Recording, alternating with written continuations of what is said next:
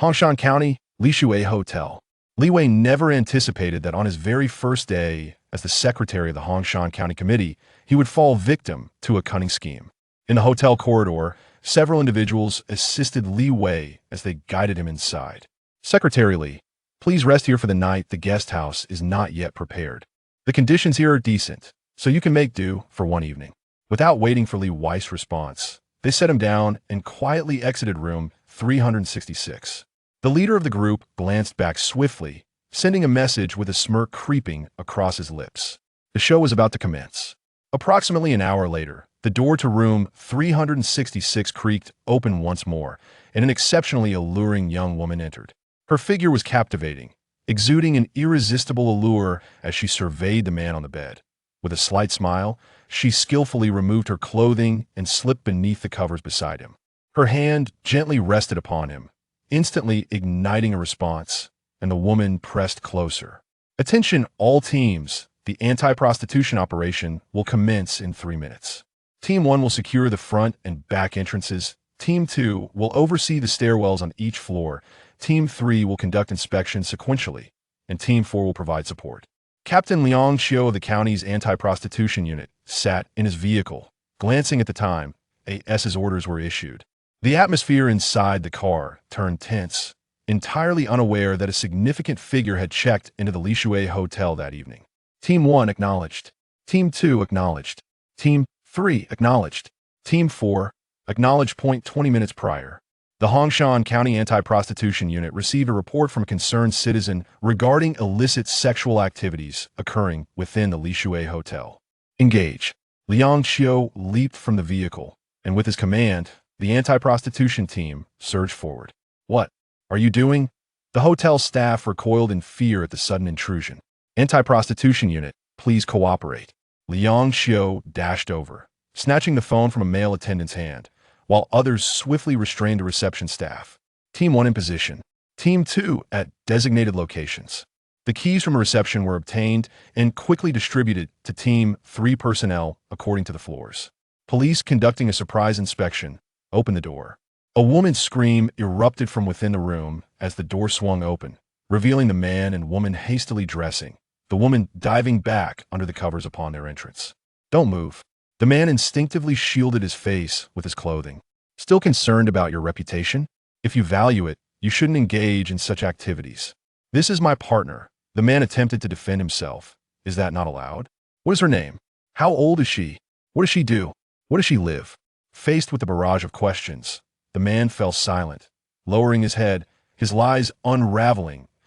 In room 366, one individual produced a room key, and with a click, the door opened, allowing law enforcement to enter swiftly.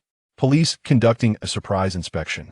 The woman screamed, her initial composure shattered by the abrupt intrusion as she cowered beneath the covers. The man on the bed remained deeply asleep. Hongshan County Anti-Prostitution Office, present your identification, get out of bed, and record everything. No tricks. The officers advanced, commanding again, get out of bed. Officers, don't be rough. He'll confess. I will reveal everything. He hired me to keep him company for 2,000 yuan for the night that I initially hesitated. But he claimed to be a high-ranking official in the county named Li Wei, assuring me that there would be many benefits if I complied. The woman screamed, attempting to explain to the police. Silence. If you continue to shout, we will have to silence you. The officers, fearing she might alert someone, reprimanded her. At this moment, the man in bed was rudely awakened, displaying a look of surprise. Officer, this is a misunderstanding. I did nothing. I am innocent. The first, do not know her. Stop pretending, Li Wei. You are the one who summoned me. Now that the police are here, confess. You have the wrong person. My name is not Li Wei. The man insisted, desperately trying to prove his innocence, visibly panicking upon seeing the police. Hearing the commotion, Captain Liang Xiu approached the scene. Just as he was about to step into room 366, the door to room 368 unexpectedly swung open. A burly man stood in the doorway, gesturing for him to come over. Please come here. Liang Xiu was momentarily taken aback, surprised by the calm demeanor of the man, who exuded an air of authority. Wait, I will deal with your matter shortly. Liang Xiu retorted, irritated. Liang Xiu, captain of the Hongshan County Anti-Prostitution Unit. Come here. Li Wei's expression darkened. I am Li Wei. Why you are the newly appointed Secretary Li? Though Liang Xiao had never encountered Li Wei, he had heard of the new county committee secretary and was momentarily left speechless. He had inadvertently stumbled upon a tiger's lair. Had he known such a prominent figure was residing in the Lishui Hotel that night, he would have certainly canceled the operation. Realizing he had made a grave mistake, Liang Xiao understood the dubious nature of the report he had received at that moment. He recognized he was entangled in a perilous political quagmire. If this situation escalated, it would spell trouble not only for the new county committee secretary, but for himself as well. Standing at the door of room 368 was indeed the newly appointed Secretary Li Wei. Before arriving, he had heard from superiors that the waters in Hongshan County ran deep, with 2 previous county secretaries encountering misfortune within 3 years. He had initially been reluctant to attend the banquet last night, but in an effort to integrate swiftly into the leadership of Hongshan County and commence his work, he ultimately went. What he did not anticipate was that someone would audaciously plot against him on his very first day. After the officials departed, Li Wei approached the front desk to cancel the room reserved for him by the county committee, opting instead to pay for a new one himself. His intention was to avoid taking advantage of public resources, yet ironically, this very act exposed him to the perilous nature of Hongshan County. Li Wei nodded slightly. Do not make this public. Room 366, have your men withdraw first and call the woman over to clarify. Understood. I will arrange it immediately. Liang Xiao turned to leave, taking a deep breath to steady himself. He was already in a precarious situation with the county's top official. Offending him further would be disastrous. Inside room 366, Liang Xiao entered, feigning reprimand as he glanced at the man on the bed before addressing his colleagues. You all go outside, remember. This matter must not be disclosed. Understood, Captain. The officers quickly exited, all realizing the gravity of the situation and refraining from asking further questions. Come with me. The woman glanced at Liang Xiao, fully prepared for this task, assured that she would be safe with someone to protect her. All right. She swiftly donned her clothing, grabbed her bag from the table, and followed him outside, entering room 368. Li Wei directed his gaze toward her, and as their eyes met, she quickly averted her gaze. Who sent you? Li Wei inquired coldly. That man did, she replied defensively, still unaware of the unfolding complications. Do you know him?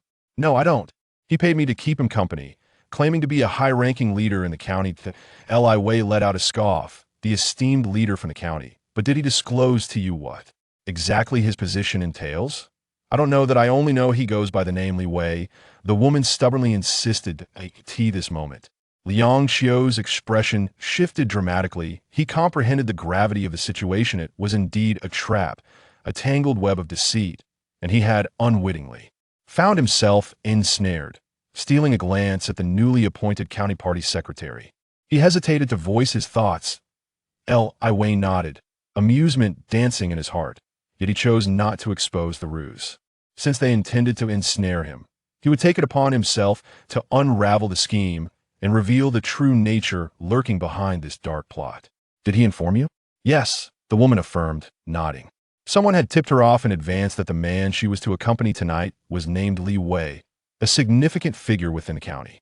The specifics eluded her, but the gist was that money was the key to his services, aware of the caution exercised by the other party. And oblivious to the underlying truths, Li Wei signaled to Liang Xiao. Let her go for now. It was a strategy of baiting the hook. You may leave. Liang Xiao took a step back, understanding the unspoken message conveyed through their exchange of glances. Are you truly allowing me to go? The woman expressed skepticism, but upon seeing Liang Xiao's nod, she exhaled in relief, hastily gathering her belongings and exiting the hotel room. Once she departed, only Li Wei and Liang Xiao remained, the atmosphere thickening with tension. Liang Xiao dared not draw a breath, as today could very well be his final day in enforcement. If he mismanaged the situation, it wouldn't be merely the vice squad he would have to contend with. Securing a position as a traffic officer would be a considerable achievement. Captain Liang, that woman claimed she was here to accompany me. Do you not feel the need to inquire about this matter? Li Wei initiated the conversation, shattering the silence in the room. The authoritative presence he exuded bore down upon Liang Xiao. Appointed as the executor of this operation, Liang Xiao's status as an informed party was ambiguous if he were indeed aligned with the opposing faction. Every action of his would be laid bare to them, rendering him perilously vulnerable. Thus, he needed to gauge the other party's intentions. Liang Xiao inwardly lamented his misfortune upon hearing Li Wei's words that he realized he was likely under suspicion from his superior. If he did not clarify his stance promptly, his future career would be fraught with obstacles. Consequently, Liang Xiao spoke up. "No, that won't be necessary, Secretary Li. We witnessed the events unfold. This is not your fault. Someone is undoubtedly attempting to frame you. You are innocent." "Oh, and who do you suggest is orchestrating this plot against me?" Li Wei inquired further. Liang Xiao recognized his misstep. Regardless of who sought to challenge the formidable figure before him, it was beyond his capacity to intervene. Now, he found himself caught between two fires, neither here nor there. "Secretary Li, please, spare me. I truly have no knowledge of this." Li Wei's gaze remained fixed on him, observing the palpable tension and unease emanating from Liang Xiao. While he could not definitively ascertain Liang Xiao's affiliations, it was evident that he possessed potential for development. Thus, Li Wei eased his previous onslaught, adopting a more conciliatory tone. "Captain Liang, I am assigning you a task now. Remember, this shall remain our secret." Following Liang Xiao and Appo's departure, Li Wei inhaled deeply. Realizing the matter was only temporarily resolved, his intuition signaled it was merely the beginning. This time, he was embarking on the mission alone. Despite his distrust of Liang Xiao, it didn't hinder his intention to leverage the anti-vice captain for his own purposes. Hongshan County presented a unique predicament, a nationally designated impoverished county, epitomizing poverty, and a significant challenge for Lingping City. Despite its considerable resources, Hongshan County had languished in underdevelopment. The previous county party secretary had initiated sweeping reforms, but his untimely demise had cast a pall of unfavorable rumors over the county. To address Hongshan County's entrenched issues, the provincial party committee decided to take extraordinary measures, directly selecting and transferring personnel from the provincial military region to serve as the county party secretary, ultimately choosing Li Wei. The Lishui Hotel gradually regained its tranquility, yet Li Wei's inner turmoil remained unabated. He gazed out the window, observing the lights shift from red to green, then slowly fade to yellow, before reverting to red, the colors endlessly repeating. Beyond the realms of black and white, the world teemed with myriad shades of gray, with a diverse array of individuals playing their respective roles. As the curtains fell, Li Wei's furrowed brow finally relaxed somewhat. Openly framing the county party secretary was an incident that could have been directly reported for thorough investigation, but Li Wei chose not to pursue that course. He believed that a muddy pool would not be cleansed by simply tossing a stone into it. Instead, he intended to employ his own methods to eradicate Hongshan County's deep-seated problems. "If they think they can deceive me, they are sorely mistaken." The following day, Li Wei ventured out early for a stroll, seeking out a breakfast stall, a place where he could glean insights unavailable within the county party committee offices. Rumor has it that a new secretary has arrived. It won't matter who comes. Hongshan County is inherently corrupt. Indeed, no one can make a difference. While consuming his fried dough sticks, Li Wei overheard the nearby conversations and couldn't resist inquiring, "Why do you say no one can make a difference, brothers? It's futile. Those who are inclined to be corrupt will remain so, with no one to oversee them. Don't speak recklessly. We're eating." Li Wei's brow furrowed slightly as the individuals at the breakfast stall hastily finished their meals, paid, and departed. Suddenly, a group of disreputable men approached, shouting as they advanced, "Pay up or get lost, damn it." The speaker kicked a nearby stall, scattering its contents onto the ground. The stall owner glanced up but remained silent, dutifully handing over the money. "What are these people doing?" Li Wei inquired. The breakfast stall owner replied, "They're collecting protection money. They come every day. They've essentially taken control of this street, charging small stalls 10 yuan and larger ones 20. If you don't pay, you can't do business here. Isn't this a public space? If the government permits stalls, there shouldn't be additional fees," Li Wei exclaimed, bewildered. "There's no such thing as should or shouldn't. You can't fight City Hall. It's best not to provoke them. Pay up, 10 yuan. "Young man, I haven't even made 10 yuan yet," pleaded an elderly man with graying hair, 2 baskets of eggs placed before him. "These eggs are the result of hard-earned savings." Whether you pay or not, I'll smash them all. The leader's henchmen grabbed handfuls of eggs and violently hurled them at the old man's feet. If you don't pay, we'll smash them all, old geezer. Li Wei could no longer stand idly by. Even if he weren't the county party secretary, he would never condone such bullying. He rose to his feet and swiftly intervened. As the henchmen reached for the eggs, they suddenly felt their necks seized, as if by iron pincers. Ouch, ouch, it hurts. Li Wei's right hand tightened its grip ever so slightly, and the perpetrator immediately begged for mercy. Damn it, let go. The leader turned, assessing the other man's robust physique. Feeling apprehensive, he retreated, reminding himself that this was his territory and he had no reason to fear him. Do you know who my boss is? Li Wei effortlessly shoved the man, nearly causing him to fall. He touched the area that had been gripped, startled by the strength, and hastily retreated to the side. I don't know and I don't care. You can't bully the common people. The leader scoffed. This guy must be insane. He signaled to his two henchmen, who swiftly moved to attack Li Wei. They frequently bullied others and were accustomed to working together. However, this time they encountered a formidable opponent. Before they could discern his movements, they were clutching their stomachs, collapsing to the ground. He dared to hit me. Call the police and arrest him. The leader struggled to his feet, clutching his stomach. Wary of further blows, he refrained from approaching and instead dialed a number, summoning reinforcements. Young man, you should leave. You can't afford to offend them. Don't cause trouble, kind-hearted onlookers cautioned, aware of the troublemaker's notoriety and concerned for Li Wei's safety, unaware of his true identity. I have no fear of these scoundrels, Li Wei retorted. I can easily handle 8 or 10 of them. Since I've encountered this situation, I'm determined to address it. Move aside, all of you. With a chorus of shouts, several individuals rushed over. The leader's spirits immediately lifted, and he scurried forward to greet them. Sixth Master. This is the troublemaker. He's assaulting people. The man known as Sixth Master, in his 30s, was the contractor for the street, employing individuals to collect protection money. What road are you from? Sixth Master inquired, cocking his head as he scrutinized the troublemaker. The road of justice and fairness. What road? Sixth Master frowned. I'll give you a road. Get lost immediately, or face the consequences. Is that so? Li Wei chuckled.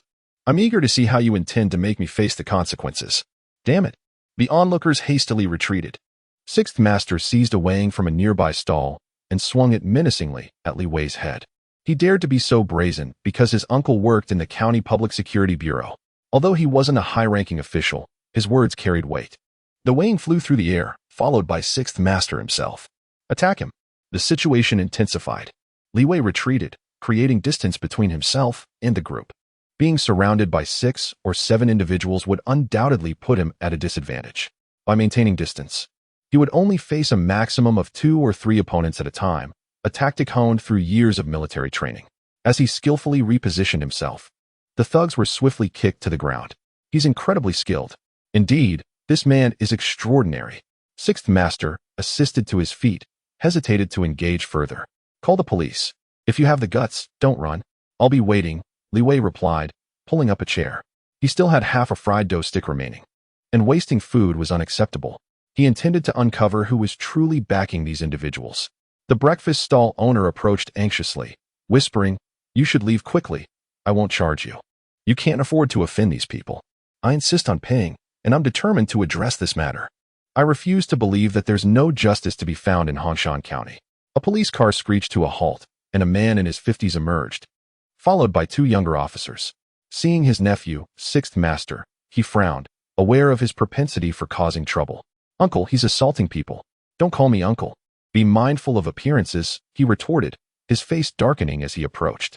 He glanced at Li Wei, who was seated and eating, and said, Let's take a trip to the County Public Security Bureau. Li Wei slammed his hand on the table, exclaiming, These individuals are engaging in fraud and oppressing the people. Why aren't you doing anything about it? Instead, you're coming after me? Is that so? Sixth Master's uncle chuckled. No one reported it, so it's not within our purview. Now that someone has reported it, someone is disrupting the peace and assaulting people. Li Wei scoffed. You're playing this game quite skillfully. Fine, I'll report it. These individuals have all committed acts of violence. If you're going to arrest someone, arrest them all. Li Wei was acutely aware that it was the presence of individuals like this that allowed such people to act with impunity. Take them all away. The man's tone was somewhat overbearing, as there were too many people in the market. He was also becoming apprehensive, knowing that his nephew was secretly collecting money. The two young officers advanced toward Li Wei, clearly intending to take him away, while the thugs stood by, smirking triumphantly. I request that the chief of the County Public Security Bureau, Du Gang, come personally. You can directly inform him that the troublemaker is named Li Wei, an intrusive county party secretary. The mention of a county party secretary left everyone dumbfounded, particularly the two nearby young police officers who quickly stepped back. They were aware of the new county party secretary's impending arrival, yet had never encountered him before. Is this call to be made by you or by me? Li Wei intended to assert his authority. Hongshan County, already impoverished, also suffers from the worst security in the city. Outsiders attribute the poor security of Hongshan County to its desolate environment, but Li Wei held a different perspective. A mere breakfast street illuminated the issue. The problem lay with the County Public Security Bureau. Du Gang, the chief of the County Public Security Bureau, sat grimly in the vehicle after receiving a call about a confrontation involving the new county party secretary at the morning market. This was sheer madness. What is the situation on that street? The driver, the office director of the County Public Security Bureau, quickly responded, Director Du, I believe it's managed by Old Chin's nephew, Lu Zi, though I'm not entirely certain. What does he do? Is he with the Urban Management Bureau? Du Gang inquired. It seems not. He lacks a proper occupation. And I don't have more details, came the reply. Nonsense. Du Gang exploded in anger, vowing not to offend the new county party secretary over a trivial character. The police vehicle halted, and the breakfast vendors, still gathering, raised their thumbs upon learning that the new county party secretary was intervening. After several minutes had passed, and the new secretary had yet to arrive, Li Wei glanced at his watch, bemused by the inefficiency in such a small place like Hongshan County.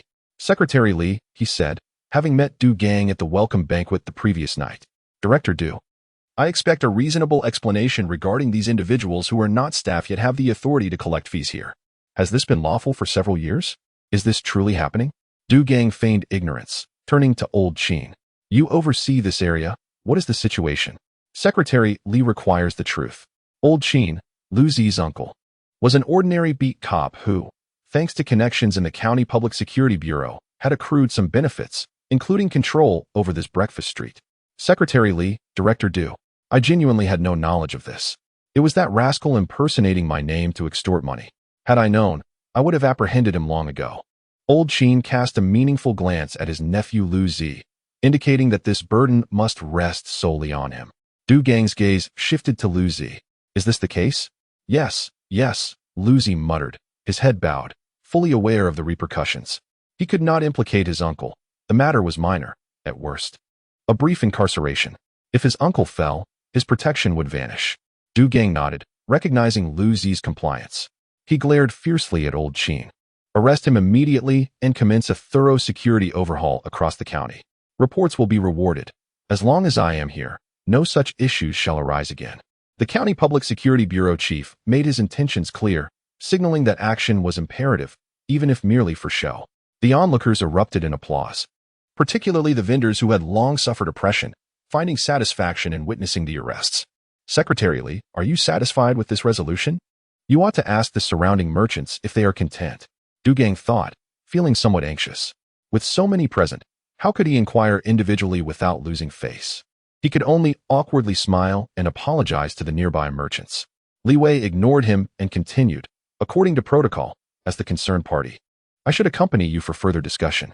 I also wish to meet with the comrades from the County Public Security Bureau. The state of security in Hongshan County reflects upon you. How it is evaluated is determined by you, not by me. Yes, indeed, Secretary Li speaks excellently. Du Gang plastered a smile on his face, aware that a new official's first actions could easily backfire. I'll cover this meal. There's no need for payment. This is a matter of principle.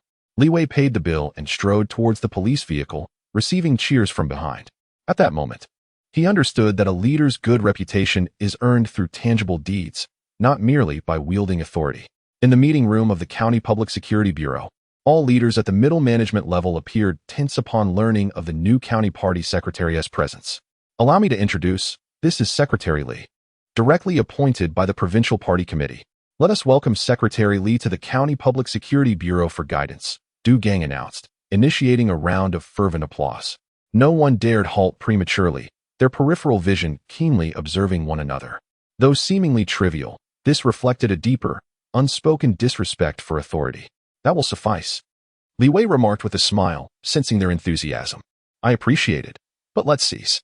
The clapping ceased instantly. Guidance is perhaps an overstatement. I am an outsider. My years in the military have taught me that a strong military ensures national security, and your strength guarantees the safety of Hongshan County citizens. This is my expectation of you, as well as the hope of the populace. Li Wei's resonant voice struck a chord within the assembly, each word penetrating deeply into their consciousness. They were acutely aware that the nation was intensifying its anti-corruption campaign, extending from high levels to grassroots, with the police system facing increased scrutiny. This served as a signal, ringing an alarm. Secretary Li is absolutely correct. The quality of security in Hongshan County fundamentally depends on our effectiveness. There have indeed been issues in the past, and I wish to state that a 100-day security overhaul will be initiated immediately, centering on the County Public Security Bureau. The local police stations will coordinate, with the leadership personally overseeing the efforts. From now on, when problems arise, accountability will be assigned directly. Du Gang's declaration was a premeditated statement, designed to resonate loudly, especially in front of the new county party secretary. Everyone understood this was merely for show. Supporting Director Du's decision is a commendable notion, murmured several attendees, eager to display their enthusiasm. Indeed, the room echoed with flattery, overt and exaggerated. Du Gang smiled, attributing their inspiration to Secretary Li's visit. This guidance has truly benefited us. We hope for further visits from leadership. Li Wei was fully aware these were mere pleasantries. Director Du, I wish to speak privately, excluding everyone else. The captains of the various divisions also wish to meet. Certainly, I will arrange that. Li Wei was particularly eager to see one individual, Liang Qiu. Last night, he had hinted to Liang Qiu about releasing someone, ostensibly to de-escalate tensions, but he had ulterior motives. He wanted Liang Qiu to follow that woman to uncover her identity. Liang Qiu entered the office. Secretary Li, I am Liang Qiu, the head of the anti-vice team at the County Public Security Bureau. Captain Liang, please have a seat. Once the door closed, only Li Wei and Liang Qiu remained. What is the situation regarding that matter? Liang Qiu hesitated briefly before producing his phone. This is a photo I took last night. After leaving, she met this individual and received money from him. Li Wei glanced at the image. It was dimly lit, capturing only the man's back, leaving his face obscured. It was unclear whether this was intentional or simply a result of the angle. Do you recognize this person? Liang Qiu shook his head, unable to discern the details clearly. After the meeting, they had parted ways. The man had boarded a taxi while the woman ventured into a bar. He had followed the man but eventually lost track of him, a lapse attributed to his own negligence. Li Wei chuckled softly, withholding any verbal response. The veracity of Liang Qiu's account remained ambiguous. It might very well be true. Yet it seemed implausible for the head of a vice squad to lose track of a suspect. Perhaps he was reluctant to disclose further details. Or perhaps he was unable to do so. Li Wei pondered this, recognizing that the situation in Hongshan County was far worse than he had anticipated, particularly after being ensnared in a trap on the very first night. Why was the position of deputy director in the county police bureau still vacant? Li Wei had perused the bureau's records and noted this anomaly. Originally, a deputy had been transferred in from elsewhere, but following the incident involving the previous county party secretary, the transferred deputy had abruptly ceased to report for duty, leaving the position unfilled. Nodding, Li Wei turned his gaze toward Liang Qiu, deliberately suggesting that internal promotion could be a viable option, stating, I will certainly give this matter considerable thought. I hold your capabilities in high regard, Captain Liang. Thank you. Secretary Li, Liang Qiu replied, a flicker of excitement evident, though he quickly masked it. The previous exchange had unmistakably hinted at his potential. Yet the identity of the individual he had observed that night could not be divulged, at least, not at this moment. Taking a deep breath, Liang Qiu said, Secretary Li, if there is nothing else, I shall take my leave. Very well, Li Wei acknowledged, lightly tapping his fingers on the table, a habitual gesture he resorted to while in contemplation. As Liang Qiu rose to depart, Li Wei furrowed his brow slightly, secretly mulling over the possibility that perhaps Liang Qiu truly had not seen anything. Li Wei intended to test Liang Qiu, and he captured the fleeting change in Liang Qiu's expression. Thus, he must have been aware of the underlying situation. Following protocol, he met with a few individuals merely to engage in casual conversation, ensuring that no suspicions would arise. Secretary Li, it's almost noon. Let's have a meal together before we depart. After concluding his discussions, Li Wei was about to leave when Du Gang hurriedly emerged from the office, accompanied by other leaders from the county police department. I want to check out the county committee's cafeteria. I've heard it's quite good, Li Wei remarked with a smile. Indeed, Du Gang nodded in agreement. I've attended a few meetings there, and it has certainly impressed me.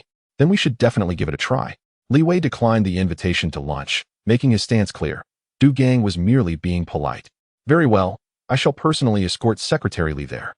Li Wei accepted the offer graciously, and Du Gang drove him to the Hongshan County government. Upon seeing the county police vehicle, the outer gate swung open. Thank you. Director Du, the 100-day security initiative is an excellent idea, and I am eager to see what Hongshan County will look like after this period. Rest assured, Secretary Li. We will not disappoint our leaders, Du Gang replied. Li Wei nodded and turned to enter the county government building, only to encounter County Mayor Zhou Bo and a few others laughing and chatting as they exited. Secretary Li. Zhou Bo hastened his steps, fully aware that Li Wei had visited the county police department. Hongshan County is not large, and there are few secrets. Even the incident that occurred at the morning market had reached Zhou Bo's ears. It was incredulous that a county party secretary would find himself in a brawl at a street food stall. Zhou Bo felt that the county leadership had been embarrassed. Yet it also made him realize that this new party secretary was unlike any before, impulsive and inclined to resolve issues with force. Mayor Zhou, are you heading to lunch? Yes. Indeed, we are going to the cafeteria. Knowing Secretary Li would be here today, we requested the cafeteria to prepare additional dishes to enhance the meal. Thank you, Mayor Zhou. This afternoon, I would like to convene a standing committee meeting to discuss pressing matters, as I am still unfamiliar with the situation here. I need to engage in some activities. Otherwise, I risk being criticized for inaction. Of course, as per Secretary Li's direction, I will inform the members of the county committee that the meeting will commence at 2 o'clock sharp, with no excuses for absence or tardiness. Ordinarily, this would be arranged by the director of the county committee office. But due to the unique circumstances in Hongshan County, the previous county party secretary's demise, and the swift reassignment of the former office director, the position remained vacant, leaving Zhou Bo to act in this capacity. The food at the county cafeteria was indeed satisfactory.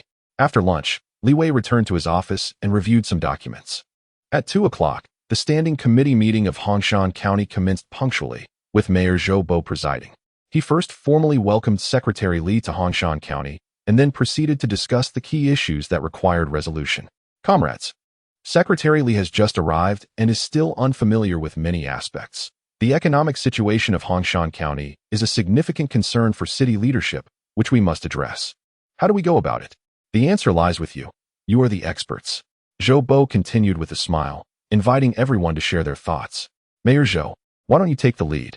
Yes, Mayor Zhou, provide us with guidance, and we shall follow your lead. We wholeheartedly support the decisions of our county leadership. Following Zhou Bo's remarks, the other committee members chimed in, their responses superficial, a classic display of sycophancy. Secretary Li, would you care to say a few words?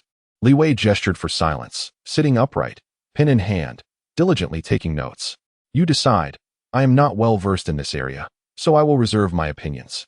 If I were to speak incorrectly, it would be detrimental. Very well, Zhou Bo replied with a smile. He understood that someone who had not undergone the rigors of grassroots experience could hardly fulfill the role of county party secretary. He had hoped for a promotion, but was now faced with a newcomer seemingly ignorant of the issues at hand, which left Zhou Bo feeling exceptionally displeased. Our new living project has already seen significant investment, stimulating economic growth throughout the county.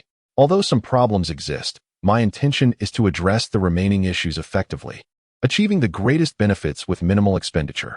Zhou Bo spoke of Hongshan County's image projects, which included various theme parks and red tourism streets, aiming to leverage these resources for tourism development and economic growth. Unfortunately, before completion, a tragedy struck. The county party secretary fell to his death, and serious economic issues were soon uncovered, though these matters had yet to be disclosed publicly. I disagree, Li Wei interjected directly. Mayor Zhou, undertaking grandiose image projects is fundamentally flawed. Knowing it to be erroneous, yet persisting, is a matter of principle. Zhou Bo smiled faintly. Secretary Li, your point is valid. But we have already invested several million. We cannot allow a few 100,000 in later expenditures to destroy everything. The city government has also set economic targets for us. Failure to meet these would impact everyone present. As Zhou Bo continued, his voice grew more forceful. It is a grave mistake to appoint someone completely ignorant of economics and local development to the position of county party secretary.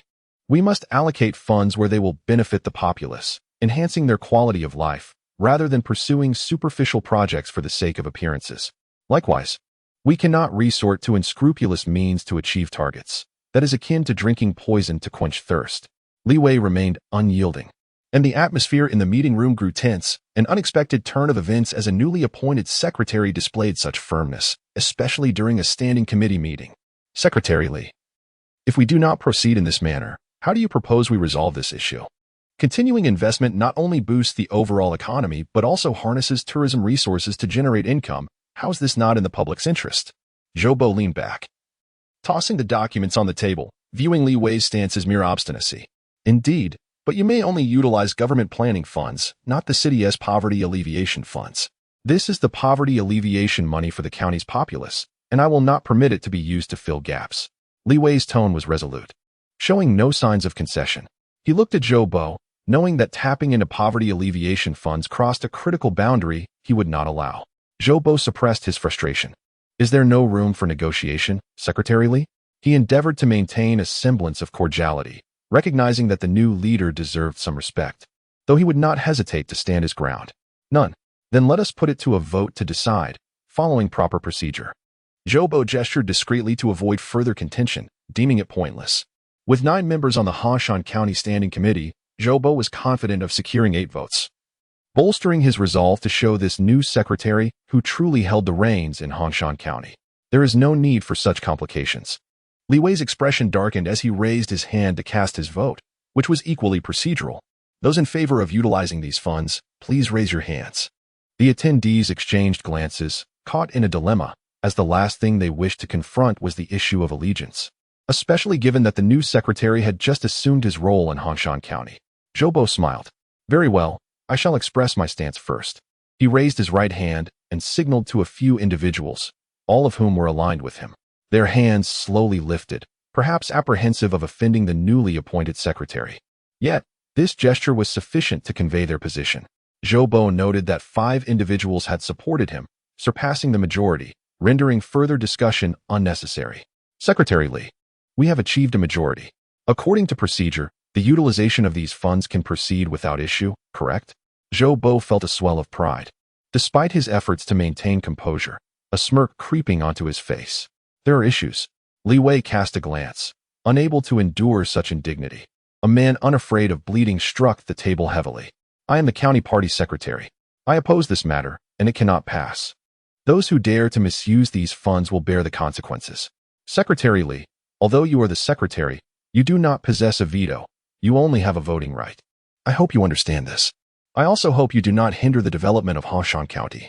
The economy is under my purview, and this matter is settled. The meeting is adjourned. As Zhou Bo's words echoed, others immediately rose, eager to leave, for the atmosphere was unbearable. The new secretary, on his very first day in office, had slammed the table, revealing his fiery temper. Stop, Li Wei commanded, his gaze compelling the departing crowd to halt. No one could leave until clarity was achieved. This was sheer irrationality. Zhou Bo observed quietly, initially reluctant for matters to escalate. A peaceful resolution was the ideal. But he believed that once he disclosed last night's hotel incident, Li Wei would capitulate. Zhou Bo held a card specifically designed to deal with Li Wei. Once revealed, Li Wei would have no choice but to comply.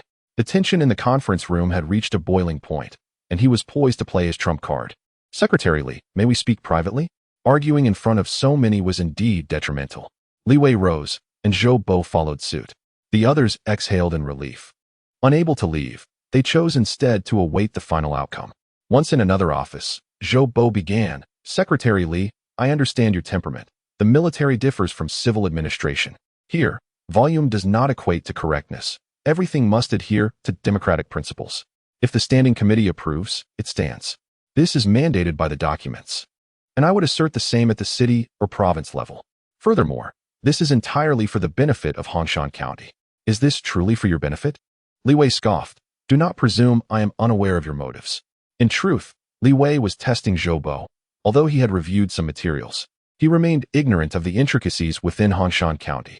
Zhou Bo, taken aback, had not anticipated such a retort from Li Wei. Thus, he could not blame himself. Gradually, he leaned closer, lowering his voice. Secretary Lee, today a girl reported to the police, claiming she was assaulted last night, and she insists you were the perpetrator. Her family is causing quite the uproar. I have barely managed to suppress this incident, all for your sake. Zhou Bo smiled broadly, his hand patting Li Wei's shoulder twice. If we wish to maintain our respective positions, we must first learn to behave appropriately. Are you threatening me? Li Wei's expression darkened, the fox's tail finally revealed. Zhou Bo appeared remarkably at ease. Secretary Li, I understand you have returned from the military and may not be accustomed to the local ways. However, one must face reality. It is akin to a muddy pool. Will pouring in a bucket of clean water change anything? Zhou Bo's metaphor was vivid. Hongshan County was that muddy pool, not easily altered at will. Today, he intended to lay his cards on the table, unafraid of the audience present, rather keen to demonstrate his authority. I prefer directness in both words and actions. Li Wei regarded Zhou Bo coldly, aware that Zhou had orchestrated last night's events.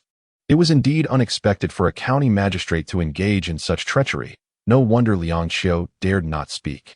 With such a leader at the helm, it is no surprise the county is rotten to the core. Though he had consumed considerable alcohol that night, Li Wei's mind remained relatively clear. The office director, Chowda, had escorted him to the hotel for rest. Typically, external personnel were housed in guest houses, a rule Li Wei understood. He had refrained from rejecting the arrangement, curious to uncover the underlying scheme. His suspicions were confirmed when, shortly after changing rooms, a woman appeared in his suite, followed by officials from the county police department. The entire setup was nearly flawless.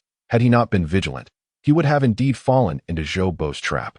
Once ensnared, he would be compelled to obey. Zhou Bo nodded. In truth, it is not a significant matter. In the future, you will manage party affairs while I handle economic development.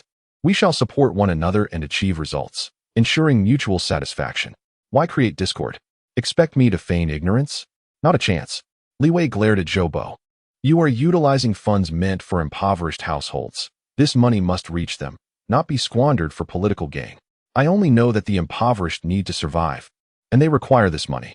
Secretary Li, Zhou Bo retorted, unwilling to yield. He held no illusions about the significance of the county party secretary. Individuals come and go, but the county magistrate remained steadfast. With a sly grin, Zhou Bo remarked, the girl is indeed attractive, but alas, she has yet to turn 18. Youth is appealing, but should this matter escalate, how will it conclude? Zhou Bo's chuckle was his ace in the hole. This dilemma would resolve itself, provided Li Wei refrained from causing further trouble and accepted his role as county party secretary. I was inebriated at the time, Li Wei stated deliberately, his brow furrowing. He had means to counter, but chose to hold back, eager to hear Zhou Bo's forthcoming words and discern the extent of involvement from others in this affair. The rationale is sound, however, the girl's family disagrees. Rest assured, Secretary Li, the county police have already been notified, and the recordings from that night will be deleted at an opportune moment. They will not be leaked. Zhou Bo was confident, having meticulously crafted his strategy. No matter who it was, they would be ensnared and would find it impossible to regain their footing. Of course, the evidence would not be erased. Possessing it would allow him to leverage Li Wei's compliance. Du Gang? He orchestrated last night's vice operation, did he not? Li Wei's face darkened. Realizing the county police chief was not to be underestimated. Liang Xiu was merely a team leader. Although he had hesitated to speak, Li Wei had sensed the weight of a significant figure within the county police department. Zhou Bo chuckled, convinced he had Li Wei completely under his thumb. What nonsense about the Black Hawk reconnaissance team, the heroic commander. Once in Hongshan County, he must behave like a fledgling. Old Du was merely carrying out his duties. Nothing wrong there. Zhou Bo's reference to Old Du instead of Director Du was a display of his connections, implying that Du Gang was in his pocket. Hongshan County comprises 8 major departments, each holding distinct functions. Among them, the county police department holds a crucial position. Whoever can wield control here possesses substantial influence. Li Wei smirked, having gained insight. He had successfully gauged Zhou Bo's intentions. Casting a glance at Zhou Bo, he mused that this cunning individual had no inkling of the forthcoming developments. I wish to know if there are any other matters aside from the poverty alleviation funds. Li Wei continued his probing. There is. The county government is introducing a project, a large-scale vulcanization plant, which could increase the county's tax revenue by several million annually. A vulcanization plant? Li Wei's tone softened slightly. Where will it be located? Have you considered the pollution implications? Currently, it is set for Baishan Town. The local populace has raised some objections. They are merely a few troublesome residents seeking benefits. A little maneuvering will suffice, and we await the standing committee's approval. What kind of maneuvering? Li Wei inquired, scrutinizing Zhou Bo arresting them? Or coercion? Rest assured, it is easily resolved. Secretary Li only needs to agree. And we shall both thrive. These were two pressing matters Zhou Bo aimed to resolve, from which he would undoubtedly profit. There is no incentive without effort. As the county magistrate of Hongshan, Zhou Bo was no exception. I do not consent. Although Li Wei's tone was not particularly harsh, his determination was unwavering. Attracting corporate investment is indeed beneficial, provided it adheres to regulations and undergoes stringent scrutiny, especially for enterprises that may pose environmental hazards. Zhou Bo let out a scoff, pondering why this individual was so impervious to reason. It had been clearly stated that he should refrain from meddling and focus solely on his role as the county party secretary, which would be advantageous for all involved. Yet, he remained obstinate. Zhou Bo stood up directly, holding leverage in his hand, which served as his strongest bargaining chip. Secretary Li, you must acquiesce to this matter. Otherwise, I cannot guarantee that last night's incident will not escalate. Li Wei also rose, towering half a head above Zhou Bo.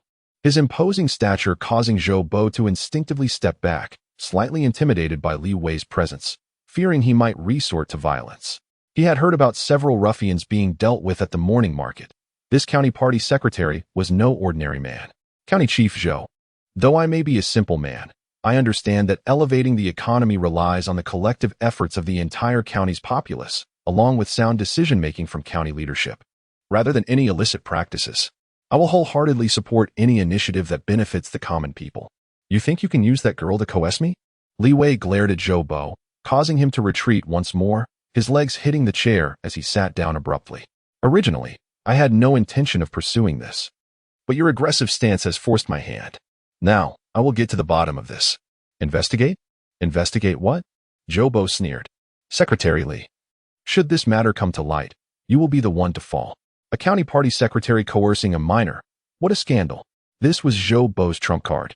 He could not fathom that Li Wei would not be intimidated. Do you believe I am afraid? Li Wei regarded Zhou Bo with contempt, feeling an overwhelming urge to strike him. Yet, at that moment, reason prevailed over impulse. County Chief Zhou, if someone is deliberately plotting to frame a county party secretary, should we not thoroughly investigate? Upon finishing his statement, Li Wei produced his phone. As it powered on, a video began to play. This was footage he had obtained from Liang Qiu, capturing the moment a door was forcibly breached in room 366, accompanied by the screams of a woman.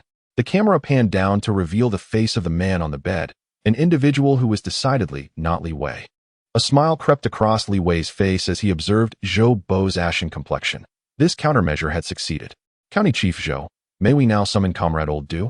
Li Wei had reviewed this video, which served as irrefutable evidence that the man in the room was not him. The events of the previous night were becoming clearer. County Chief Zhou Bo had orchestrated the setup, with Office Director Chao Da and County Police Chief Du Gang also involved. Whether there were others involved remained uncertain. Zhou Bo's face turned pale. The leverage he held now felt like a hot potato. This was not the outcome he desired. Publicly framing the county party secretary could have dire consequences. Should the city leadership become involved, he too would be ensnared. Li Wei glanced at Zhou Bo, a slight smirk playing at the corners of his mouth. He had waited until this moment to unveil the evidence, for the timing was impeccable. In a battlefield context, one might feign weakness to mislead the enemy while probing for vulnerabilities before delivering a decisive blow. Li Wei had successfully applied tactical maneuvers from his training to counter Zhou Bo. Cold sweat broke out on Zhou Bo's brow as his complexion turned ghostly. He had no choice but to concede.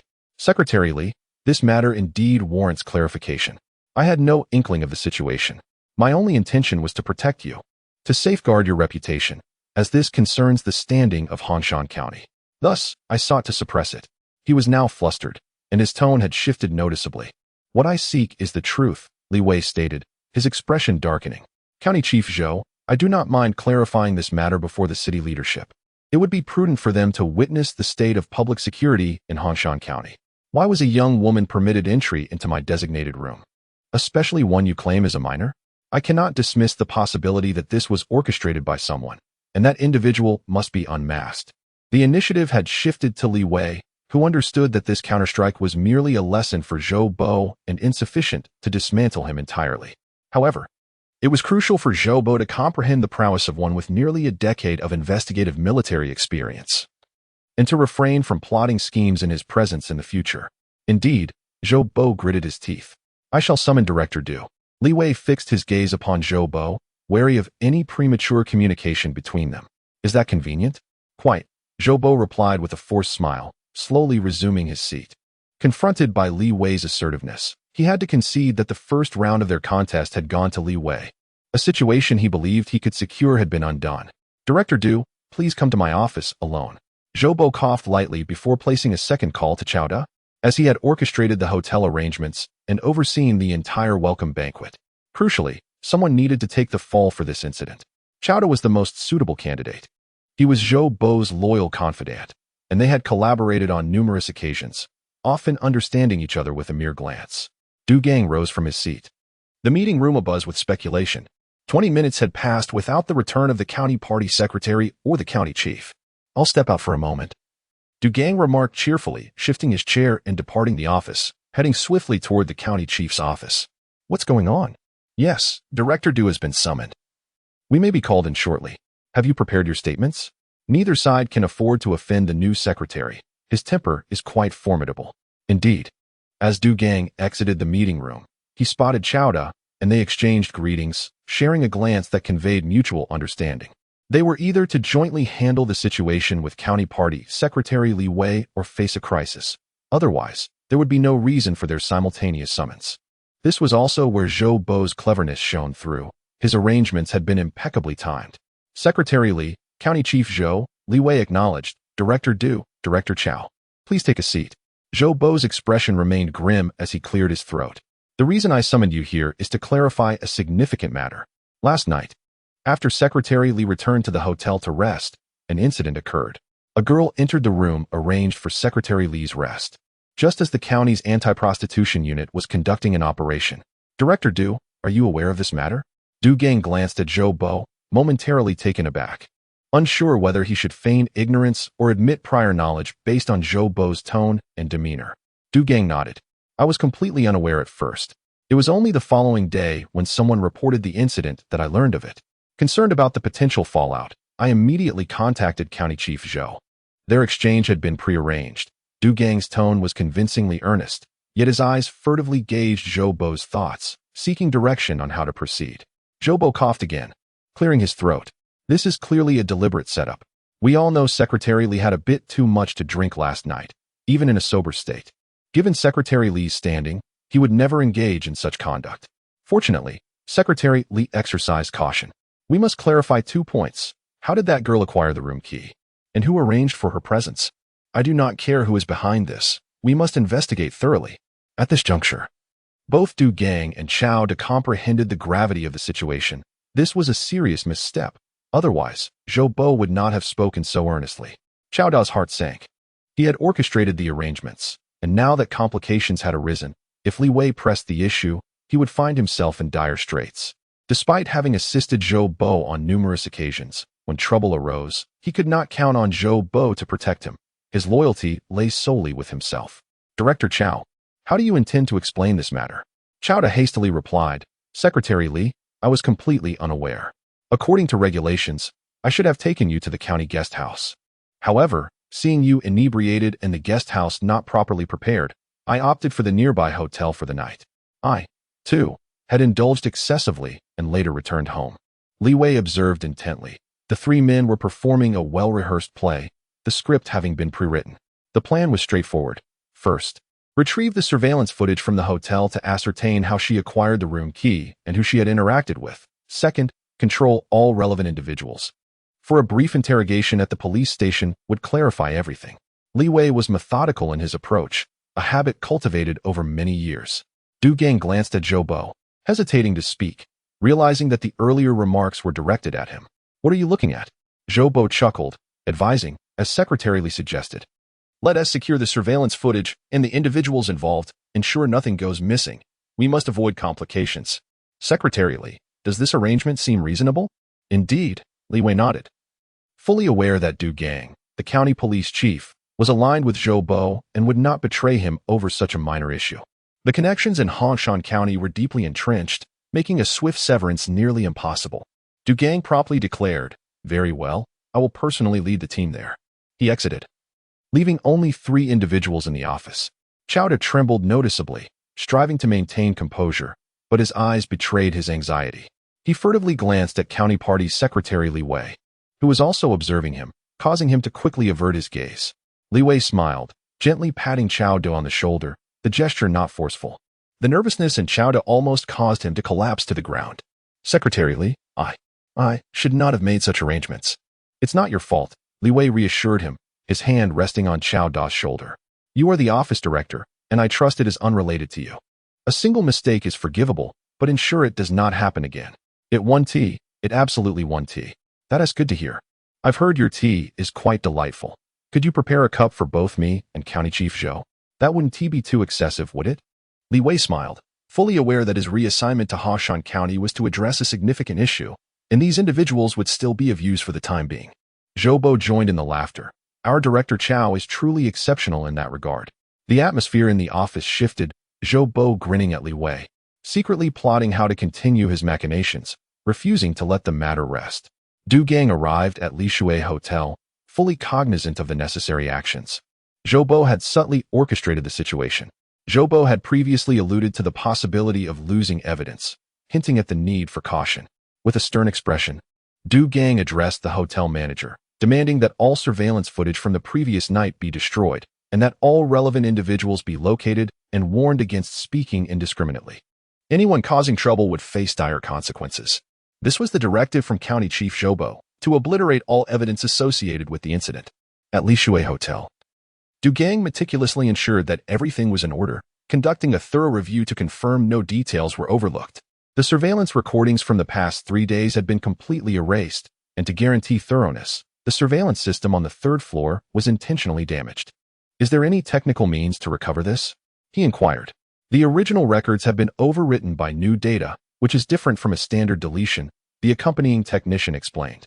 "That's reassuring." Du Gang sighed in relief, satisfied with the outcome. Confirming there were no issues, he returned to report to the county government. One must exercise utmost caution. This new county party secretary is not easily deceived, and he hoped to navigate this situation successfully. Once in the police car, Du Gang furrowed his brow, weighing the implications of the situation. The newly appointed county party secretary was not merely asserting authority. In front of so many witnesses, he had undermined County Chief Zhou Bo. What was his true intention? Such behavior was evidently unusual. Was he emboldened by his connections?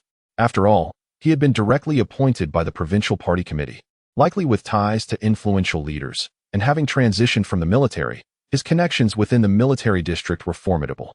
Reflecting on the day's events, Du Gang could not help but feel a twinge of concern for County Chief Zhou Bo's secretary Li. "Thank you for your hard work. Please take your time to share your thoughts." "I prefer to stand," Du Gang replied, entering with a smile. "Secretary Li, per your request, I conducted a thorough investigation. But unfortunately, the hotel's surveillance footage is unavailable due to equipment failure. It is currently under repair. The girl has been located, and we clarified the matter. She entered the wrong room." "Entered the wrong room?" Li Wei chuckled, finding the excuse somewhat amusing. Du Gang was indeed resourceful to concoct such a plausible explanation. Naturally, the timing of the hotel's equipment malfunction seemed fortuitous, as if it were an unspoken rule that surveillance would fail whenever an incident occurred. Indeed, she was involved in that sort of illicit trade. The client's intended address was room 369, but she mistakenly recalled it as 366, leading her to clandestinely duplicate a room key. She was later apprehended by the vice squad, and in a moment of panic, she fabricated a story. Now that she has been caught, she must be detained for a while to learn her lesson. "So it was a misunderstanding," Li Wei remarked with a smile. "Yes, a misunderstanding," Du Gang responded, seizing the opportunity to flatter the newly appointed county party secretary. Given it was a misunderstanding, why did she adamantly assert that the other party was named Li Wei? Du Gang's expression shifted as he realized the difficulty of evading this inquiry. Coincidence. It was a name she randomly uttered. "This incident reflects my oversight in my duties, almost leading to a negative impact on our leadership. Secretary Li, feel free to reprimand me. It would bring me some relief." This was a carefully crafted strategy by Du Gang, who knew he must admit fault but not indiscriminately. You've stated it was a misunderstanding, but Director Du. You inquired about a personal matter, Li Wei interjected. I heard them refer to him as Captain Liang. Yes, Liang Qiu, the captain of the county police's vice squad. Du Gang quickly understood that Secretary Li remained dissatisfied with the situation. Liang Qiu had executed the vice operation that night under his orders, targeting Lishui Hotel. I will address this matter. Once the meeting concludes, I will summon him, Li Wei stated coldly. Very well, Secretary Li, Du Gang replied. Zhou Bo was also present. Remaining silent, had Du Gang not been his ally, the situation would have escalated dramatically. He silently exhaled in relief. Secretary Li, others are still awaiting our presence. Shall we proceed? Certainly. In the conference room, others awaited, marking an unprecedented delay of nearly 2 hours. Why the delay? Indeed, what is the situation? As the door opened, Zhou Bo and Li Wei entered, with Secretary Li naturally leading, despite Zhou Bo's displeased countenance. County Chief Zhou, perhaps you should announce the details, Li Wei suggested. Having fully commandeered the situation, despite this being their initial confrontation, he was confident in his ability to transform Hongshan County. Zhou Bo forced a smile, acknowledging his defeat. It was undeniable that Li Wei's strategy was ruthless, not only compelling him to capitulate but also risking his reputation before the leaders of Hongshan County. Secretary Li is correct. We should not sacrifice fundamental principles for mere political gains. Hongshan County is impoverished, and many rely on poverty alleviation subsidies for their livelihoods. This incident serves as a reminder that Hongshan County is not affluent. I wholeheartedly support Secretary Li's perspective. Everyone in the conference room awaited the outcome, eager to witness the clash of these two factions and curious to discover who would emerge victorious. The unexpected capitulation of County Chief Zhou truly took everyone by surprise. Secretary Li, is there anything else? Zhou Bo inquired, his face twitching noticeably, having suffered a significant loss of face this time, but he could only endure it. The meeting is adjourned, Li Wei stated, a pronouncement that should have come from him rather than Zhou Bo. As this was a county committee meeting and Zhou Bo lacked the authority, the members of the Hongshan County Committee hurriedly departed. Realizing that the atmosphere of the county government was amiss and fearing potential repercussions, Du Gang, noticing the corridor was empty, swiftly entered County Chief Zhou Bo's office.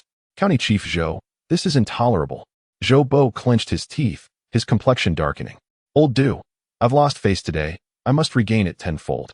Absolutely, Du Gang nodded. There's another matter. Secretary Li wishes to see Liang Qiu. Is he aware of the situation? Du Gang shook his head, entirely uninformed. Then what is the worry? Let him come. Zhou Bo inhaled deeply, his expression slightly softening. All right. Du Gang nodded in agreement and contacted Liang Qiu, instructing him to come to the county government to meet Secretary Li immediately. Liang Qiu, not daring to delay, set aside his current tasks and hurried to the county government. Although Du Director hadn't elaborated over the phone, he knew it couldn't be anything good. At worst, he could resign and no longer endure this humiliation. Come in. Liang Qiu pushed open the door. Secretary Li, you called for me. Have a seat. Li Wei scrutinized Liang Qiu. Despite this being only their second meeting, he sensed that Liang Qiu was quite different from Zhou Bo and Du Gang. Captain Liang, this marks our formal introduction. Indeed, Liang Qiu nodded, refraining from mentioning that evening's events, considering it a taboo, thus he opted to listen, acknowledging that the leader's words are always right. I dislike wielding power to intimidate others, but some matters must be clarified. This is my principle. You surely witnessed what transpired that night. I cannot believe a captain would behave disgracefully. Liang Qiu furrowed his brow. He had indeed lied previously, having released that woman under the new secretary's directive, only to follow her secretly and ultimately discovered she was meeting with Du Gang. The fact that a county police chief clandestinely met with a woman involved in illicit activities, especially after the incident, quickly made Liang Qiu realize he was merely a pawn in a larger scheme. He remained silent, which inadvertently confirmed the unspoken truth. Li Wei observed this, stating, "This matter does not rest on your shoulders. I will investigate who Du Gang truly is, understanding your predicament." Secretary Li, Liang Qiu hesitated, surprised to hear Li Wei mention Du Gang's name, wondering if he was fully aware. Li Wei smiled slightly. Did you think I summoned you to reprimand you? You are mistaken. I actually believe he performed admirably that day, managing the situation well without any chaos. Combating vice and crime is vital for the law and order of Hongshan County, and it is also your responsibility. Thank you, Secretary Li. Liang Qiu breathed a sigh of relief. Having previously offended Zhou Bo, he had faced targeted hostility, so he was particularly cautious, especially before his superiors. "Don't be too quick to thank me," Li Wei said, picking up the phone to call Du Gang, who had not actually left but remained in Zhou Bo's office. "Secretary Li," Du Gang answered the phone. "Should I take it?" "Yes." Zhou Bo closed his eyes, his anger gradually dissipating. He had indeed underestimated his opponent in this initial confrontation. "Secretary Li," Du Gang responded, "I'm listening. I require a favor from you. I have a candidate for the leader of the Hongshan County's 100-day security operation." "Of course, absolutely no problem. Let it be Liang Qiu." Li Wei concluded before hanging up. Liang Qiu looked up, stunned at the implications of what had just transpired. No reprimand, no blame. And he was appointed head of the 100-day security initiative, an endeavor typically reserved for leaders of deputy director level. Liang Qiu swallowed hard. Inhaling deeply, "Secretary Li, if there is anything you need me to do, please do not hesitate to instruct me." This was destined to be a fierce clash.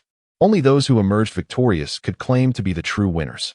The issues plaguing Hongshan County were deeply entrenched, solvable only by someone who could break the mold, hence the appointment of Li Wei, who had no prior experience in such matters.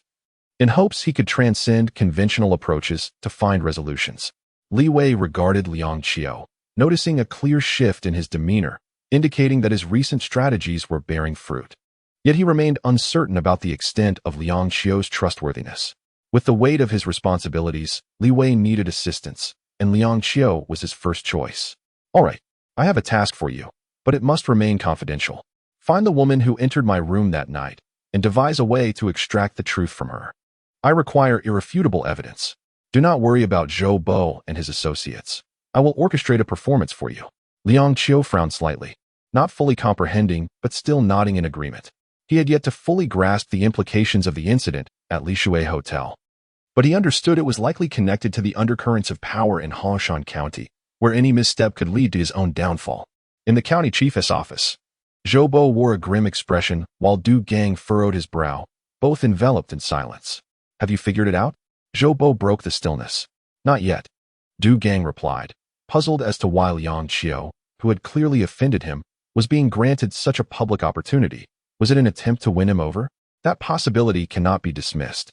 "Remember, I will not permit anything detrimental to my interests. Should it arise, it must be resolved." Du Gang nodded. "That's manageable. He is merely the captain of a vice squad. We can easily create some trouble for him, and he can be reassigned to patrol the rural areas." Just then, they overheard Li Wei's furious voice. "What is this attitude? If you can't perform, get out." Zhou Bo and Du Gang hurried to the door, peeking through the crack to see Liang Qiu standing with his head bowed as Li Wei furiously pointed at him. "Don't presume you're indispensable. Hongshan County lacks nothing but people. I'm sorry, Secretary Li. Get out immediately." The office door slammed shut, and Liang Qiu sighed, raising his hand to knock, but hesitated before turning toward the staircase. This was merely a performance for Zhou Bo's benefit. Li Wei had surmised that Du Gang had not left, as he had heard the distinct sound of a clock ticking during their phone conversation, an old-fashioned clock that was seldom seen nowadays, but one Zhou Bo cherished. Undoubtedly unaware that such subtle sounds would be captured by Li Wei, "It has unraveled as expected," Zhou Bo scoffed, recalling those who once dared to oppose him, still stubbornly resistant and deserving of their fates. Indeed, Du Gang agreed. Had he maintained a good rapport with County Chief Zhou, the position of County Police Chief would have already been his. This was a fact. Both Du Gang and Liang Qiu had arrived at the County Police Department around the same time. Liang Qiu had solved a significant case and was promptly promoted to deputy captain of the criminal investigation team, while Du Gang had been his subordinate. Young and promising, his future appeared bright until he offended Zhou Bo and was subsequently transferred to the vice squad, serving there for over a decade, eventually becoming chief, while Liang Qiu remained a captain. Li Wei called Du Gang once more, retracting the earlier appointment and assigning the matter to him, his displeasure unmistakable. He set down the phone, concluding that the performance had nearly reached its end. This was proposed by Liang Qiu, who agreed to assist Li Wei in the investigation. However, fearing the potential repercussions on himself, he orchestrated a FAAD for Zhou Bo and his associates. That evening, after leaving the county government, Liang's operation resulted in the apprehension of numerous individuals, and coincidentally, that woman was among them. "Captain Liang, please let me go this time. After all, you released me last time," she implored, her hand resting on Liang Qiu's shoulder before sliding downwards. "Remove your hand." Liang Qiu's expression darkened. This situation was different from the last. It was disgraceful for someone her age to engage in such activities. "I have no choice. I need to eat, right? Go ahead. Arrest me. But you'll have to release me in the end. I have connections." The woman's impatience was palpable, her demeanor somewhat arrogant. "Take her away." The individual was taken to the county's Public Security Bureau's anti-vice team. Liang Qiu arranged for a private interrogation, slamming the documents onto the table. "What is your name?" "Lu Jun." "How old are you?" 20. Lu Jun gazed at Liang Qiu. "I demand to see your director do who holds more authority, you or him." "Stop with the nonsense." Liang Qiu's face darkened. "You have broken the law. It doesn't matter whom you wish to see. Furthermore, do you think you can meet Director Du at will?" "Of course I can. He has asked me to assist him before. He owes me a favor. He promised that if I ever encountered trouble, I could seek him out. Don't think I'm bluffing. Release me immediately to avoid further complications." Lu Jun was emboldened. Having indeed met Du Gang, the county's police chief, and had engaged in a fierce confrontation with him in the car that night, which could be deemed a profound exchange, Liang Qiu chuckled, leaning back. "Do you take me for a fool? Director Du would never associate with someone like you, let alone recruit you." Lu Jun, oblivious to Liang Qiu's subtle manipulation, declared with pride, "Why don't you believe me? He sent me to room 366 at Lishui Hotel to accompany a man. By the way, Captain Liang was there that night too. You seemed quite afraid of that man. Who is he? Repeat that. Who instructed you to go to room 366 at Lishui Hotel that night? What else did he say to you?" Liang Qiu's expression hardened. He knew she had recording equipment. This was crucial. If she articulated it clearly, it could serve as evidence. "I want he say anything more." Lu Jun glanced at Liang Qiu's hand, her intelligence prompting her to refrain from speaking recklessly, and she closed her eyes in silence. At the county's Public Security Bureau, a police vehicle came to a halt, and Du Gang descended, his eyelids twitching incessantly, a source of irritation for him as he found himself in the precinct almost by chance. "Director Du, why are you here so late? What is happening inside?" "The anti-vice team has apprehended quite a few individuals. Captain Liang is currently interrogating them." "Understood." Du Gang hurried upstairs. Noticing the lights of the offices on the right side were still illuminated, Director Du Gang picked up the arrest register left on the desk, his eyes scanning the names until he spotted a familiar one, Lu Jun. It seems some people never learn how quickly she has been caught again. "Where is this Lu Jun?" "Captain Liang is currently interrogating her." Du Gang swiftly made his way to the interrogation room, where Liang Qiu was in the innermost chamber conducting a private inquiry. Conducting a solo interrogation was technically a violation of protocol. Typically, at least 2 officers should be present, and if the suspect were female, it was preferable to have a female officer accompany them. Du Gang paused, opting not to enter directly, but instead pressed his ear against the door, straining to overhear the conversation within. Liang Qiu's phone lit up. He glanced at it and tapped the screen. "Lu Jun, don't engage in such activities again. Follow the procedure to pay the fine and serve a few days in reform. I told you I wanted to see your director Du. Can't you understand human language?" Lu Jun, hearing of her impending detention, panicked, her voice rising significantly. "It and Oppos. SU who doesn't he understand? Do you think you can meet Director Du whenever you wish? I warn you, stop insulting him." Du Gang was at the door, his head pressed against it, managing to hear the conversation despite the room's modifications. The sound of footsteps approached, prompting Du Gang to quickly turn and enter an adjacent interrogation room. The occupants were startled. Director Du, continue. Don't mind me." Hearing Liang Qiu's firm defense of himself stirred something in Du Gang's heart as he recalled their past camaraderie. Over the years, Liang Qiu had endured considerable injustice. Liang Qiu emerged from the interrogation room, exhaling a sigh of relief. Fortunately, the prior message had not revealed anything incriminating. He clutched the recording pen tightly. While it was not direct evidence, it could at least suggest that the events of that night were a deliberate setup. The implications of this matter were significant, and Liang Qiu was unaware that the county's party secretary, Li Wei, was already informed of the situation. This investigation was a test for him. Should this evidence be submitted to Secretary Li? Upon returning to his office, Liang Qiu found himself in turmoil. After over a decade at the Hongshan County Public Security Bureau, he had long since discerned the underlying truths and preferred to remain uninvolved in the power struggles and conflicts of interest. Unfortunately, he found himself inextricably entangled, becoming a mere pawn in the game. The thought of potential sacrifice weighed heavily on him. Exhausted, he closed his eyes, memories of the past years flooding his mind. He had once aspired to join the police force, determined to be a good officer who upheld justice. Yet reality had proven harsh. Du Gang arranged for Lu Jun's release, his face grim as he led her outside, ensuring no one was in sight. "Get in my car." Du Gang opened the door, and Lu Jun climbed in, shifting in her seat. "Director Du, your car is quite nice. It must have cost a fortune. Stop wasting my time. I told you to leave Hongshan County last time. Did you take my words lightly?" Du Gang entered the car, his tone fierce, particularly his intimidating gaze. Lu Jun scoffed, unfazed. "Where are you sending me, Director? What should a fragile woman like me do elsewhere? Drink the wind. Just let me know ahead of time for the next anti-vice operation. You must leave. I cannot guarantee that you will be informed every single time." "Surely not. You are the chief." Lu Jun laughed, leaning back, casting a glance at Du Gang. "The county's police must heed your orders, but there's one person you should watch out for." "Who?" Du Gang, alert, raised his left hand to touch his eyelid, trying to alleviate the incessant twitching. "It's that captain, the one who arrested me." "Liang Qiu?" Du Gang frowned. "What about him? I believe he poses no threat. He questioned me about that night at Lishui Hotel, attempting to extract information. Thankfully, I was astute enough not to reveal that you were behind it." "Repeat that." Du Gang's eyes darted around, and upon hearing Lu Jun's account, cold sweat broke out on his forehead. He had nearly been deceived by Liang Qiu. The incident had passed, yet Liang Qiu remained fixated on it. It was not for his own benefit, but rather for another, County Secretary Li Wei. "You must leave tonight."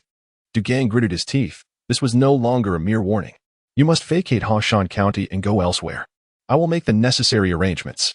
Remember, that night's events must never be mentioned again, or your life will be in jeopardy." Lu Jun recoiled in fear, realizing the gravity of the situation. "If you want me to leave, at least provide some compensation. I'll give you 10,000. Leave immediately and don't bargain with me." "Fine." Lu Jun acquiesced, recognizing that Hongshan County was impoverished and she truly could not acquire much money. She had indeed contemplated leaving. Du Gang hesitated for a moment before refraining from making a direct transfer, fearing that it might serve as evidence in the future. He exited the vehicle and opened the trunk, retrieving a small box and entering a password. Inside lay 100,000 yuan. He took out a stack and secured the box once more, planning to leave that night. Lu Jun's eyes gleamed at the sight of the money as he stuffed it into his bag. "Thank you, Director Du, rest assured. If you ever feel like seeing me again, come to the city. I want to charge you." Once Lu Jun departed, Du Gang immediately sought out Zhou Bo.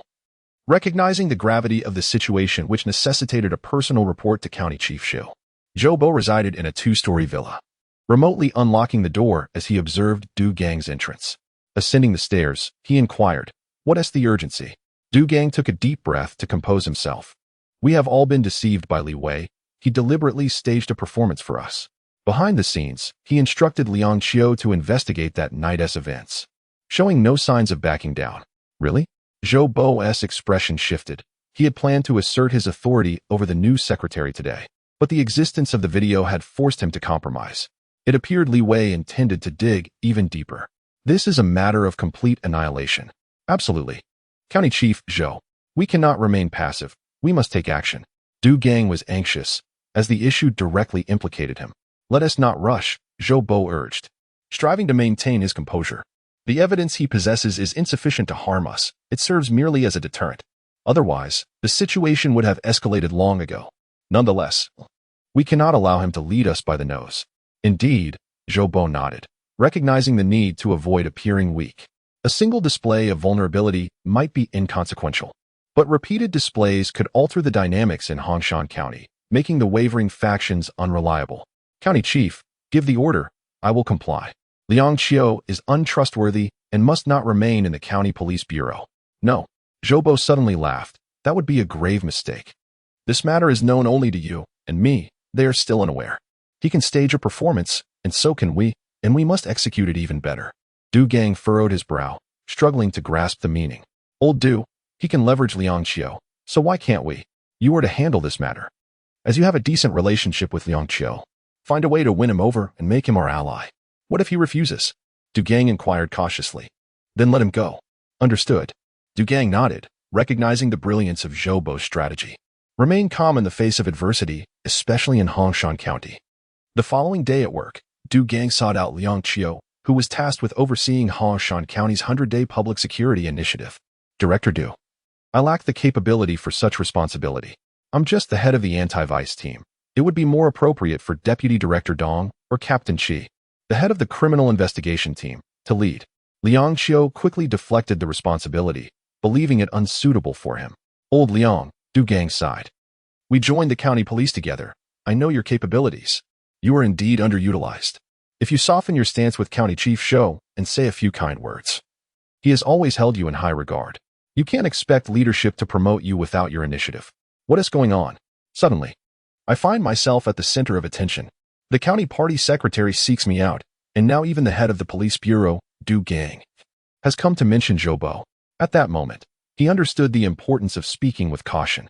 Director Du, I'm a bit confused. You're not confused. Du Gang reassured him, placing a hand on Liang Qiu and Apos' shoulder. Secretary Li is asking for your assistance in investigating the matter, ASNT. I'm aware of the incident at Lishui Hotel that night. It was merely a misunderstanding. Liang Qiu felt a pang of anxiety, despite his carefulness. He had inadvertently revealed too much, affirming the notion that there are no absolute secrets in Hongshan County. Director Du, given our years of relationship, Secretary Li indeed approached me about this issue. I wished to refuse, but he is the county party secretary. I have already offended County Chief Zhou, and if I were to offend the secretary as well, I would have to pack my bags and leave. That is impossible. While I'm here, no one dares to touch you. Du Gang chuckled softly, recognizing that Liang Qiu had not concealed anything, indicating his reluctance to offend Zhou Bo for the sake of the new secretary. This is fortuitous. Thank you. Director Du, here is the record from last night. Is this all? Yes. Liang Qiu didn't present a recording device. Director Du, do you not trust me? Of course, I trust you. After all these years. If I don't trust you, whom shall I trust? Du Gang glanced at the record, which merely noted that someone had instructed Lu Jun to enter room 366, lacking further details that contradicted Lu Jun's account. Is this truly all? Yes, Liang Qiu affirmed. I asked, but she claimed ignorance. Such matters are delicate, and I couldn't press further. She did mention knowing Director Du and had a somewhat arrogant attitude, which I corrected. Well done. Du Gang nodded, aware that one cannot entirely trust the words of a woman motivated by money. He tore up the record and looked at Liang Qiu. I will discuss your situation with County Chief Zhou. It's time for your promotion, as there are positions available. Thank you, leader. This was a direct benefit from Du Gang, who held the power to determine promotions within the County Police Bureau. Keep an eye on things for me and report any issues immediately. Understood. Liang Qiu nodded, aware of whom he was expected to monitor, which was quite apparent. In all of Hongshan County's government, only the newly appointed county party secretary, Li Wei, was an outsider. At critical moments, unity was essential. Du Gang felt a sense of pride, recognizing that Li Wei was ultimately an outsider in the political landscape. If he could use Liang Qiu's ambitions to sway him, how could he be certain that Liang Qiu wouldn't betray him for his own prospects? Hongshan County would never change. At the Hongshan County government, Li Wei emerged from his office, his expression somewhat grim, as nearly all the county's leaders were absent. He glanced at his watch. It was already past working hours. Not only was the county government devoid of personnel, but the door to the office of the deputy secretary of the county committee was also locked. Has County Chief Zhou arrived? Li Wei inquired at the office door. Hello, Secretary Li. County Chief Zhou has a cold, suffering from headaches and fever. He likely won't make it today, explained Office Director Chowda promptly. What about Deputy County Chief Tian? Is he also ill? Deputy County Chief Tian's mother is hospitalized. He must be attending to her. One must prioritize filial piety. It's understandable. Li Wei regarded Chowda, recognizing the difficulty of fabricating so many excuses. What can be accomplished today? Li Wei maintained his patience, realizing that dissatisfaction regarding yesterday's events was brewing, prompting his associates to exert pressure on him, seeking to undermine his authority. I will immediately fetch today's newspapers, Chowda stated hurriedly. Li Wei chuckled softly. He returned to his office, fully aware that Zhou Bo was orchestrating this behind the scenes. The sudden absence of everyone from the county government was a clear message directed at him. Back in his office, Li Wei's fingers tapped rhythmically on the desk. Zhou Bo's actions were tantamount to subtly informing him of who belonged to his circle, an assembly of paper tigers, easily cowed by a mere show of force. Hello, Secretary Li. Here's some tea, brewed to perfection, said Office Deputy Director Niu Yong as he entered with a cup. There's no need to prepare tea in the future. I have no such habit. Plain water will suffice. Prepare all matters I can address today. Neo Yong frowned slightly. Recognizing the absence of the county chief and other leaders, which left little to do, he pondered how to concoct tasks for the county party secretary amidst such idleness. Secretary Lee, the newspapers have arrived. Chowda appeared promptly, holding a stack of newspapers, one from the Global Times, another from the Real News, and the last from the entertainment section. These 3 newspapers were laid out before Li Wei, representing international, domestic, and entertainment news. Indeed, considerable effort had been expended. With a beaming smile, Chowda remarked, "If the leader finds these unsatisfactory, I still have books." Li Wei remained silent, casting a glance at the newspapers on the table. Is this truly what the county party secretary occupies himself with? Furthermore, why are the office as principal and deputy directors not addressing pressing issues, instead revolving around him? This is hardly appropriate. Let us take a stroll, Li Wei declared, rising to leave. Chowda had no choice but to follow, nearly breaking into a jog to keep pace with the brisk stride of the new county party secretary. Where are we headed, Secretary Li? Chowda inquired. Let us visit County Chief Zhou. I happen to have a remedy for headaches and fevers, Li Wei replied. Chowda's expression faltered. County Chief Zhou was not ill. He had merely been absent, and Chowda had previously covered for him. Directly visiting would surely unveil the ruse. I'll call County Chief Zhou first, he suggested. No need, Li Wei's countenance darkened. There is no necessity. We are visiting a patient. Drive on. Chowda reluctantly started the car, deliberately driving slowly and taking a convoluted route. In reality, Zhou Bo's residence was not far from the county government. However, to circumvent this awkwardness, he resigned himself to proceed directly. Zhou Bo resided in a sunlit house with a courtyard, a 2-story duplex surrounded by brick walls. And the entrance was quite imposing. Li Wei pushed the gate, but it was locked from the inside. Locking the gate during the day must indicate something amiss, he thought. Before Chowda could make a call, Li Wei leaped over the 2-meter-high courtyard wall with agility. Such a height posed no challenge to him. Even a few meters higher would have been easily surmountable. The door inside was ajar, leaving Chowda astonished as he stood outside, unable to reach Zhou Bo by phone. How did Secretary Li manage to get in? Zhou Bo, feeling discontent, decided to use his connections to teach the new county party secretary a lesson. The entire county government, including leaders from the party committee, were conspicuously absent the following day, leaving only a few irrelevant heads of departments present. While it seemed an exertion of pressure, Zhou Bo had committed a grave error by revealing his hand. Li Wei quickly discerned who stood with Zhou Bo and decided to counteract with a decisive move. The door was firmly locked, and the curtains drawn. It was clear someone was inside. Li Wei swiftly scaled the wall from the side.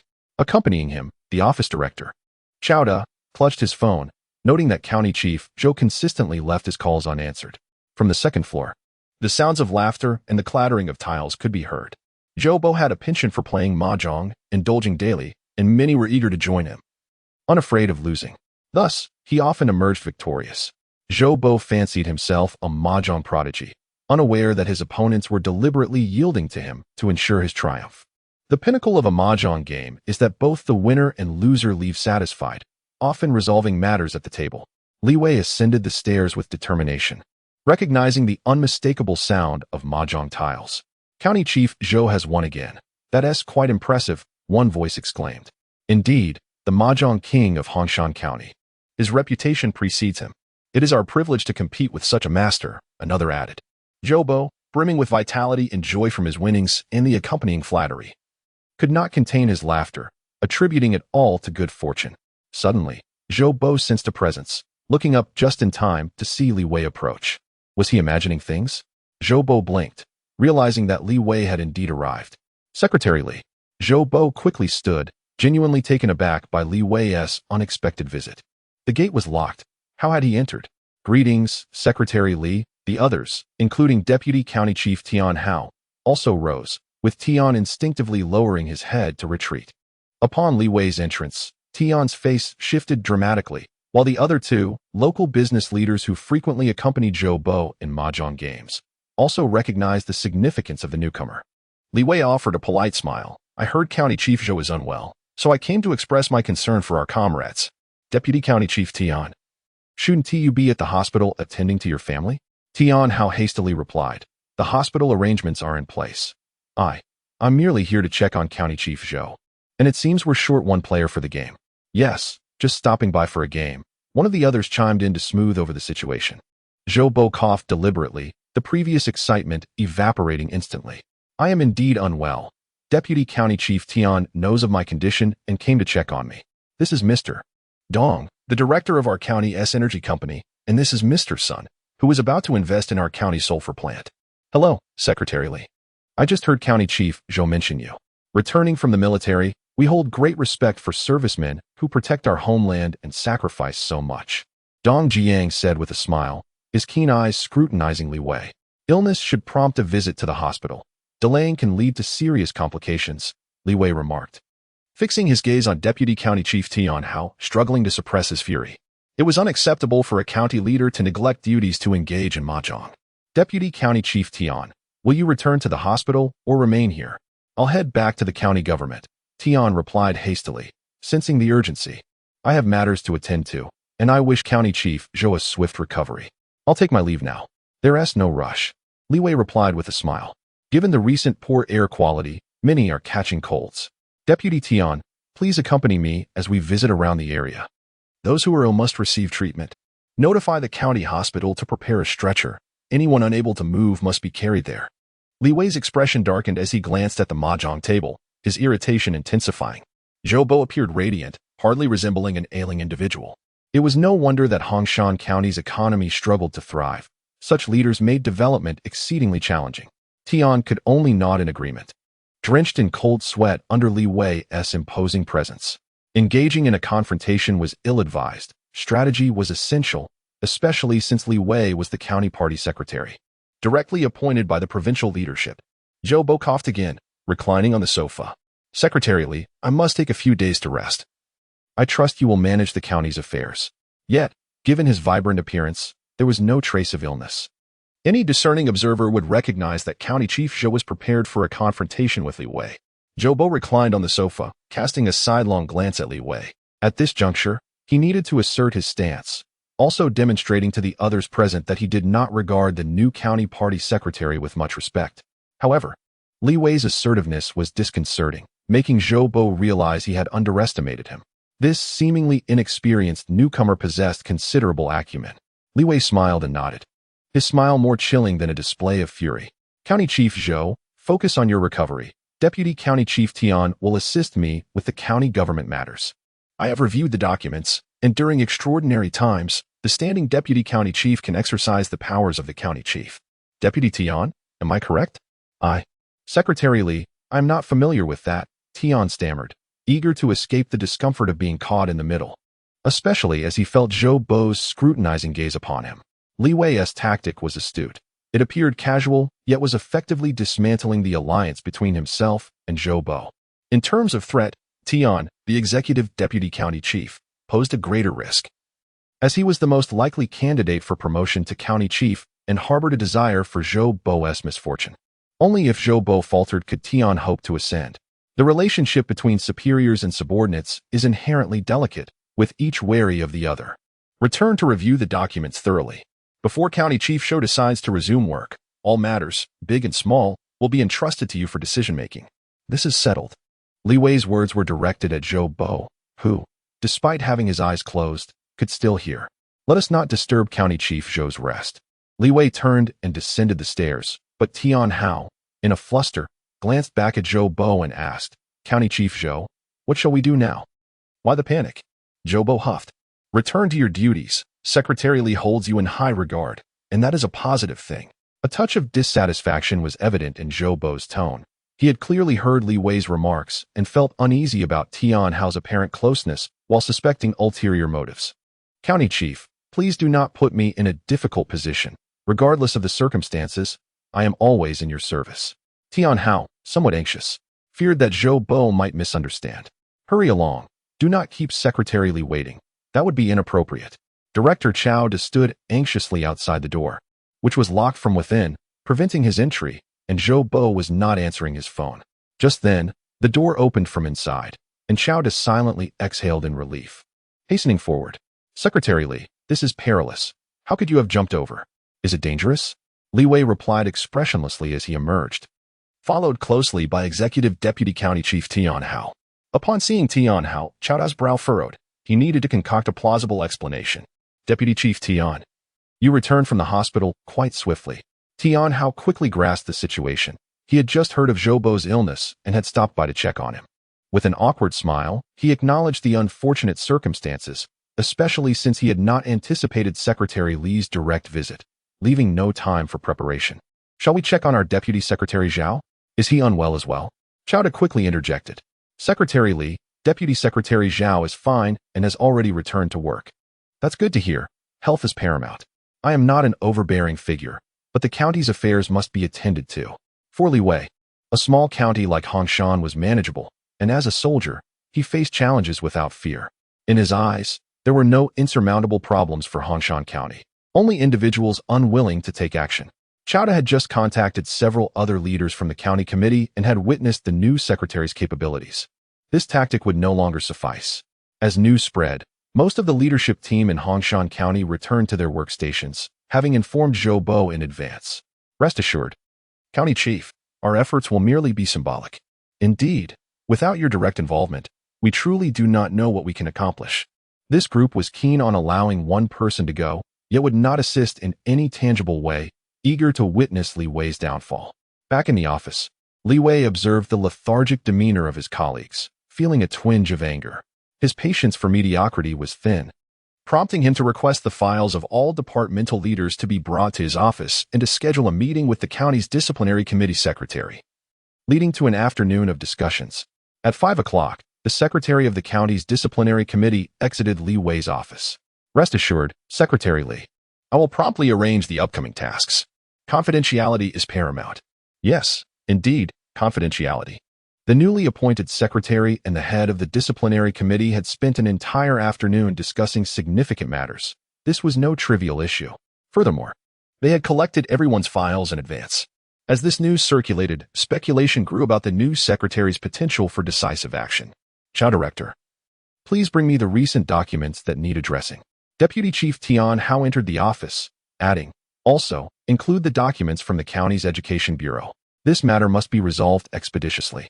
Understood. I will print them immediately upon completion. What is all this commotion? Chowda wiped his brow. Secretary Li has requested several urgent materials. Tian Hao was momentarily taken aback. Wasn't it agreed we would merely go through the motions, without exerting effort? Why all this busyness now? Tian Hao refrained from responding and slowly exited the room. After all, no one was oblivious to the situation. While aligning with Zhou Bo was acceptable, they could not afford to offend Secretary Li either. The events of the afternoon had left everyone feeling anxious. Meanwhile, Zhou Bo could no longer remain at home. Even mahjong had lost its allure. A man with a strong desire for control, he felt that something was amiss in the county government while he was absent.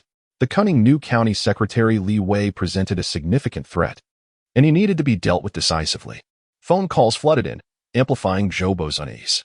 County Chief, what is the current situation? Why is everyone suddenly so diligent? I am truly unsettled. Stay calm. Do not let panic ensue, Zhou Bo replied, attempting to maintain his composure. Perhaps you should return. Without you, we lack direction. Secretary Li is truly formidable. Understood. After hanging up, Zhou Bo rubbed his temples. These past few days, he had been contemplating a critical matter. He must devise a more elaborate scheme to neutralize Li Wei. This individual was a threat that needed to be removed. In Lingshui Town, Hongshan County, during the 100-day public security operation, Liang Qiu furrowed his brow, showing no signs of pleasure at being favored by the two high-ranking leaders. His willingness to lead a team in duty was, in fact, a desire to distance himself from the ongoing conflict. At this moment, he had yet to fully commit. Uncertain if the new secretary would remain in Hongshan County long-term, a sentiment likely shared by many. As tensions escalated, a county committee secretary could depart with ease, leaving chaos in their wake, and Zhou Bo would undoubtedly seek retribution. Team leader Liang, are you troubled? Liang Qiu forced a smile, his furrowed brow slowly easing. There has been much to contend with lately, and it is quite vexing. Isn't that a good sign? Leadership is attentive, and the 100-day public security operation will surely yield results. Not so simple, Liang Qiu replied. The intricate relationships within Hongshan County complicate even the most mundane township issues. Today, they were headed to Lingshui Town, a location Liang Qiu was well familiar with, known as one of the most problematic areas among the county's towns. Lingshui Town, adjacent to a river, was home to the locals who referred to it as the Clearwater River. The exact source of the name was unclear, but in recent years, due to construction projects and the introduction of several factories, the river had become severely polluted, leading to numerous conflicts. At the Lingshui Town Police Station, Director Zhang Jin lounged with his legs crossed, and upon seeing Liang Qiu enter, he scoffed. Liang Qiu was merely a team leader. And although the county police department had issued orders for cooperation, Zhang Jin appeared entirely unconcerned. In Lingshui Town, Liang Qiu's authority was negligible. Director Zhang, have you arranged what we discussed yesterday? Who is available? We are already short-staffed, and with so many tasks, I sent a few people to the villages, leaving only these two behind. Liang Qiu observed as it became evident that Zhang Jin had no intention of cooperating, merely providing a couple of bodies to meet the requirement. Very well. Liang Qiu nodded. I would appreciate it if these two could accompany us on a tour of the town to better understand the situation. Team leader, I'm not quite up to it, one officer replied, taking a few steps and revealing a legitimate mobility issue. Liang Qiu's frustration boiled over as he turned to Zhang Jin. Director Zhang, what does this imply? This operation was sanctioned by Director Du, requiring full cooperation from the town police station. Is this your version of cooperation? Liang Qiu's eyes sparked with indignation as he confronted Zhang Jin. Why are you so angry with me? There are only a handful of people involved, and we are currently in a critical period. This morning alone, we have received 3 reports. Should we not address these cases? Are we to just follow you, Captain Liang, aimlessly?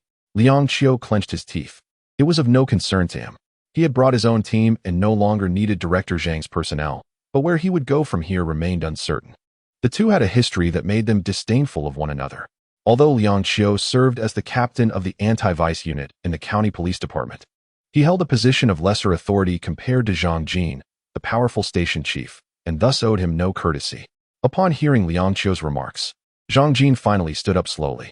He had deliberately made things difficult for Liang Qiu, having preemptively sent all but 2 of his officers away, leaving only the sickly to attend to matters. Yet he was also concerned that Liang Qiu might cause trouble. Rather than allowing Liang Qiu to wander alone, it was wiser to keep him within sight. Thank you for your support, Director Zhang, Liang Qiu scoffed, well aware of Zhang Jin's intentions. As Zhang Jin got into the police car, everyone assumed they were finally going to address the matter at hand. However, just as they exited the town, they were halted by an obstruction. The police vehicle was forced to a stop, prompting Liang Qiu to quickly exit the car, with Zhang Jin following closely behind. Get lost.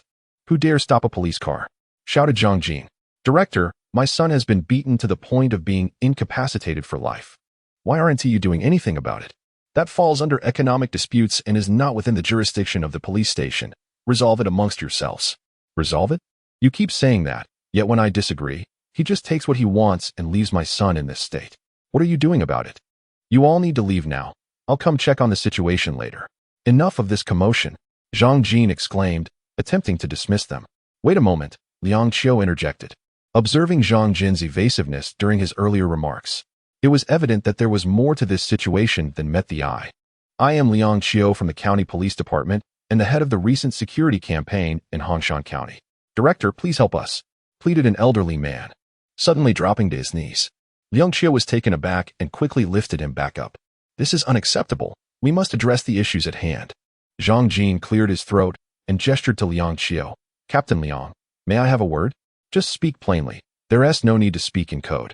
Liang Qiu replied, unimpressed with Zhang Jin's attempt to sidestep responsibility. Some matters truly ought to be left alone, yet in this instance, ignoring it would be tantamount to negligence for a police officer. Think it over carefully, Zhang Jin retorted. I mean no harm. This is for your own good. His claim of goodwill rang hollow, for people often act in self-interest, rarely for the sake of others, especially strangers. Taking a deep breath, Liang Qiu asked, can you tell me the specifics of the situation? The injured person is still in the hospital. You'll understand when you see him. The hospital in question was a modest 2-story health center in town. Liang Qiu ascended to the 2nd floor, where he encountered the elderly man's son. A man in his 30s, wrapped in bandages, staring blankly at the ceiling. He had sustained severe injuries. Tendons in both his hands and feet had been severed. And although they had been reattached, the likelihood of permanent disability loomed large. Who did this? Liang Qiu inquired. Duan Zuzi, also known as Duan III, the young man replied. Liang Qiu was familiar with this individual. The Duan family wielded considerable power and wealth in the town, with two influential brothers, Duan Biao, the factory owner, and Duan Peng, the town's party secretary, leaving Duan III as the least significant. Zhang Jin entered the room and lit a cigarette. Captain, you shouldn't be involved in this matter.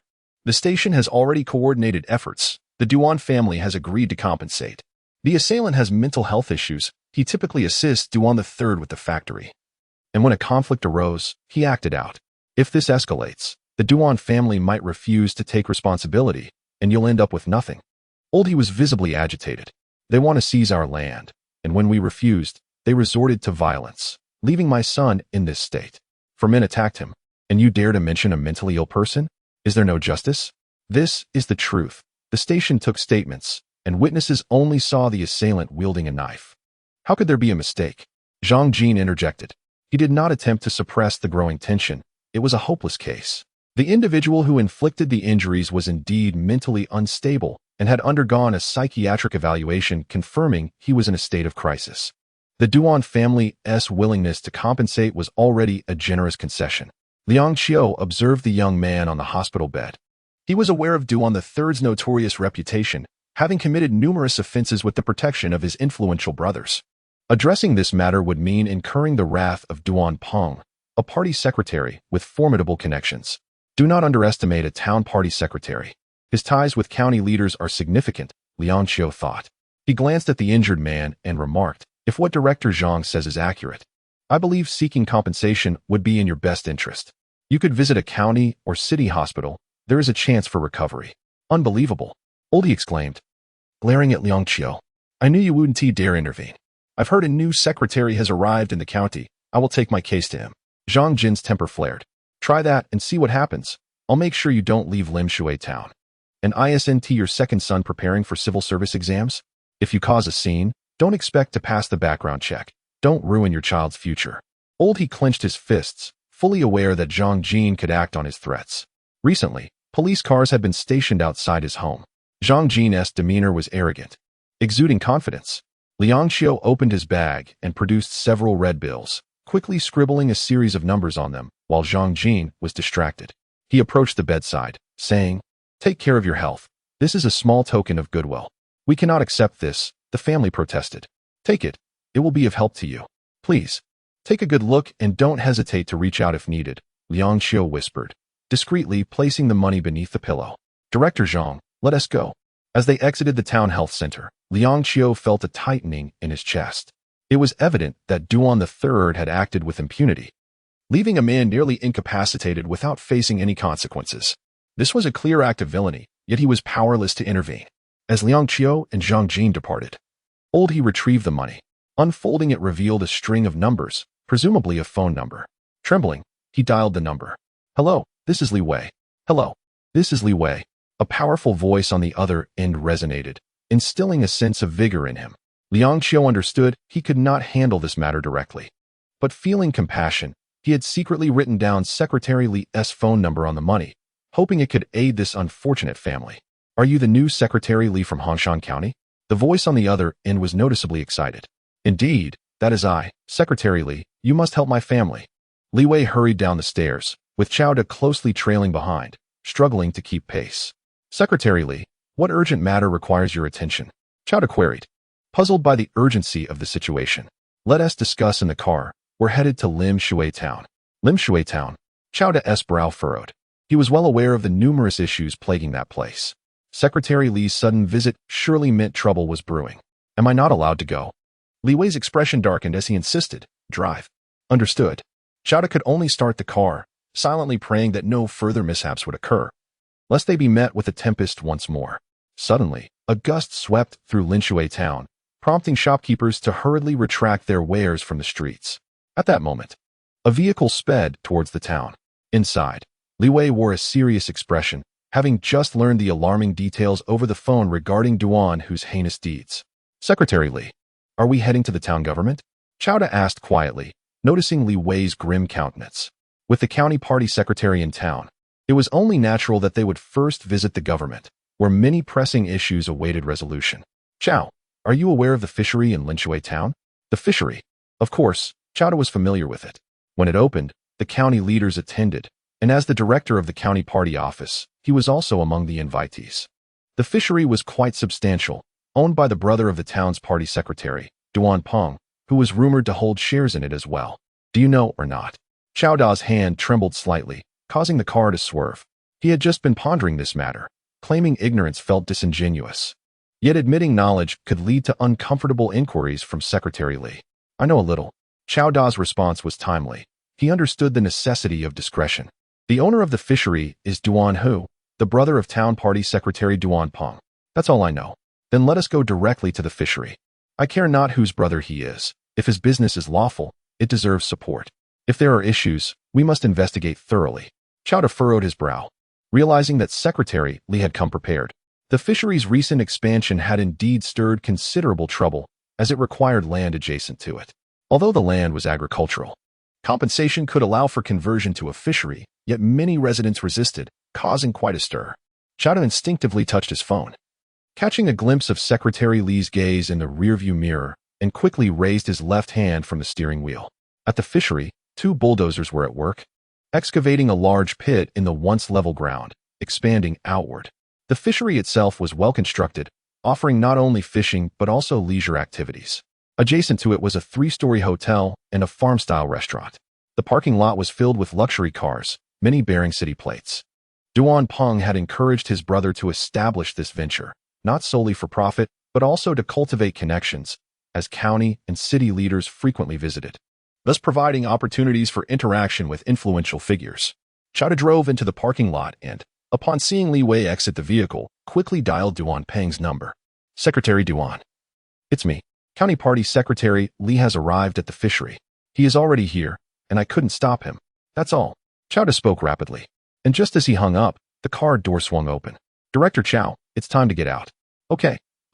My wife just called, Chao Da chuckled, unbuckling his seatbelt and stepping out. He felt a pang of anxiety, fearing that Secretary Li might scrutinize his call history, knowing he had been less than truthful. It's fine. Li Wei was well aware of Chao Da's warning, yet he was untroubled. His earlier skirmishes with Zhou Bo had merely been trivial disputes. As long as he did not stir trouble, Li Wei would not deliberately oppose him, for such actions would be detrimental to the development of Hongshan County. Upon receiving that distress call, he had immediately recognized the gravity of the situation in Linshui town. Stop. Li Wei approached, and one of the bulldozers ceased operation. The operator, unsure of the situation, jumped down from the machine. Duan boss instructed us to dig, the operator explained. This is agricultural land, basic farmland. Unauthorized excavation for fish ponds is illegal. Don't threaten me. It's already being excavated. What are you even doing? As he surveyed the scene, it was evident that the fishery occupied nearly 100 acres, with a clear designation of national basic agricultural land on one side. Thus, it was unmistakably within the red line of protected farmland, prohibited from alternative uses. Absurd. Li Wei clenched his jaw and ordered the machine to halt, dialing Duan Peng and the agricultural department leaders in the town for an explanation. Everyone stop. Chao Da approached the other machine, urging it to cease as well, before once again contacting Duan Peng. Secretary Duan, we are at the fishery. Secretary Li is extremely upset. Is this land indeed within the red line of protected farmland? It shouldn't be, came the response. Don't say shouldn't. This matter is serious. Secretary Li is adamant about this point. I can only say so much. Find a way to have the agricultural department's leaders come here. Thank you, Director Chao, Duan Peng said, ending the call with a furrowed brow. He was aware of the tension between the new secretary and county chief Zhou, and he staunchly supported Zhou, given their long-standing relationship. The rapid arrival of Secretary Li was clearly aimed at him, as he would not have gone directly to the fishery otherwise. Old Chi, I need to ask you something. What is the nature of the land used by the fishery? Is it private or collective land? Secretary Duan, that was originally collective land, Chi Tao replied. Has it been designated within the red line for agricultural land? It should be. Why didn't you say so earlier? Can this land be altered at will? Chi Tao. The director of the agricultural office quickly responded, it depends on who is using it. If it's for others, it's not permissible. But if it's for Secretary Duan, it should be fine. Nonsense.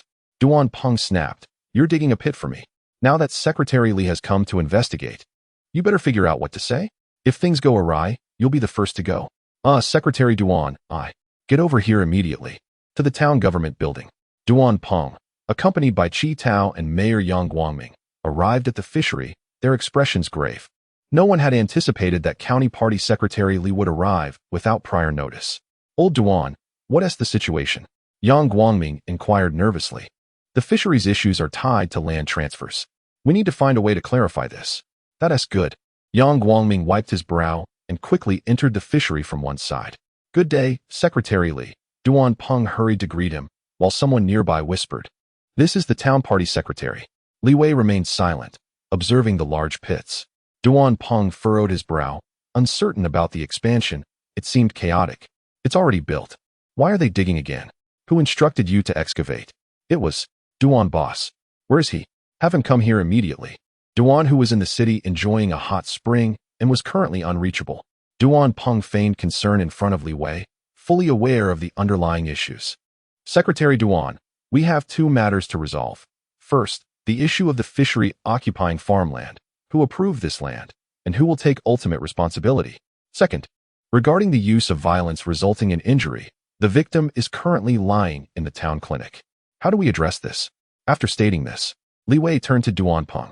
The problems in Hongshan County had yet to find a breakthrough, and if Linshui town could not move forward, he might as well resign and leave. Many were feigning ignorance, well aware of the fisheries situation but reluctant to speak out. The two issues presented by Li Wei were exceedingly delicate and struck at the heart of the matter. Yang Guangming finally spoke. Secretary Li, the planning and land use for the fishery were audited by the town. This land is quite special. It originally belonged to the collective but was later designated as farmland.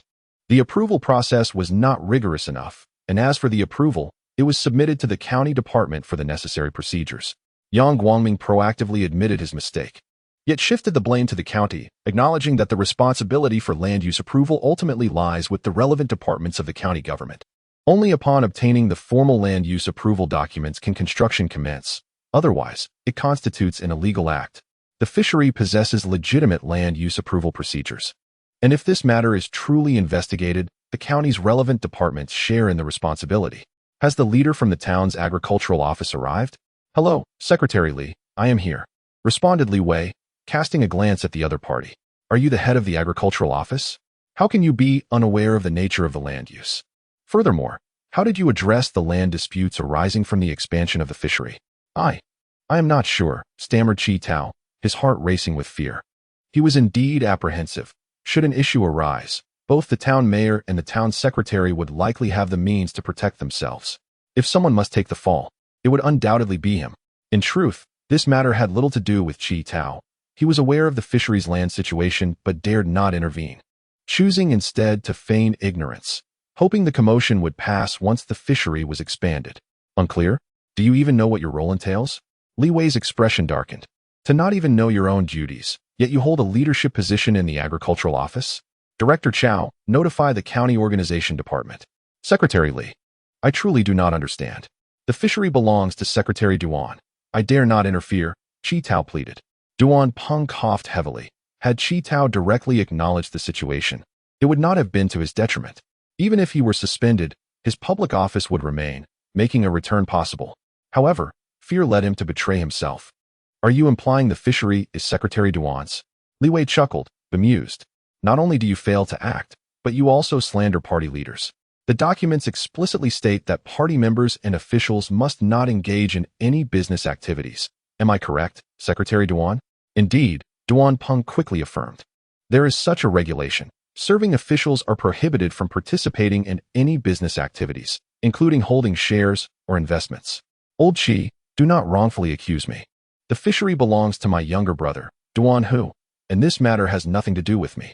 Chi Tao trembled, his legs giving way beneath him as he collapsed to the ground, feeling utterly wronged. He had never received any benefits, yet simply due to his connections with Secretary Duan, he had refrained from intervening in this matter, only to find himself in trouble. Duan Peng cast a glance at Chi Tao, signaling him to remain silent. This burden was his to bear. I will investigate this matter thoroughly, ensuring no one is wrongfully accused, yet equally, no one will escape accountability, Li Wei asserted, clearing his throat. The land issue should be straightforward to clarify. Now, regarding the second matter, whose land is currently being excavated. He Qing, also known as Old He, was the one who had informed Li Wei of the Duan family's misconduct via phone. with Liang Qiu also playing a role in this. Where is he? Li Wei asked pointedly, eager to clarify the situation surrounding this piece of land. Secretary Li, this land has been negotiated, all due payments have been made, and the other party has relinquished their ownership rights. The land belongs to the state. Li Wei raised his voice, directing his gaze at Duan Peng. Secretary Duan, I am not mistaken, am I?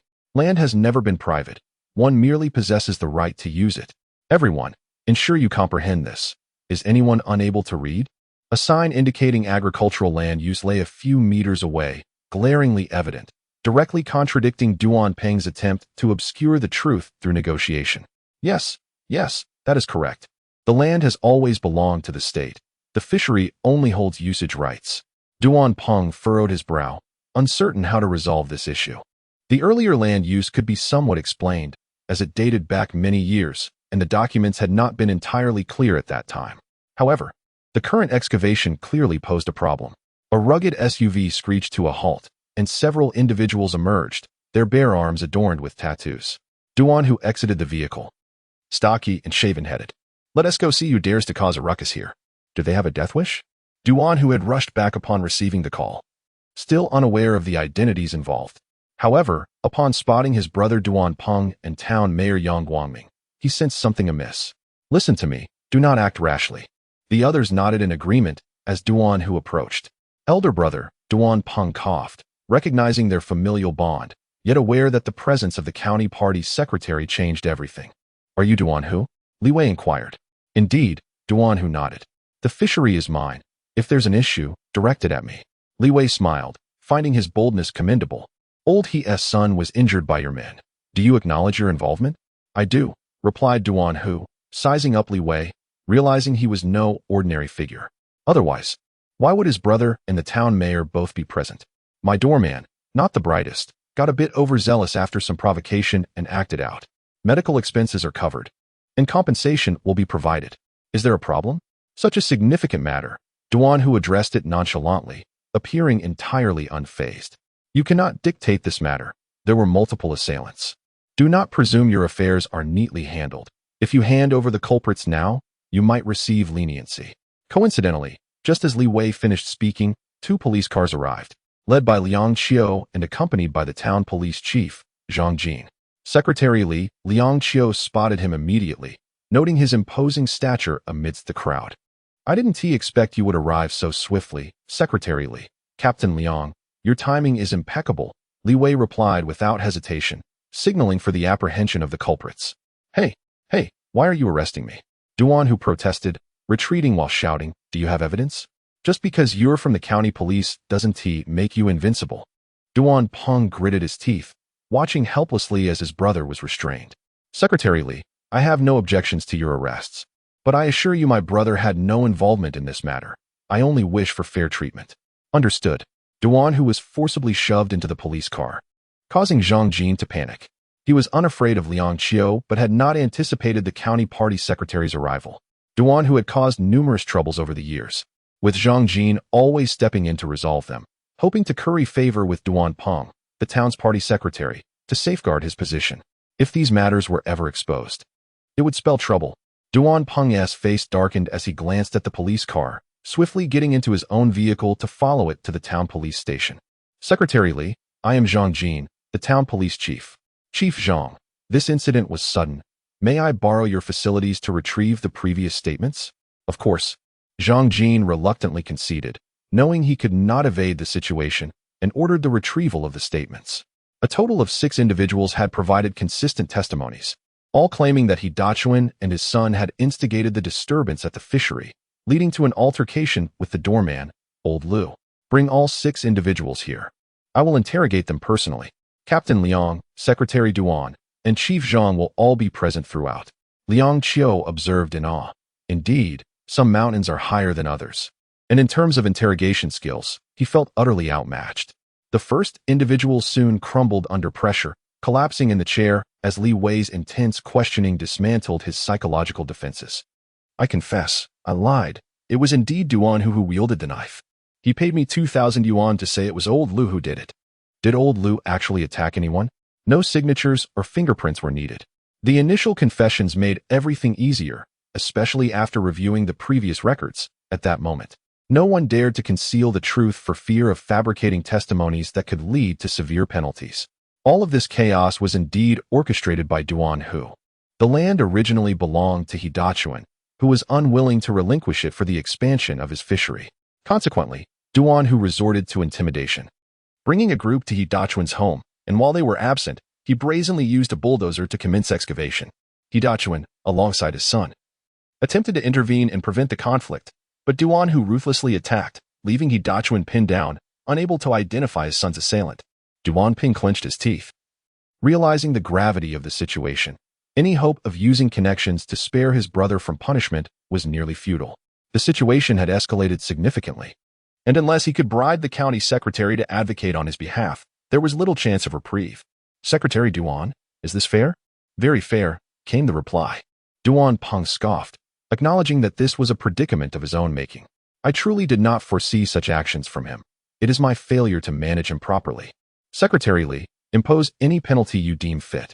"Let us not be hasty," Li Wei interjected.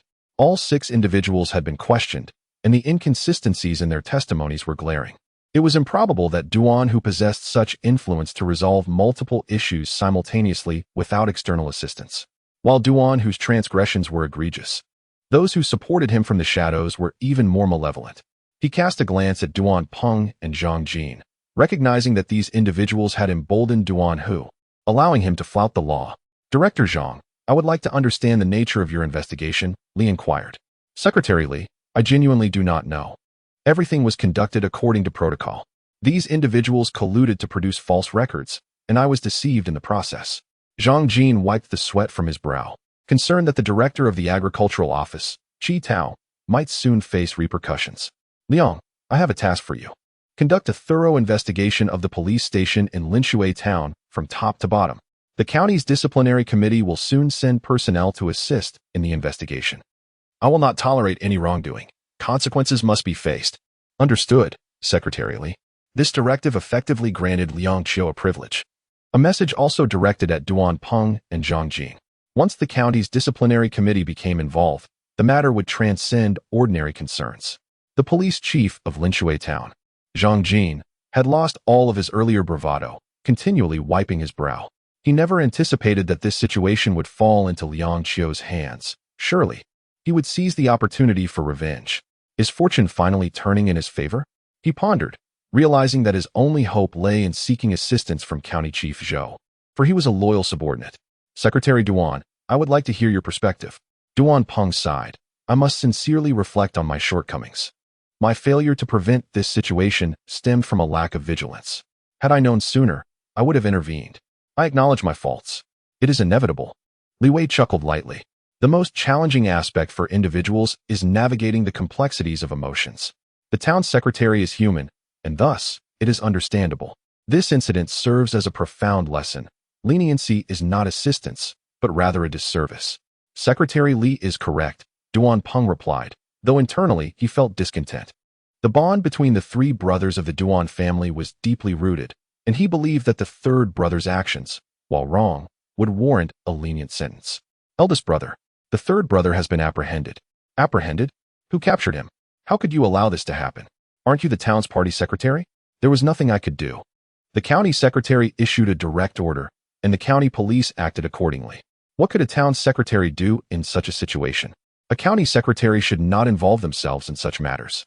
"The fishery, my 3rd brother's fishery, is in turmoil. He has harmed someone, and I regret not resolving this matter swiftly. I never anticipated it would attract the county leadership's attention. I do not care. My brother must not face repercussions. Find an opportunity for me to meet Secretary Li. I will arrange it." Duan Biao was a significant figure in Linshui town. The family's current standing was often attributed not to Duan Peng's political role, but rather to the business acumen of the eldest brother, Duan Biao, who had continually supported him. Li Wei decided against returning to the county, opting to remain in Linshui town to thoroughly cleanse the political landscape. "Secretary Li," Duan Peng approached, "there is someone I hope you can meet." "Very well. When and where?" "Just ahead, at your convenience."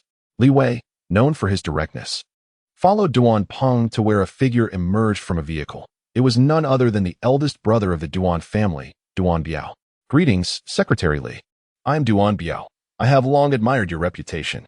Duan Biao was significantly older than Duan Ping and Duan Hu, having taken care of his younger brothers throughout their lives. Upon hearing of the third brother's arrest, his sole intention was to spare no effort in securing his release. You are the elder brother of Secretary Duan. It seems Secretary Li is quite knowledgeable about our family, Duan Biao remarked with a smile, gesturing for Li Wei to enter the vehicle. If you have anything to discuss, please proceed. Duan Biao picked up the phone. The person on the other end was none other than Zhao Honglai, the vice mayor, a superior of considerable influence. Hello, Mr. Duan. Mayor Zhao? I must trouble you this time. My younger brother has been reckless and injured someone, resulting in his arrest by the Hongshan County Police. Compensation will certainly be arranged. My only request is this. He is young, and I wish to educate him at home. He must not suffer in custody. Duan Biao intentionally spoke loudly enough for Li Wei to hear. Not an issue. I will call Director Du to ensure the matter is resolved. Thank you, Mayor Zhao. Director Du may not have the authority. This situation requires Secretary Li's approval, as he is right beside me. Zhao Honglai fell silent for several seconds before handing the phone to him. Li Wei sat in Duan Biao's luxury car, astonished to learn that a local from a mere town could directly reach the municipal leadership, sensing their connection was far from ordinary. Secretary Li, could you please take this call? Duan Biao smiled at Li Wei, handing him the phone, which was still in conversation mode. All right. Li Wei accepted the call, introducing himself. Secretary Li, I've long admired your reputation and have been eager to visit Hongshan County to meet our heroic commander. I've been rather busy lately and have yet to find the opportunity. I appreciate the leadership. It is I who should personally meet you. It's mutual, Zhao Honglai replied politely, unaware that the previous conversation was overheard. The situation in Linshui town is quite unique. The locals are rather fierce, often embroiled in fights.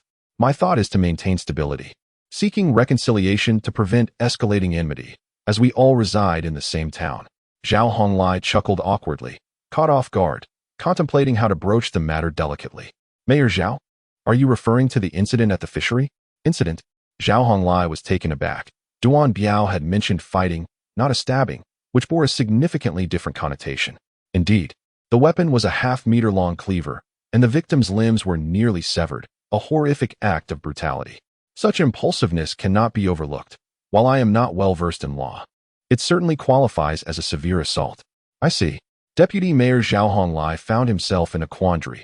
On one hand, he had a personal connection with Duan Biao, wishing to help his brother avoid prison, yet the situation was grave and difficult to suppress. Secretary Li, I realize this is rather inappropriate. I will do my utmost to mitigate the situation, minimizing the impact for everyone's benefit. Li Wei understood the implication. He had been quite clear, and it was infuriating to hear the deputy mayor still speak in such a manner. Mayor Zhao, I am not dismissing your authority. But if such a heinous case can evade legal consequences, how can I govern Hongshan County? What did you say? Zhao Honglai coughed, realizing he was at a disadvantage. After all, he was the deputy mayor, and being confronted so directly by a county secretary was quite embarrassing. I don't care what method you employ. The individual must be released. I am curious to see who dares to release him. Li Wei abruptly hung up, not out of disrespect for the deputy mayor, but because the demands were utterly excessive and unacceptable. If there are any other calls, go ahead and make them. There is no need for me to answer. As long as I, Li Wei, remain the secretary of Hongshan County, I will ensure this matter is addressed. Duan Biao furrowed his brow, surprised that even the deputy mayor Zhao Honglai could not resolve this issue. It seemed he would have to resort to other means. Swiftly retrieving a box from beneath the car's seats. 30. If that's insufficient, I can add more. Li Wei glanced at the box, astonished that after failing to exert influence, Duan Biao had resorted to bribery. It was truly eye-opening. If such corruption existed in a small town like Linshui, what could be expected in Hongshan County? The thought was almost too daunting to fathom. 300, and I might consider it. You, do not go too far. 30 was already a significant sum. If he merely spoke a word, he could possess 30,000, a sum most people could not earn in a lifetime. With just a single statement, it could be his. Li Wei scoffed, pushing open the car door and exiting without looking back. Duan Biao's eyes glinted dangerously, fists clenched. At that moment, Duan Peng hurriedly entered the car, having been outside and unable to hear the previous conversation clearly. Big brother, what happened? Unappreciative. Deputy Mayor Zhao has spoken, and he dared to confront me directly. He doesn't want the money? It's not that he doesn't want it. It's that he is asking for an exorbitant sum, 300. 300? He is exceedingly greedy.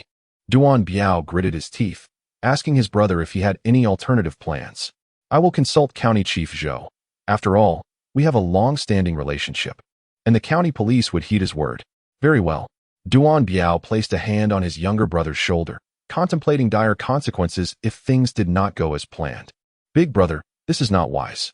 Duan Peng understood that his elder brother was genuinely enraged and even contemplated extreme measures. Assaulting someone might result in a few years' imprisonment, but leveraging connections could secure a swift release, making the risk not worth it. Understood. Duan Peng quickly contacted Zhou Bo, relaying the situation. County Chief Zhou, I am at my wit's end. I must rely on you. Zhou Bo was already aware of the situation. Li Wei had caused a significant stir by dispatching the county disciplinary inspection personnel to Linshui town, making it impossible for him to remain uninformed. Let me arrange for their release first. You must swiftly resolve the matter with He Dachuan's family. As long as they retract their statement, there will be room for negotiation. Otherwise, I cannot assist you. Thank you, County Chief Zhou. I will settle this tonight. At the Linshui Town Health Center, waves of visitors arrived, all acting as mediators. With the compensation amount increasing to 500,000, a tempting offer indeed. Old He, if you continue to drag this out, what will you do if Duan Huzi is truly arrested? Will you still receive any money? How will you afford treatment without funds? Moreover, can you afford to offend the Duan family? Do you genuinely believe the county secretary will always back you? Yes, it is time to consider this. First, secure the money to take your child to the city for treatment. I know a director who can mend the tendons, restoring normal function. If this drags on, your child will be doomed. Can you bear to see him become disabled? He Dachuan sighed, realizing that his previous resistance was due to the absence of compensation. He could not swallow his pride. Those who arrived that evening included several town leaders, who also pressured him regarding his second son's civil service examination. Such pressure is unbearable for an ordinary person and could gradually lead to a breakdown. As long as the money is paid, we will let this matter rest and not pursue it further, but the sum cannot be a single cent less. The following day, Duan Biao directly transferred 500,000 into He Dachuan's bank account. Once the settlement document was signed, He Dachuan acknowledged in writing that the injuries were the result of mutual fighting and that the responsibility did not lie with Duan Hu. With this document, the issue was nearly resolved. Even if they pursued it relentlessly, the consequences would likely be light. Duan Hu was soon released, feeling triumphant. To flaunt his authority, he called together many people to drink at the fishery. Tiger brother, you're incredible. Even the county secretary can't handle you. He is nothing. Duan Hu's face flushed with drink. Dismissing the county secretary entirely. In Hongshan County, he is insignificant. Let us invite Tiger brother to sing. I heard some lovely ladies have arrived. Let us go. Duan Hu and his entourage swaggered into the town's entertainment venue, exuding confidence. The newly arrived women had been pre-booked and fueled by alcohol. He brazenly stormed into another group's private room to demand the ladies. The other party held considerable influence, leading to a fierce confrontation. The police have arrived. Duan Hu was startled, the alcohol's effect dissipating rapidly as he realized he could not be caught. He turned to flee, only to be embraced from behind. Grabbing a bottle, he swung it with force at his assailant's head. Zhang Jin burst in with his team. With the county secretary present in town, he dared not delay. Especially since Liang Qiu had also come along. The private room descended into chaos, lights off, only the flashing strobe lights causing discomfort to the eyes. A figure dashed toward the exit, only to be restrained by Zhang Jin. Where do you think you're going? Zhang Jin cursed, flicking on the lights. Momentarily stunned to find he had captured Duan Hu. Who's he? Zhang Jin's heart sank. This brat had become exceedingly reckless, ignoring warnings to stay hidden and instead causing a ruckus in broad daylight. In the past, it would have been no issue. However, at this critical juncture, Brother Zhang, we must hasten our departure.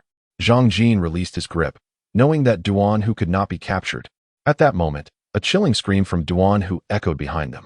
He was the instigator of the chaos and had even assaulted my brother. Zhang Jin turned around to see Duan Hu being restrained. It was over. The one apprehending Duan Hu was Liang Qiu, who hastily pulled out his phone but fumbled, dropping it to the ground.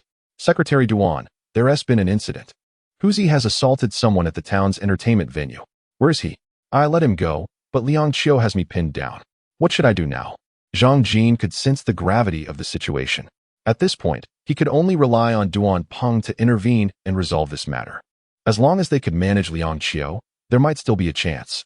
By some time, I will devise a plan, Duan Peng replied, his brow furrowing in concern. Secretary Duan, it was I who released him. If this escalates, I will be in deep trouble. Stay calm. Duan Peng gritted his teeth and handed the phone to Liang Qiu. All right. Zhang Jin turned to leave. Liang Qiu, recognizing Duan Hu, was aware that he should have been detained at the police station due to prior incidents.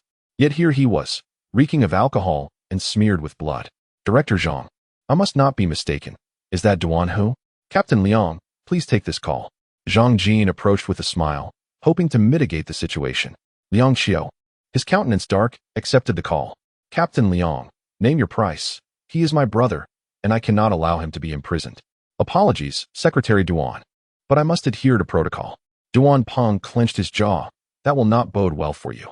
Do not assume that Li Wei can protect you. There is nothing in Hongshan County that I cannot manage. Duan Peng, now resolute, issued a direct threat over the phone, and he was capable of following through. Is that so? I am quite eager to witness this, Liang Qiu retorted with a laugh. Let us meet at the police station. I am keen to observe Secretary Duan's methods. You certainly have guts. Duan Peng hung up, frustrated that Liang Qiu was impervious to threats. In anger, he hurled his phone onto the sofa. The situation had become indeed precarious. Liang Qiu was emboldened by the support of County Secretary Li, or else a mere captain of the county police would not dare to act so. Li Wei strode in, having received the news, and rushed over. Wait a moment. Li Wei halted as Duan Hu was being escorted out, his head hung low. Lift your head. Duan Hu grunted and slowly raised his gaze. Secretary Li, we meet again. It truly is you. In that moment, Li Wei comprehended the depths of corruption within Hongshan County's political arena. It truly was a realm where one could wield unchecked power. Take him to the police station. I wish to know how he managed to leave. He could not have simply walked out unimpeded, regardless of who is involved. I demand a reasonable explanation. Li Wei's expression was one of fury. Zhang Jin leaned against the wall, drenched in cold sweat and trembling. It was over, entirely over. Secretary Li, concerning this matter, Liang Qiu stepped forward, hesitating. Speak plainly. Clearing his throat, Liang Qiu suggested, my thought is to handle this matter without excessive force. It is best to resolve it amicably. Li Wei chuckled. You're worried it might reflect poorly on me, are you not? There is no need for concern. Others may fear, but I, Li Wei, will not. Liang Qiu nodded, admiring the county secretary, yet he understood that political matters could not be resolved solely with fervor. Li Wei turned to Liang Qiu, remaining silent, and then, before him, dialed the county police chief, Du Gang. Hello, this is Li Wei. Secretary Li, greetings. Du Gang's voice came through, having just received the news and contemplating how to address the situation when the county secretary's call arrived. Director Du, you permitted Zhang Jin to release Duan Hu, did you not? Who? Duan Hu. Du Gang feigned ignorance. I am unaware of this matter. Li Wei switched to speakerphone, allowing Liang Qiu and Zhang Jin to eavesdrop. Li Wei scoffed. If it was not you, then Zhang Jin acted unilaterally. A man who was recently apprehended at the police station suddenly appears at an entertainment venue, drinking and causing harm. I initially intended to handle this discreetly, but now that it has escalated, someone must step forward to clarify. Secretary Li, I truly had no knowledge of this. Zhang Jin looked up, having heard everything. Du Gang was quick to distance himself from the incident, knowing it would be difficult to explain. Du Gang, you scoundrel, it was you who instructed me to release him. Now that trouble has arisen, you deny it? I have evidence, and if need be, I will take you down with me. Neither of us will come out unscathed. Zhang Jin moved closer, suddenly shouting, causing Du Gang to fall silent on the other end. Li Wei grinned, recognizing that this tactic was more effective than any other. Let them turn against one another, and in their self-preservation, they would undoubtedly reveal the truth. Director Zhang, if someone coerced you, then it is not your concern. If you acted independently, no one can protect you. Secretary Li, I have proof.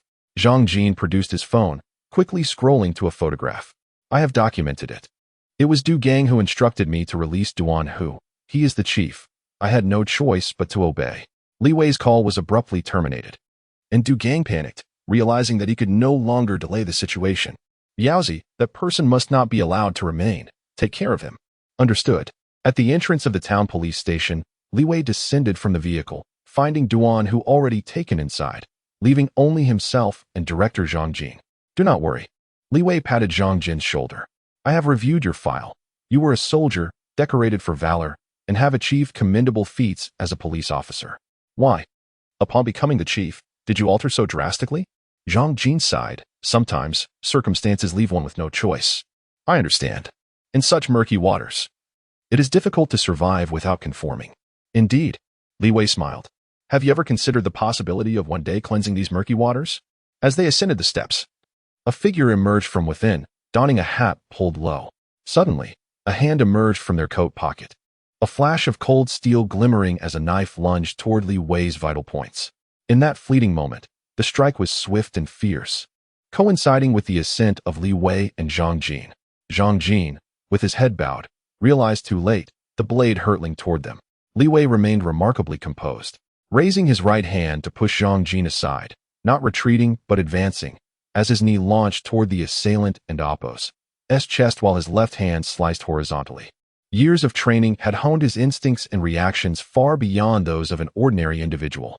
The attacker, quick to react, evaded Li Wei's assault, retreating just in time, demonstrating the audacity to commit violence at the police station's entrance.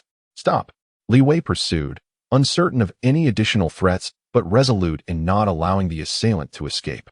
To the right of the station lay low shrubs. The attacker seemed familiar with the surroundings, deftly maneuvering to evade capture. Just then, a shadow lunged forward. Leaving will not be so simple. Li Wei arrived first, blocking the assailant's path, his gaze icy. Who sent you?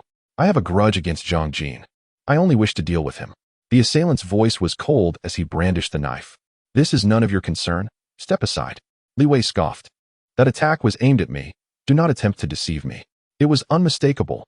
Li Wei was nearly a head taller than Zhang Jin, and the assailant had clearly targeted Li Wei's vital points from the outset, indicating a deliberate falsehood. Secretary Li. Upon the utterance of Zhang Jin's cry, Li Wei furrowed his brow, apprehensive of Zhang Jin's well-being. He launched a swift counterattack, but the assailant wielded a blade that arced towards Li Wei's hand, compelling him to alter his maneuver. Despite the adversary's demonstrable prowess, his velocity proved inadequate, and his wrist was seized with the force of a vice, causing the blade to be instantly dislodged. Move, Li Wei commanded. With a surge of power, Li Wei rendered the assailant immobile, hoisting him away with ease. Zhang Jin, upon witnessing the capture of his attacker, emitted a sigh of relief, yet a sudden premonition of dread washed over him. Could he have been the intended target? Remove his hat, Zhang Jin commanded. Su Chang, you've barely been released from incarceration. What is the meaning of this? Zhang Jin recognized the aggressor, having apprehended him in the past. Su Chang raised his gaze, his eyes filled with icy animosity. I was unjustly convicted by you, and I cannot suffer this indignity. Take him inside for interrogation. Understood, Secretary Li. Zhang Jin's eyes darted about, and upon recognizing Su Chang, he became even more convinced that he was the intended target. Only Secretary Li could safeguard him at this juncture. Within the interrogation chamber of Linshui Town Police Station, the air was thick with smoke. Zhang Jin fixed his gaze upon Su Chang, who adamantly maintained that his sole intent was to exact revenge upon Zhang Jin, denying any ulterior motives. Su Chang, I was indeed the one who apprehended you. You committed an offense, and you will remain confined for this transgression. As the interrogation concluded and Su Chang was being led away, he emitted a chilling smile. Take him away and lock him up, damn it, Zhang Jin exclaimed in exasperation. Upon reflection, he was overcome with trepidation, realizing that had Secretary Li not been present, he might not have survived the night. It wasn't merely Su Chang seeking his demise, but rather those who sought to silence him. Duan Biao swiftly received the news of Su Chang's capture, disseminated from within the town police station, lending it an air of irrefutable veracity. Brother Du, I am powerless to act. I cannot harm him. Incompetent fool, Du Gang retorted. I will handle the aftermath, at most. It will be dereliction of duty. With County Chief Zhou supporting you, he won't dare to do anything to you. Du Gang severed the call, his agitation palpable. He was now compelled to seek assistance from Zhou Bo, the only one capable of safeguarding him. Zhou Bo was already privy to the events in Linshui Town, where his nephew, Zhou Dalong, served as the deputy secretary of the town's party committee. Du Gang arrived in haste. County Chief Zhou, you must protect me. Zhou Bo scoffed, took a drag from his cigarette, and cast a sidelong glance at Du Gang. Why the panic? What grave matter has transpired? Duan Hu, the younger sibling of Duan Peng, The party secretary of Linshui town is to blame. He caused trouble and was apprehended. I arranged for his release, intending for him to lie low for a while. But the imbecile resurfaced the very next day and caused more trouble, leading to his rearrest and confrontation with Secretary Li. To protect himself, Zhang Jin must have betrayed me. Du Gang sighed. Brother Zhou, I am your subordinate, and I have served you faithfully over the years. You must protect me. Is that all? Zhou Bo chuckled, retrieved a pack of cigarettes, and extended one to Du Gang. You are the director of the County Public Security Bureau, directly under the jurisdiction of the Municipal Public Security Bureau. Even though he is the county party secretary, he cannot directly harm you. Do you truly believe that dismantling a County Public Security Bureau director is such a simple matter? At most, it will be a reprimand. Really? Du Gang breathed a sigh of relief. Initially, he had been overcome with panic, fearing the loss of his position, which would mean the loss of everything. Set your mind at ease. I will be there to support you if anything happens. I am relieved to hear that. That Duan Biao is also useless, unable to resolve a simple matter and allowing himself to be captured. Zhou Bo frowned, sensing something amiss. What have you done? Du Gang clenched his teeth. When cornered, a dog will jump over a wall. I hired someone to harm him. Preposterous. Zhou Bo abruptly sat up. Du Gang, is your head filled with mush? Why didn't you consult me about this? Do you know who Li Wei is? A war hero. Do you think you can harm him? Even if you succeed. Do you think the higher-ups will let us off the hook if a provincial military region's heroic regiment commander gets into trouble less than half a month after arriving here? Du Gang's face instantly paled. I was indeed imprudent. I know I was wrong. Terribly wrong. Zhou Bo scoffed and pointed to his head. To deal with him, you need to use this. Never resort to that method unless absolutely necessary. Yes, I won't act rashly in the future. Zhou Bo nodded. Go back and continue your work. At most, the County Discipline Inspection Commission will inquire about it.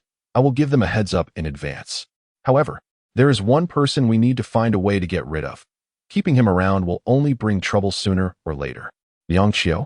As soon as Zhou Bo finished speaking, Du Gang immediately thought of Liang Qiu, the only one in Hongshan County who had a feud with him and County Chief Zhou. The new county party secretary, Li Wei, seemed to want to promote him, but he wasn't entirely sure. Du Gang wasn't sure which side Liang Qiu was on. Yes, him. Find a way to get rid of him. Out of sight, out of mind. Zhou Bo scoffed. His goal in doing so was to completely isolate Li Wei. All right. I'll take care of it as soon as possible. I won't disturb County Chief Zhou's rest. At the Linshui Town Police Station, Li Wei was also weighing the matter. The evidence in Zhang Jin's possession was insufficient, consisting only of a conversation between the two on WeChat. Du Gang had only mentioned releasing someone, but had not specified who. Presenting this evidence would only serve to bluff, and the other party could easily deny it. Zhang Jin was merely a pawn, expendable at any moment. Moving against him now would be futile. Instead, he needed to be kept in place to keep his adversaries guessing.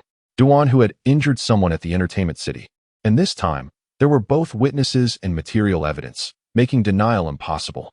The victim of the bottle attack was seriously injured, and more importantly, he was someone of considerable influence, adamantly refusing any settlement and determined to see Duan, who incarcerated. Liang Qiu, having completed his tasks, entered the office. Secretary Li, I heard there was a near incident. Li Wei chuckled. I happened to be there. It was directed at Director Zhang, due to a personal vendetta. Liang Qiu nodded. It's good that nothing happened.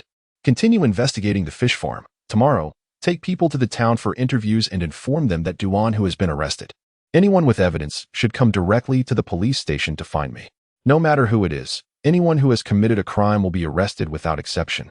I'll go now. Liang Qiu rose to his feet. Li Wei's assertiveness had also bolstered his confidence. He immediately led his team out for interviews. News of Duan, whose arrest had already spread. Some had witnessed him being taken into the police station, with the county party secretary present. It's useless to arrest him. He'll be released soon. That's right. That's how it's always been. He won't be there for 3 days. The Duan family is untouchable. Many in Linshui town had suffered at the hands of the Duan brothers, but they were still afraid to come forward, mainly due to fear of retaliation. Especially from Duan Biao, who owned a factory, had money and influence, and employed many people. Yang Qiu's interviews yielded no results.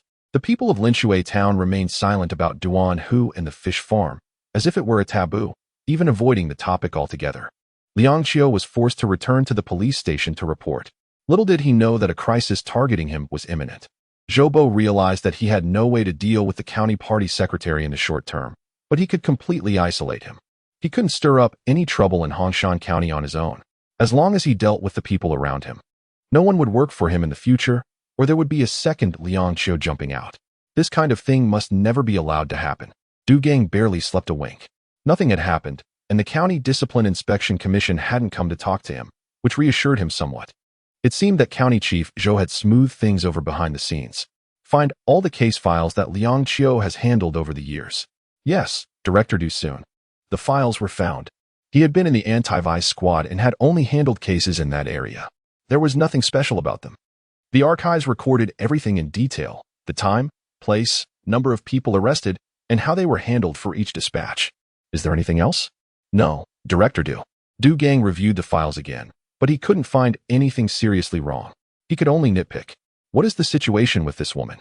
Efforts bore fruit, and Du Gang finally managed to uncover something.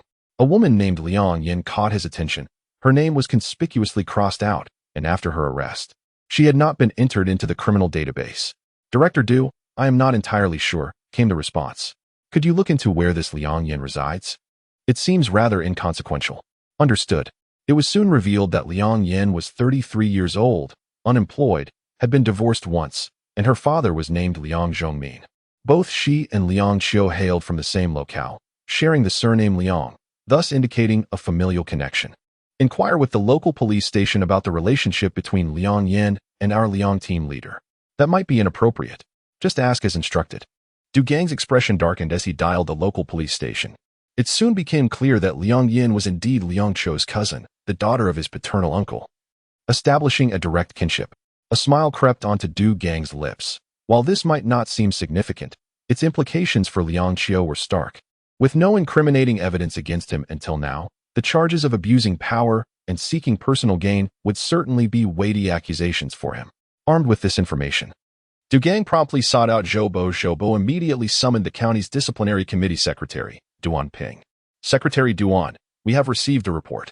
Although it may seem trivial, it carries serious implications given the involvement of personnel from the county police department. Duan Ping nodded, quickly grasping the situation. Zhou County Chief had already expressed his stance. I will mobilize personnel to investigate immediately. With evidence at hand, we will soon clarify the matter. Your hard work is appreciated. Duan Ping exited the office. Understanding that Zhou County Chief's directive was non-negotiable, and he hastily made his way to Linshui Town. Captain Liang, we kindly request your cooperation with our inquiries. Liang Qiu did not attempt to defend himself. Facing Secretary Duan and his team, he admitted, indeed, I had personal motives. The punishment I received was not waived, and I learned from my mistakes. Now, having turned over a new leaf and establishing a new family, I believe my past actions were justified. Captain Liang, everyone has their own interests, but let us not forget you are a police officer, indeed, a captain. If you act in such a manner, others will follow suit. What purpose do our laws and systems serve then? Duan Ping's expression darkened. While it appeared a minor issue, if left unchecked, it could escalate into a significant problem, both a matter of principle and ideology. At this moment, Li Wei was unaware that the county's disciplinary committee was investigating Liang Qiu. The issues in Linshui town were severe. He was conducting an inspection to fundamentally resolve the problems at the fishing grounds, ensuring that similar incidents would never recur. Beyond the fishing grounds, there were also pollution issues concerning the Qing Shui River. After merely a day in the town, he had already received multiple reports regarding the upstream enterprises polluting the river. Rising early, Li Wei took his team to address the situation. Inside the Linshui town police station's office, the atmosphere was tense. Zhang Jin lingered outside, nervously rubbing his hands. While inside, members of the county's disciplinary committee were questioning Liang Qiu. In these times, no one wished to attract the attention of the disciplinary committee, especially those in leadership positions, as individuals without any issues were a rarity.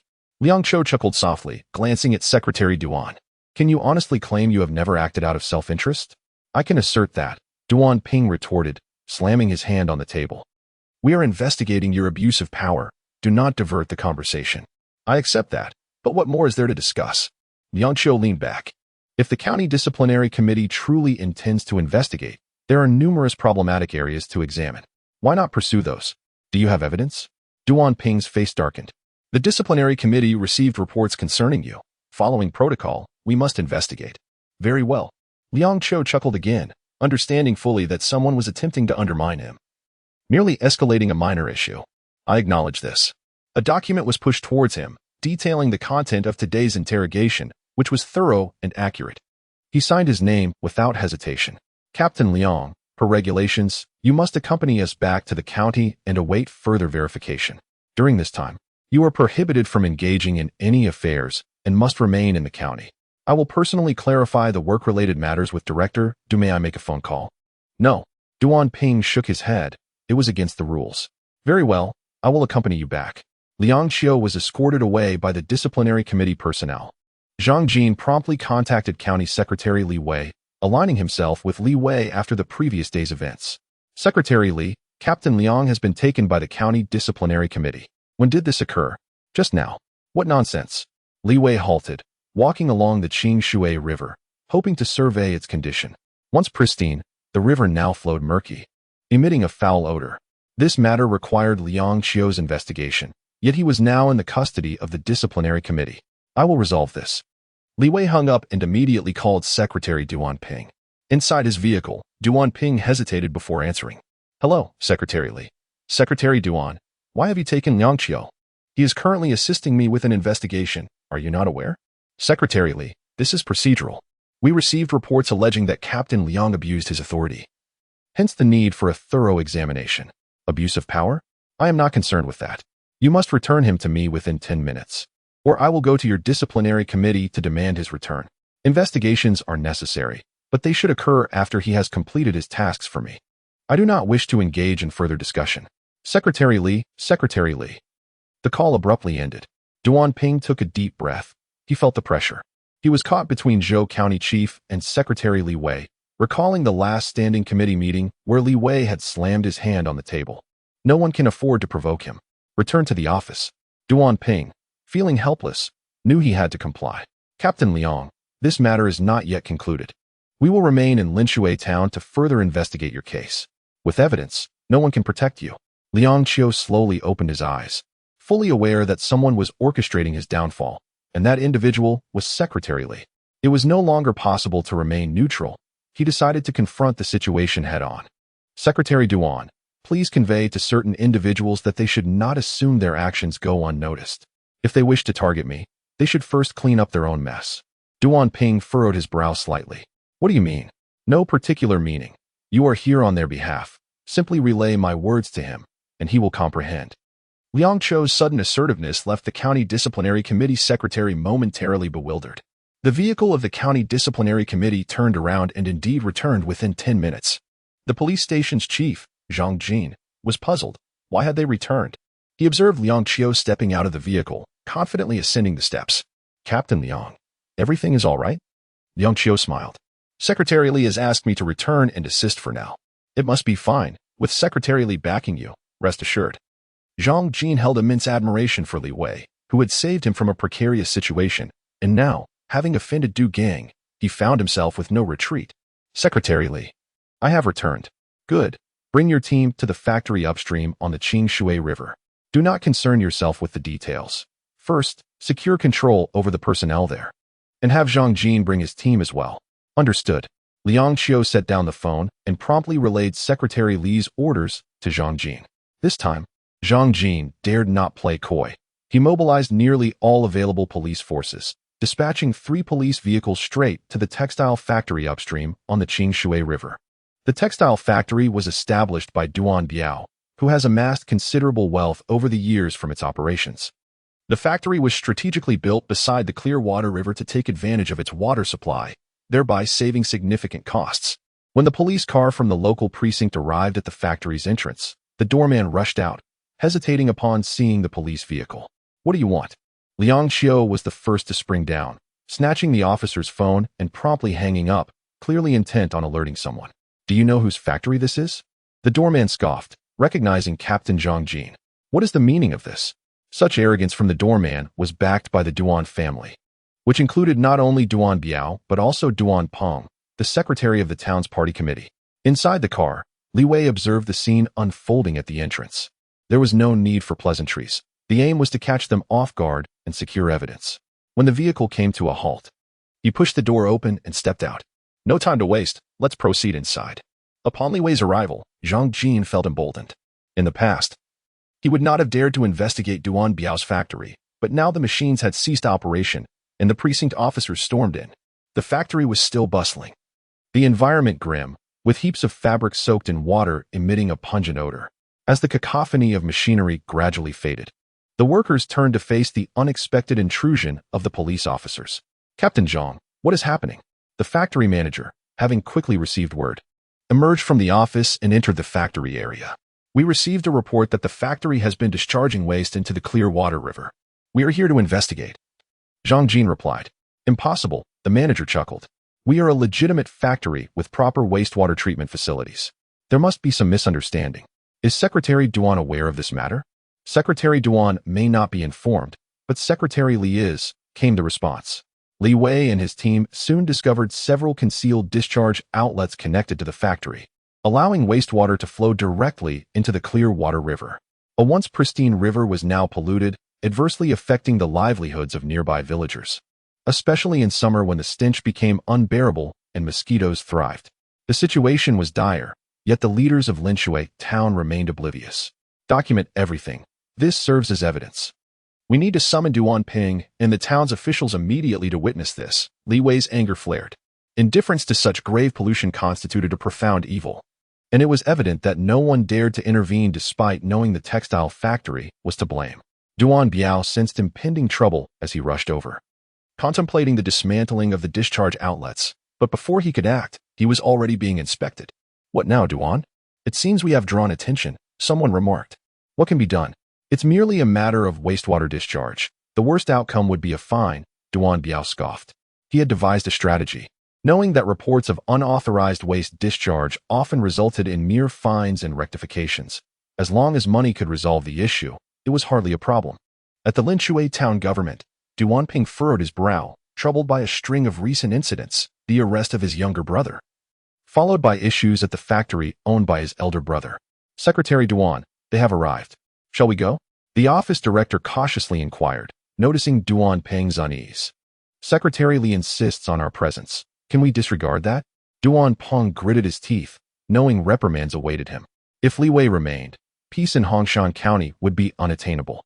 Let us go, he declared, leading his team to the scene just as Duan Biao's vehicle arrived. Second brother, Duan Biao coughed, urging his younger sibling to remain oblivious to the situation. If he persists, it will be troublesome. Thankfully, County Head Zhou is supportive. Ultimately, Duan Biao's safety was paramount. If he fell, the Duan family would face ruin. Mr. Duan, someone called, who authorized this reckless behavior? As Li Wei turned, he spotted Duan Biao. Secretary Li. This man is Duan Biao, the elder brother of Duan Peng. He owns the factory, Zhang Jin quickly informed him. Team leader Liang. How do your misdeeds compare to this situation? Liang Qiu chuckled, knowing it was incomparable. That's settled then, Li Wei mused, recognizing the leverage he held. Given the unique circumstances in Hongshan County, every action required careful consideration. Secretary Li, it's good to see you again, Duan Biao feigned politeness, harboring deep resentment towards Li Wei for his role in his brother's predicament. Mr. Duan's reputation precedes him, Li Wei remarked with a smile, acknowledging Duan Biao's status as a prominent entrepreneur in Linshui town. Please, no need for flattery. Owning a few factories is merely superficial success. Many workers fare better than the owners, Li Wei replied, dismissing the pleasantries. Mr. Duan, could you clarify the situation regarding the discharge pipes that directly connect to the Clearwater River? Duan Biao realized concealment was futile as Duan Peng arrived with his team. A sense of urgency in the air as Li Wei had stipulated a 20-minute arrival time frame. Who is responsible for this? Duan Biao demanded, turning to the factory manager. Is it you? Mr. Duan, why were our wastewater treatment facilities not utilized? This is beyond comprehension. Duan Biao's expression darkened as he signaled the manager to take the blame. As long as this incident does not implicate the Duan family, it will not be considered significant. He thought. It is my fault. The factory manager bowed his head, recognizing that Duan Biao would not abandon him entirely and deciding to accept responsibility. Outrageous, Duan Biao exclaimed, turning to slap the manager across the face, sending him sprawling to the ground. Discharging waste into the Clearwater River. What kind of person does such a thing? This display was intended for Li Wei's benefit, The manager held his face in silence, understanding that the slap must not be in vain, and he would ensure to reap benefits afterward. Duan Biao, take care of this matter. Such insubordination warrants severe punishment, Li Wei suggested with a smirk. Not so severe. Secretary Li, now that everyone is here, why not have them come forward? Duan Peng attempted a smile, though it was strained. I am ashamed to face you. To be candid, this factory belongs to my elder brother, Duan Biao. I have stressed the importance of lawful operations. Now that an issue has arisen, I shall not show favoritism. The factory will be immediately shut down for rectification, subjected to the maximum penalties. And we will take measures to address the pollution of the Clear Water River promptly, ensuring it is restored within 6 months. This was a classic example of bureaucratic behavior. While they feigned ignorance, the moment the issue surfaced, they scrambled to rectify it. Does this resolution meet your approval, Secretary Li? Li Wei remained composed, casting a glance toward Duan Peng, then at Duan Biao. Secretary Duan, I am not well versed in the law, but shouldn't the corporate entity be held criminally liable for environmental pollution? Furthermore, given that the town government is merely hundreds of meters from the Clear Water River, why has this pollution persisted for years without intervention? Duan Peng realized evasion was futile. There was no way to justify the situation. Ignorance would not suffice, nor would negligence. Secretary Li, we have conducted an investigation, and there are 5 factories along the Qinshui River. At the time, we issued notices for rectification, but the results were far from satisfactory. This reflects our inadequacies in execution. We did not enforce the measures strictly, primarily considering the town's economy. With only these 5 enterprises, if they were all shut down, the town's economy would collapse entirely. However, that is no excuse. Li Wei's expression darkened. Can we disregard the livelihoods of the people for the sake of economic growth? The ultimate goal of economic development is to benefit the populace, not to harm them. Such polluting enterprises are better off closed. Yes, indeed, immediate rectification is imperative. If this round of rectification fails, production will be strictly prohibited. Li Wei snorted disdainfully. And Secretary Duan, feeling sympathetic, declared, then I shall issue an order to detain individuals. Inside the textile factory, Duan Biao was swiftly subdued by Liang Qiu, while others in the factory attempted to intervene. What do you intend to do? Zhang Jin stood his ground, positioning himself in front with the police officers. This is none of your concern. Upon hearing Duan Biao's voice, the factory workers retreated. Business people are expected to understand the law. Deep down, he knew that the deliberate discharge of pollutants resulting in severe consequences would lead to compensation and penalties, and the responsible individuals would face criminal charges. This matter must not escalate further. Duan Biao was acutely aware of the potential repercussions for Lauer. As long as Lauer remained safe, he would soon be released, provided the Qinshui River issue was resolved. Secretary Duan, do you have any objections? None. Duan Ping almost spat out the words between clenched teeth. Now understanding his elder brother's intentions, proceed as Secretary Li has instructed. The other 4 enterprises must also be scrutinized. Equality in treatment is essential. No one should expect leniency. Duan Peng was resolute. Since Secretary Li sought to escalate matters, let it be so. These 5 enterprises employ thousands. If production ceases, these workers will inevitably protest in the county, ideally escalating their grievances to the city. Indeed, Li Wei remained undeterred, for eradicating evil was paramount. Otherwise, new threats would emerge, and the situation in Linshui town would only worsen. Meanwhile, the nearby chemical plant was hastily covering up its discharge outlets. Hurry up, be swift. Each person will receive an additional 500.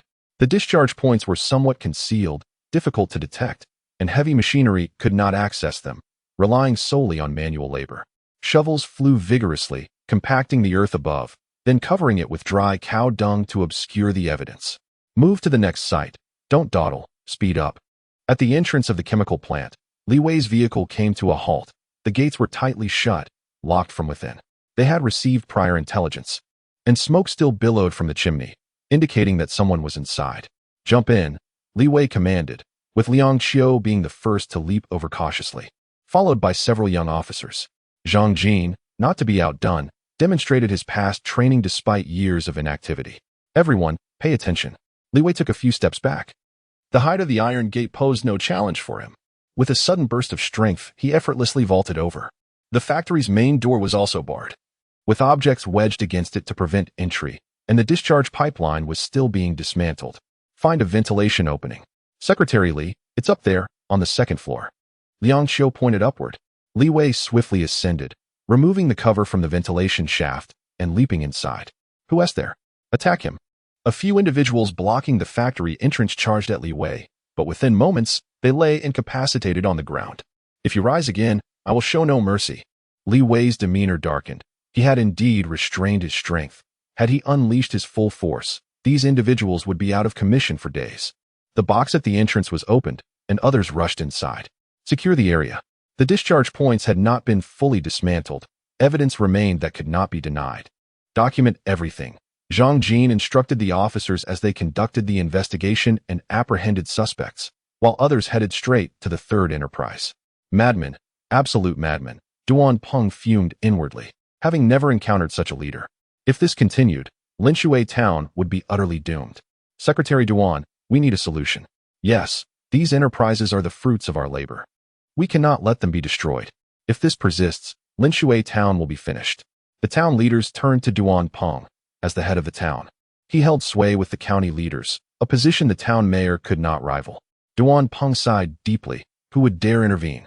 He is the county party secretary. Perhaps we should reach out to County Chief Zhou. Isn't there also city leadership? Right. I will give it a try. Duan Peng gritted his teeth. He cared little for the enterprises and solely sought to undermine Li Wei. In 2 days, both his elder brother and third brother had been apprehended. This grudge must be avenged. County Chief Zhou, you must intercede on our behalf. Secretary Li has shut down all 5 enterprises in our town. What is the justification? Pollution. They discharge waste into the Qingshui River. Do you have evidence? Yes, it's all documented at the scene. Zhou Bo snorted. Then why are you calling me? The city leadership has repeatedly emphasized that environmental issues are critical. You, the town secretary, have quite the audacity, don't you? County Chief Zhou, I understand the issues. But with the factory shut down, how will Linshui town survive? Take it up with Secretary Li. Zhou Bo hung up the phone decisively. This was not a matter he could meddle in. Li Wei's actions were justified, and if it was merely a case of unreasonable disturbance, he would certainly intervene. However, given the evidence, any further involvement would be folly. After a long day, the situation was finally resolved. Upon returning to the town police station, Li Wei found a crowd of citizens gathered outside. Thank you, Secretary Li. Secretary Li is a good official. He has solved a significant problem for us. As Li Wei descended from his vehicle and observed the scene, his fatigue dissipated. He understood that closing these 5 polluting enterprises would greatly impact Linshui town. But enduring prolonged suffering was less desirable than swift action. The closures were merely a precursor to proper rectification, ensuring that enterprises adhered to production standards without compromising the environment. Everyone, please be quiet. Li Wei took a deep breath. The factories are closed. I know some are pleased, while others will undoubtedly criticize me for meddling, for severing their livelihoods. Yet, I must do this. Otherwise, no matter how much money is made, if health is lost, everything is for naught. Once the factories are reformed, they can reopen. Anyone who fails to comprehend this logic is welcome to approach me at any time. Days passed, and Linshui town remained unusually tranquil, starkly contrasting Duan Peng and Appo's expectations. Those temporarily out of work due to the factory closures did not protest. They understood that the pollution of the river had far more significant consequences. Protesting now would only jeopardize future concerns for Linshui town. With matters fundamentally resolved, Li Wei returned on the 7th day after leaving Hongshan County, accompanied by personnel from the County Disciplinary Committee. Notify everyone. A meeting is to be held. In the Hongshan County Government Conference Room, individuals arrived gradually. Li Wei had arrived early, and newcomers sensed an unusual aura surrounding County Party Secretary Li today. Fearing that trouble was imminent, let team leader Liang enter. After Li Wei spoke, the conference room door opened, and Liang Qiu walked in. Greetings, esteemed leaders. Du Gang glanced at Liang Qiu. As the county police chief, though not a member of the county committee, his status in the county was undeniably significant. Have a seat. Li Wei gestured to a nearby chair, inviting Liang Qiu to sit. Secretary Li, I'll stand. I insist you sit. Liang Qiu hastily complied, genuinely apprehensive of inciting Li Wei's anger. Li Wei cast his gaze upon those present and stated directly, with Secretary Duan of the County Discipline Inspection Commission also in attendance, that Captain Liang had made a minor error by failing to adhere to regulations due to personal bias, as the individual involved was his cousin. In a moment of weakness, He had acted inappropriately, seeking to grant her a chance for redemption. As it turned out, Liang Yin had indeed transformed her life, establishing a new family and becoming a renowned pig farmer. Secretary Li, I must express my disagreement with your stance. The law is the law, and regulations are regulations. Does committing a crime and then seeking to amend one's ways absolve one of all responsibility? Zhou Bo remarked with a sardonic tone. County Chief Zhou raises a valid point. In the past few days, while handling matters in Linshui town, I inadvertently uncovered certain issues. The deputy secretary there, Zhou Dalong, should be familiar to you, County Chief. He had previously acted excessively while addressing town affairs, which resulted in harm, yet the matter was left unresolved. Surely, County Chief, you are not unaware of this incident. Li Wei concluded, turning his attention to Du Gang. These are all bargaining chips. Director, do I entrust you with handling the matter concerning Duan Hu? Du Gang nodded hastily. Understanding Li Wei's implication, while such matters could be overlooked, they were to be used as leverage to ensure Liang Qiu faced no repercussions. Does anyone else harbor dissent? I have discovered much more. Li Wei smiled as he spoke, causing a ripple of anxiety among the others present. Uncertain of what incriminating evidence they might have fallen prey to in the hands of the county committee secretary. Silence ensued, and Li Wei's objective was achieved. Since there are no objections, Secretary Duan, please proceed with the retraction. I extend my gratitude to the comrades from the County Discipline Inspection Commission for their diligent efforts over the past few days. This serves as an evaluation of grassroots officials, and the outcome is favorable. As the standing committee is gathered here today, I have an announcement to make. After surveying the room, Li Wei proclaimed, the position of Deputy Director of the Hongshan County Public Security Bureau cannot remain vacant any longer. We must swiftly select a suitable candidate. The intricacies of bureaucratic affairs can be complex or straightforward. Those who ascend to the county committee standing position are certainly astute individuals. In that moment, it became clear that the new secretary intended to elevate Liang Qiu, or else he would not be so protective of him. Such is the advantage of being favored by leadership. Sometimes, a single word can alter the course of one's destiny. Du Gang's reaction was undoubtedly the most pronounced. For the position of Deputy Director at the County Public Security Bureau had indeed been left vacant for various reasons. Given the scale of Hongshan County, there should ideally be 2 deputy directors.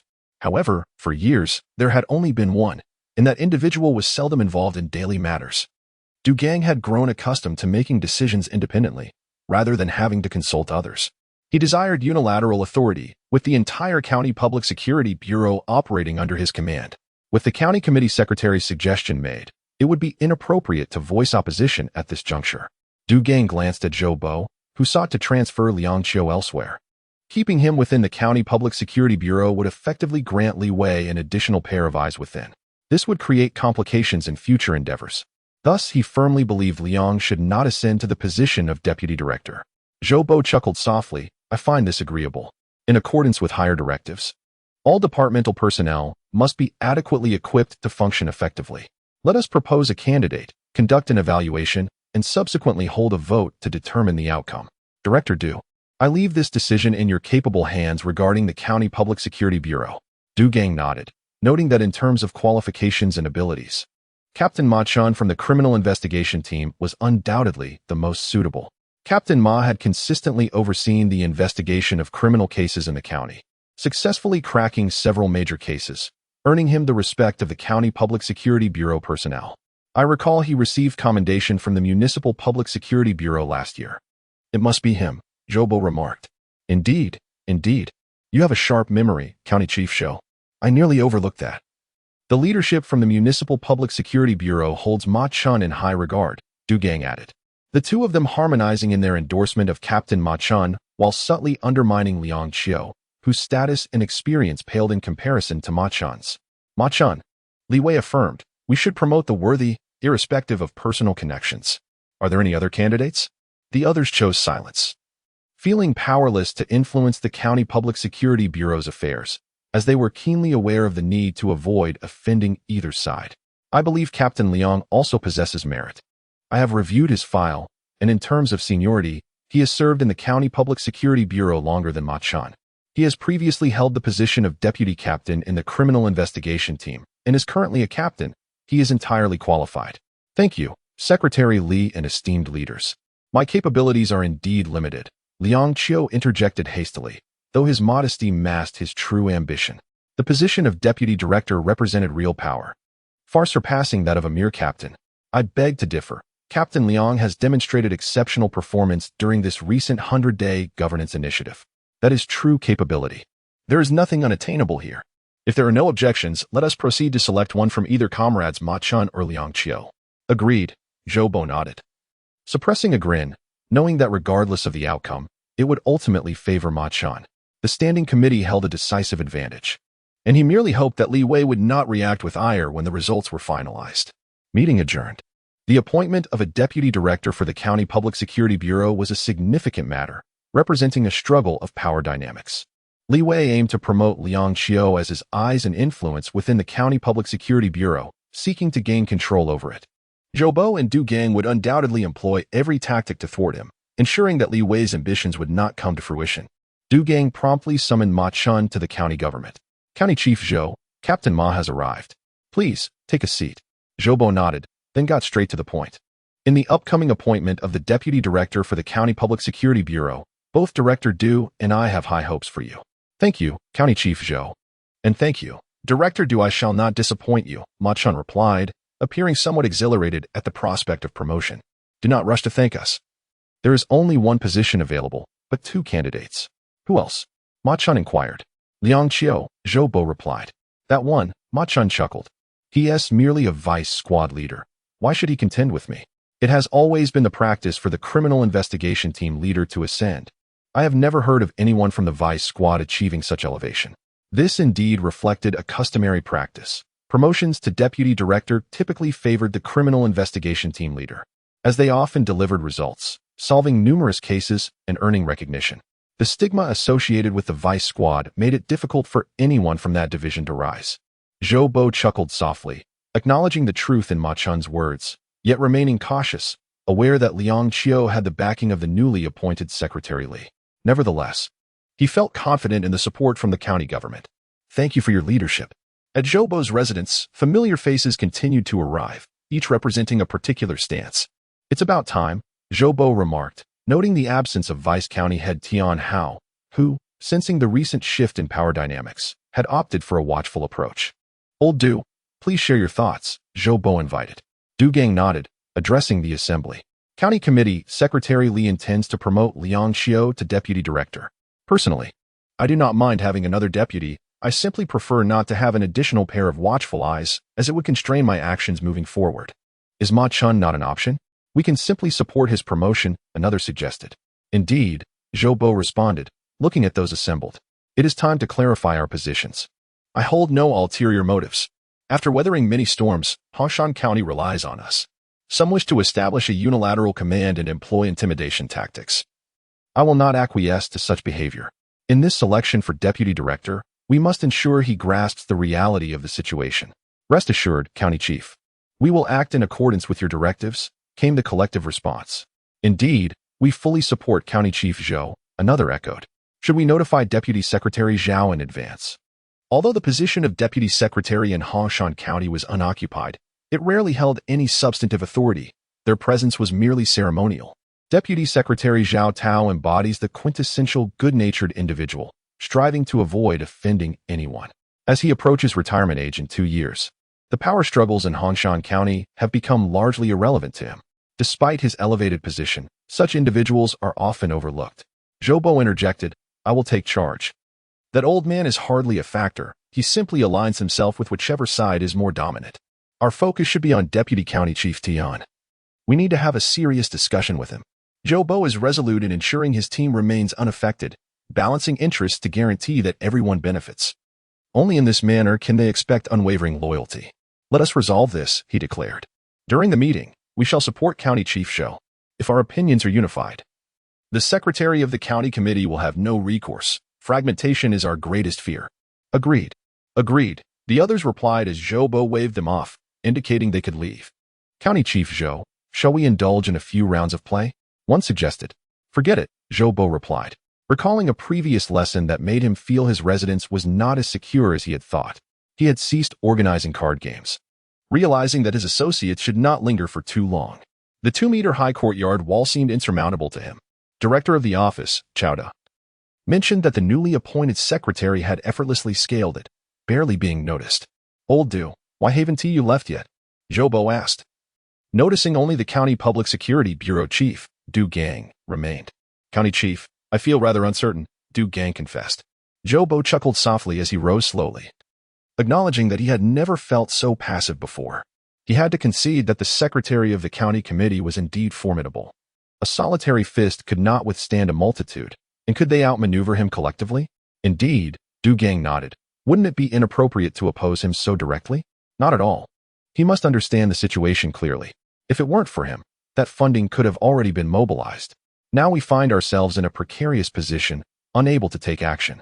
How can he be considered a good leader when he meddles in factory matters? A true leader should contemplate the region's development from a long-term perspective and focus on enhancing the economy. That is paramount. Absolutely, Du Gang concurred, recognizing that County Chief Zhou possessed far more experience. It was a grave error to appoint an inexperienced outsider as the secretary. With a sigh, Zhou Bo acknowledged Du Gang's sentiment, lamenting that such decisions were made by higher authorities. "You should return and follow the proper procedures. Once confirmed, we will present our case for a vote and provide this new secretary with a lesson." Zhou Bo and his associates conspired to unite against Li Wei, ensuring Liang Qiu would not ascend to the position of deputy chief of the County Public Security Bureau. Zhou Bo was adamant about avoiding any missteps, which is why he had summoned everyone to his home for discussion. He possessed ample leverage and votes, so there was no cause for concern. Once the candidate was determined, it would be presented to the county committee for a vote. As long as they all voted for Ma Chun, the matter would be settled. Ma Chun was Du Gang's trusted confidant, and his appointment as deputy chief met with no objections. At the County Public Security Bureau, Ma Chun entered with an air of bravado. "Captain Ma," he acknowledged, spotting Liang Qiu. A disdainful snort escaped him. It was an affront that someone from the anti-vice squad was competing against him. "Captain Liang, have you apprehended any more ladies recently?" Ma Chun taunted, aiming to publicly humiliate Liang Qiu. With a smile, Liang Qiu responded, "Not a single one. The absence indicates that our prior efforts have yielded positive results. I've heard that there are cases on your end that remain unresolved. Chief Du must be quite anxious. You need not concern yourself. Solving a case is hardly challenging. Deliver the materials and interview records to my office. They must be resolved within 3 days." Liang Qiu smiled knowingly. He was well aware of Ma Chun's limited capabilities. Despite his loud demeanor, Li Wei returned to the guest house, having anticipated that Zhou Bo would undoubtedly prevent Liang Qiu from advancing. He picked up a pen and wrote 3 characters on a piece of paper, "Deputy County Chief." This was his strategy for addressing the situation. War is characterized by deception. One cannot employ the same tactic repeatedly. Continuous adaptation is essential. The following day, at 9:30 in the morning, members of the Hongshan County Committee began entering the conference room, exchanging greetings. "Secretary Zhao, how is your health?" "Much improved. Thank you for your concern." Zhao Tao had unexpectedly returned, wishing only for a peaceful retirement, eager to distance himself from any political strife. His wisdom lay in understanding that aligning with either faction would inevitably alienate the other, a fruitless endeavor, especially since he no longer aspired to ascend the ranks. Zhou Bo entered, slightly surprised to see Zhao Tao. "Secretary Zhao, I was just about to check on you. Why haven't you taken more time to recuperate?" "It's sufficient now," Zhao Tao replied with a smile. "With so much work in the county, I cannot remain in convalescence indefinitely. That would be quite unreasonable. Not to worry, you are a respected leader and elder, deserving of care." Many do not share that sentiment, believing we older folks occupy positions and hinder the younger generation from advancing, hoping for our misfortunes. Zhao Tao remarked, seemingly self-deprecating, yet alluding to a prevailing issue. In many locales, leadership is dominated by older individuals, many of whom have served for over 20 years, leaving younger personnel with little opportunity for advancement and diminishing motivation. Thus, we must prioritize our health, allowing those who harbor ill will towards us to witness our resilience. Zhao Tao laughed heartily, and at that moment, Li Wei strode in with purpose, his strides confident and swift. Secretary Zhao has returned.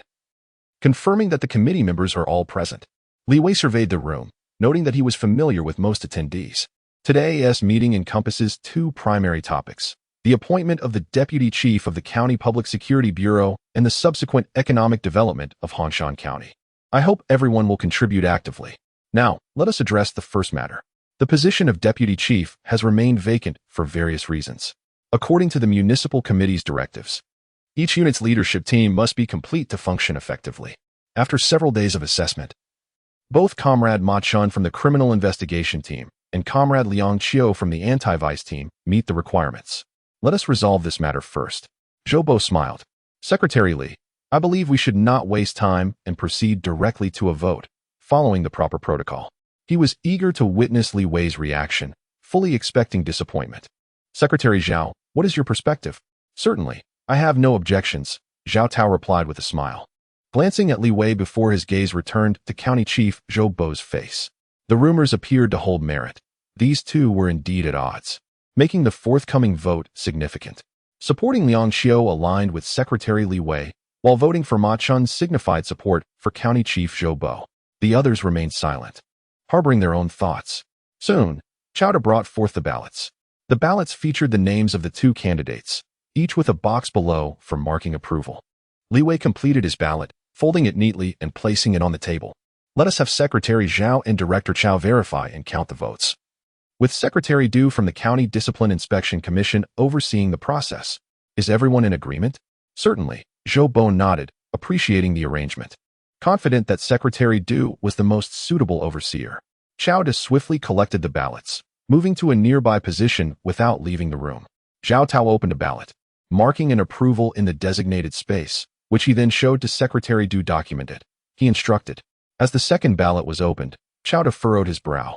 Although he was not a member of the county committee, he belonged to the circle of County Chief Zhou Bo, which naturally inclined him towards that side. However, with both Secretary Zhao and Secretary Duan watching intently, he could only add a mark next to Liang Qiu's name.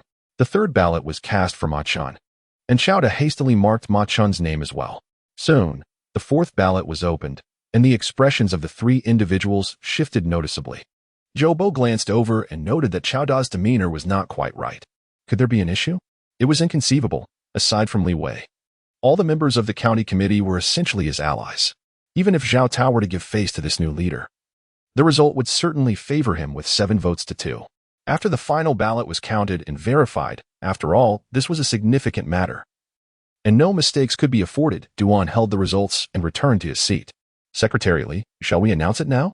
Yes, Li Wei nodded, emphasizing that it was necessary to declare it on the spot to comply with regulations, ensuring that all future matters were conducted transparently. Very well, Duan replied, and after tallying, it was confirmed that 6 votes were cast for Comrade Liang Qiu, while 3 were for Comrade Ma Chun. Impossible. Zhou Bo stood up, incredulous. This was entirely contrary to his expectations. He had been confident of securing 7 votes. Among the 9 members of the county committee, at least 7 were aligned with him. Now, only 3 votes had gone to Ma Chun. Where had the other 4 votes vanished? Li Wei chuckled, Secretary Duan. I think we should let County Chief Zhou see the ballots. Everyone should be allowed to view them, since it's a fair vote. There is no need to conceal anything. That's unnecessary, Zhou Bo gritted his teeth. To inspect the ballots now would only serve as an embarrassment. Since everyone seemed to endorse Liang Qiu, let him take on the role of deputy director. With that, Zhou Bo angrily pushed back his chair and stormed off. His frustration was palpable. A matter he had deemed settled had unexpectedly gone awry. The crux of the issue lay in someone covertly undermining him while appearing to stand with him, ultimately supporting Li Wei at a critical juncture. The most detestable type of person was one who dined with the enemy, and he was still unaware of who it might be. Du Gang stood and quickly followed, as this matter was most pertinent to him, and he too was bewildered by the outcome. Zhou, County Chief, what on earth happened? Is this some sort of ghostly trick? It's a guilty conscience. Zhou Bo slammed the table in frustration, lamenting the fickleness of those around him. It still doesn't add up. How could we only have 3 votes? You and I accounted for 2, but what of the others? Du Gang hesitated to continue, as it implied that the remaining individuals were largely aligned with Secretary Li Wei. Secretary Li, Secretary Zhao, I must take my leave, he said. Very well. Good luck with your work. There's much to be achieved, Li Wei replied with a smile, having anticipated Zhou Bo would make a move at today's committee meeting. He had deftly employed the bait of the deputy county chief position, as there was a vacant role that would soon become available. Everyone was surely eyeing this position, including the county committee members. Despite appearing to hold equal rank, the authority of a deputy county chief surpassed that of the others. Li Wei understood that without employing strategic measures, he would undoubtedly face defeat. Thus, he had skillfully utilized this bait to dismantle Zhou Bo's plans, confident that no one would share such good fortune privately, thereby securing nearly all remaining votes. Human nature is inherently greedy, especially when greater interests are at stake. Zhou Bo found himself engulfed in confusion, unable to ascertain who had cast the third opposing vote. As calls flooded in, each caller claimed to have voted against him. Du Gang was right. It felt as if he had encountered a ghost. The county committee meeting of Hongshan County had concluded, and the selection for the deputy chief of the county police department was effectively determined. With official ballots in hand, the procedural requirements were entirely met, rendering any attempts to alter the results through connections virtually impossible. At this moment, County Chief Zhou Bo's emotions were extraordinarily complex. He felt an unprecedented sense of crisis, all of which stemmed from Li Wei. What method had Li Wei employed? Why had Ma Chun only received 3 votes? Where had the discrepancies arisen? Zhou Bo was utterly confounded, as this simple vote had led to a crisis of trust built over many years. He was at a loss regarding whom to believe. Could he truly be outmaneuvered by a coarse individual?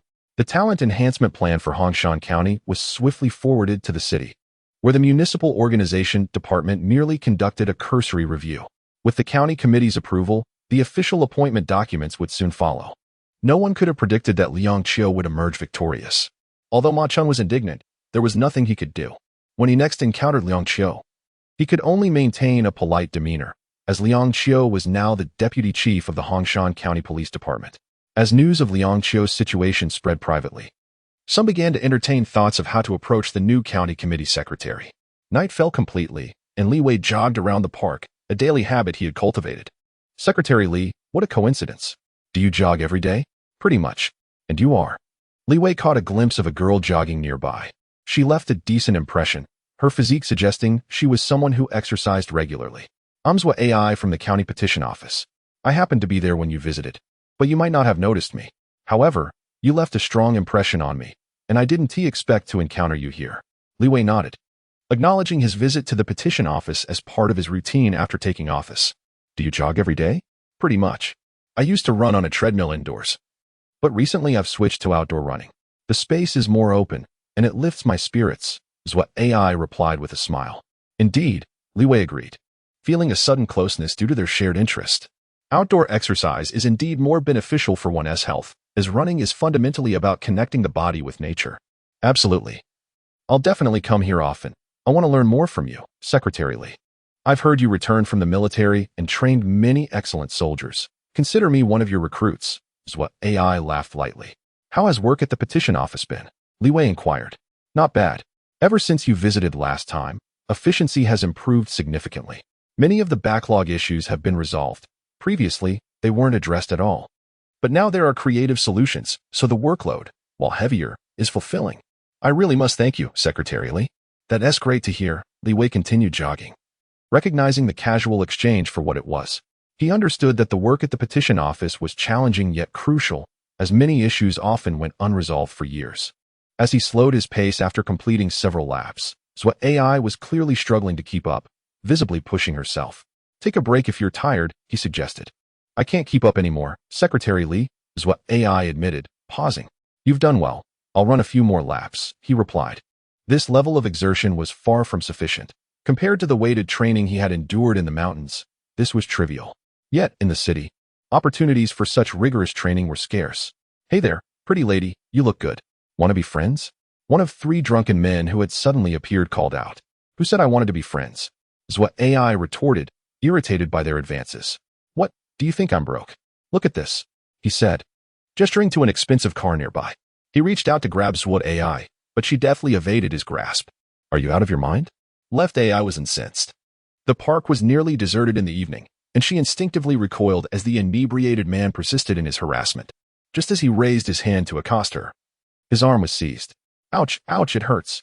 Li Wei, returning from a run, witnessed the scene and, with a casual toss, sent the man sprawling. Get lost. Li Wei's countenance darkened, and the 2 men, intimidated, scurried away.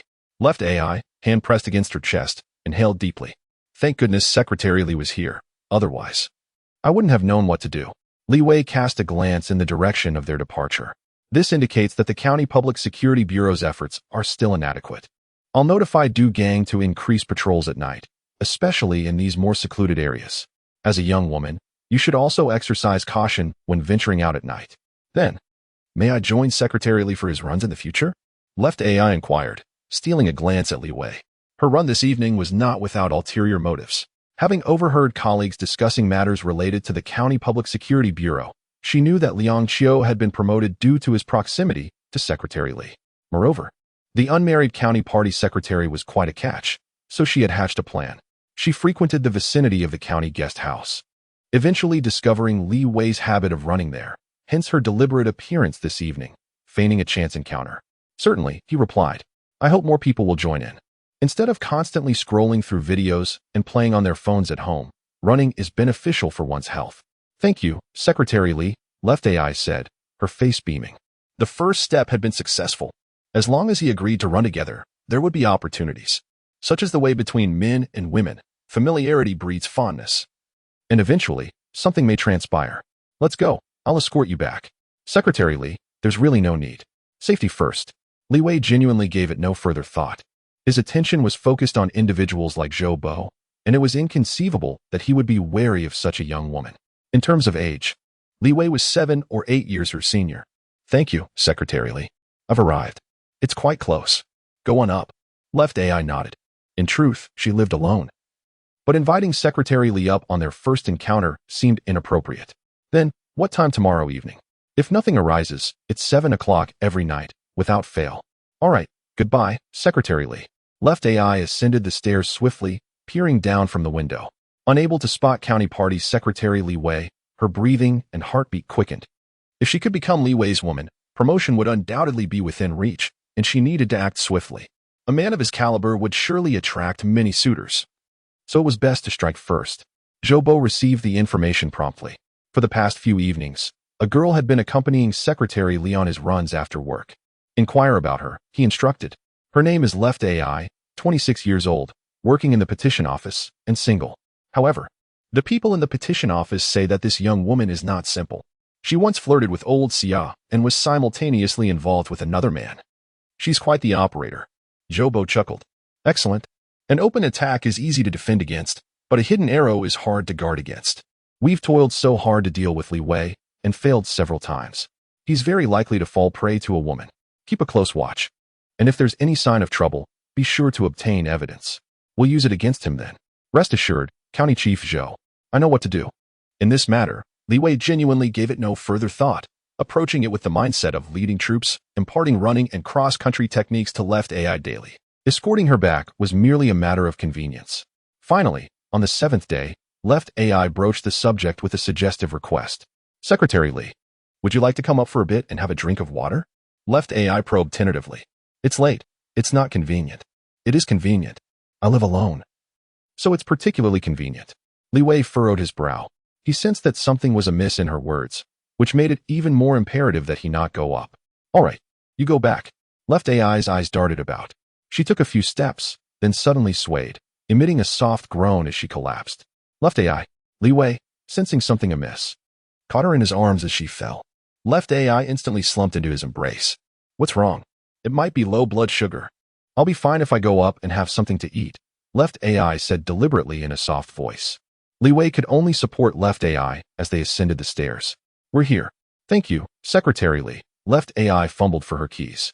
She was, in fact, feigning it. Once inside, she could easily manipulate him.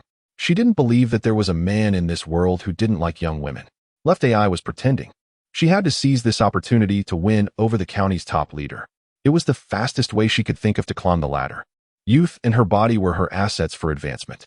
She didn't want to remain in the petition office forever, with no prospects, eventually becoming a withered, unattractive woman. With the keys in her hand, her fair hand exerted a gentle force, and the outer door of the apartment swung open. Li Wei supported Left AI into the apartment, switching on the living room light as he did so. The room was clean and tidy, with no one else present. She did indeed live alone. Take it easy. Li Wei gently placed Left AI on the sofa, casting a quick glance around.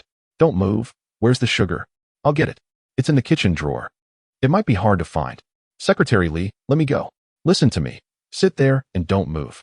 Li Wei turned and headed toward the kitchen.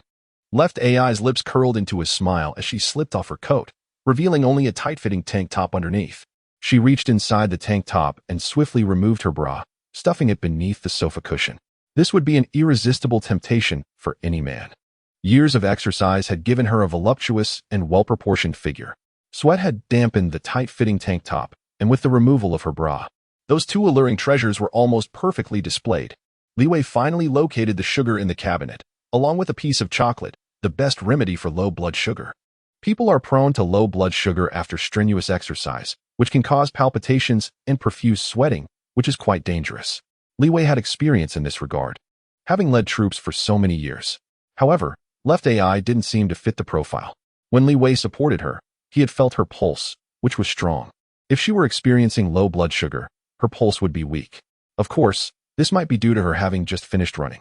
His mind flashed back to Left AI's movements as she retrieved the keys and opened the door. The entire action was incredibly clean and efficient.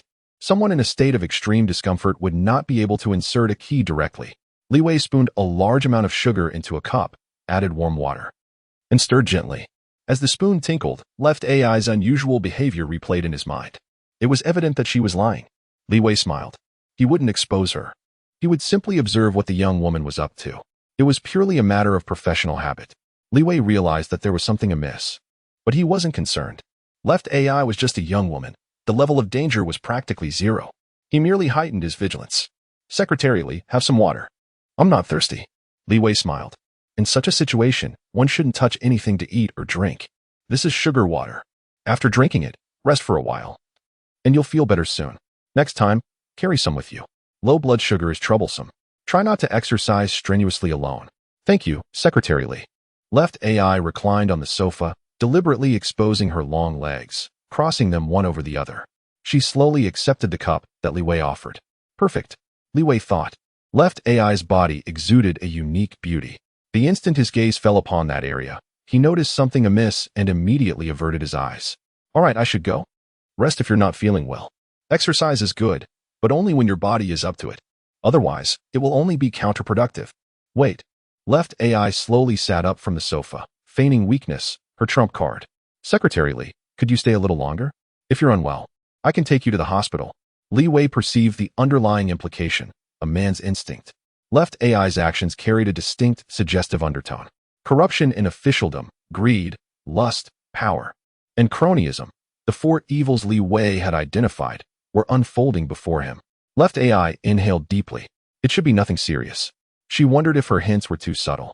Wouldn't this veiled approach pique a man's interest even more? Should she be more overt? I have something I'd like to show Secretary Li. Li Wei furrowed his brow slightly, watching Left AI rise. Could it be related to the letters and calls office? Left AI advanced a few steps, employing the same tactic, pretending to be unsteady on her feet. However, this time, Li Wei didn't offer support. Left AI stumbled, falling back onto the sofa. Her gambit had failed. She was puzzled. If Li Wei had caught her, she would have immediately embraced him, then guided him onto the sofa. At that point, what was destined to occur would unfold. Li Wei smiled, having discerned her little scheme. It was too elementary. It might work on other men, but it was futile with him. Should I call someone? Li Wei inquired. Secretary Li, I. Focus on your work. Your position is crucial, impacting the welfare of the entire county. Don't assume that significant achievements can't be made at the grassroots level. With diligence, you can succeed. That's the right path, not resorting to underhanded tactics. You'll only harm yourself if you choose the wrong person. Li Wei glanced at Left AI, then put on his coat. Don't catch a cold. Left AI sat on the sofa, momentarily speechless. She watched Li Wei leave, forgetting to see him out. It took her several minutes to fully regain her composure. This was a grave error. Left AI realized that Secretary Li was unlike any leader she had encountered before. Had it been County Chief Zhou, he would have pounced on her like a ravenous beast, dispensing with such charades. This only diminished her value and would be looked down upon by Secretary Li. Left AI slapped herself twice. Left AI, what have you done? You've ruined a promising situation. Li Wei exited the building and took a deep breath. Frankly, he had felt a primal urge in the face of Left AI's allure, being a normal man. However, reason prevailed. Years of training in the military had instilled in him extreme self-discipline. Li Wei departed, returning swiftly to the guest house, unaware that he was being watched. County Chief Zhou. A major development. Secretary Li visited the home of that Left AI tonight, staying for nearly half an hour. Zhou, slightly inebriated, asked, Really? Much can transpire in half an hour. It seems they've hit it off. Absolutely. I took photos. Send them over. Let me see. Zhou Bo examined the photos on his phone. Li Wei's arm around left AI's waist seemed intimate. He zoomed in, focusing not on Li Wei but on left AI. That woman has quite the figure. Zhou Bo was displeased. Why hadn't Indopos this opportunity come his way? Left AI, he mused. Her name is a homophone for Indopos. That kind of thing, Indopos. So late, Li Wei went in and stayed for half an hour. It couldn't have been a work meeting. Anyone would know what was happening. Well done. Keep watching, and you'll be rewarded. Zhou Bo was making empty promises, needing these people to work for him. Of course, he would share the spoils when appropriate. To keep a dog obedient, one must occasionally toss it a bone, especially when dealing with people. Thank you, County Chief Zhou. As the call ended, Zhou Bo reclined on the sofa, still admiring the photos. The images of left AI stirred his desire, making him want to devour her. A woman, left AI. County Party Secretary's misconduct, abusing power to engage in illicit affairs. These thoughts swirled in Zhou Bo's mind, and he chuckled. This is a good strategy to defeat an opponent without bloodshed. The higher-ups are increasingly strict with party members, especially regarding this. He's digging his own grave. He can't blame anyone else. Zhou Bo chuckled again, beginning to plot. He had suffered a significant loss in the matter of the deputy director of the County Public Security Bureau and still couldn't fathom what had happened. He hadn't called those people together recently as trust was eroding. Li Wei must go. If he remains in Red Star County, he'll ruin it completely within a year. This was Zhou Bo's life's work. He had begun laying the groundwork from his first day in Red Star County, eventually becoming the county chief with considerable power. The subsequent county party secretaries had all encountered problems, but he had remained firmly in place. In Zhou Bo's eyes, the entire Red Star County could only bear the Zhou surname. He would not allow anyone else to interfere in its affairs. County Party Secretary Li Wei had been associating closely with Left AI from the letters and calls office, a common mistake for men. Lust is a blade above one's head, and Li Wei was a man. This gave Zhou Bo, who had been struggling to find a way to deal with Li Wei, a glimmer of hope. The next day, he went directly to the letters and calls office. The director of the letters and calls office, Xia Zhenghua, had been promoted by him and was absolutely loyal. County Chief Zhou, why didn't you notify me in advance? I would have greeted you. Xia Zhenghua rushed out of his office upon receiving the news. No need. Zhou Bo's expression was grim. As he entered, he saw a group of people causing a commotion in the letters and calls office, which made him uncomfortable. What are those people in the lobby doing? Xia Zhenghua smiled. Demanding money from the Dongyu Group. They've been making a fuss for a while, but it's futile. No one dares to meddle in the affairs of the Dongyu Group. The Dongyu Group? What's the issue? Zhou Bo knew that the Dongyu Group was not to be trifled with, possessing both wealth and influence. Unpaid construction fees, quite a sum, allegedly. Oh. Zhou Bo's eyes darted around. That's odd. Would the Dongyu Group be short of money? Xia Zhenghua quickly added, there might be a dispute.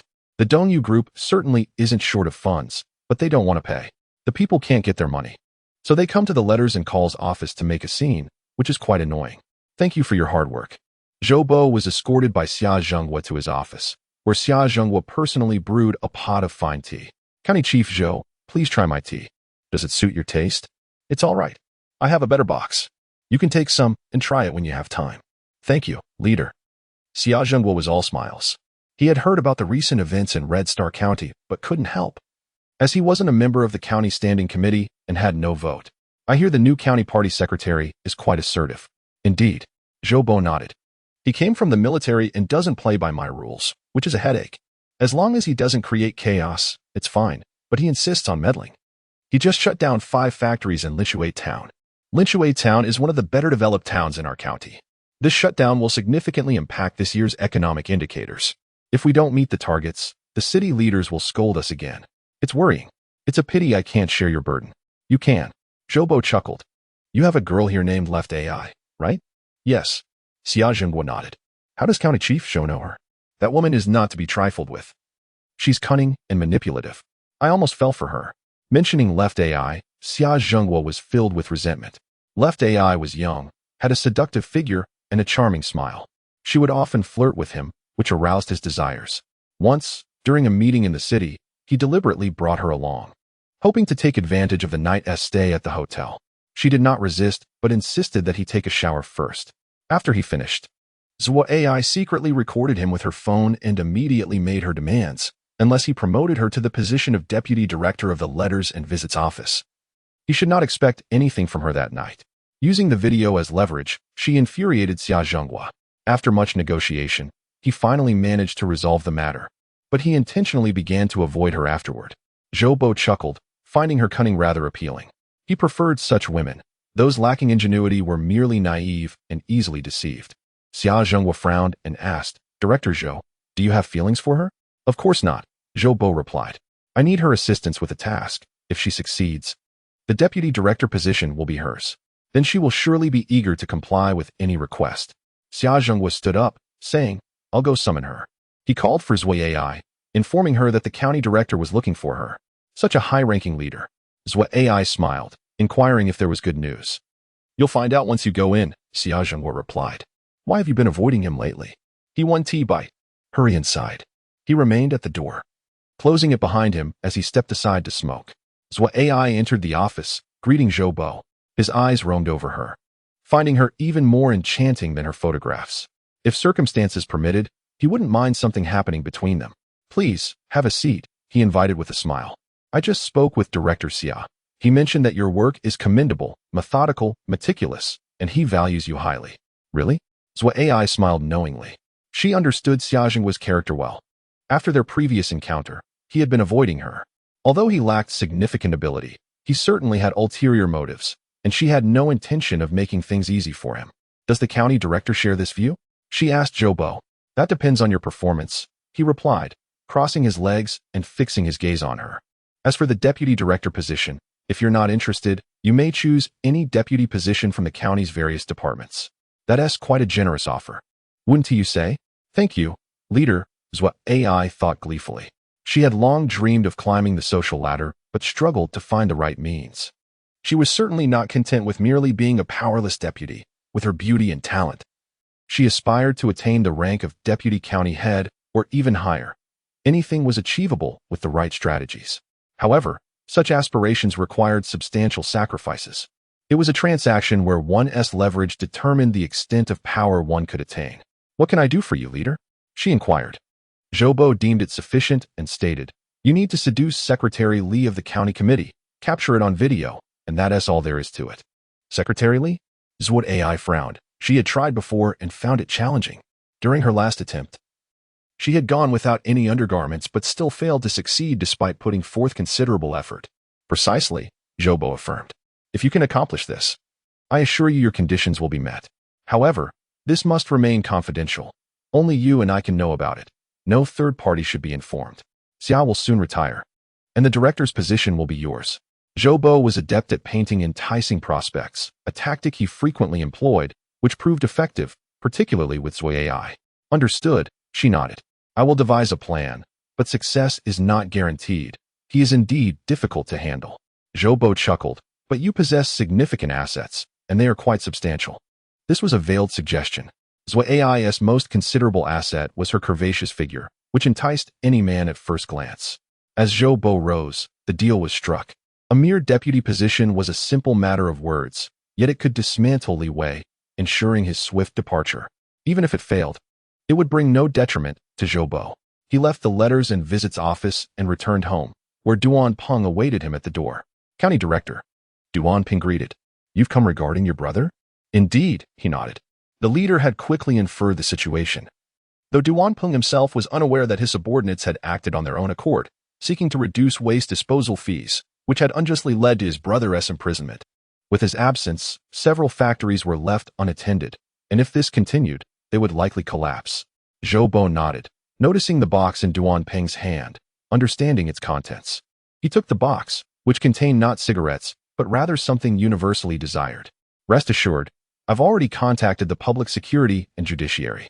A conviction is inevitable, otherwise, it would be unaccountable. However, the sentence will be minimal. Gather some rectification photos and images of river cleanup to present later. This will benefit Duan Biao. After sentencing, we can consider options for medical parole. You want need to stay long. Duan Peng nodded, expressing gratitude. I want let Li Wei off easily. He has caused us great distress. Zhou Bo regarded Duan Peng, acknowledging that despite being the town's party secretary, he could be pivotal in crucial moments. His deep-seated hatred for Li Wei made him utterly reliable, especially when it came to using him as a weapon when necessary. I will help you settle this score. But we must be patient. I too fear making mistakes. After Duan Peng departed, Zhou Bo entered the courtyard, quickly ascending to the second floor, drawing the curtains before opening the cigarette case. Inside lay 10 stacks of red bills, and he lifted one stack, scrutinizing it carefully. It was merely paper, yet it possessed an extraordinary allure. People went mad for it, often willing to sacrifice everything. With this resource, there was nothing unattainable. Zhou Bo tossed the money onto the bed, saying, "Li Wei, let us see how you navigate this predicament." The beautiful Zhuo Ai had been waiting early at the county guest house's entrance, and upon spotting Li Wei, she rushed over. "Secretary Li." He halted, recognizing Zhuo Ai. "What brings you here?" After their last encounter, she had refrained from pursuing him, feeling embarrassed and uncertain, not wishing to squander time. Following a period of recuperation, her blood sugar levels had stabilized, and she hoped to continue serving Secretary Li. "Comrade Zhuo Ai, my training regimen is quite rigorous, and I've never led female soldiers. So I'm afraid this isn't suitable for you." Li Wei rejected her outright, offering no chance. He felt repulsed by a woman with such insincere intentions, disliking the thought of being manipulated. "Secretary Li, I truly harbor no ulterior motives. There may have been a misunderstanding last time, and I sincerely apologize." Zhuo Ai feigned a pitiful expression, a tactic she often employed on men, which proved highly effective. "No need to apologize, you've done nothing wrong. I simply feel it's not appropriate, and I hope you can understand." Li Wei coughed, making his position clear, as he could not allow her to cling on indefinitely. Zhuo Ai stood watching him depart, gritting her teeth before deciding to follow. However, she quickly realized she could not keep up, falling behind after only a short distance. How frustrating. Zhuo Ai clenched her teeth. The following evening, she returned, her tenacity admirable but ultimately misplaced. Li Wei, not entirely heartless, softened when she appeared on the 5th day. After all, she was just a young girl. And perhaps that incident had truly been a misunderstanding. She hadn't even worn a bra at the time. Could it be that she had genuinely suffered from low blood sugar?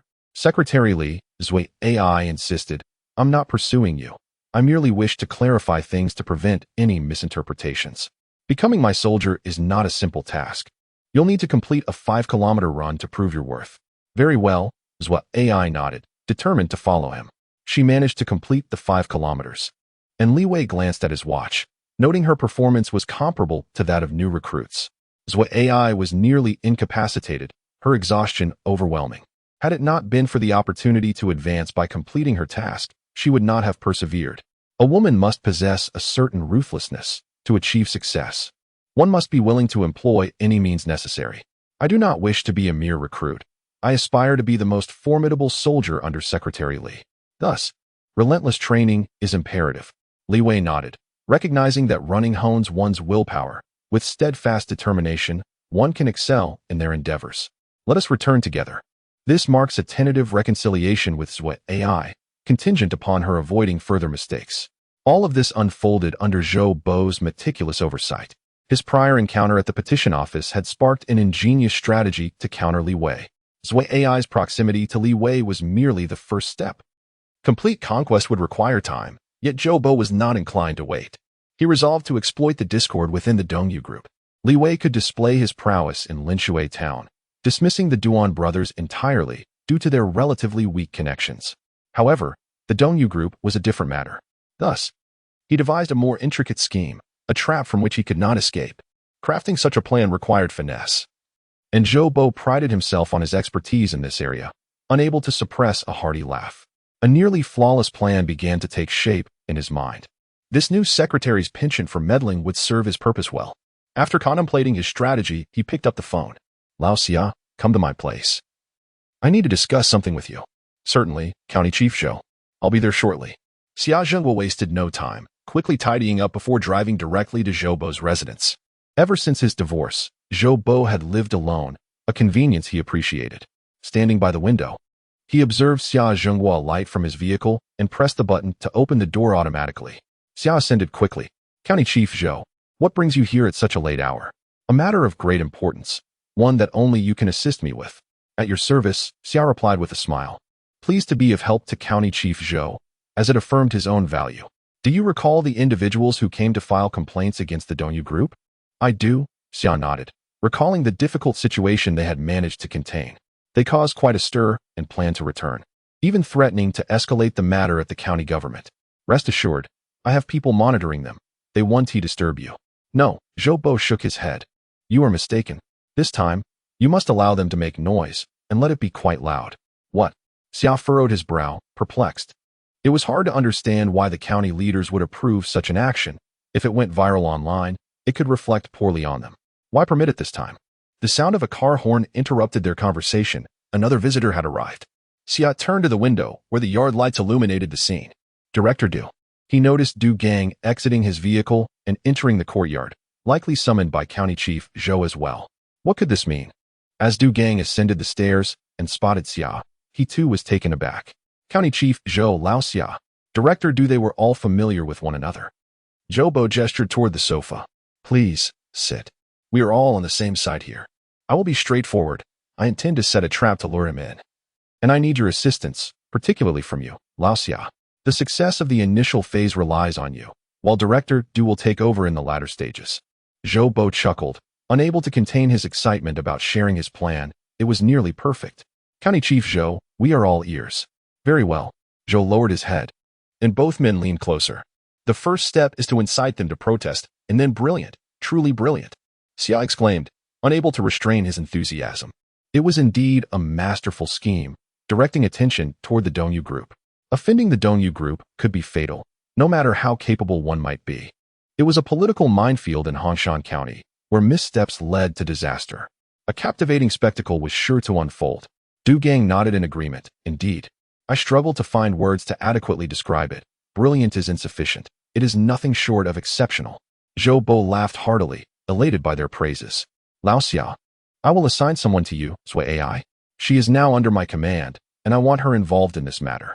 Provide her with some incentives. She is quite ambitious. And having her on our side will yield only benefits. Understood, Xia nodded.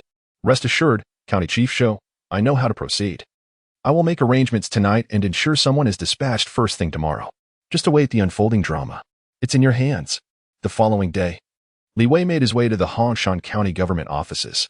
Since the implementation of the new regulations, the work ethic within the county government had undergone a significant transformation, with tardiness issues being addressed. While some individuals grumbled, it was believed that they would eventually adapt. However, today was different. A considerable number of people had congregated in the square in front of the county government building. What's going on here? Li Wei wondered as he quickened his pace. Secretary Li, don't go over there. These individuals are here to cause a disturbance. A disturbance? What kind of disturbance? Li Wei's expression darkened. He detested the use of that term to describe people. Make way. I'm going to take a look. Secretary Li. The county government security personnel attempted to restrain him but were unsuccessful. They could only follow closely behind, concerned that the situation might escalate and harm the county's top official. They were unaware of Li Wei's capabilities. He had previously led a peacekeeping mission during which his team was ambushed by a group of thugs. Despite being outnumbered, they were easily repelled, resulting in 0 casualties for the peacekeeping forces. Even without weapons, his combat skills made him a formidable opponent. Make way, Li Wei's voice boomed, and the security personnel, recognizing the county secretary, quickly stepped aside. I am Li Wei, the county secretary. What's the situation? Secretary Li, please, we beg you to intervene. Dongyu Group is abusing its power, withholding our project payments. Other departments are afraid to get involved, and they're even resorting to violence. My leg was broken by their people.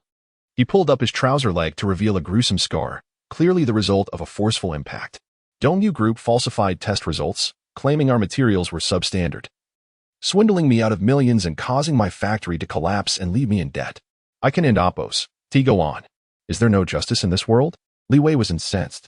He couldn't believe that such unscrupulous companies still existed in this day and age, committing such heinous acts. Do you have any evidence? Li Wei asked, suppressing his anger. He needed to understand the facts first. Yes, we do. Then why haven't you filed a lawsuit?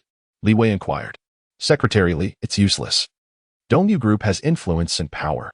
The courts are afraid to touch them. I have a court judgment here, but they simply refuse to pay. What can we do? We can't even get through the door without being beaten. I'm truly afraid. I'm at my wit's end. Let me see. Li Wei took the document and examined it. It was indeed an official court judgment, dated the previous year, ordering the immediate repayment of 543 yuan. According to the date, almost a year had passed, confirming that the man was telling the truth. A formal judgment had been issued, yet he was still unable to recover the funds. For a company, this sum of money could either propel its growth or lead to its downfall. This matter was undoubtedly known to someone. He retrieved his phone and dialed the number of Xia Zhenghua, the director of the county's petition office. Secretary Li, Director Xia, I'd like to inquire about the Dongyu Group's withholding of project payments and material costs. How much do you know? Xia Zhenghua was prepared, having orchestrated the gathering himself. He sighed into the phone. Secretary Li, those people have petitioned my office numerous times. Then why hasn't it been resolved? Li Wei demanded, his voice rising, indicating his displeasure. It's impossible to resolve. Dongyu Group is a star enterprise in our county, with subsidiaries in energy, transportation, catering, real estate, and other sectors. They contribute nearly half of the county's annual tax revenue. We've communicated with Dongyu Group, but their attitude is unyielding. We're at a loss. That's no excuse.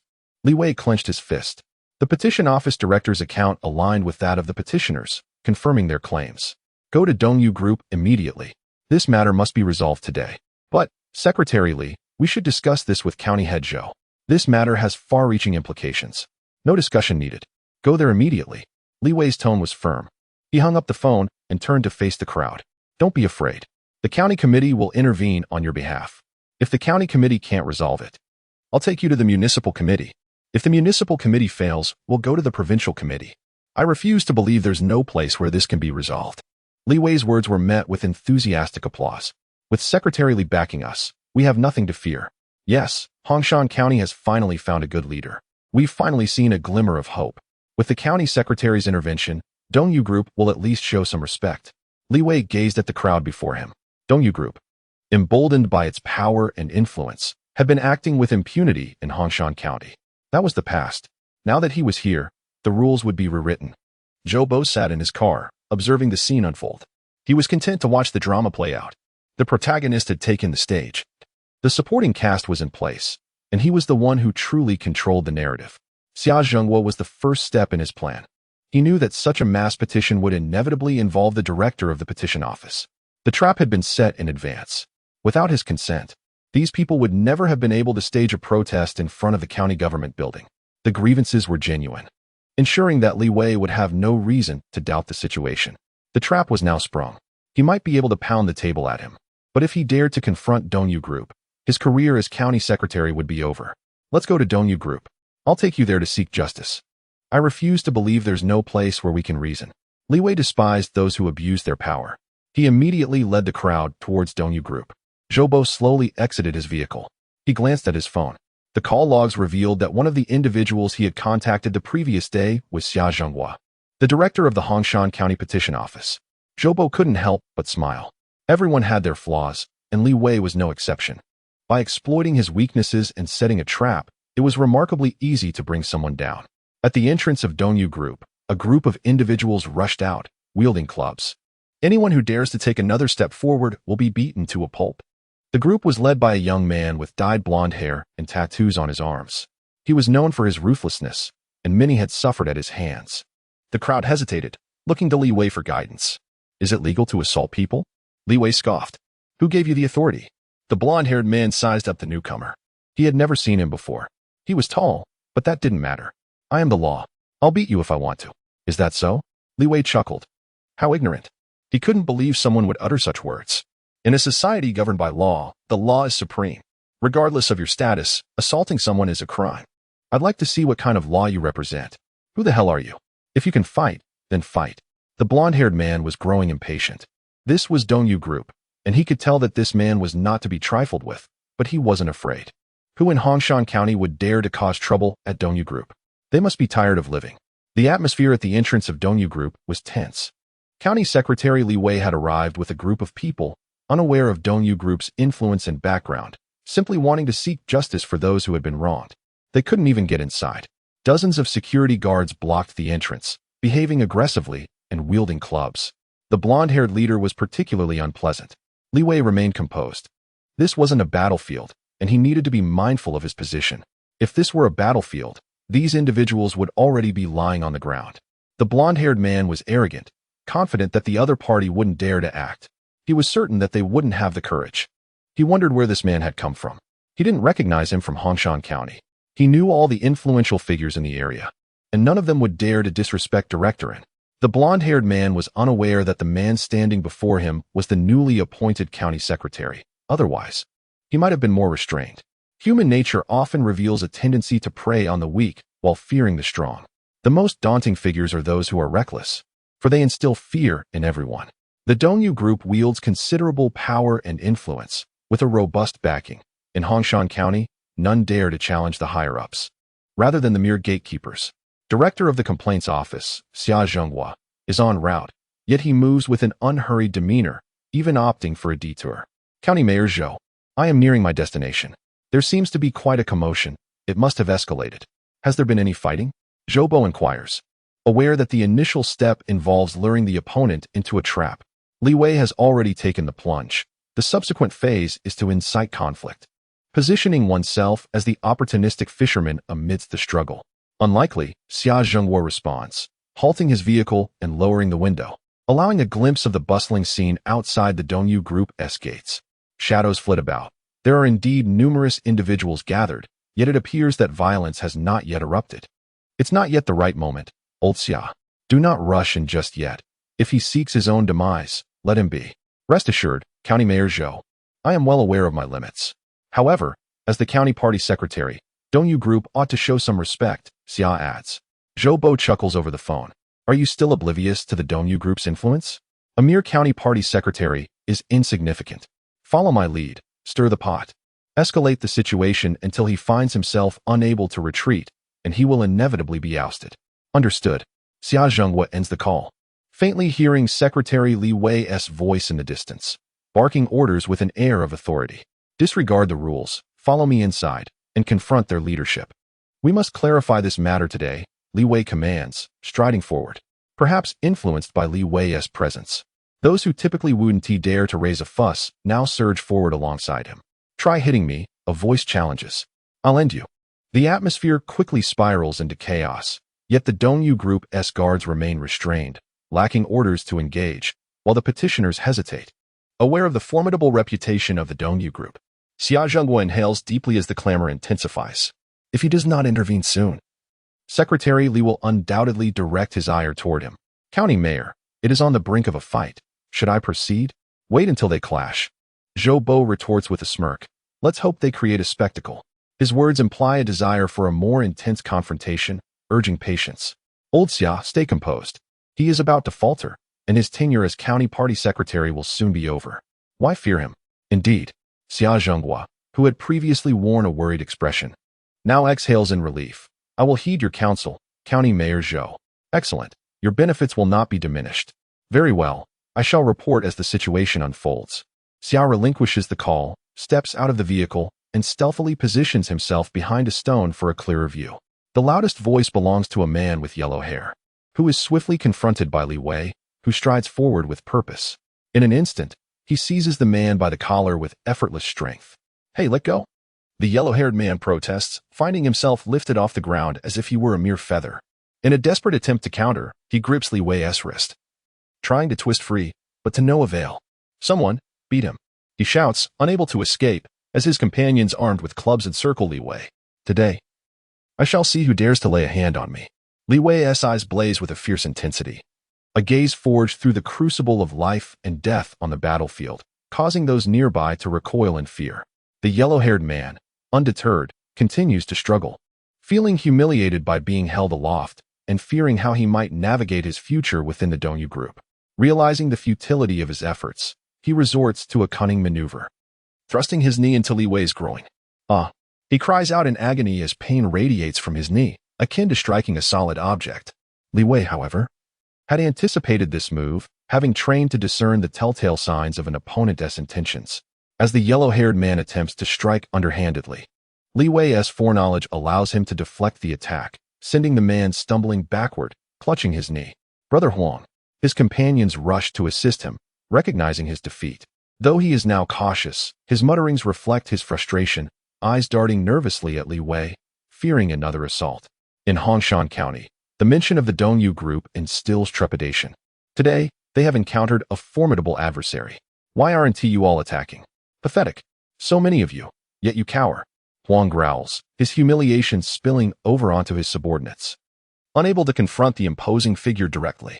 Brother Mao, this man is no ordinary foe. He dares to bring his crew here. Let us have Dong Gu deal with it. One advises.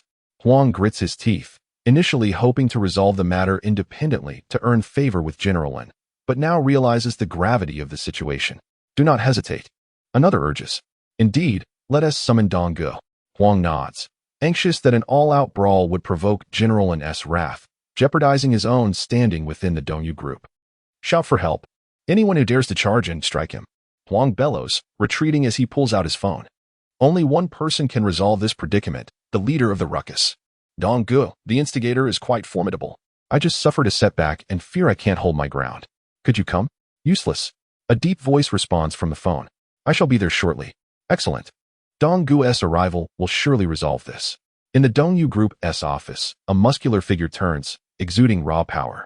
With a square jaw, dark complexion, and a prominent scar, he exudes an aura of authority. General Lin, the situation has escalated. I shall descend to manage it, the man states. The man seated on the couch glances at him. Dongzi, no need for explanations. My solution is straightforward. Resolve it with force. I am aware of your expertise. As long as no one is killed, incapacitated, or severely injured will suffice. Understood. Dongzi departs, filled with anticipation for the impending confrontation. In the Dongyu Group, General Lin is not to be trifled with. His high status and robust connections render him untouchable. Likewise, Dongzi is a figure of equal caution. His fists were calloused, and when he struck the brick, it shattered instantly, yet his hands remained unscathed. This was not akin to the sensational stories circulating online. It was undoubtedly the result of years of arduous practice. Huang Mao retreated into the corporate building, where he encountered the boss and hurriedly approached him. Dong Gu. What's going on? His face was etched with grievance. They attempted to rush in, and I stopped them, but the ringleader, a muscular fighter, was particularly aggressive and struck me. A fighter? Dong Gu scoffed. That's interesting. I haven't heard of any capable fighters in Hongshan County. Huang Mao quickly added, of course, he was no match for you. Dong Gu. I was careless and allowed him to strike first, which caught me off guard. Despite being utterly defenseless, Huang Mao boasted about having suffered a minor setback. Let's go. Outside the Dongyu Group, Xia Zhengwa crouched behind a large stone, his legs slightly numb. He awaited the opportune moment to emerge. Although the commotion at the entrance was intense, it had yet to escalate into violence. This was unacceptable. County Director Zhou had ordered him to instigate a confrontation. He glanced at the entrance, slowly rising, hesitating briefly before making his way from behind the stone towards Li Wei's position. Secretary Li. As Li Wei turned, he noticed Xia Zhengwa, whose expression was far from pleasant. More than half an hour had passed since he had notified the others to come, and given the small size of Hongshan County, it was imperative that he arrive promptly. My car broke down en route. Xia Zhengwa preemptively offered an explanation. Secretary Li, this cannot turn into a riot. A riot? Li Wei retorted, this is not a riot. These are the legitimate demands of the populace. The last time I visited the petition office, I inquired if there were any issues, and you assured me there were none. So what is this? Secretary Li, this is an unsolvable problem. The petition office isn't an enforcement or regulatory agency. That's no excuse. Li Wei struggled to contain his frustration. He was dissatisfied with Xia Zhengwa's attitude. The petition office was supposed to be a channel for the people to resolve their issues. If they couldn't solve anything, what was the purpose of their existence? So many were drawing salaries for what? Calm down, Secretary Li. The situation is not as simple as you perceive. At this moment, Xia Zhengwa could only attempt to explain, internally thinking that Li Wei was on the brink of disaster. Just wait. Once you're finished, I'll be the one standing over you. Xia Zhengwa feared not Li Wei himself, but the power wielded by the county party secretary. Once that was lost, he would be nothing more than a paper tiger. Stop. What are you doing? This is the county party secretary. Xia Zhengwa hurriedly pushed through the crowd, calling for everyone to cease their actions. The security personnel at the entrance heard the commotion, lowering their clubs in fear upon realizing the county party secretary had arrived, yet they still barred entry. With the situation temporarily stabilized, Xia Zhengwa took a deep breath. This was not the outcome he desired, and he still sought an opportunity to escalate matters. Secretary Li. He turned back, gesturing to the side. Speak directly. The entrance remained blocked, and despite Li Wei's status as the county party secretary, ordinary citizens were still unable to enter. Dongyu Group truly acted with impunity. Xia Zhengwa leaned closer and whispered, Secretary Li, we cannot afford to provoke Dongyu Group. Perhaps we should return and deliberate. Is County Director Zhou aware of this matter? Xia Jingguo's intention was to provoke Li Wei's ire. No need for deliberation. Li Wei's anger flared. As a dignified county party secretary, was he really unable to enter even a corporate building? If this news spread, his reputation would be utterly tarnished. Listen closely. Don't think of this as merely a door. Even if it were an enemy's stronghold, I'd dare to enter. Do you dare? Dare. Upon hearing Li Wei's proclamation, the crowd surged forward, emboldened by his presence. Follow me and apprehend their leader. Li Wei's commanding presence diminished the security's resolve, and they hesitated to confront him. Merely attempting to hold the line. Dong Ge, he's the ringleader. Huang Mao exclaimed, rushing forward, eager to impress. Dong Ge noticed Huang Mao's robust figure and understood why Huang Mao had suffered earlier. Dong Ji's fists clenched, producing a resonant sound. Facing a formidable opponent exhilarated him. In all of Hongshan County, scarcely anyone could endure 10 seconds against him. With one punch, bones would surely break. You're finished. Don't even think about running. Huang Mao charged, unaware that the opponent was the county party secretary. Fueled by arrogance, he pointed a finger at Li Wei, shouting, I don't care who you are. Here, even a dragon must bow down, and a wolf must wag its tail for me. Huang Ge. Someone nearby urgently pulled him back. He asked the county party secretary. What? What secretary? Huang Mao didn't catch it amidst the chaos. The county party secretary. Huang Mao was momentarily stunned. How could it be the county party secretary? Nearly 30 years had passed, and he had never heard of one leading a disturbance or daring to strike. Lin Dadong approached. Li Wei turned slightly, and with a swift, powerful motion, Lin Dadong's fist flew towards him, accompanied by a rush of wind. Li Wei sensed the crowd around him, and, with limited space, did not turn but raised his right hand to seize the incoming fist. The impact echoed loudly. The punch was forceful, and Li Wei felt the pain radiating from his palm, but maintained his grip. This was conviction, ingrained in him since his first day in the military. In battle, once you grasp the enemy, you do not let go unless you perish. Lin Dadong was taken aback when his fist was caught, twisting his wrist. He found himself unable to escape. He thrust his left fist forward, using only half his strength initially, but his second punch was full force, aimed directly at Li Wei's head. The implications of a direct hit were unthinkable. Li Wei snorted, swiftly employing a technique of his own design, crafted for turning the tide in unfavorable situations. Releasing his right hand, he drove his shoulder down, crashing his elbow into Lin Dadong. Dong Ge retreated a few steps, surprised by the rapid counter. The impact sent pain through him, yet he managed to land a punch, though it missed the vital areas. Why does this move seem so familiar? Li Wei turned, his gaze icy, having narrowly avoided a critical hit, yet still feeling the sting on his shoulder. Commander! Lin Dadong, suddenly wide-eyed, realized he stood before Li Wei. Dong Ge. Li Wei chuckled. What brings you here?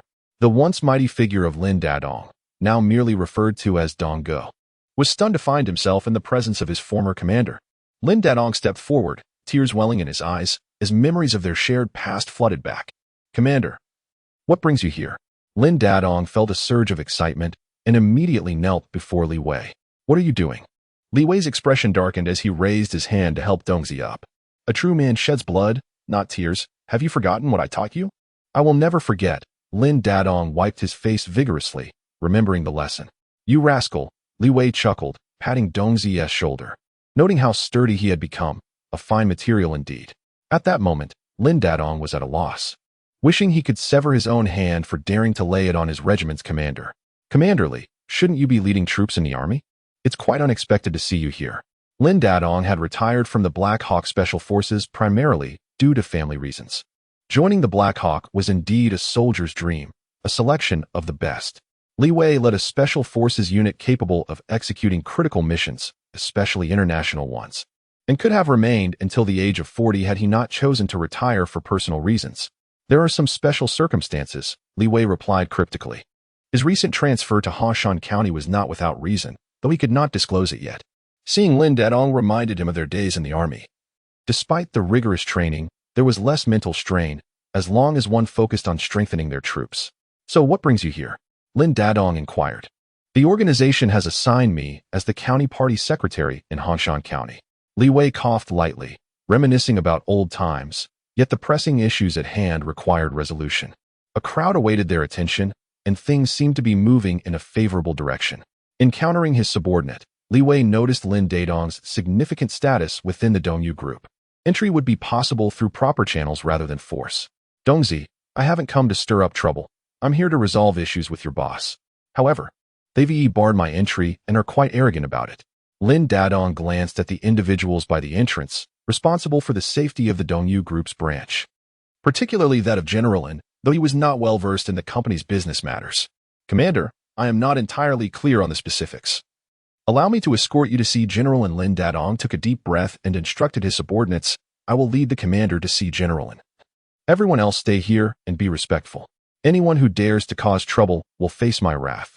We will listen to Donggu. The security personnel nodded vigorously, recognizing the gravity of the situation with the county party secretary present.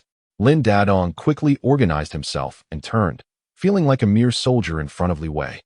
Daring not to breathe heavily as he awaited his command, Li Wei nodded, appreciating the arrangement. If everyone entered at once, chaos would surely ensue. Director Xia, keep them here. I will go inside to clarify matters. Trust in me, Li Wei. I will ensure justice is served. Until I return, nothing must go awry. Xia Zhengwen nodded, a flicker of determination crossing his lips.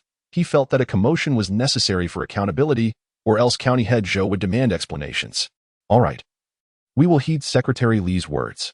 Yes, as long as the matter is resolved, we will refrain from causing a scene. There are myriad ways to resolve issues. Li Wei pondered, yet he decided to first ascertain the specific circumstances himself rather than rely solely on the complaints of the petitioners. Some matters required clarity. Commander, please. Lin Dadong, before Li Wei, was eternally a soldier under his command, a sentiment others could hardly fathom. Upon entering the Dongyu building, the core of the Dongyu group, Li Wei paused, taking in the architecture that symbolized ambitious beginnings. The walls were adorned with various accolades and photographs with leaders, showcasing the impressive stature of Dongyu group. The most prominent photograph featured the city party secretary, while the county leaders' images were notably less prominent. Dongzi, I trust you wouldn't deceive me. What is the situation with those people outside? How could such a large corporation refuse to honor its debts? Lin Dadong stopped, admitting, I am not well versed in financial or operational matters. My focus is on security. However, I know General N's character. He is not the kind of person to behave dishonorably. Large corporations often bully individuals. Li Wei inhaled deeply, acknowledging the substantial influence Dongyu Group wielded in Hongshan County, serving as a pillar enterprise. Many matters were beyond individual control. In the past, he could remain indifferent, but now that he had been appointed county party secretary, he felt compelled to act. Lin Dadong nodded, understanding Li Wei's temperament all too well. If it truly is a problem with Dongyu Group, I would resign if necessary. But I must assist the commander in recovering the funds. You rascal! Li Wei chuckled again, giving Lin Dadong a hearty pat on the shoulder. You've been training hard. I see. Every day, once a Black Hawk, always a Black Hawk. I respond to calls and fight when needed. Well said, Li Wei nodded, feeling gratified by Lin Dadong's words as they ascended to the 8th floor. Lin Dadong hastily walked forward and knocked on the door. Come in. Upon entering, he found General Lin. Has the situation at the door been resolved? Why are they still out there? General Lin kept his eyes closed, his tone tinged with dissatisfaction. Yet he trusted Lin Dadong's abilities. General, I have brought them here, Lin Dadong stated, aware of General N's capabilities. He was prepared to resign if necessary. But he needed to assist the commander. Brought them here? And she, the head of the Dongyu Group's branch, opened his eyes, glaring at Lin Dadong. I instructed you to send them away. Did you not hear me clearly? Lin Dadong inhaled deeply. General, you may dismiss me for this incident, and I will harbor no grievances, but I must act as I have. For him? Li Wei stepped in, locking gazes with Chi. Indeed, it is I, Li Wei. And Chi frowned slightly. Li Wei, you are the new county party secretary? I am here now to advocate for the people. Li Wei stepped forward, challenging the arrogant figure of the Dongyu Group. General Lin, I prefer directness. How do you intend to resolve the matter outside? Why have you delayed payment for labor and materials? Once the work is completed, payment is due, a principle even a child understands. I expect a reasonable explanation. And she inhaled deeply, feeling the pressure from Li Wei's imposing presence. His most trusted Lin Dadong was now aligned with Li Wei, leaving him with no choice but to relent. Li Secretary, please have a seat. Dongzi, fetch a glass of water for the leader. I will clarify everything today. Of course. General, Lin Dadong replied, turning to the office's water dispenser. carefully filling a disposable cup with water and placing it before Li Wei. Li Wei was indeed thirsty, finishing the cup in one go before placing it back on the table. The water is good. Now, General, may we proceed? The people outside are waiting. I did not come merely to drink water. Secretary Li, please be patient, and Chi chuckled lightly. Do not be swayed by what they say. I have paid what is due for the projects. However, some work was not completed as per the contract, so that payment cannot be rendered. If you do not believe me, feel free to review the contract. As for the materials, they supplied defective goods, causing significant delays and losses for my company. Such unscrupulous vendors have the audacity to demand payment from me. And Chi reclined casually, crossing his legs. Leader, would you care for a smoke? I do not smoke. Lin Dadong quickly produced a lighter to assist in lighting a Chi's cigarette, still acting as the Dongyu Group's security manager. And Chi took a puff, asserting, what I say is the truth. Dongyu Group is a publicly listed company and would never engage in such dishonorable conduct. I also do not wish for Secretary Li to be misled by those individuals. Is everything you say true? At this moment, Li Wei suddenly realized that something was amiss.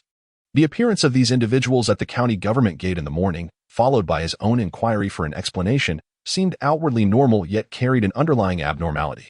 Of course, and Chi chuckled lightly, asserting that there was no need for deceit. Our Dongyu Group is a publicly listed enterprise, and our reputation is of utmost importance. We are hardly concerned with a few million. Rather, Secretary Li, is it truly appropriate for you to bring a crowd to stir trouble without distinguishing right from wrong? My concern is not for anything else but the fear of being exploited. The repercussions on Dongyu Group would not be beneficial for you either. And she scoffed, leaning back, casting a glance at Li Wei. Although the latter held the position of county party secretary, and she regarded him with disdain. In this matter, Dongyu Group held the moral high ground, and he was not worried. No one could exert their official authority over him here.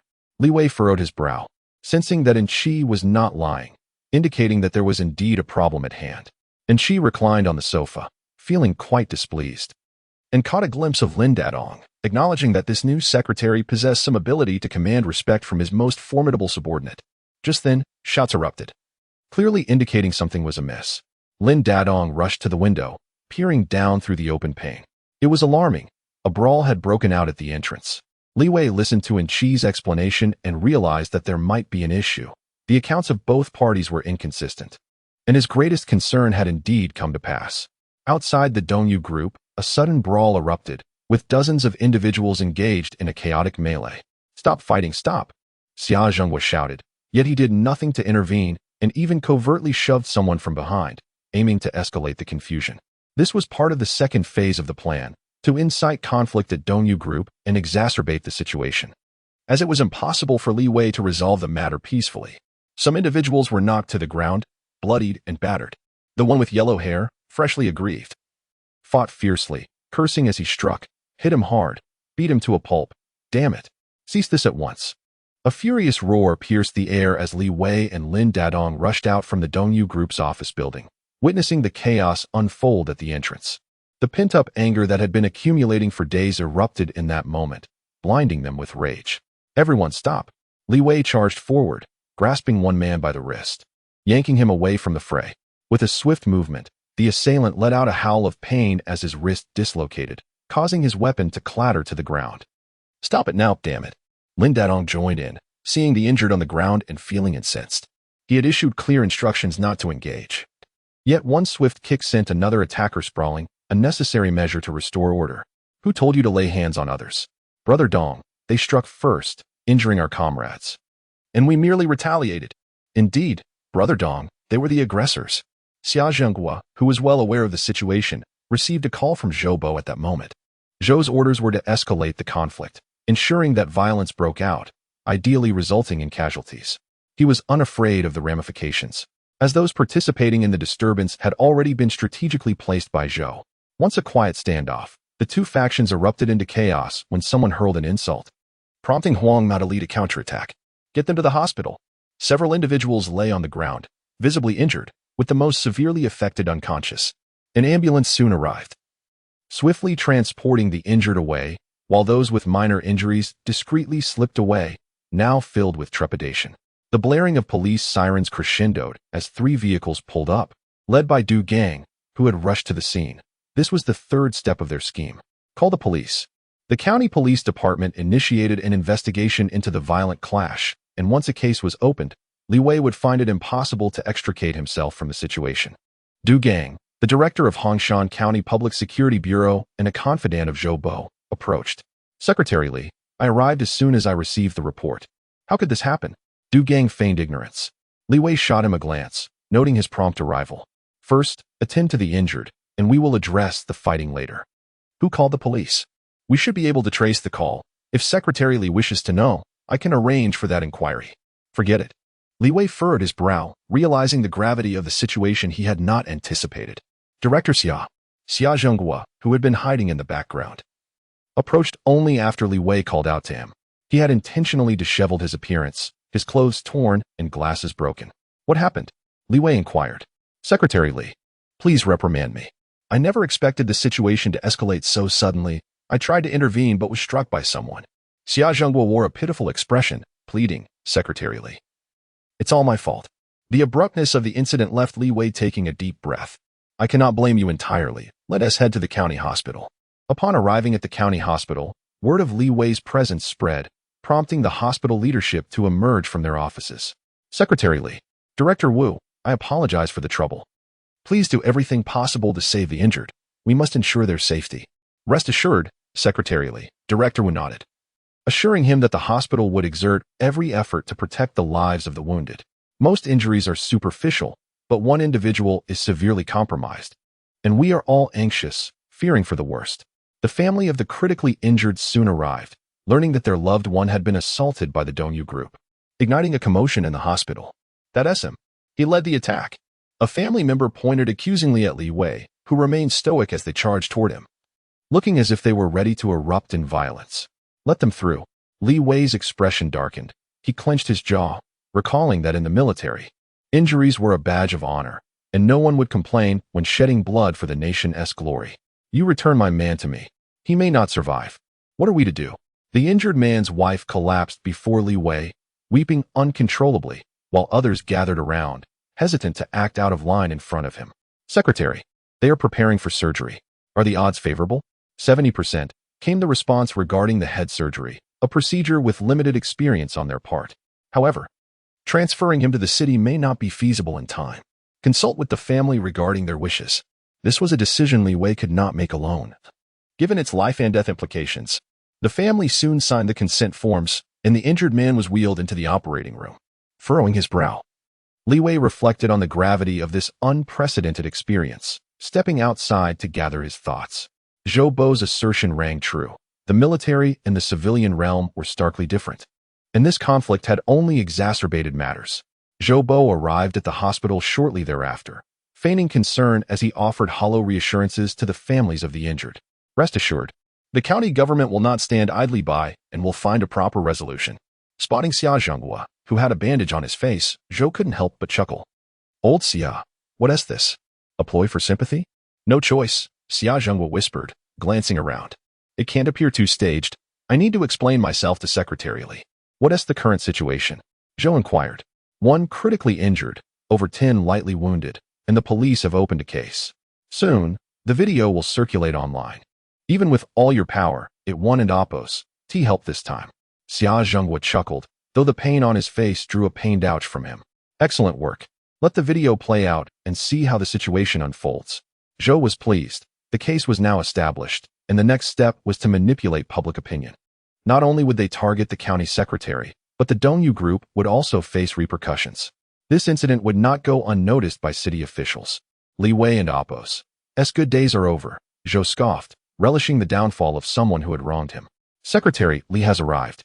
Xia Zhenghua noticed and promptly alerted Zhou. Zhou turned, his smile vanishing instantly. He hurried forward. Secretary Li, I'm relieved you are unharmed. How did this situation escalate so unexpectedly?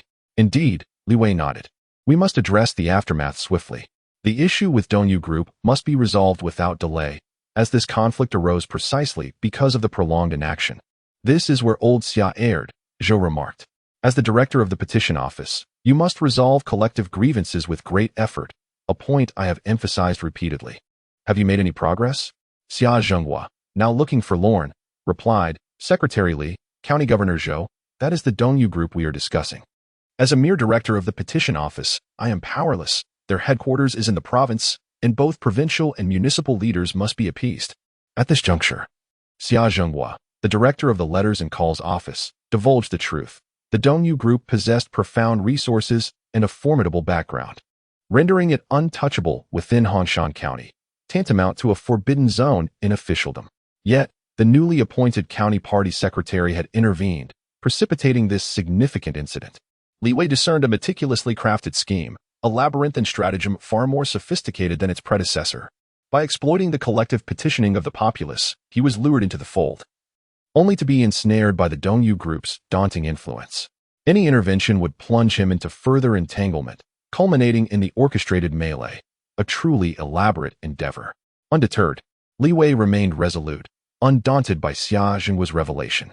He would proceed regardless, albeit with the awareness that the situation might spiral beyond his control. Zhou Bo strove to suppress a smirk as he regarded Li Wei. The die had been cast, a veritable impasse. With the stage set, a motley crew of characters emerged. Du Gang, the director of the County Public Security Bureau, and Zhou Bo, the county magistrate, arrived ostensibly to resolve the matter, but in reality, they were there to witness the downfall of the new county party secretary. Li Wei's countenance darkened, while Lin Dadong, his steadfast aide, clenched his teeth. He recognized the gravity of the situation, acknowledging the potential repercussions for his commander. Nevertheless, he remained confident in his commander's ability to surmount any obstacle, for he was a man who defied all odds. Zhou Bo's objective had been achieved, though it was not the culmination of his machinations. He intended to exploit this predicament to utterly undermine Li Wei, thereby avenging his opposition. Despite his inner elation, Zhou Bo, a seasoned bureaucrat, feigned concern. Secretary Li, rest assured, I shall endeavor to find a resolution. How? Li Wei inquired, perceiving Zhou Bo's disingenuousness. Zhou Bo cleared his throat, advocating for a dual approach of suppression and appeasement, aiming to minimize the fallout. Those who instigated the unrest merely require a stern warning to deter further disturbances. In that regard, Secretary Li can rest assured. However, the Dongyu group presents a more formidable challenge. It would be best if Secretary Li personally extended an apology. An apology? Li Wei scoffed, deeming it preposterous for the esteemed county party secretary to apologize to the Dongyu group. Indeed, Zhou Bo concurred, it is the only viable course of action.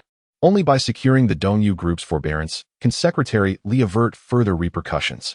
I offer this counsel in Secretary Li's best interest to stabilize the situation. Impossible. Li Wei cast a glance at Zhou Bo, recognizing the old fox's deliberate ploy, knowing full well that he would never consent. Having discerned Zhou Bo's ruse, Li Wei refrained from succumbing to anger, lest he lose his composure. He instead contemplated how to address the predicament. The fundamental issues plaguing Hongshan County remained unresolved, the quagmire of officialdom and the economic woes. Upon assuming his post, Li Wei had vowed to transform Hongshan County, refusing to depart until the problems were rectified, and he would never yield. Perilous circumstances only served to galvanize Li Wei's resolve. Alas, Zhou Bo feigned a sigh, playing to Li Wei's perception, seeking to dismantle him while simultaneously eliciting his gratitude, the epitome of bureaucratic finesse. Director Du Gang approached upon hearing his name. Leader? Zhou Bo cleared his throat. Lao Du, our camaraderie spans many years, and I have seldom sought your assistance. However, this matter poses a threat to Secretary Li. Would you extend me the courtesy of refraining from initiating an investigation? I am aware that such action contravenes regulations, but I implore you to find a way. This. Du Gang hesitated, feigning reluctance, fully cognizant of Zhou Bo's charade. There is no need. Before Du Gang could respond, Li Wei interjected.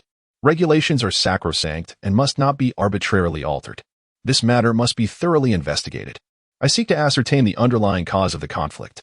Director Xia, let us proceed to the Public Security Bureau. Xia Zhenghua glanced at Zhou Bo, reluctant to visit the County Public Security Bureau, a place that evoked unease.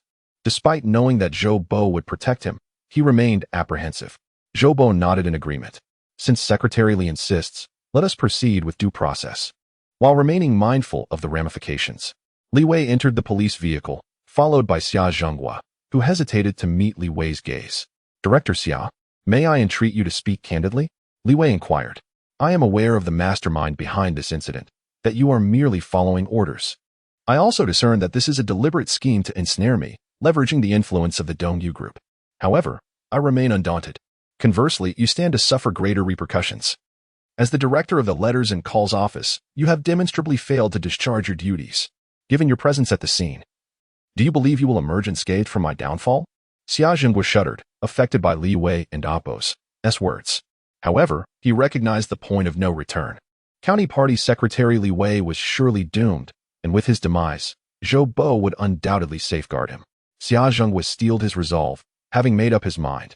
Secretary Li, I acknowledge my dereliction of duty. I certainly did not desire this outcome. I shall bear the responsibility for my actions. At that moment, Du Gang entered the vehicle, prompting Xia Zhenghua to fall silent. Although both were confidants of Zhou Bo, a hierarchy existed, with Du Gang holding the position of absolute trust due to his control over the County Public Security Bureau. In Hongshan County, whoever controlled this institution wielded ultimate authority. Drive.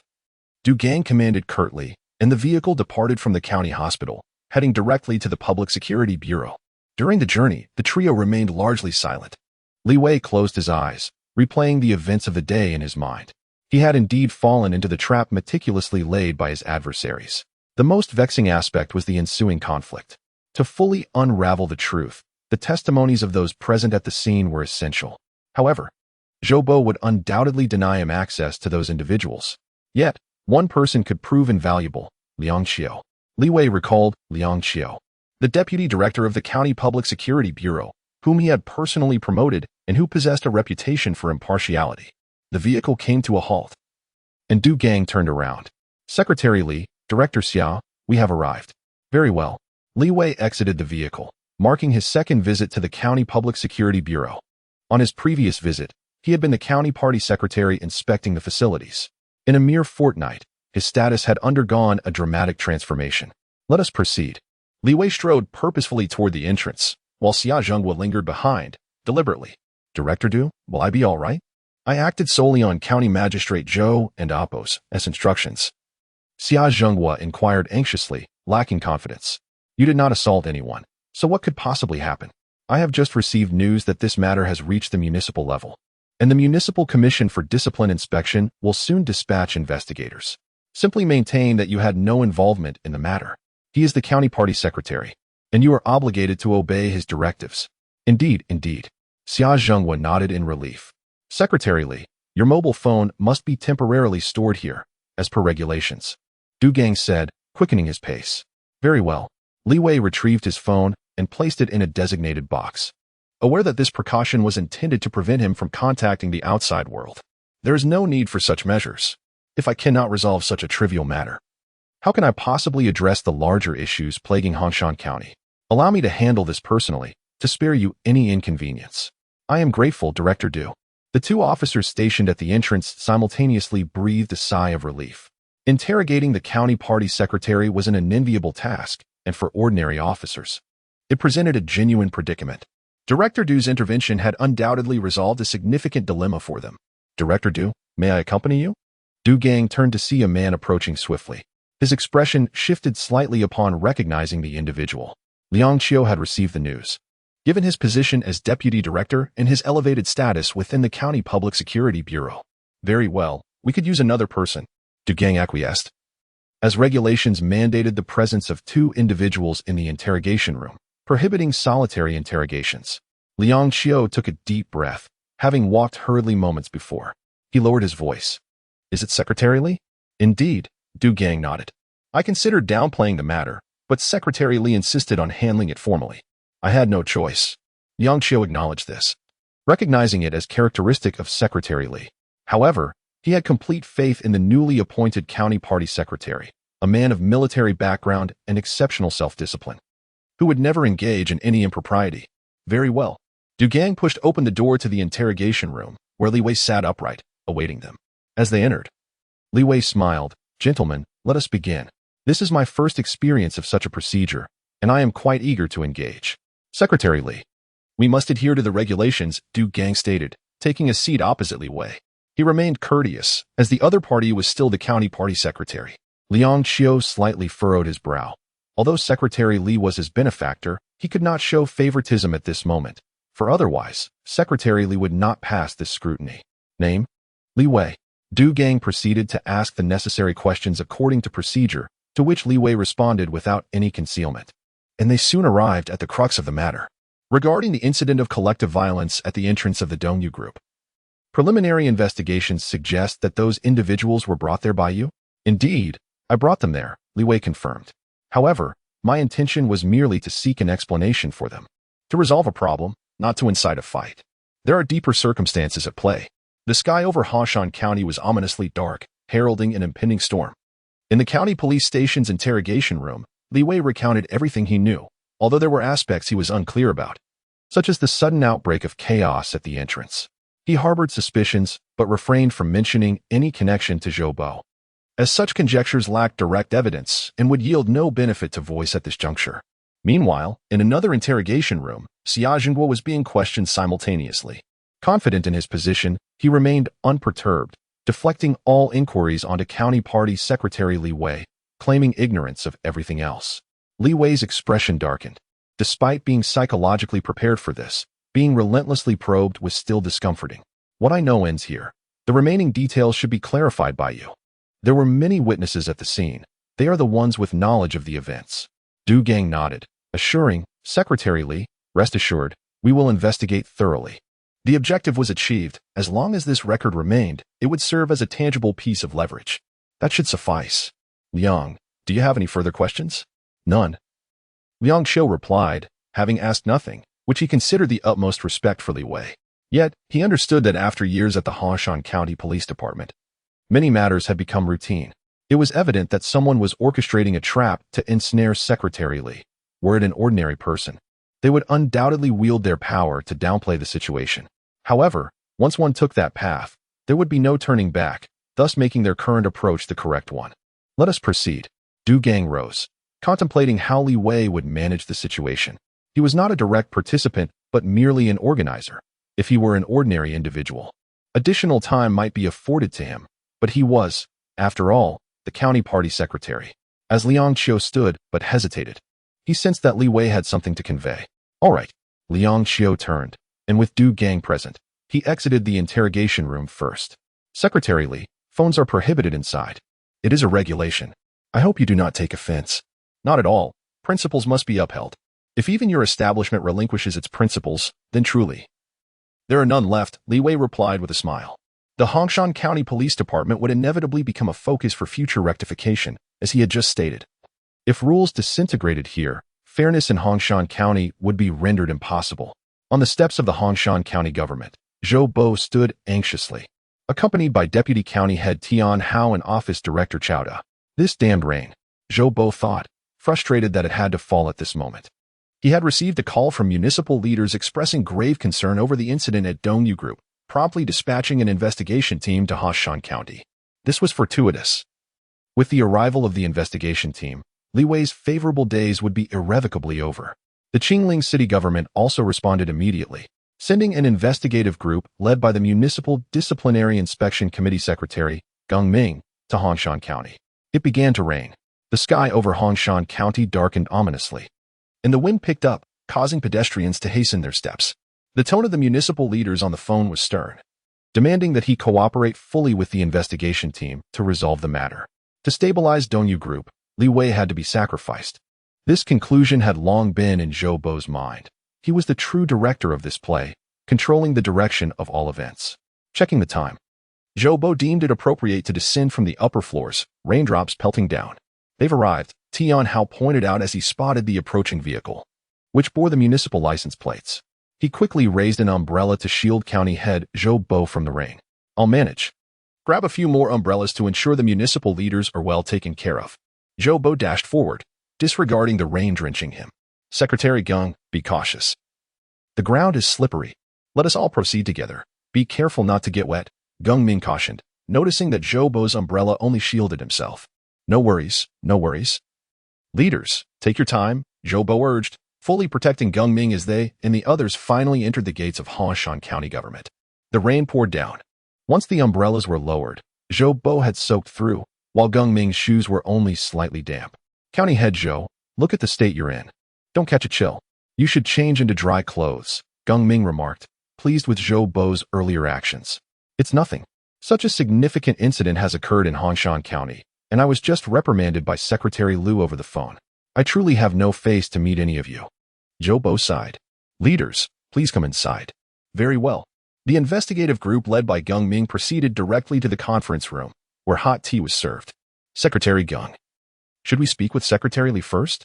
Zhou Bo inquired tentatively, considering him the central figure in this situation, having bravely confronted Dongyu Group, thus becoming a hero in Hongshan County. No rush, County Head Zhou. Let us hold a brief meeting first.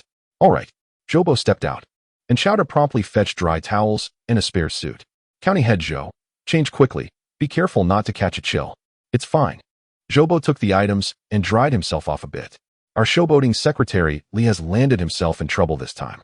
The more he seeks attention, the more it works against him. He truly believes it will yield favorable outcomes. The greater his spotlight, the more pronounced the negative repercussions for Dongyu Group. In the end, will it be about protecting Dongyu Group or him? Undoubtedly, it will be Dongyu Group. In the Hongshan County Government meeting room, an impromptu meeting commenced.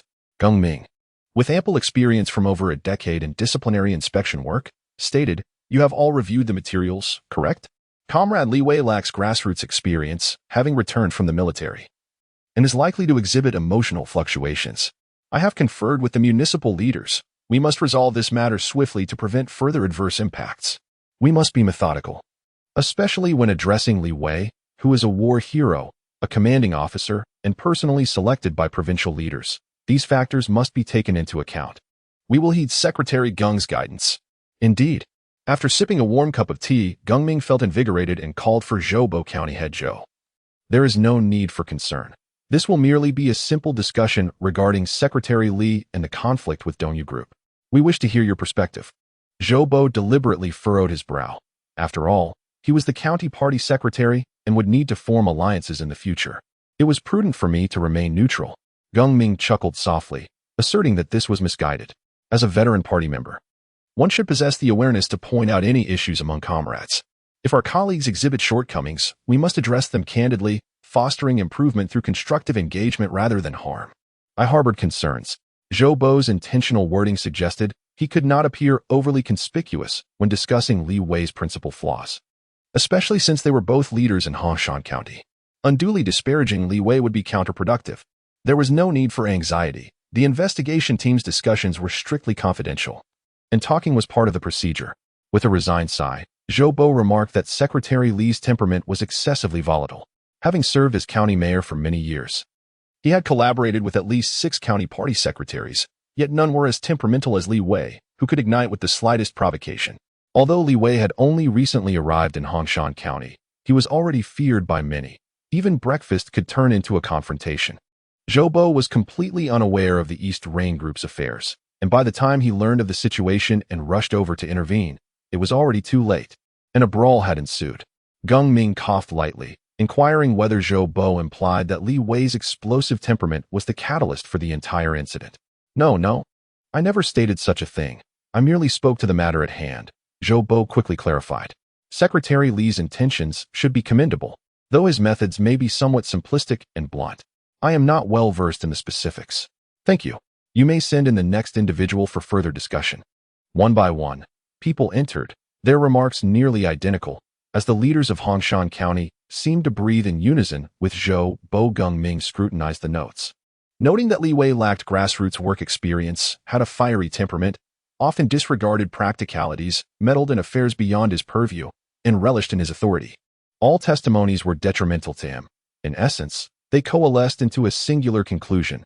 Li Wei was utterly unsuited for the role of county party secretary. As the head of the investigation team, Geng Ming pondered deeply. In his capacity as the secretary of the Municipal Discipline Inspection Commission, this visit to Hongshan County was mandated by city leadership. He had gathered preliminary insights about Li Wei. The discussions with the primary leaders of Hongshan County had concluded, leaving Geng Ming to contemplate the true nature of Li Wei, who had been unusually appointed as the county party secretary. How do you perceive this matter? Geng Ming asked his fellow investigators, believing it prudent to confer before meeting Li Wei. Secretary Geng, do you think this individual harbors severe violent tendencies? Someone queried. It is difficult to ascertain.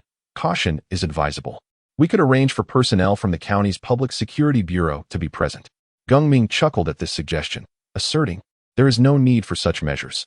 While one may harbor doubts about other matters, our military personnel, especially a heroic commander, are to be trusted. If there are no objections, let us invite Secretary Li in for a discussion." Li Wei, newly appointed secretary of the Hongshan County Party Committee, was under investigation. This year was destined to be tumultuous for Hongshan County. The previous secretary had met an untimely demise, allegedly entangled in corruption issues, a topic few dared to broach. The Municipal Discipline Inspection Team's arrival in Hongshan County was clearly directed at Li Wei. Officials dread encounters with higher-level discipline inspection staff. Once under scrutiny from the commission, one's days are assuredly fraught with difficulty. "Secretary Li, Group Leader Gung requests your presence," Chowda announced. Keeping a wary eye on Li Wei to avoid inciting his wrath, Li Wei awaited in his office, fully aware of the investigation but unconcerned, as he believed he had done nothing wrong. He rose to leave, instructing, "Director Chow, please inform County Mayor Zhou regarding the medical compensation for the injured. The county government should proactively negotiate with the East Rain Group. They are obligated to cover these costs, as the incident stemmed from their actions. This is the most effective way to mitigate negative repercussions. Evasion will be futile. Just convey that this is my directive." "Very well, Secretary Li," Chowda replied, observing Li Wei's retreating figure, unable to suppress a smile. This man truly relished involving himself in matters beyond his own affairs, even while his own position was precarious. He insisted on meddling with the East Rain Group's issues. As he entered, Li Wei quickly assessed the individuals within, still unfamiliar with the formalities of the political arena. He awkwardly greeted, "Greetings, esteemed leaders. Please, take a seat," Gung Ming encouraged with a smile. "Secretary Li, I have long heard of your esteemed reputation. Your valor as a commander has been frequently mentioned. Those are matters of the past. Let us not dwell on them," Li Wei replied, his voice resonant and posture rigid. The investigation team members refrained from immediate questioning, merely observing him. "If there are no further concerns, I must take my leave. Many responsibilities await my attention." "Not so fast. Secretary Li, we have yet to clarify the East Rain Group situation," Gung Ming interjected hastily, initially intending to assert dominance, but not anticipating Li Wei's impatience. "What is there to discuss? I was there to resolve an issue, but upon my arrival, a brawl erupted outside. That is sheer thuggish behavior. You ought to investigate the East Rain Group and impose severe penalties on the aggressors," Li Wei asserted, directing his gaze at the team members. "I understand you are here to conduct an investigation. Feel free to proceed. A man of integrity fears not the shadows of impropriety, nor will he engage in such conduct. Do not heed the nonsensical chatter circulating online." Gung Ming nodded, recognizing the volatility of this county party secretary. "Secretary Li, we have received a report alleging that you, as the county party secretary, pressured the East Rain Group, inciting a public disturbance that tarnished their reputation. We wish to hear your explanation. This is not an investigation, but rather an effort to ascertain the truth." Gung Ming was courteous, not wishing to provoke Li Wei. "You are accusing me?" Li Wei laughed, finding the notion absurd. "I was advocating for the people. If they truly feared the county party secretary, why did the previous secretary fail to address these issues? Was it that they could not solve them, or did they not wish to? I find that intriguing." While his reasoning held merit, one must acknowledge the weight of a county party secretary's words. The origins of the conflict would be thoroughly examined. "Now, I must convey the directive from the municipal leadership. Secretary Li's position will be retained, yet he must refrain from any involvement with the East Rain Group." Li Wei wore an expression of helplessness, feeling unjustly treated as he had committed no wrongdoing. He understood that the matter had indeed arisen due to his involvement, and only by resolving it flawlessly could he justify the actions taken against the injured. The investigation team delivered the municipal leadership's resolution, which he was compelled to accept. Li Wei now comprehended the truth behind the adage that overly rigid and upright individuals struggle to thrive in politics, particularly in roles like that of a county party secretary, where one's integrity may encroach upon the interests of many. When those interests are threatened, individuals tend to unite in isolation, resorting to any means to oust you, all in a bid to safeguard their own benefits. "I have nothing further to say. We shall conclude for today." Li Wei turned to leave, and the others exchanged knowing smiles, their brief glance conveying their shared sentiments. The investigation's findings were decidedly unfavorable for Li Wei, particularly regarding the leadership's assessment of him in Hongshan County. Gung Ming inhaled deeply, noting that the storm had passed as swiftly as it had arrived. "Let us make an effort to visit the East Rain Group and resolve this matter promptly. The municipal leaders are awaiting our return." "Understood," the investigation team affirmed, setting forth directly to the East Rain group. And she had been forewarned and did not obstruct their visit.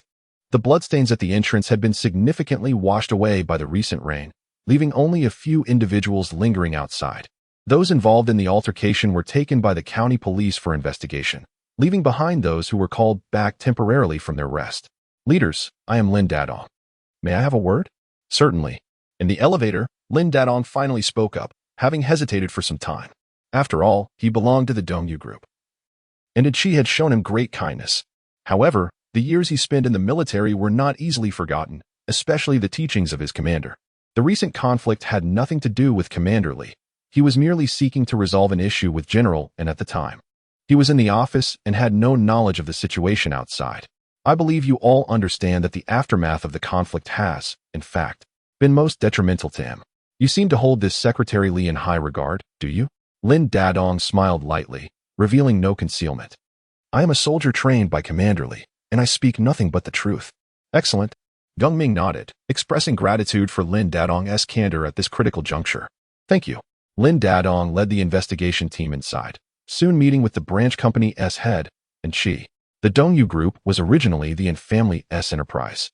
And as the third generation, and she had the audacity to act with impunity. What is there to investigate?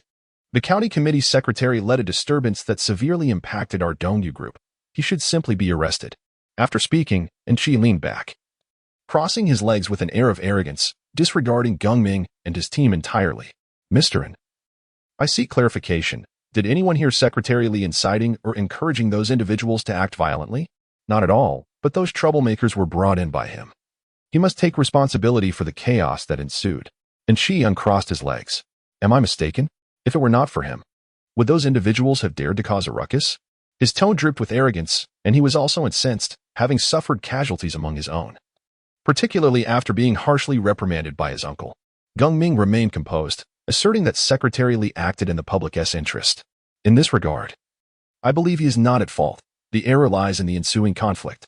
If it is confirmed that the altercation had no direct ties to Secretary Lee, I personally feel that our officials should not be adversely affected by this incident. What do you mean? And she leaned forward, protective of his own, truly believing that we, the Dongyu Group, are pushovers. I state this unequivocally.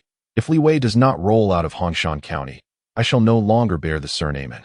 Gung Ming furrowed his brow, realizing that the issues in Hongshan County were no longer merely about the altercation from the county government to the Dongyu Group.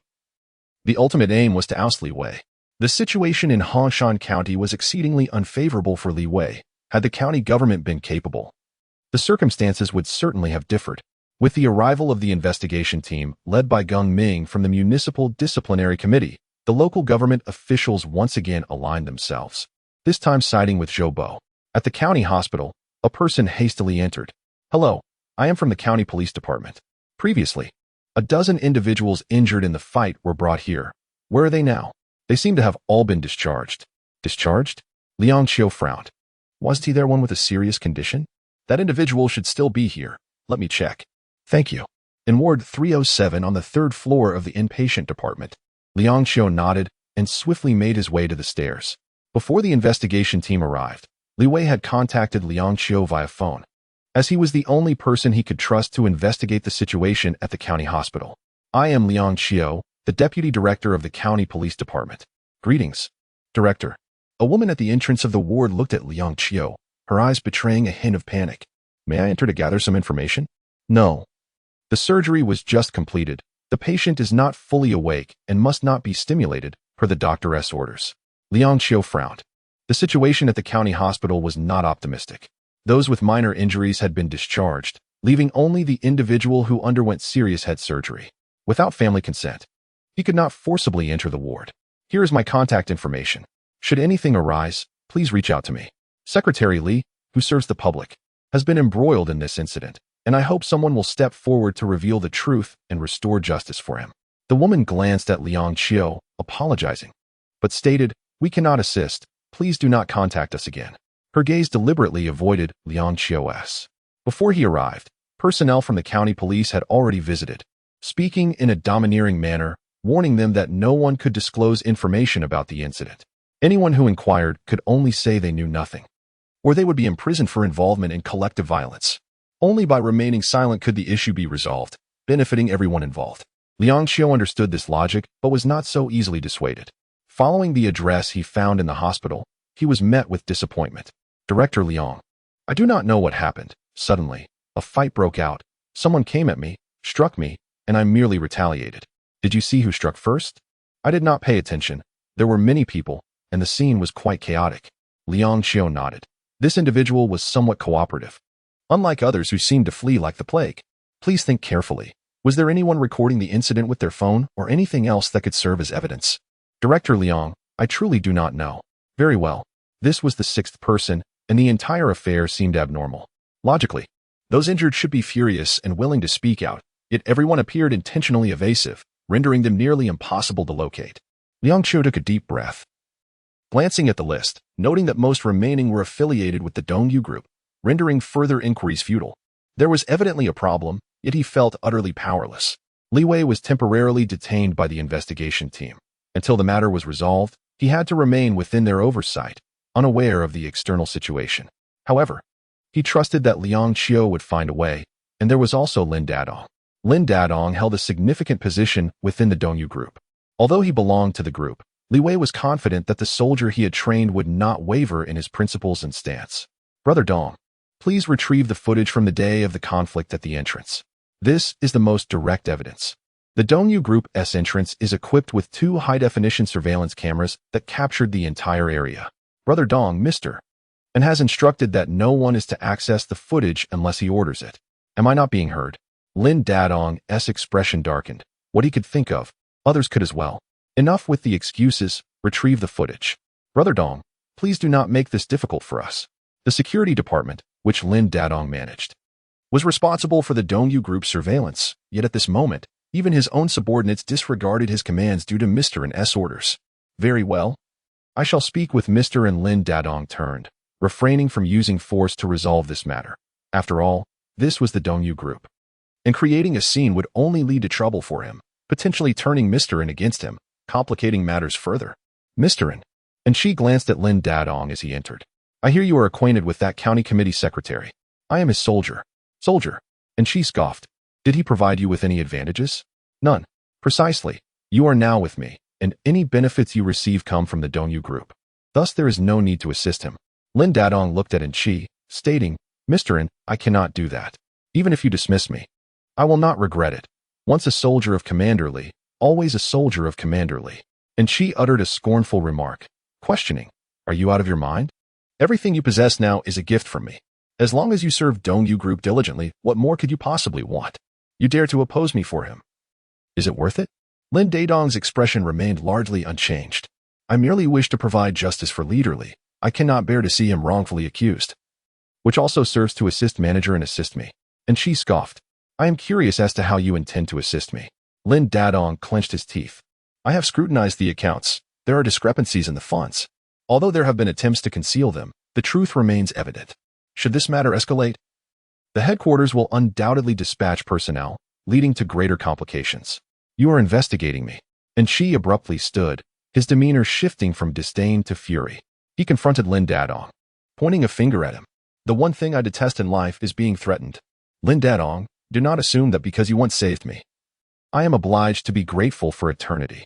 Dongyu Group belongs to the Yin family. If I wish for you to leave, you shall depart immediately. I understand. Lin Dadong stood his ground, unmoving. He was aware that this course of action would undoubtedly infuriate Managerin, yet it was a calculated decision. If it came to it, he could resign. His skills would ensure he would not starve outside of Dongyu Group. This matter is within my control. Lin Dadong's gaze hardened as he met in Chi's eyes. And Chi, however, felt a twinge of anxiety. He had been relying on his authority to intimidate. Fearful of a confrontation and the possibility of the incident being exposed, and Chi took a few steps back, chuckling as he lit a cigarette. Dongzi, I have not treated you poorly, have I? Indeed not. Managerin has shown me great favor, which I shall never forget. And Chi chuckled softly. At least you possess a semblance of conscience. I shall not hold today's incident against you. We remain brothers. And Chi's scoff was merely a test of Lin Dadong's loyalty. He recognized the value of keeping Lin at his side, especially if a time arose when he needed protection. The surveillance footage had long been deleted. And if Lin doubted it, he could verify it now. Lin Dadong furrowed his brow. He had been a moment too late. Without the surveillance, reconstructing the truth would be impossible. Thank you, Managerin. As Lin turned to leave, and she called after him, making a phone call in Lin's presence. Dongzi's intentions align with mine. He is free to investigate as he pleases. Understood, Managerin. The surveillance footage, however, remained intact, as in she had deliberately manipulated the situation. Fully aware of Lin Dadong and Appo's loyalty, he knew Lin would not pursue further inquiries based on his assurances. Thank you for your trust, Managerin. Lin Dadong exited the office, taking a deep breath. At that moment, he genuinely believed in Chi. Pursuing further investigation would imply distrust. Although the footage was gone, there was one place that might still provide insight. Directly across from Dongyu Group was the county's largest freight center, largely collaborating with them. The surveillance there could potentially capture relevant footage. Lin Dadong hastily departed Dongyu building, determined to avoid any further mistakes. Managerin, Dongzi has not come to check the surveillance. And Chi sighed in relief. Have you reviewed the footage? Yes, they initiated the altercation. Damn, they have grown bold. We shall keep this footage. It will serve our interests. And Chi hung up, mindful of the delicate situation. He wished to keep matters discreet, especially concerning the county's secretary, whom he despised and wished to pressure into resignation. Lin Dadong went directly to the freight center, familiar with the personnel there. Please review the surveillance. Someone caused a ruckus yesterday and damaged my vehicle. We must identify them. Who would dare to vandalize Dongzi's car? They must have a death wish. The footage was swiftly retrieved. By the time Lin provided the necessary details, they located the relevant recording. Fortunately, it captured the entrance of Dongyu Group, albeit from a distance. Zoom in, Lin instructed. Dongzi, our equipment is inadequate. Zooming in only blurs the image. After magnifying the footage, it indeed became somewhat unclear. Lin focused intently, recalling his departure with Leader Li when an altercation erupted. Rewind. The image paused, and Lin leaned closer. This individual was not present initially. Two people had entered the fray from behind, joining the crowd and instigating chaos. Following their actions, the Dongyu personnel retaliated. Huang Mao had not lied. It was evident that the other party had struck first, prompting Dongyu's response. It was becoming clear that someone had deliberately infiltrated the crowd to incite conflict, aiming to frame Leader Li. The two individuals were likely not part of the group seeking money from Dongyu. Unfortunately, the footage only captured their backs, obscuring their identities. Play it forward. Lin remained fixated on the screen, tracking the movements of the two figures. They were not ordinary. Their agility suggested they had instigated most of the violence against Dongyu personnel. After the conflict at the entrance, they retreated with clear intent, leaving without hesitation. Stop. The two had escaped, from their initial involvement to their departure. It had been less than 10 minutes, a glaring indication of their culpability. The image, though not crystal clear, allowed for some recognition. Isn't that Hongshan and He Zi? Did they enter? When did they leave? Someone recognized them. Are you certain? Absolutely. These two have a history of bullying. They attempted to muscle in on our operations previously, but were dealt with by our boss. They were recently incarcerated for assault. It is improbable they would have been released so soon. Send me the video. Dongzi, isn't this about the ones who vandalized your vehicle? Less chatter. Lin's countenance darkened. The freight center personnel understood his standing in Dongyu Group and complied, copying the footage to Lin's phone. Lin reviewed the footage, verifying its accuracy. Thank you, brother. Let's grab a drink sometime. Okay, sure, Dongzi. As Lin departed, the head of security at the freight center was puzzled, questioning why Dongyu Group's personnel had come to them for footage when they possessed their own surveillance.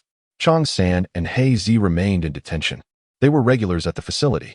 The freight station staff had not erred. They were indeed the assailants from that day. The two had been taken from the detention center by someone sent by Du Gang, who had ensured they were promptly returned after the task was completed.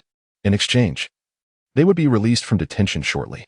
This was the arrangement. However, should the truth be uncovered, they would remain silent, as it implicated individuals from the county's police department, leading them to accept their fates. Du Gang was well aware of this, which is why he felt secure in allowing them to undertake this mission. Lin Dadong had acquired evidence, yet it was insufficient. The video remained too vague. Only those familiar with Hongshan and He Zi would recognize them. Just then, he was approached by someone. Director Liang. Lin smiled, recognizing Liang Qiu, whose reputation was decent, certainly better than most at the county police. Secretary Li instructed me to find you. Liang Qiu got straight to the point. Don't you believe me? Lin chuckled softly. Director Liang, what a question. You are the deputy director of the county police. Of course, I believe you. Liang Qiu scrutinized Lin Dadong, his intuition suggesting that Lin's words were merely polite platitudes. Masking his skepticism. When Secretary Li contacted me, he mentioned you, saying if I encountered difficulties, I should seek your assistance, and you would surely help him. Is that so? Lin Dadong chuckled softly, harboring a profound distrust towards Liang Qiu. After all, he was affiliated with the county police department, and the individuals seen in the video, Hongshan and Heizi, had recently been apprehended by them. They should still be confined in custody, yet here they were, brazenly causing a ruckus and assaulting others. The personnel from the county police department were utterly unreliable, and it was inconceivable that they would hand over any evidence to Liang Qiu. Once the evidence was destroyed, it would be irrevocably lost. Lin Dadong regarded Liang Qiu, fully aware of the lengths to which such individuals could go to obliterate the surveillance records retained by the freight center. Taking a deep breath, Liang Qiu conveyed, I understand that there is currently no way to provide direct proof. Secretary Li is under investigation by the municipal inquiry team and is unable to use his phone or communicate with outsiders. Thus, only you and I can assist him. I am powerless to do anything. Lin Dadong coughed. The surveillance footage from Dongyu Group has been deleted. Deleted? Liang Qiu sought out Lin Dadong precisely to obtain the video materials from Dongyu Group, as they represented the most direct evidence available. Indeed, I arrived too late. President N is furious about this incident and has placed the entire blame on Secretary Li. Although I wish to help, I find myself utterly helpless. I understand. Liang Qiu nodded, his brow furrowed in concern. He could not extract evidence from the injured individuals, and now even the slightest lead had vanished. Was he to merely stand by and watch as Secretary Li was wronged, powerless to intervene? Dongzi, think carefully, Liang Qiu urged, his urgency surpassing Lin Dadong's. Secretary Li had sought him out prior to the investigation, an act reflecting the utmost trust. I'm sorry, Director Liang. I am truly powerless. Very well. Liang Qiu acquiesced, producing a business card. After all, as the deputy director, feel free to contact me should any developments arise. I shall contemplate further solutions. He turned and entered his vehicle, which swiftly departed. Lin Dadong glanced at the card in his hand. It bore the title Deputy Director Liang Qiu of Hongshan County Public Security Bureau, along with contact information. He hesitated momentarily before not discarding it, instead hastily stowing it in his pocket as he walked toward the Dongyu building. Liang Qiu's actions were entirely under Du Gang's surveillance. He was acutely aware of who Liang Qiu had met and when. Lin Dadong, a member of Dongyu Group, what business could Liang Qiu possibly have with him? I cannot fathom it either. I've heard no mention of any connection between Liang Qiu and Dongyu Group. If he truly had such backing, he would have risen to prominence long ago. Indeed, Du Gang frowned, equally perplexed by Liang Qiu's meeting with Lin Dadong. The individuals he dispatched to follow them dared not draw too close, fearing detection by Liang Qiu, thus missing the conversation between the two. One thing was now certain, Liang Qiu did not share their interests. He had been promoted by Secretary Li, and should he choose to align himself with them now, he would undoubtedly be ridiculed as a traitor. If he were truly that sort of person, County Chief Zhu would not have treated him kindly. He found himself in a precarious position. Director Du, we must remain vigilant regarding this individual. Indeed, Du Gang nodded, aware that the two individuals in his office were his most trusted confidants. Upon his return, he would test Liang Qiu. Once he fell, the deputy director would either be ousted or compelled to return to his previous position as the head of the anti-vice team. With a cold smile, Du Gang concluded, his two associates mirroring his amusement. As Li Wei faced investigation, various sinister faces began to reveal themselves. In the Hongshan County Discipline Inspection Commission office, Li Wei glanced at the clock hanging on the wall. Secretary Gong, I will not evade any responsibility or issues. However, is it truly appropriate for you to keep me here indefinitely? Gong Ming furrowed his brow. The evidence currently in their possession only indicated that the individuals involved had been brought by Li Wei, and the subsequent conflict bore no relation to him. The attendees had certain interest disputes with Dongyu Group. Secretary Li, let us not rush. We have a new development that requires further clarification, and we will provide you with a satisfactory response shortly. How long will that take? Li Wei's expression darkened. On what grounds could they forcibly detain him? He was no criminal, and even the Municipal Discipline Inspection Committee lacked such authority. 1 hour. That will not suffice, half an hour at most. Li Wei stood up resolutely. If you do not agree, I shall leave this instant. Very well, half an hour it is. Li Wei once again exhibited a formidable demeanor. remaining composed even in the presence of the municipal disciplinary inspection team. His restraint was notable, had it not been for the respect for their positions. He would have surely lost his temper amidst their relentless inquiries.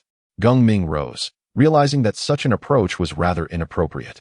Li Wei had only been transferred to Hongshan County for less than a month, and it was almost inconceivable that any economic misconduct could be attributed to him. As for the unrest that occurred outside the Dongyu group, while it was indeed linked to him, it had originated from a genuine desire to advocate for the people. And the ensuing conflict was an unfortunate accident. Everyone, please step out for a moment, Gung Ming instructed. The members of the investigation team complied. And Gung Ming lit a cigarette, opting to convene in the restroom for a discussion. Let us share our thoughts. Gung Secretary. Perhaps you should take the lead in this matter, suggested one member. Indeed, your experience and position as team leader make your input invaluable. Gung Ming chuckled lightly. That won't do. I have no special privileges. What I offer is merely my personal perspective. Comrade Li Wei, the county party secretary, does exhibit a rather fiery temperament, likely a result of his many years in leadership. However, in the face of our investigation, he has shown remarkable restraint, indicating that he is not one to lose control over his emotions. He paused, glancing at the other attendees, recognizing the importance of their opinions. I concur with Secretary Gung's assessment. Secretary Li is distinctly different from those we have previously investigated. His personality is quite pronounced, which can indeed lead to misunderstandings. We are aware of the serious issues that have plagued Hongshan County, especially given the recent troubles faced by the last two county party secretaries. I believe the provincial leadership recognized this and thus appointed him to take on this significant responsibility. Absolutely, another member nodded in agreement. We must consider not only the opinions of the municipal leaders but also the perspectives of the provincial authorities, alongside the unique circumstances of Hongshan County. Gung Ming acknowledged their consensus. Since there are no objections, let us proceed with a more thorough investigation. For now, we shall allow Secretary Li to depart. I have faith in his character. Agreed. Agreed. The investigation team reached a unanimous decision, and Gung Ming felt a wave of relief. After many years in the municipal discipline inspection, the only individual he truly respected among those under investigation was the Secretary of Hongshan County. Secretary Li, you may leave now. Thank you. Li Wei stood and exited, not sparing a glance at Gung Ming and the others, his phone placed in the box by the door. It's me. Secretary Li, I have spoken to nearly all the individuals injured during the conflict, but none are willing to speak, reported Liang Qiu. Have you approached Lin Dadong? I have. But he does not trust me. He should possess evidence. Liang Qiu took a deep breath. That is to be expected. I will call him.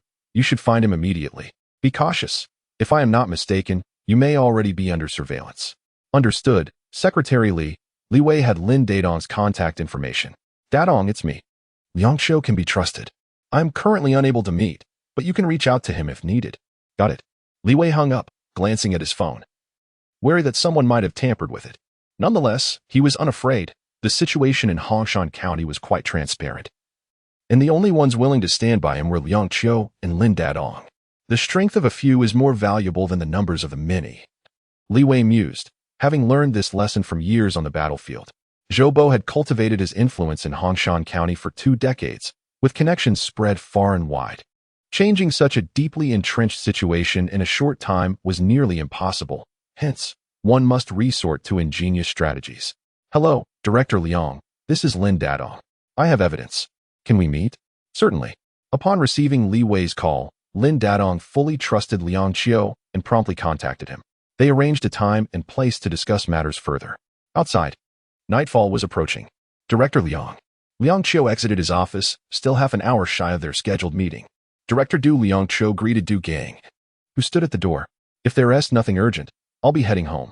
There is something, and it's quite important. Please come here. The county leaders will be arriving shortly. County leaders? Liang Qiu inquired. Yes. Du Gang nodded. Is it inconvenient? Not at all. Reluctantly, Liang Qiu approached.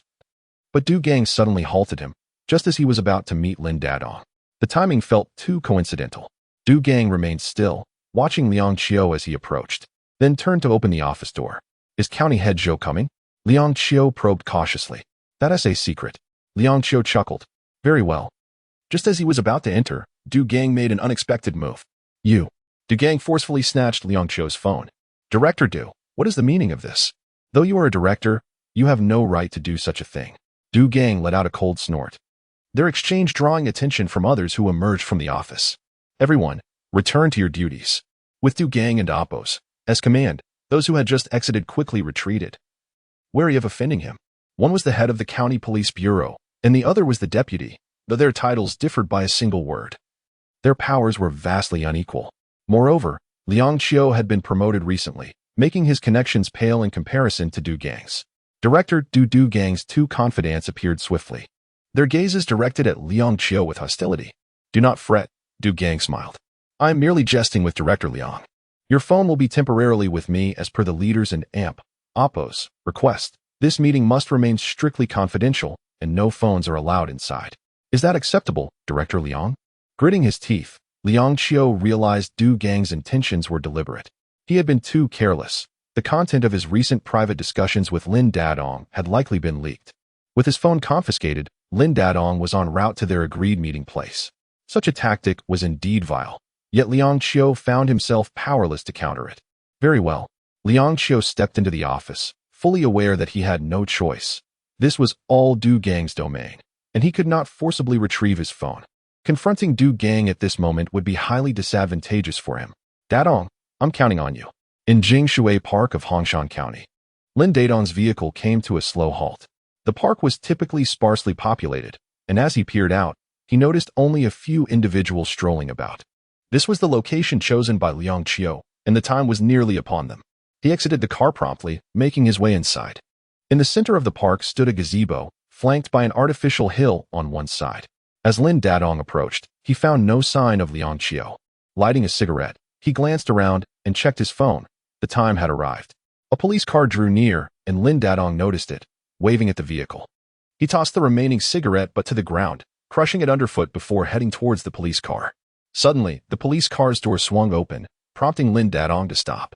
He immediately sensed something was amiss as both side doors opened simultaneously.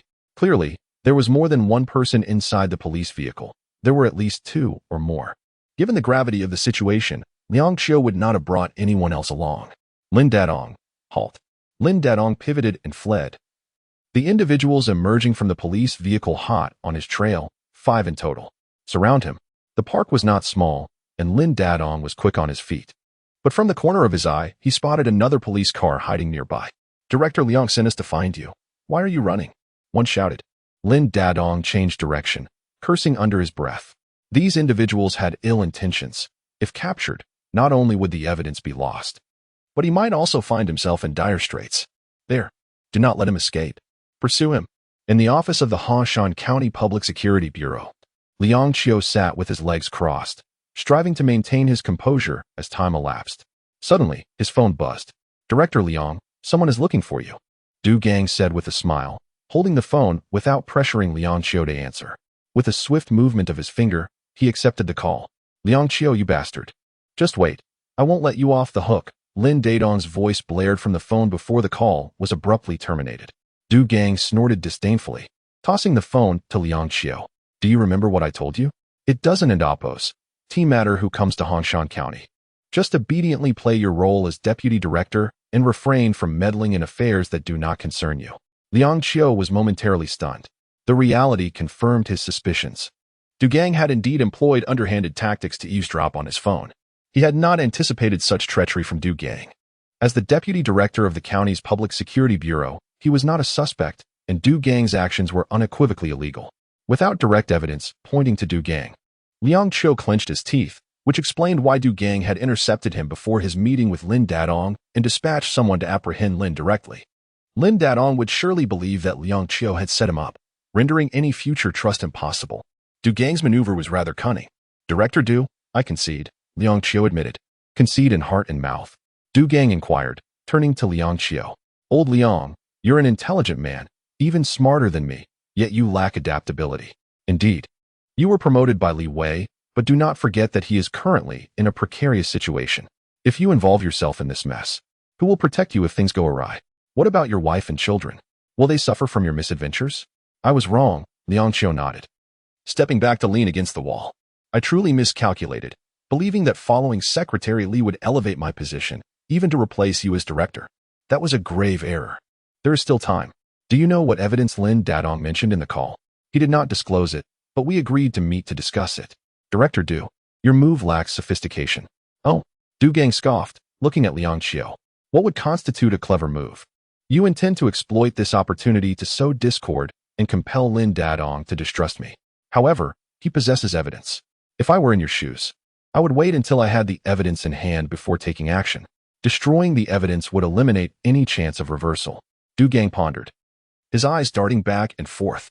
Liang Qiu's reasoning held merit. He had indeed acted impulsively. The situation had unfolded beyond recovery, and admitting his mistake was out of the question. Do you genuinely believe my arrangements are so simplistic? Du Gang huffed. You underestimate me. Becoming a director requires more than just connections. Are there additional plans? Liang Qiu inquired. You seem quite interested. At least let me understand the gap between you and Director Du. Du Gang laughed heartily. The previous statements had been fabricated, lacking any substantial follow-up plans. He simply did not want to lose face before Liang Qiu. You will know soon enough. Taking a deep breath, Liang Qiu asked, what can I do? I assure you, I will not defy your wishes again. You are correct. That person is finished.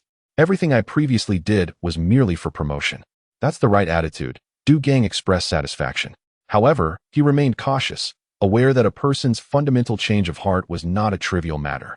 Therefore, he must remain vigilant against Liang Qiu to avoid being caught off guard. Find Lin Dadong. You must obtain the evidence he possesses and how he acquired it. If you destroy those, you will be mine. Thank you. Director Du. Liang Qiu inhaled deeply, refraining from overtly ingratiating himself with Du Gang, as that would certainly raise suspicions. Lin Dadong was convinced that Liang Qiu had betrayed him. He would not meet him easily and would remain wary. There is someone Lin Dadong listens to closely. And that person trusts you as well, Du Gang remarked, glancing at Liang Qiu's phone. Understand? Liang Qiu certainly comprehended. He picked up the phone and, in Du Gang's presence, called Li Wei. Secretary Li, there has been a complication. I did not meet with Dongzi, and I suspect someone has been monitoring me. I am fine, but they may have targeted Dongzi. Outrageous. Li Wei's furious voice echoed through the phone. You must ensure your safety. Absolutely no incidents are permitted. Dongzi is fine. He is one of mine and will not easily fall into trouble. Your situation is precarious. Seek another opportunity to meet and minimize phone contact. Try alternative methods. Yes, understood. Secretary Li. After hanging up, Liang Qiu looked up at Du Gang. Is this acceptable? Excellent. Du Gang nodded approvingly. You have done remarkably well, advancing on the path of mutual trust. You and I are brothers. I will not harm you. When good fortune arises, we shall share it. Why must it be a life and death struggle? There is no need for that. Indeed, Liang Qiu nodded, his eyes dimming. Du Gang was right. He ought to consider his family more. Liang Qiu's home situation was far from ideal. His in-laws were perpetually ill. His wife had to care for them and could not work, and their child was in university. His single income barely sustained the household, leading to an inexplicable fatigue. Yet, he was acutely aware that if he sought wealth, opportunities were certainly available. Take this. I cannot accept it. This is for the children. You must take it. Du Gang pulled out a stack of red bills from his bag and handed them to Liang Qiu. I know you are in a tight spot. It's a small matter. Thank you. Director Du. Liang Qiu accepted the money, aware of how easily one could be ensnared by such vibrant bills, which seemed to carry a unique allure, captivating anyone who laid eyes upon them. At the Hongshan County guest house, Li Wei stood by the window, having disassembled his phone and discovered a small extraneous component. There were only 2 instances when the phone had left his sight: during the recording at the Public Security Bureau and when he was in the County Discipline Inspection Committee's investigative session. It was likely the former. Such advanced eavesdropping technology was not within the grasp of ordinary individuals, and the county's Public Security Bureau happened to possess such surveillance equipment. Li Wei chuckled softly, opting not to remove the component, swiftly reassembling the phone screen in its original position. Eavesdropping was a technique frequently trained in the military, especially prevalent on modern battlefields, and Li Wei was no stranger to it. Forcibly removing it would disrupt the signal, alerting the eavesdropper, who might then employ other means against him. It was wiser to leave it in place and utilize it to his advantage. Dongzi, Captain, are you all right? Li Wei inquired. Rest assured, it is not easy to capture me. My nickname in the army is Lone Wolf. Liang Qiu is problematic. He arranged to meet me in the park, but failed to show. I nearly got caught. Liang Qiu should not be the culprit. Perhaps there is a misunderstanding. He was promoted by me and has a history with the county's previous leadership. I don't believe that to be the case. Li Wei coughed slightly. Dongzi, listen to me. You can only trust him now, as he is the only person I trust. Your conversations are likely compromised. Change your communication method. At this moment, Li Wei realized that his phone was also under surveillance, so he decided to say everything that needed to be said. However, as he spoke, his fingers occasionally tapped rhythmically on the table. This was a special communication method known only to those trained in the Black Hawk Regiment, and he trusted Dongzi would understand and remember. I understand, Captain. Take care. Lin Dadong hung up the phone, exhaling a sigh of relief as the echoes of the recent pounding reverberated in his mind. He clenched his fists, an inexplicable exhilaration surging within him, as if he had returned to the military. This was a unique mission, one that he must personally undertake. Director Liang, I have placed the evidence in the complaint mailbox of the county's Discipline Inspection Commission. Do not presume that I trust you. It is Captain Li who believes in you. This is your final chance, Lin Dadong's message read. He arrived early at the county's Discipline Inspection Commission, located the complaint box, and swiftly deposited a bag before departing. Minutes later, Liang Qiu arrived, and he was alone. Having secured the evidence, Liang Qiu refrained from opening it. Instead, he entered his car and returned directly to the bureau, where he handed it over to Du Gang. Director Du, I have obtained it. Excellent, Du Gang nodded. Within the bag was a USB drive, which quickly revealed the video of that day's altercation. However, the footage lacked clarity, merely capturing the chaos of the incident. What does this signify? Du Gang scrutinized it again. Confirming its inconclusiveness due to the absence of identifiable faces, it merely illustrated the conflict and oppose as progression. Indeed, it shows little, Liang Qiu agreed. It appears Lin Dadong possesses no direct evidence either. We have all been deceived by him. Du Gang glanced at Liang Qiu. Given the limited time frame, Lin Dadong likely had no opportunity to alter or replace the video's content. Perhaps we can present it to the municipal investigation team. Such evidence could be advantageous for us. Du Gang served as a weapon for Zhou Bo, specifically aimed at undermining those who threatened him. He had gained control of the county's public security bureau, facilitating his operations in Hongshan County. Their relationship was one bound by mutual interests. Regardless of who fell, the other would inevitably suffer. At this moment, Du Gang's thoughts were solely focused on dismantling County Committee Secretary Li Wei, fully supporting Zhou Bo in the process. Director Du, I believe this evidence holds no value, Liang Qiu remarked, taking a deep breath. No value? That is merely your perspective.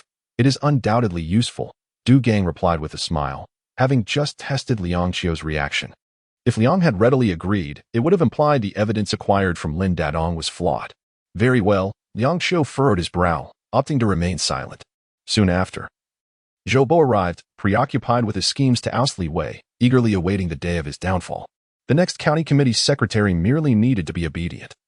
As a native of Hongshan County and having served as county head for many years, Zhou Bo enjoyed deep connections. Typically, he would not be considered for the position of county committee secretary. An externally appointed secretary could create a system of checks and balances. If both the county committee secretary and the county head were locals, collusion was highly probable. Good day, County Head Zhou, Liang Qiu greeted promptly. In the past, I was at fault, failing to navigate relationships appropriately and offending leadership. Now I understand. Life unfolds as it does, and at 40, I ought to treat myself better. That is the way to think, Zhou Bo nodded. When we are amiable, it benefits all. Yet, some individuals, in their arrogance, seek to alter the status quo out of ignorance. They are the true villains. Indeed, you speak wisely. Leader, Liang Qiu murmured in agreement. Du Gang activated the video. County Head Zhou, this footage was obtained from Lin Dadong. Based on the angle of the recording, it appears to be from the distribution factory opposite Dongyu Group. I have dispatched personnel to investigate, as all footage from that day is likely to be deleted. Let me see, Zhou Bo remarked, studying the video intently until its conclusion. Before chuckling, what can this possibly prove? Du Gang nodded. I share your sentiments. That lad believes he can leverage this evidence to vindicate Captain Li. But such notions are utterly fantastical. Lin Dadong, Zhou Bo frowned, surprised by his loyalty. He has always been one of Dongyu Group's own. His involvement may not bode well. Are you concerned that Dongyu Group might come to his defense? Unlikely, absolutely improbable. This incident has alienated them, and Enchi will seek retribution.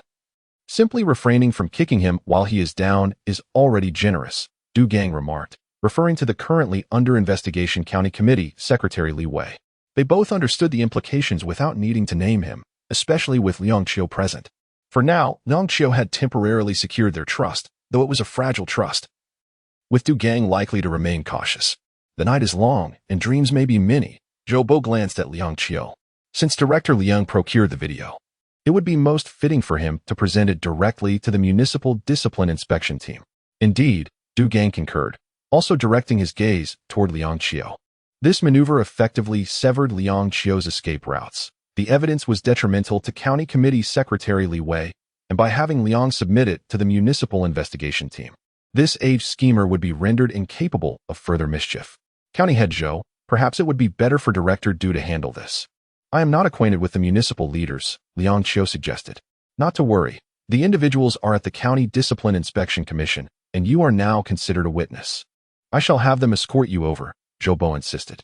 Liang Qiu's refusal merely elicited a smile from Zhou Bo, who promptly reached for his phone. Old Duan, please come to the County Police Bureau.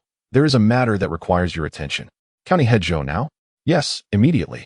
All right, I will be there shortly. At this moment, Duan Ping, the secretary of the Hongshan County Discipline Inspection Commission, was accompanying Geng Ming, the Municipal Discipline Inspection Secretary.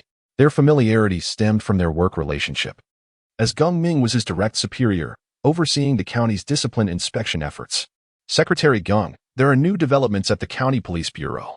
I will head over briefly and return quickly. No rush, Geng Ming chuckled. Drive safely.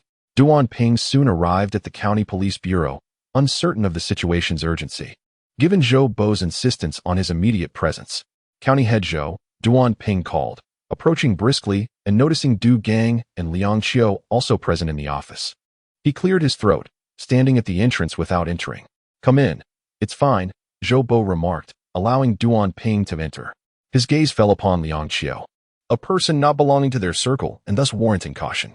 As the secretary of the Hongshan County Discipline Inspection Commission and a member of the county committee, Duan Ping held considerable influence, particularly during significant matters, where his vote could shift outcomes.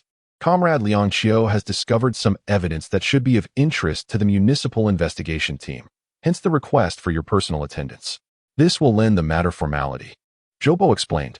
Duan Ping nodded in agreement. Understood. Where is the evidence? Here. This was the third time the video was presented. Liang Qiu maintained an impassive expression, internally strategizing on how to navigate this predicament. He had witnessed the ugliness of these individuals, who would resort to any means to undermine County Committee Secretary Li Wei. As long as they remained in power, Hongshan County would know no peace. Is this all? Duan Ping inquired after viewing the footage, determining it merely represented evidence of the altercation without substantial impact. Old Duan, one cannot dismiss it so lightly. The municipal investigation team has yet to take action, indicating they are still deliberating. What they lack is compelling evidence. Our Secretary Li is dispatched by the provincial leadership, and they harbor reservations. We must bolster their confidence. The video serves merely as a precursor. I am preparing to take decisive action. Zhou Bo was determined to expedite matters. The municipal investigation team had not removed Li Wei from his position as county committee secretary, merely conducting inquiries, a situation that left him exceedingly dissatisfied. This was the opportunity to oust Li Wei once and for all. Decisive action. Du Gang's eyes gleamed. County Head Zhou, are you planning to unleash your trump card? Indeed. Liang Qiu's heart sank with anxiety, realizing Zhou Bo had a contingency plan.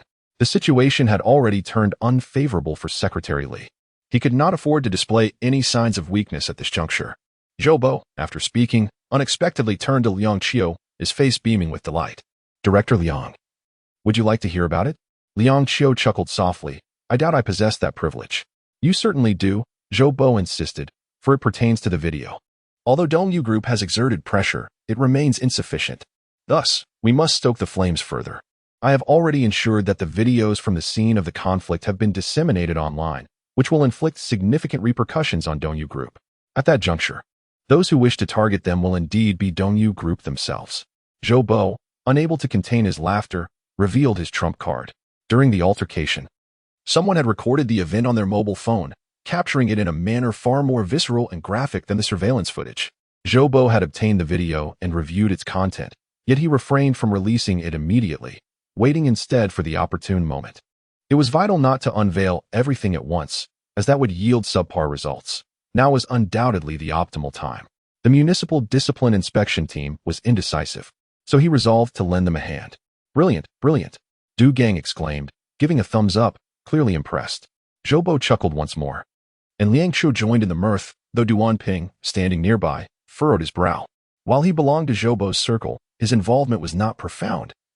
The county discipline inspection's influence was certainly less significant than that of the county police or other authoritative departments.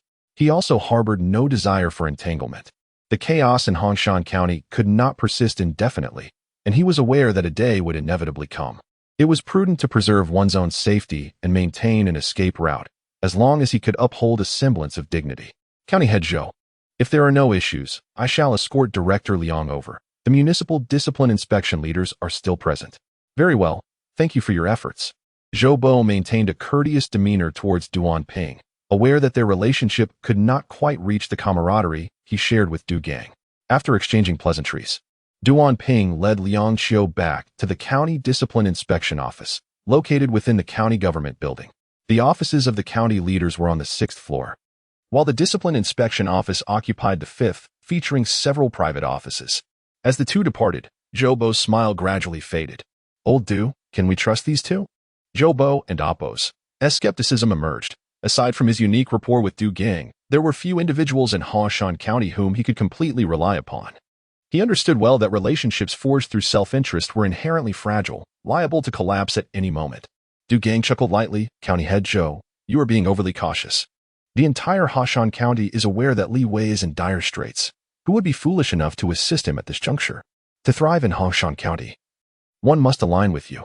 Zhou Bo nodded slightly, reassured by Du Gang's words, as he anticipated the final maneuvers that would ultimately serve as the last straw for Li Wei. In the Hongshan County Discipline Inspection Office, Duan Ping guided Liang Qiu inside. Pausing at the entrance, he glanced at Liang Qiu and asked, Director Liang, are you prepared? I am ready. Duan Ping took a deep breath and opened the door, where members of the Municipal Discipline Inspection team awaited. Secretary Geng, allow me to introduce you. This is Liang Qiu, the Deputy Director of the County Police Department. He possesses evidence he wishes to present to the leaders of the Municipal Discipline Inspection team in person. Due to confidentiality concerns, he contacted me, hence the earlier silence. Now that he has arrived, Geng Ming stood up, affirming, that is correct. It aligns with our discipline inspection's confidentiality protocols. Old Du, you have done well. Secretary Geng, Liang Qiu entered, noting that he did not recognize the other individuals present, likely all staff members of the Municipal Discipline Inspection. Comrade, Liang Qiu. I am Geng Ming, Secretary of the Municipal Discipline Inspection. We are investigating the 413 incident involving Dongyu Group. If you have evidence, feel free to present it to us without hesitation. Liang Qiu nodded, retrieving a USB drive from his briefcase. He extracted it from within, revealing 2 identical USBs. Yet the contents diverged entirely. This arrangement had been orchestrated by Lin Dadong. Upon their meeting, Lin had entrusted him with both drives, one meant for general viewing, the other reserved for moments advantageous to Secretary Li. This clever ruse had indeed deceived Zhou Bo and his associates, allowing Liang Qiu to face Secretary Geng Ming successfully. Taking a deep breath, Liang Qiu produced the concealed drive, the contents of which he had not yet examined. At this moment, he could only place his trust in Lin Dadong. At least he was someone he could rely upon. As the video played, it depicted the conflict at Dongyu Group's entrance. Duan Ping abruptly sensed something amiss. It should have concluded here, for he had previously viewed the video at Zhou Bo's, recalling every detail. Yet, the footage being presented before the Municipal Discipline Inspection team continued. What is happening? Duan Ping turned to Liang Qiu, realizing there was a problem, though he could not pinpoint its origin. The video showcased 2 individuals, Hongshan and He Zi, the very instigators of the altercation. The scene quickly transitioned to another video, revealing footage from a few days prior, depicting Hongshan and He Zi being apprehended by the county police department. Their attire identical to what they wore during the disturbance at Dongyu Group. What does this mean? Geng Ming was equally perplexed. One thing was certain. These were 2 distinct video recordings spliced together, potentially serving as evidence, yet not qualifying as direct proof unless the original footage could be located. Director Liang, could you elucidate? Liang Qiu clenched his fists, realizing he had to take a gamble. If he lost, he would be left with nothing. Geng Ming regarded Liang Qiu, aware that as the head of the investigation team, he must uphold fairness and justice to ensure credibility. This seemingly minor matter entailed numerous forces at play, involving relationships within Hongshan County, Qingping City, and even the province. Is it permissible to speak? Liang Qiu inquired, a wry smile gracing his lips. What cannot be said? Geng Ming replied, brow furrowed. As the head of the investigation team, I assure you that as long as it pertains to facts, there is no need for concern. Very well. Liang Qiu inhaled deeply, resolutely determining to speak. This resolve stemmed from Secretary Li Wei's past kindness towards him, his own lingering conscience, and the daring efforts of Lin Dadong. He resolved to voice his thoughts, recognizing this as his sole opportunity. Esteemed leaders, I trust you have reviewed the events that transpired at Dongyu Group's entrance. On that day, the county secretary received reports from the public regarding the oppressive nature of Dongyu Group, which refused to comply with court rulings and exhibited arrogance, resulting in multiple enterprises struggling to operate. Secretary Li, in a bid to advocate for the people, sought a reasonable explanation from Dongyu Group, but encountered obstruction and even insults at the entrance. The level of contempt displayed by Dongyu Group was evident. Yet Secretary Li remained remarkably restrained. Eventually, a person emerged, agreeing to escort Secretary Li to meet with the head of Dongyu Group, and Qi. And it was during their entry that the conflict ensued. Liang Qiu paused, gauging the reactions of the investigation team. Having clarified that Secretary Li was entirely uninvolved in the incident, Geng Ming nodded, acknowledging the investigation materials on his desk, most of which had been compiled through personal interviews. The credibility of spoken accounts was often questionable, colored by personal bias. Thus, Liang Qiu's video held considerable value. Indeed, it is highly valuable, Geng Ming affirmed. This is the most direct evidence we have acquired thus far. However, I remain puzzled about the connection between the two individuals who appeared later and the conflict at hand. This was the crux of the matter, which Liang Qiu refrained from explicitly stating, anticipating that Secretary Geng would raise the inquiry, as that would yield a more effective outcome. The individual referred to as Chong San is quite notorious in Hongshan County, regarded as a bully frequently involved in violent altercations. His accomplice, He Zi, is equally unsavory. The conflict that ensued was instigated by the two, yet it is evident that they were merely pawns, executing orders to incite discord.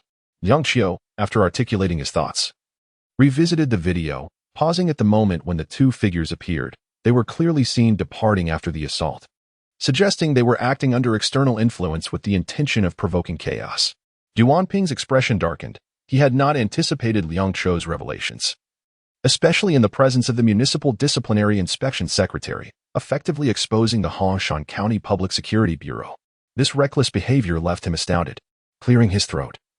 Duanping feigned nonchalance, but it was a subtle admonition to Liang Qiu, emphasizing the gravity of the situation.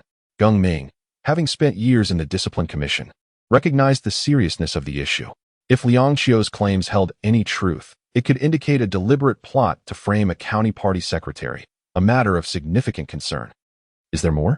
Geng Ming inquired, rising from his seat, partly due to discomfort from prolonged sitting, but primarily to convey the importance of the matter. He assured Liang Qiu that, under the auspices of the Municipal Discipline Commission, confidentiality would be maintained and that they would pursue the investigation relentlessly, irrespective of who might be implicated. Liang Qiu looked up, while Duanping gestured for him to withdraw from the tumult. There is indeed more, Liang Qiu pressed on, revealing the subsequent footage where Chong San and He Zi were apprehended for their violent actions. This indicated that they should remain in custody rather than brazenly appearing in public. Duanping inadvertently belched, a reflexive response rather than deliberate. Liang Qiu's escalation of the situation had left County Mayor Zhou and Du Gang in the dark, rendering it impossible for him to alert them. Geng Ming's hand slammed onto the table. If the claims were substantiated, this was no ordinary case. The city leadership had repeatedly stressed the need for enhanced oversight of the public security sector, wary of potential abuses of power. It seemed a strategic pivot was necessary. Geng Ming turned to Duanping, suggesting that as the matter involved county departments, it would be fitting for him to lead the investigation. Xiaozhong, assist Secretary Duan and initiate the inquiry immediately. We must ascertain whether these two have left and the circumstances surrounding their departure, including who might have facilitated their escape. Duanping inhaled deeply. Detachment from the situation was no longer an option, and he had to make his stance clear with the municipal discipline leaders observing. Rest assured. Secretary Geng, I represent the County Discipline Committee and pledge to investigate this matter thoroughly, without bias, while welcoming the supervision of the municipal discipline leaders. Zhang Xing, the deputy director of the Municipal Discipline Committee office, promptly stood, expressing his eagerness to learn from Secretary Duan. Zhou Bo, known for his meticulous planning and caution, had managed to avoid scandals in Hongshan County for years. Within the Hongshan County Discipline Committee office, as Liang Qiu produced another piece of evidence, it became apparent that he and Lin Dadong had orchestrated a scheme that successfully deceived Zhou Bo and others, allowing Liang Qiu the opportunity to meet directly with the Municipal Disciplinary Investigation Team. Only this way could the incriminating video be made public. The investigation team leader, Geng Ming, furrowed his brow, recognizing the gravity of the situation, as it involved the integrity of a county party secretary, no trifling matter. He felt compelled to report the situation to the municipal party leadership. Secretary Liu, regarding the investigation of Hongshan County Party Secretary Li Wei, I believe it is imperative for me to brief you personally. Certainly. I was also hoping to inquire about the circumstances, Liu replied. Geng Ming took a deep breath, summarizing that on the day in question, Secretary Li Wei indeed appeared at Dongyu Group, having been prompted by multiple complainants at the county government's entrance regarding substantial unpaid debts owed by the group, which had languished for nearly a year. Was this a legitimate plea for justice? Why then the accusations of bullying and inciting violence? Geng Ming continued, my initial impression of Secretary Li Wei was not favorable. He appeared loud and hot-tempered. However, upon further interaction, it became clear he was not one to act capriciously. Having been directly transferred from the military and unaccustomed to local politics, leading to unavoidable confrontations, new evidence suggests he may have been deliberately set up. Set up? Liu exclaimed incredulously. This is outrageous. Overtly framing a leader is intolerable. Geng Ming, you must uncover the truth. If necessary, I will immediately dispatch personnel from the Municipal Procuratorate to assist you. This matter must be resolved. I demand the truth. Thank you, Secretary Liu. I believe I can manage. Geng Ming replied, gradually ending the call. He replayed the video, realizing that without this footage, the investigation's conclusion would likely have been detrimental to Li Wei. The circumstances had now fundamentally altered. County Discipline Secretary Duan Ping wore a troubled expression, while Zhang Xing shadowed him closely, ostensibly to assist but effectively keeping him under scrutiny, making any underhanded maneuvers exceedingly difficult.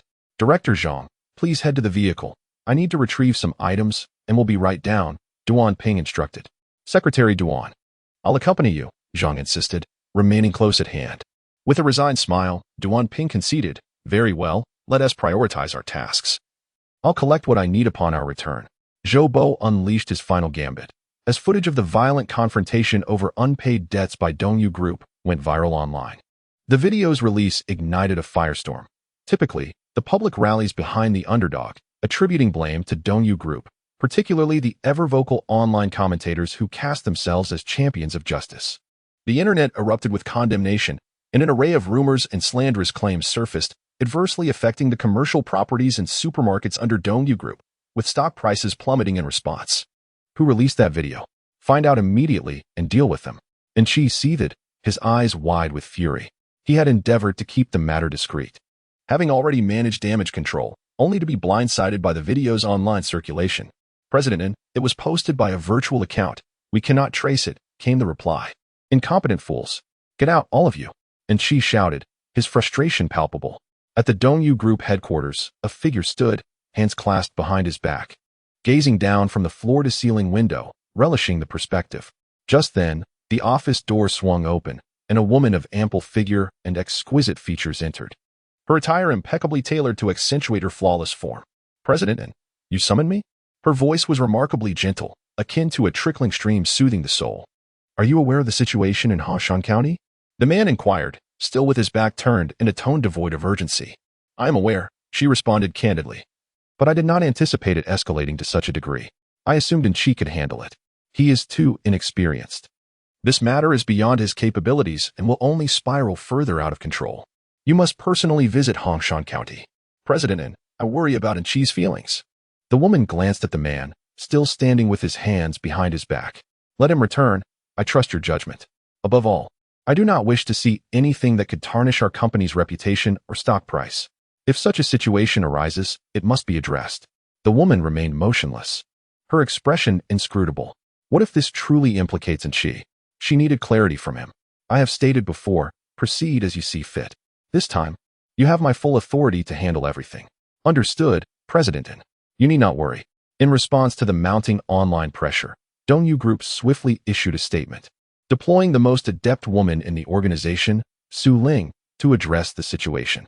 As Su Ling departed, she retrieved her phone, having already viewed the video multiple times.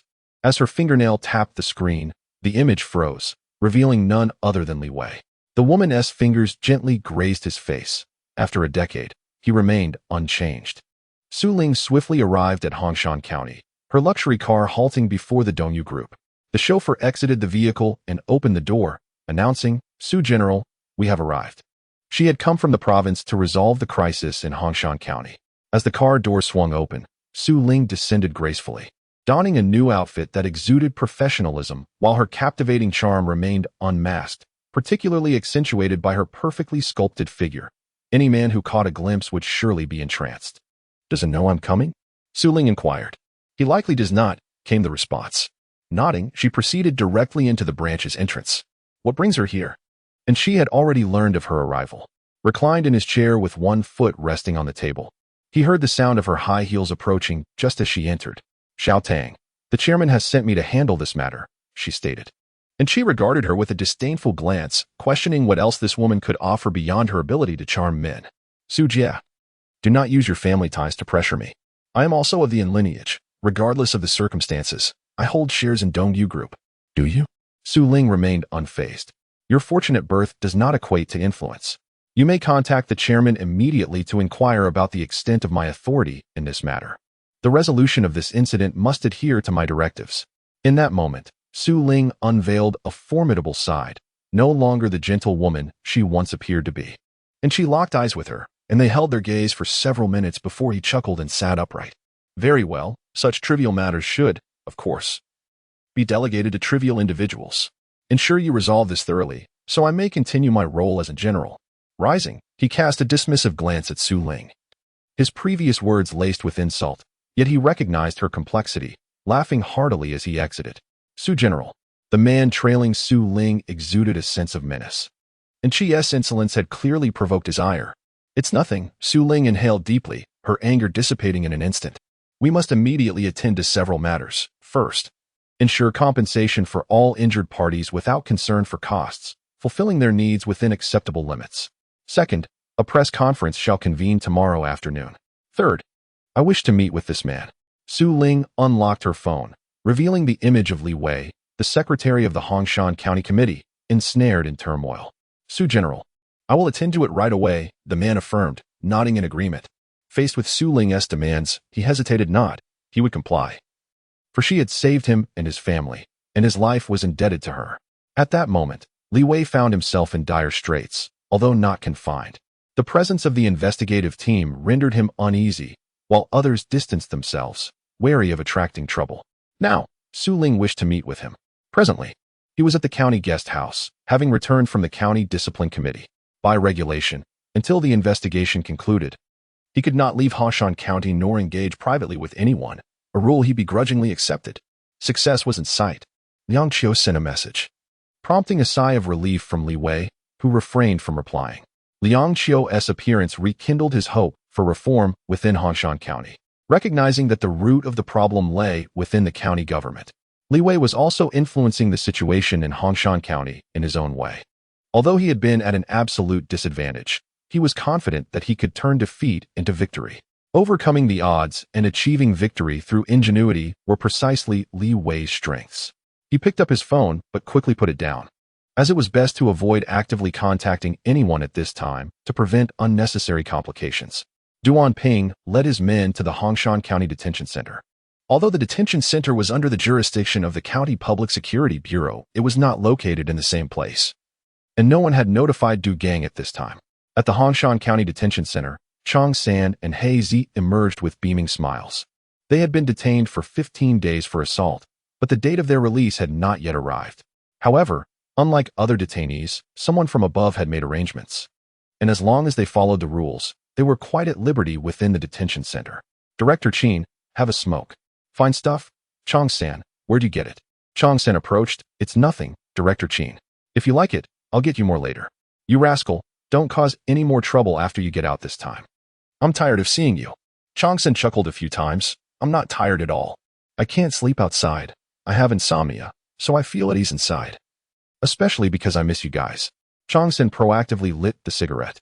Qin Xueli, the deputy director of the Hongshan County Detention Center, took a puff. Not bad at all. Good as long as Director Qin likes it. Changsan was indeed a frequent visitor to the detention center, engaging in fights, fraud, and all sorts of nefarious activities. He was previously unwelcome, but this time was different, as he had received special attention from higher-ups. Director Qin, Secretary Duan from the County Discipline Inspection Commission, is here, with several others. Who? Qin Xueli asked, tilting his head with his legs propped up on the chair. Secretary Duan from the County Discipline Inspection Commission. What's he doing here? Qin Xueli quickly lowered his legs, which were slightly numb from being elevated for too long. The detention center usually had no connection with the County Discipline Inspection Commission and rarely interacted with them. Director Qin, take it easy, take it easy. Changsan came over to offer support, as Duan Ping and his men had already entered. Not only were there members of the County Discipline Inspection Commission, but Liang Qiu had also come along. With his position as deputy director, the detention center personnel naturally did not dare to obstruct them. Changsan, Liang Qiu roared, startling Changsan, who abruptly turned around and saw Liang Qiu. Director Liang. Changsan's face was all smiles. Hello, Director Liang. Have a smoke. Liang Qiu's anger instantly ignited. Changsan was a detainee in the detention center, yet he was appearing in the detention center's office, holding a cigarette in one hand and supporting the arm of a detention center staff member with the other. It was simply outrageous. Is he Changsan? Duan Ping's expression was also unpleasant. It was too obvious. On the way here, he had been contemplating this issue, trying to minimize its impact, as it involved the County Public Security Bureau, and he did not want to implicate others because of this matter. There's no way around it, Zhang Xing, the deputy director of the Municipal Discipline Inspection Commission's office, also observed. Qin Xueli pushed Changsan away. Have you finished cleaning? Hurry back. All right. Come find me if you have anything else to say, just for a smoke. Changsan was still quick-witted. After all, he was a regular here, in the detention center. Well-behaved inmates could indeed have the opportunity to do some work. Inmates who worked would naturally receive some benefits, such as a cigarette or something to eat. Stop right there. Changsan turned to leave, but Liang Qiu stopped him. Director Qin, today's matter is related to Changsan. He needs to stay. Immediately retrieve the detention center's surveillance footage. The comrades from the Municipal and County Discipline Inspection Commissions need to review it. Oh, okay. Qin Xueli was flustered. By this time, his legs had largely recovered. He glanced at Liang Qiu and the members of the County Discipline Inspection Commission, unsure of what had happened, and could only comply with Liang Qiu's request to retrieve the video. Liang Qiu frowned. He located the surveillance footage from the day of the Dongyu Group incident. The video did not show Changsan and He Zi leaving the detention center, nor did it capture the two returning after causing trouble at the Dongyu Group. Therefore, there was only one possibility. There were other ways to enter and exit the detention center that were not captured by the cameras. Changsan, be honest. Did you leave the detention center on April 13th? Me? Changsan chuckled. How is that possible? I came in on the 9th. How could I have gone out on the 13th? Director Liang, don't joke with me.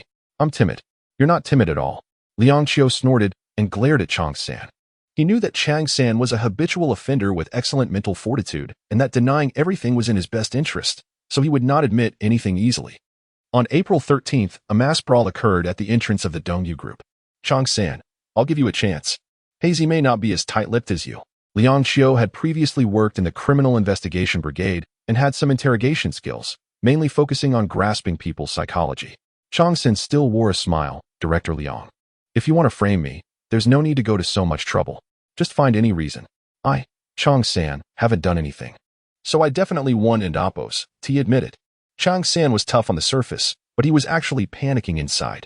However, he couldn't and Oppos, T said, as he knew it would be worse if he did. At worst, he would take all the blame. Stubborn. Liang Qiu chuckled. He took out his phone, this time showing the video that had gone viral online, which was filmed very clearly and meticulously, capturing the entire fight, including Changsan and He Zi. Does this person look familiar? Changsan glanced at it, thinking, which bastard filmed this? The video did capture it very clearly. Familiar. Changsan chuckled. Looks like me. Maybe it and Oppos, my long-lost twin brother. Changsan, Liang Qiu and Oppos, expression darkened. I gave you a chance to not seize it. Don and Oppos, T blame me later. Lock him up and bring He Zi out. Someone will speak for you. Director Liang, you're awesome. Hongshan looked at Liang Qiu with an extremely irritating expression. He was determined not to speak, because he wasn't stupid. You are indeed amazing. I admire you. The detention center personnel came over and pushed Hongshan. In front of this deputy director Liang, the detention center personnel did not dare to mess around. Get in there, behave yourself. Qin Shuili's face was extremely unsightly, and his forehead was covered in sweat. Hongshan's stubborn silence did not mean everything was fine. The person had indeed been released from the detention center through his hands. Of course, under the orders of the County Public Security Bureau, he had not expected such a big incident to occur. He had thought they were just going out to do something and would return. Hazy was quickly brought out. He was not as tight-lipped as Hongshan. He went weak in the knees when threatened, but he was unaware of the situation. Everything was done at Hongshan's behest. Why did you go to the Dongyu group to beat people? Hazy looked up. I don't know. Sangu said that beating people this time wouldn't be against the law, and there would be benefits. I was also puzzled. But I thought it must be something big if they let us out. There were quite a few people there at the time. Sangu and I squeezed in. Sangu cursed and started hitting, and I followed suit. After it was over, we went to a restaurant and had a meal before coming back. How did you get out? How did you get back? Is the detention center your home? Liang Qiu slammed the table, scaring not only Hazy but also causing Qin Shuili and Apos' sweat to pour down. It was Director Qin. Director Qin opened the internal passage and sent us out. Liang Qiu turned around. Qin Shuili's face was ashen. At the critical moment, no one was protecting him. He was now struggling internally. He would not take such a big blame himself, but if he spoke out, things would not go well for him in the future. Secretary Duan, please handle the rest. Liang Qiu had asked enough. Detention Center Deputy Director Qin Shuili had clearly violated regulations and was likely suspected of committing a crime. He had asked what needed to be asked and decided to hand it over to the County Discipline Inspection Commission for investigation. Duan Ping nodded. Director Qin. I'm Duan Ping, the Secretary of the Hongshan County Discipline Inspection Commission. We are now opening a case against you for investigation. Come with us. Qin Shuili had been barely holding on, but when he heard that a case was being opened against him, he collapsed. The fellow was also somewhat capable, taking the opportunity to bang his head against the wall and falling to the ground. Director Qin. Qin Lishue collapsed on the ground, hearing Liang Qiu's calls. Yet remained motionless, buying himself precious time.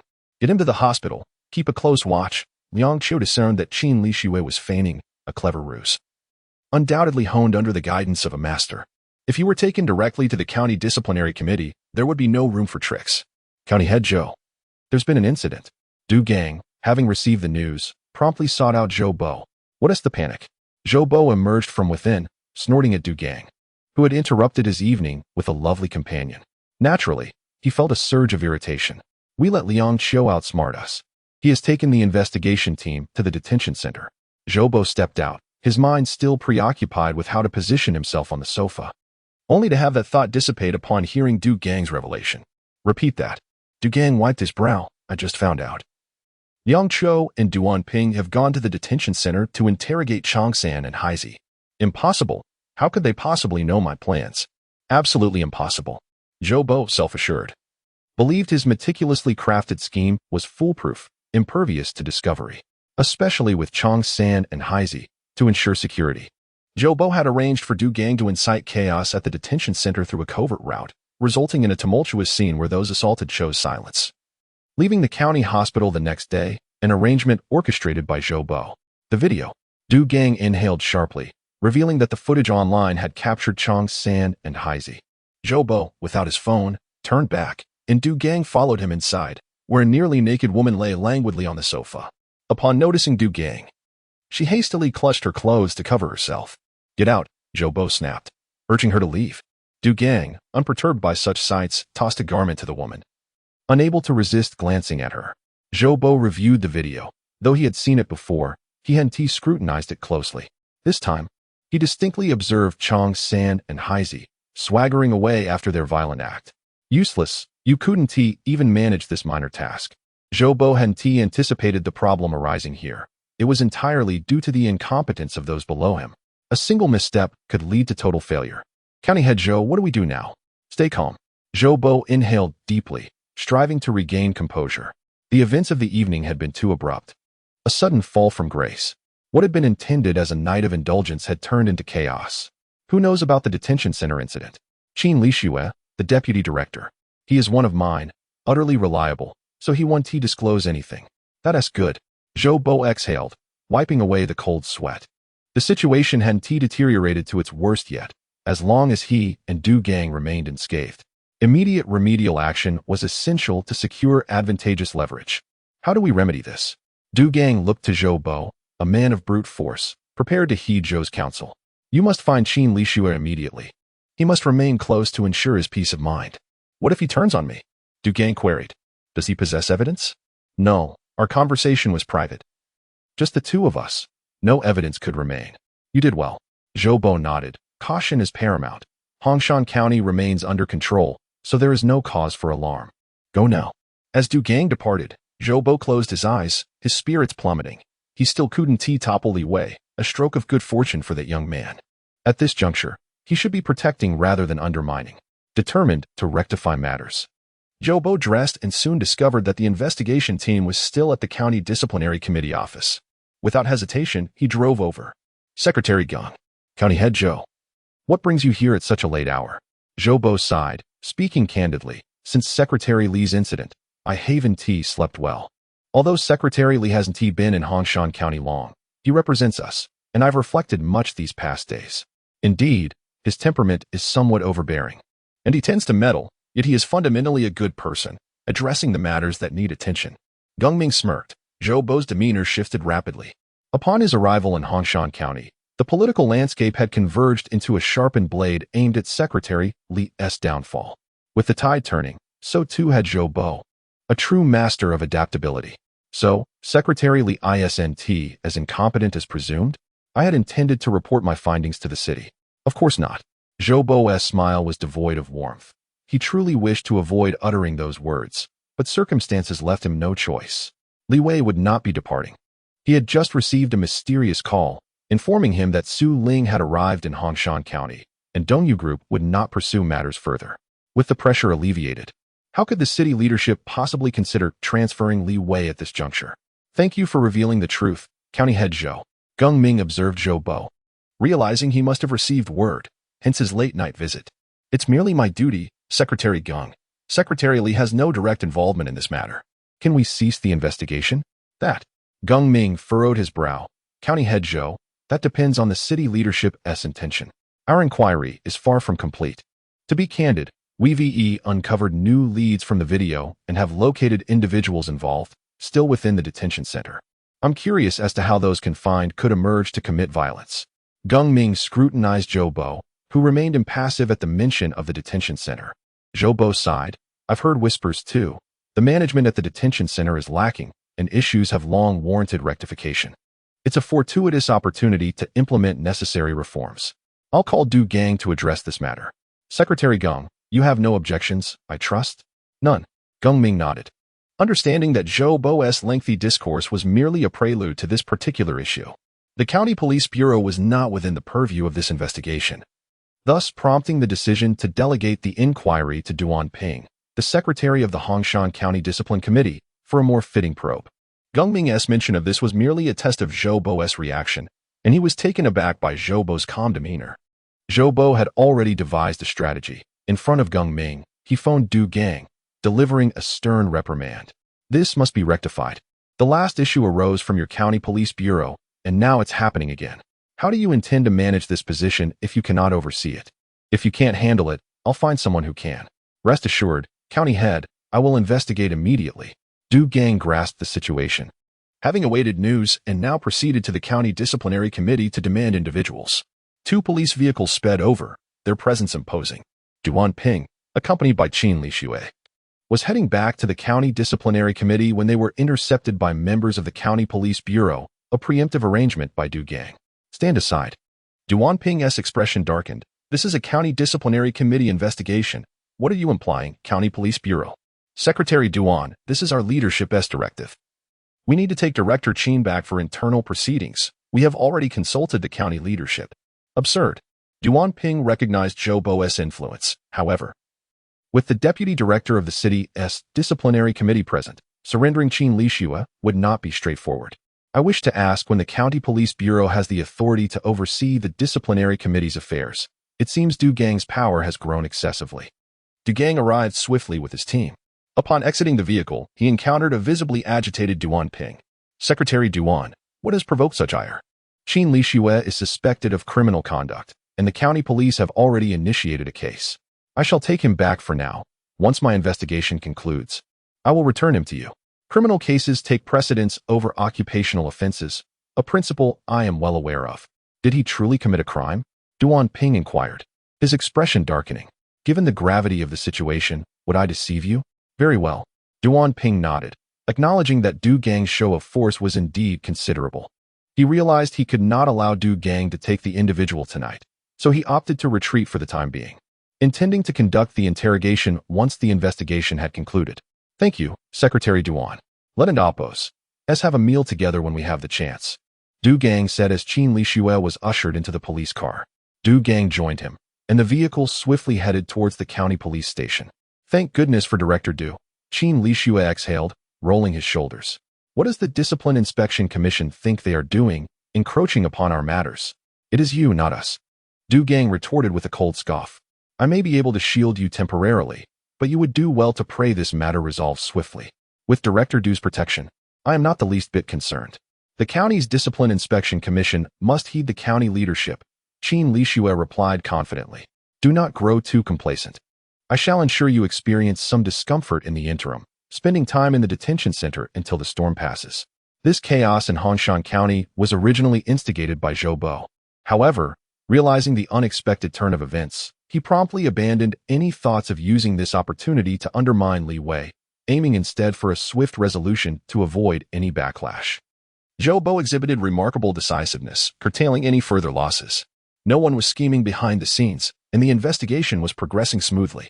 Those injured, who had previously concealed themselves, bravely stepped forward to voice their concerns through the media. This conflict was entirely accidental, exacerbated by both parties' miscalculations. Compensation had been secured, and no one would be held accountable. Such an outcome was utterly unforeseen, with a rapid reversal occurring in such a brief span. The media and Oppos' stance not only benefited County Secretary Li Wei but also favored the Dongyu Group. Su Ling, renowned for her exceptional execution within the Dongyu Group, ensured that those injured during the conflict received their compensation and signed the reconciliation agreement. This was advantageous, as it not only secured financial restitution but also meant that the county police would cease their apprehensions. This was merely the first step. Many other issues required resolution. With Enchi unwilling to divulge the truth, a personal inquiry became imperative. Mr. Su, here are 2 outstanding project payments, one of which has already been adjudicated by the court. Let me see. Su Ling glanced at the documents and confirmed the presence of an official court order. According to protocol, the funds should have already been transferred to the branch office's account, indicating that the issue lay with Enchi. I understand. This matter must remain confidential.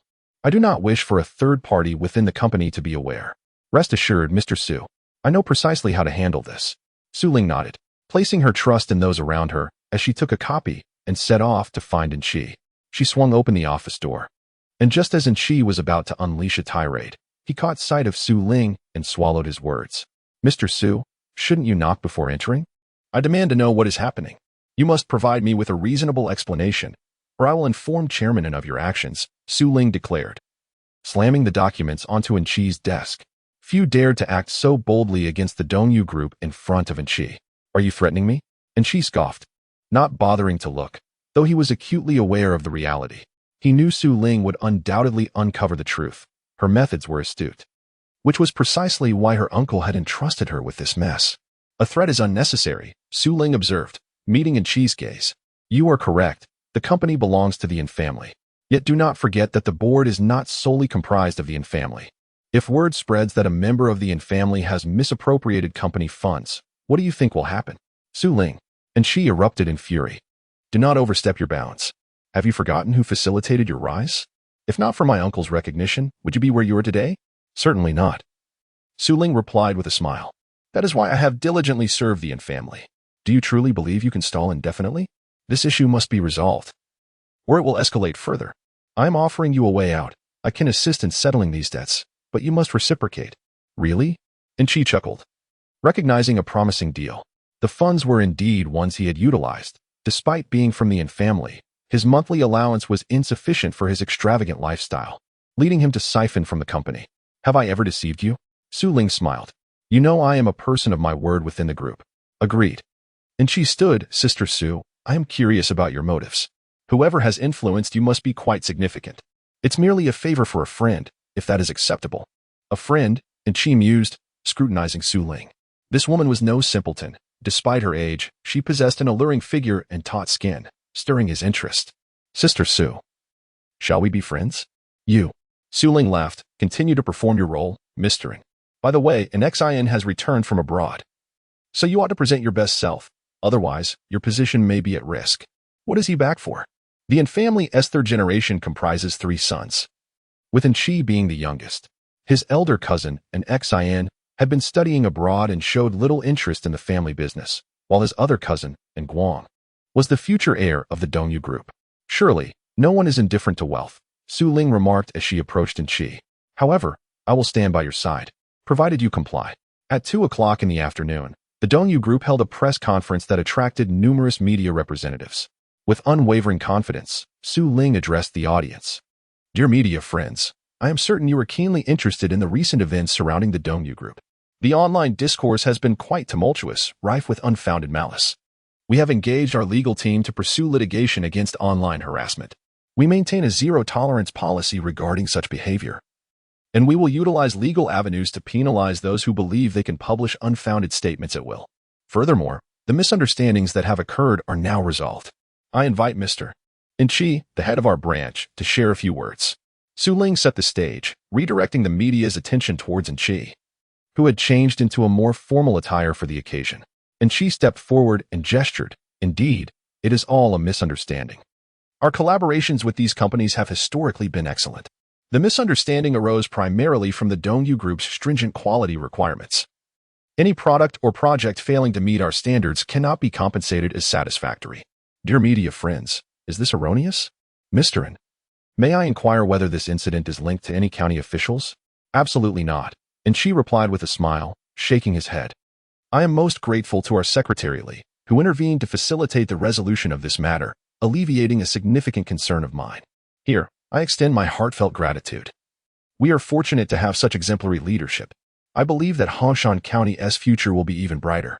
And she refrained from directly implicating Li Wei, even praising him in an unprecedented manner before the media. Sister Su, are you satisfied?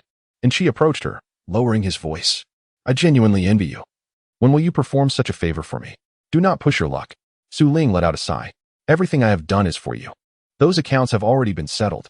If you wish to maintain your position in the N family, such foolishness must never be repeated. You are aware that Chairman N despises anyone who misappropriates company funds. Understood. And she chuckled, realizing he would indeed think twice after this incident. Grateful that this woman had resolved it for him. Sister Su, I am curious about how you managed to handle it. Everyone has their own methods of solving problems. Even if I were to divulge my approach, you would not be able to replicate it. And she found himself admiring this woman somewhat. You have alleviated such a significant burden for me. I must express my gratitude. Tonight, let me treat you to a drink to show my appreciation. Is that too much to ask? Unfortunately, I have prior engagements tonight. Really? Who could be so important as to make you prioritize them over me? I can't help but feel a twinge of jealousy. Su Ling glanced at N, perceiving him as a somewhat immature child who occasionally indulged in mischief. Perhaps due to his privileged upbringing, he handled matters with a certain arrogance that could be quite irksome. However, he lacked the depth of cunning, making him relatively easy to manage. Remember what I said. Be a good Nzong, and I will support you, but do not let me down. All right, and she nodded. I'll head back then. Do your best at work. Thank you, Sister Su. Returning to her hotel, Su Ling disrobed and approached the mirror, admiring her flawless form. A woman's body is undoubtedly the most exquisite creation in the world, but only for a man who stirs her heart will she relinquish everything. Otherwise, she is left with nothing but a cold shell. 8 years. A woman's youth cannot withstand the ravages of time for so long. Yet, she had waited patiently for this day, longing for a single answer, one that he must articulate himself. After taking a warm bath, she meticulously applied her makeup, ensuring that every detail was flawless. She refused to allow even a hint of imperfection. 8 years had left their marks upon her face. Yet she worked diligently to restore her appearance to what it had been 8 years ago. She had brought along the same outfit from back then, only to discover that it no longer fit her current form. Everything had changed. She simply refused to acknowledge it. Tonight, she likely would not receive the answer she sought. A bitter smile crossed her lips. She knew all too well, yet her heart remained steadfast, compelling her to go, even if it meant risking another heartbreak. Li Wei had been cleared of the investigation and was completely free. Exiting the county guest house, he walked slowly forward. The sudden taste of freedom did not fill him with joy. Instead, he pondered how to eradicate the persistent issues plaguing Hongshan County. A fleeting victory held no significance if the root problems remained unresolved. The development of Hongshan County was an urgent matter, with many citizens still struggling below the poverty line. To provide for their families, numerous young couples chose to separate from their children, all to earn a little extra income. Crossing a bridge, Li Wei continued onward in the quiet surroundings. The Dongyu group had ceased their inquiries, and personnel from headquarters had come to handle the situation, which was a significant factor in his regained freedom. Tonight, the other party had requested a meeting, and the chosen location was here. A car came to a slow stop. Inside, Su Ling spotted a familiar figure and felt an unexpected surge of nervousness.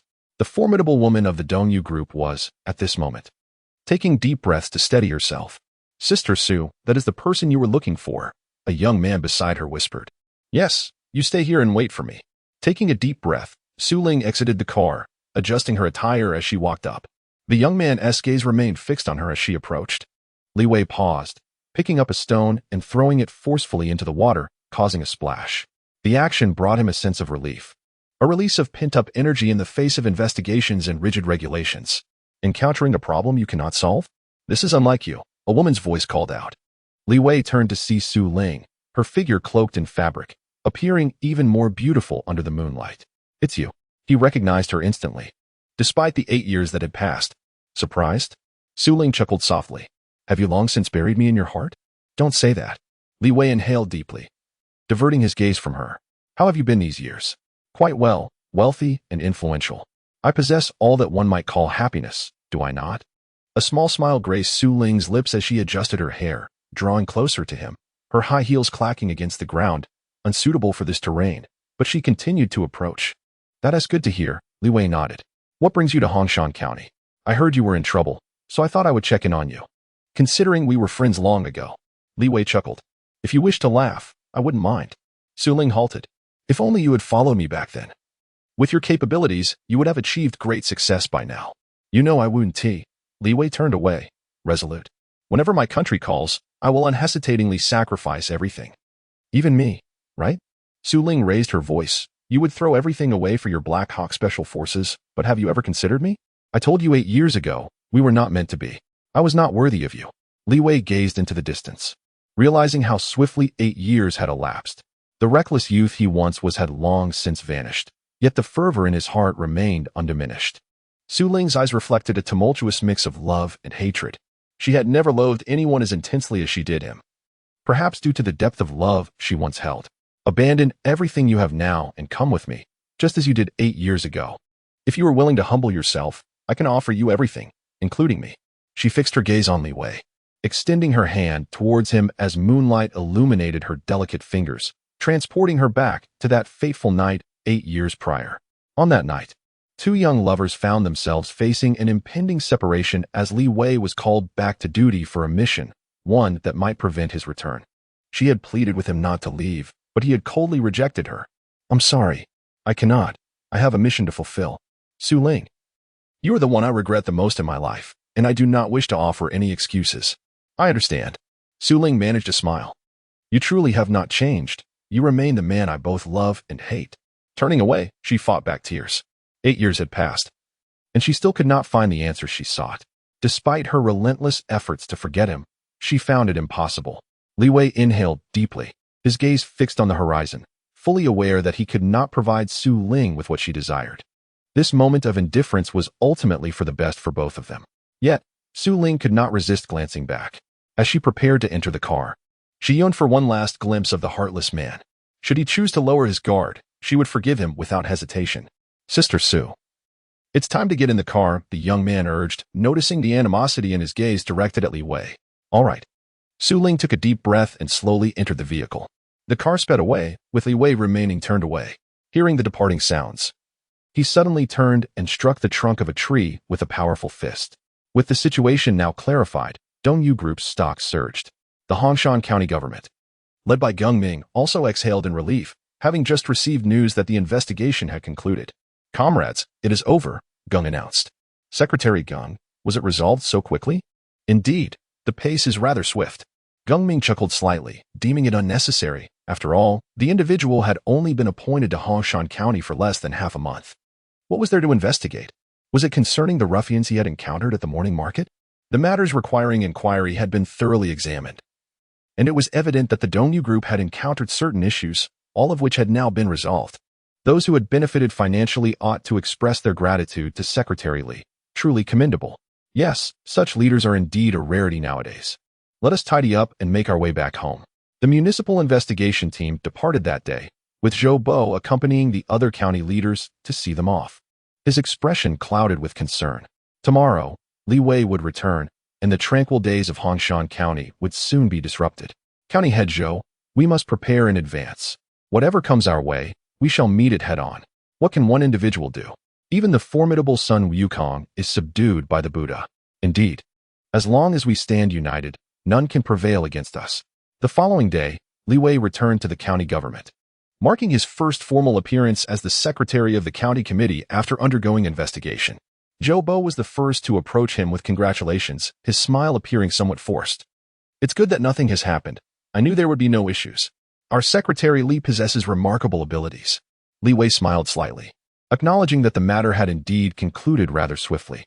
While others perceived this rapid resolution as advantageous, Li Wei held a different perspective. He had his own thoughts. The municipal disciplinary inspection team had established a presence in Hongshan County, yet Li Wei felt no trepidation. His experiences there were almost non-existent. Liang Qiu had unearthed certain leads, and if inquiries were to persist, it was probable that the intricate web of the local political sphere would be unraveled. Thus, this was not the outcome Li Wei desired. But regrettably, it was forcibly halted. Su Ling's appearance seemed self-serving, yet her intentions were more aligned with the interests of the Dongyu Group. As they had once shared a deep connection, 8 years of separation had rendered them familiar strangers. "County Head Zhou, the issues concerning the Dongyu Group have been resolved. Yet our local problems remain unaddressed." "What do you mean?" Zhou Bo feigned ignorance, feeling a pang of guilt in the presence of Li Wei. "Precisely." Li Wei rose, his hand striking the table with a sharp sound. "What is Xia Zhengwu doing? He has failed to resolve numerous complaints and grievances. Should such a director of the petition office still remain? County Head Zhou, do you find fault in my words?" Zhou Bo's heart sank at Li Wei's words. He had not anticipated a counterattack so soon after the resolution of matters, especially aimed directly at his confidant, Xia Zhenghua. In the battlefield against adversaries, the most effective strategy is to retaliate with force, ensuring the opponent is left reeling. This was Li Wei's guiding principle in life. Zhou Bo's countenance darkened. Xia Zhenghua was his trusted aide, and the recent events had followed his design. Thus, he must be protected. At a critical juncture, all eyes were upon him. If he failed to safeguard Xia, would anyone remain loyal to him in the future? Secretary Li, Director Xia has dedicated over a decade to petition work. You may not grasp the difficulties inherent in this role. Many complaints are baseless and cannot be resolved. The county leaders hold Xia's efforts in high regard. I do not share that view. Li Wei's expression grew stern. What you say carries no weight. The eyes of the populace are discerning. If it is a petition office, then it must address the issues of the people. This is its duty. Difficulties are no excuse. We shall visit the petition office now and scrutinize their work over the years to ascertain what they have accomplished for the citizens. If the other county leaders commend it, let us summon them. As long as their work is sound, I will not make things difficult for anyone. Zhou Bo felt uncertain, but could not refute. He had to notify the other county leaders. Old Xia, their essay situation. Secretary Li intends to inspect your work. County Head Zhou, this is a clear warning. A show of strength. You must protect me. Xia Zhenghua stammered, his voice trembling. What is there to fear? Zhou Bo gritted his teeth, seizing the opportunity to inform Xia Zhenghua discreetly. Prepare the materials from your usual work. Each year, you compile so much documentation, don't you? But much of it is fabricated and repetitive. Xia Zhenghua finally confessed, acknowledging that many of the annual reports were crafted merely to present a favorable image. You have to produce everything. I doubt they'll uncover anything. All right. Xia Zhenghua was in a panic. Most of his performance records were merely superficial, and if pressed to articulate substantial issues resolved for the citizens, he found himself at a loss. Zhou lingered in the restroom a moment longer, allowing Xia Zhengwa some time to prepare. With age, one's stomach can become uneasy, Zhou mused, stepping out with a smile to find the other county leaders awaiting him. Let us proceed. Li Wei and his entourage descended to the petition office, where Xia Zhengwa was already in a flurry, sweat beading on his brow. The situation had unfolded unexpectedly, and the other staff members were equally hurried. Secretary Li, County Head Zhou. Li Wei cast a glance at Xia Zhengwa. What has you in such a state? I just resolved a matter. And it took considerable effort to persuade the individuals to leave. The petition office lobby was nearly vacant. A group had been present, but had been dissuaded by Xia Zhengwa, keen to avoid an encounter with Li Wei, and had promised to resolve their issues by the following day. Li Wei noticed a few individuals emerging from within. Hold on. I am County Committee Secretary Li Wei. Greetings, Secretary Li. Li Wei nodded. Have the issues been resolved? Indeed, quite satisfactorily. We are grateful to the comrades of the petition office. Without their assistance, ordinary citizens would be at a loss for where to seek resolution. Yes, we are profoundly appreciative of the efforts of the petition office staff and the leaders who have truly worked hard on our behalf. Zhou and Xia Zhengwa exchanged glances, the scene feeling somewhat contrived. Zhou quickly deduced that it was Xia Zhengwa's orchestration, and one of the individuals was indeed a staff member from the petition office. Fortunately, Secretary Li had only just arrived and did not know them, providing Zhou with a modicum of relief. It is well that the issues have been resolved. Li Wei nodded. During the 2 days of investigation, he had contemplated many matters and reached clarity. Xia Zhengwa was attempting to ensnare him, and he and Zhou were in cahoots. The political landscape of Hongshan County was rife with corruption, necessitating stringent measures for rectification. Li Wei intended to use Xia Zhengwa as a scapegoat to fundamentally alter the situation in Hongshan County. Secretary Li, we shall take our leave now. Wait. Li Wei and Appo's smile vanished as he fixed his gaze on one individual. You are Zhu Qing, 36 years old, a staff member of the Hongshan County Petition Office. It was over. Xia Zhengwa's face drained of color. This was his deliberate arrangement, rehearsed multiple times without error, and he had not anticipated being recognized so easily. Zhu Qing's forehead glistened with sweat. He had felt a twinge of unease, but was bound to fulfill Xia's orders. Secretary Li, Zhu Qing stammered, fearing that he too might face dire consequences. I do not wish to hear any explanations. This is a quintessential example of formalism. Who were you performing for? Li Wei's fury resonated, and the atmosphere in the petition office grew tense. Indeed, Xia Zhengwa had botched this matter. He had not expected to be so easily exposed. These individuals have underestimated Li Wei's capabilities. The Black Hawk Brigade is the foremost reconnaissance unit, which not only demands exceptional military skills but also an extraordinary memory. Prior to his arrival, Li Wei had thoroughly reviewed all the files of the Hongshan County government personnel, thus he recognized them immediately upon entering, albeit without exposing his knowledge, as he wished to observe how this performance would unfold. Secretary Li, please temper your anger. Today, there are indeed few attendees, and I worry that it may appear too desolate. Indeed. Li Wei nodded. You are the director of the Letters and Visits Office. This is fundamentally your responsibility. Comrade Zhu Qing should have been arranged by you. I am a reasonable person. Merit should be rewarded, and those who engage in mere formalism and deception should not be permitted to lead. County Chief Zhou, what do you believe should be done? Zhou's demeanor darkened. In front of so many witnesses, protecting Xia Zhengwa seemed increasingly untenable. Secretary, you oversee personnel matters in the county. It is best for you to make the decision. My view is that Xia has commendable work capabilities, and this mistake was born from a desire to perform well. A significant reprimand should suffice to teach him a lesson. Zhou's smile belied his intentions, suggesting a light punishment while secretly aiming to shield Xia. That is far too lenient. Li Wei turned his gaze to Xia Zhengwa, whose forehead glistened with sweat. I hereby remove Comrade Xia Zhengwa from his position as director of the Letters and Visits Office. The responsibilities of the office are to be temporarily assigned to the deputy director. Is the deputy director present? Lu, the deputy director, has gone to the field for verification. Zhu Qing interjected, filled with regret for having missed the opportunity to accompany him. Lowering his head, he dared not make a sound, knowing that while a severe punishment might be avoided, any chance for promotion was now lost. This is what constitutes a good cadre, Li Wei declared, addressing the assembly. Rather than engaging in theatrics here, it would be wiser to contemplate how to resolve the issues faced by the common people. County Chief Zhou, shall we promote the pragmatic deputy director, Lu? You have no objections? I presume? This maneuver effectively undermined Zhou and his associates, while simultaneously severing Xia Jinghua and Apos' escape route. It was crucial for the staff of the Letters and Visits office to grasp the message.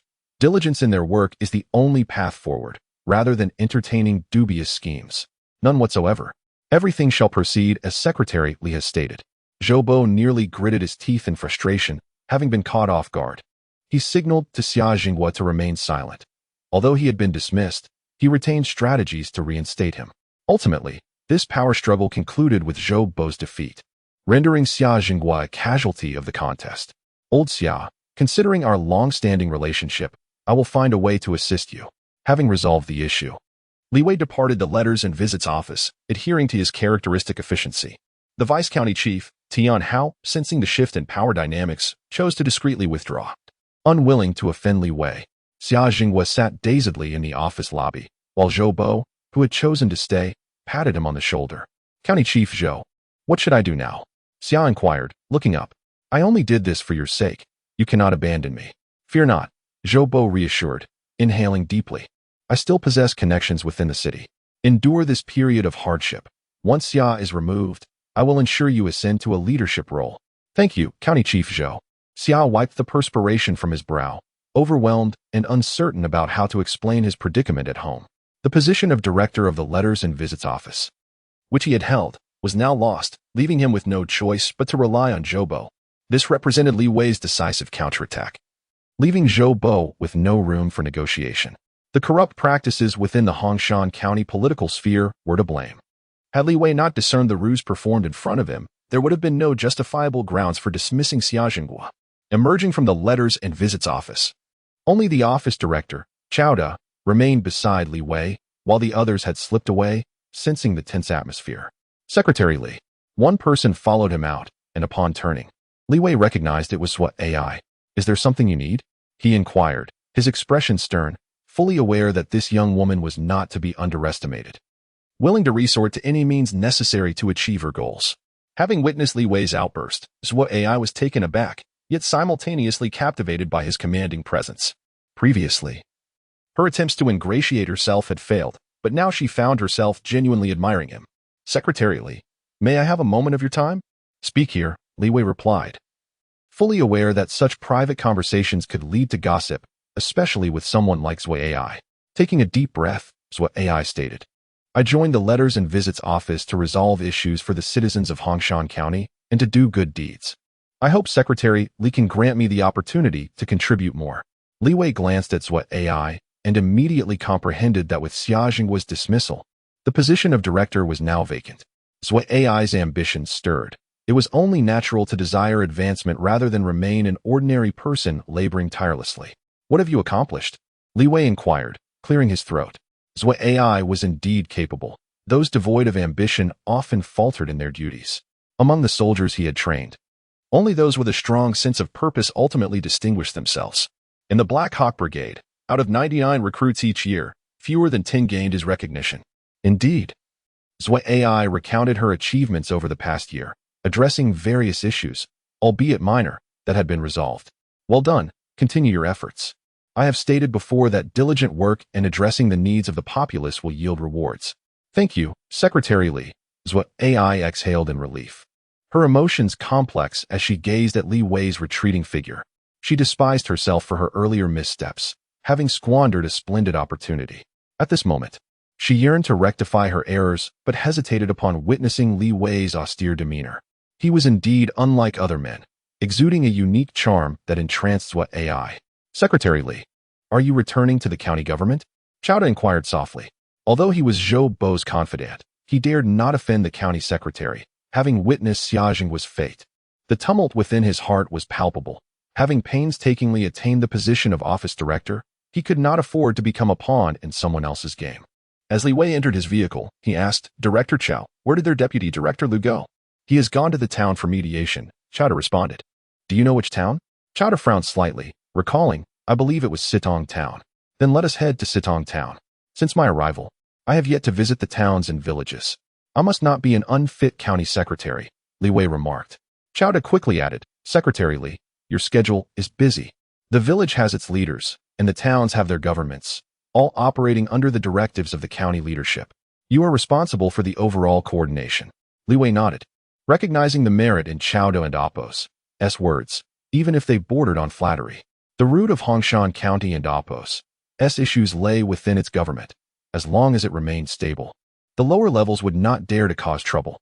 The vehicle set off, departing from Hongshan County and heading straight for Sitong Town, a development that would soon reach Zhou Bo's ears. A man with an intense desire for control, Zhou Bo had been county chief for nearly 2 decades, maintaining a comprehensive understanding of all affairs in Hongshan County, particularly those involving the county secretary and Apo's actions, acquaintances, and discussions. Sitong Town, what could he possibly want there? County chief. Director Chao merely sent a location. He did not elaborate. It seems Secretary Li was in a situation where he could not speak freely, came the response. Zhou Bo nodded. Instructing, notify the town leadership in Sitong to exercise caution. The wolf is coming. Certainly, I will notify you immediately. Hongshan County comprises 5 towns, and the leaders of these towns have mostly been promoted by Zhou Bo, all of whom are his confidants. One should not underestimate these individuals. They can play a significant role during critical moments. The implementation of many policies in Hongshan County hinges on these people. Zhou Bo chuckled softly, knowing that once he alienates them, it will be he who suffers when they abandon him. This is a fact. The last time Li Wei apprehended Duan Huzi in Linshui town and suspended several factories, he effectively offended the town's leadership, as those factories were, to varying degrees, connected to them. Privately, they were undoubtedly dissatisfied, especially Duan Peng, the party secretary of Linshui town, whose brother Duan Huzi was now harboring deep resentment towards Li Wei. These circumstances constituted Zhou Bo's leverage against Li Wei, as he had complete control from top to bottom. He couldn't help but laugh. While he had not managed to bring Li Wei down, Hongshan County remained firmly under his influence. Song Town, aptly named for its prosperity, boasts an excellent geographical location at the convergence of 2 highways. The transportation industry in Song Town is relatively advanced, with trucks visible everywhere. While the shops lining both sides of the town predominantly serve as repair shops and restaurants, alongside a few modest inns. Secretary Li, we have arrived. At the entrance of the Sitong town government, individuals were already awaiting his arrival, clearly indicating the leader's high regard for the county committee secretary. From his vehicle, Li Wei observed this display and felt a mix of amusement and disdain at the waste of time for so many to welcome a superior. Such formalities were, however, entrenched in the bureaucratic culture, an aspect that was beyond his capacity to alter. Chao Da hurriedly exited the car, but before he could open the door, Li Wei had already alighted. Good day, Secretary Li. The leaders of Sitong town promptly approached, bending slightly to appear more deferential, accentuating the height difference between them and the tall and robust county secretary. Among them were Feng Qing, the party secretary of Sitong town, Wang Cheng, the town mayor and deputy party secretary, and finally, Ren Min, the deputy town mayor, along with office director Chenjun secretary Feng.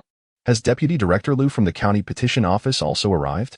Li Wei directly addressed the matter at hand, as that was the purpose of his visit, both to assess the situation and to explore Sitong town. Yes, Feng Qing replied with a broad smile. There were some debt disputes, but the town leadership has intervened and nearly resolved them. Good, Li Wei nodded, entering the town government amidst the attentive company of Sitong town's leaders. Secretary Feng, I wish to meet this staff member from the petition office first, without prior notice. Feng Qing slightly furrowed his brow, puzzled by the county secretary's intentions. Typically, a visit would involve meetings with town leaders before addressing other matters. So why the direct request to see Lu Dei? Lu Dei, a native of Hongshan County, had a somewhat rustic name. He had briefly attended a teacher training school and worked as a middle school teacher before transitioning to the county petition office, where he had developed effective methods in his work. The mediation room was at the front, where Lu Dei observed 2 individuals signing a reconciliation document. Feeling a sense of relief. This is how it should be. We all reside in the same town, and there is no need for discord. Harmony breeds prosperity. And there are better days ahead for Sitong town with such convenient conditions. Thank you, Director Liu. Sometimes, a heated moment can cloud judgment. We grew up together. It was indeed unnecessary for such trivial matters to escalate. Director Liu, allow me to treat you to a drink. No, it's work hours. This is part of my duties. Now that you have resolved this, I should return to the county. Lu Dei was unaware that Li Wei had arrived and was just outside. As he tidied the desk, Li Wei entered. Liu Dai had heard the commotion and recognized that this was no charade. The authenticity was unmistakable. Director Liu, well done. Liu Dai turned. Li, Secretary Li, what brings you here? Li Wei smiled, taking a seat. I came by for a visit. Xia Zhenghua has instructed me to let you take charge, and the county's appointments should arrive shortly. I have but one request. Diligently serve the people. Rest assured, Secretary Li, I will ensure that. Liu Dai could hardly contain his excitement. He had long felt suppressed by Xia Zhenghua, who had been favored in the eyes of the county's leadership. Now with the shift, the skies over the petition office were finally clearing. Li Wei expressed great satisfaction with Liu Dai, the deputy director of the petition office. Not only did he appreciate Liu's approach to problem solving, but he also admired his willingness to personally mediate issues in the field, which was a refreshing contrast to those bureaucrats who merely gestured from behind desks. Trusting his instincts, Li Wei was confident that placing the petition office under Liu Dai's stewardship would yield positive results. However, he held a more reserved opinion regarding a staff member named Zui AI, wishing to hear Liu's perspective, as he was more familiar with the situation. Secretary Li, is there anything further to discuss regarding work? Liu Dai inquired. Address what you can, that is the principle. For matters beyond your capacity, do not hesitate to escalate them to the county committee for resolution. Above all, we must avoid procrastination and negligence in our work. That is the gravest error. The petition office holds significant importance. When the public approaches you, it signifies their trust in your capabilities, Li Wei asserted. Indeed, Secretary Li is correct, Liu Dai nodded. Recognizing the necessity of displaying a clear stance in this situation, had it not been for Li Wei's promotion, he would not have had the opportunity to rise through the ranks, and waiting for Xia Zhenghua to retire would render the moment rather inconsequential. I will prioritize resolving this matter fundamentally and lead by example to ensure its success. You can rest assured, leadership. Of course, I trust you, Li Wei affirmed. What is Zui AI's work performance like? Zui AI. Liu Dai furrowed his brow, pondering why the county secretary would suddenly mention her. There must be something significant behind this inquiry. To be candid, her work capabilities are commendable. She has handled various complaints, particularly those related to women, effectively. However, her personal relationships can be somewhat unstable, leading to misunderstandings. Li Wei coughed, reflecting on his own experiences. Liu Dai was not speaking falsely. Such matters were not directly relevant to work efficiency, and one needed a few capable individuals to assist in tasks. Understood, Liu Dai acknowledged. The county secretary clearly had a favorable view of Zui AI. Her abilities were indeed commendable. Albeit her open personality and youthful appearance led to rumors about her allegedly courting Director Xia, which remained unsubstantiated, as Xia was a family man. Return now. Thank you. Secretary Li, Liu Dai departed with a spring in his step, pleasantly surprised by the unexpected fortune that had come his way. Secretary Li, everyone is waiting for you, said Feng Qing, the secretary of the Siong Town Party Committee, with a smile. Waiting for me? Why? Li Wei furrowed his brow, curious. The town leaders are eager for your address. They value your presence and wish to learn from you, Feng Qing explained. This rationale was somewhat acceptable, albeit Li Wei felt a twinge of dissatisfaction, having just arrived and still unfamiliar with many circumstances. Nevertheless, he decided to investigate further. In the Siong Town office, the leaders were gathered, including heads of various departments. The arrival of the county committee's foremost leader was a significant event for the town's officials, none wishing to miss the chance to curry favor. As Li Wei stood at the entrance, he suppressed his irritation upon witnessing the throng of individuals waiting merely to hear him speak what he deemed trivialities. If these individuals were truly idle, one must question the substantial fiscal resources expended annually to maintain their positions. Greetings, Secretary Li. The attendees in the Siong Town conference room rose in unison, their faces adorned with smiles, though they could discern Li Wei's displeasure. Please, take your seats, he said, clearing his throat. There is little to discuss. As officials, it is our duty to consider the welfare of the people. This is the fundamental expectation and a standard for evaluating our performance. Return to your posts and reflect on how to enhance your work. I do not wish to see mere performance reports. I seek tangible results. Where do these results manifest? In the town, in the villages, as the citizens prosper and thrive. Even if you present me with a blank paper, it would signify excellence. Otherwise, it is nothing but waste. Having delivered his remarks, Li Wei abruptly stood and departed. Feng Qing was momentarily taken aback, having never encountered a county leader like this before. Typically, they would deliver enthusiastic speeches before indulging in local delicacies and leaving in high spirits. Why was this county committee secretary so irate? Disperse, Feng Qing urged, hastily trailing after Li Wei, leaving the conference room's occupants in a state of bewilderment. What does this mean? They wondered. Is it not clear?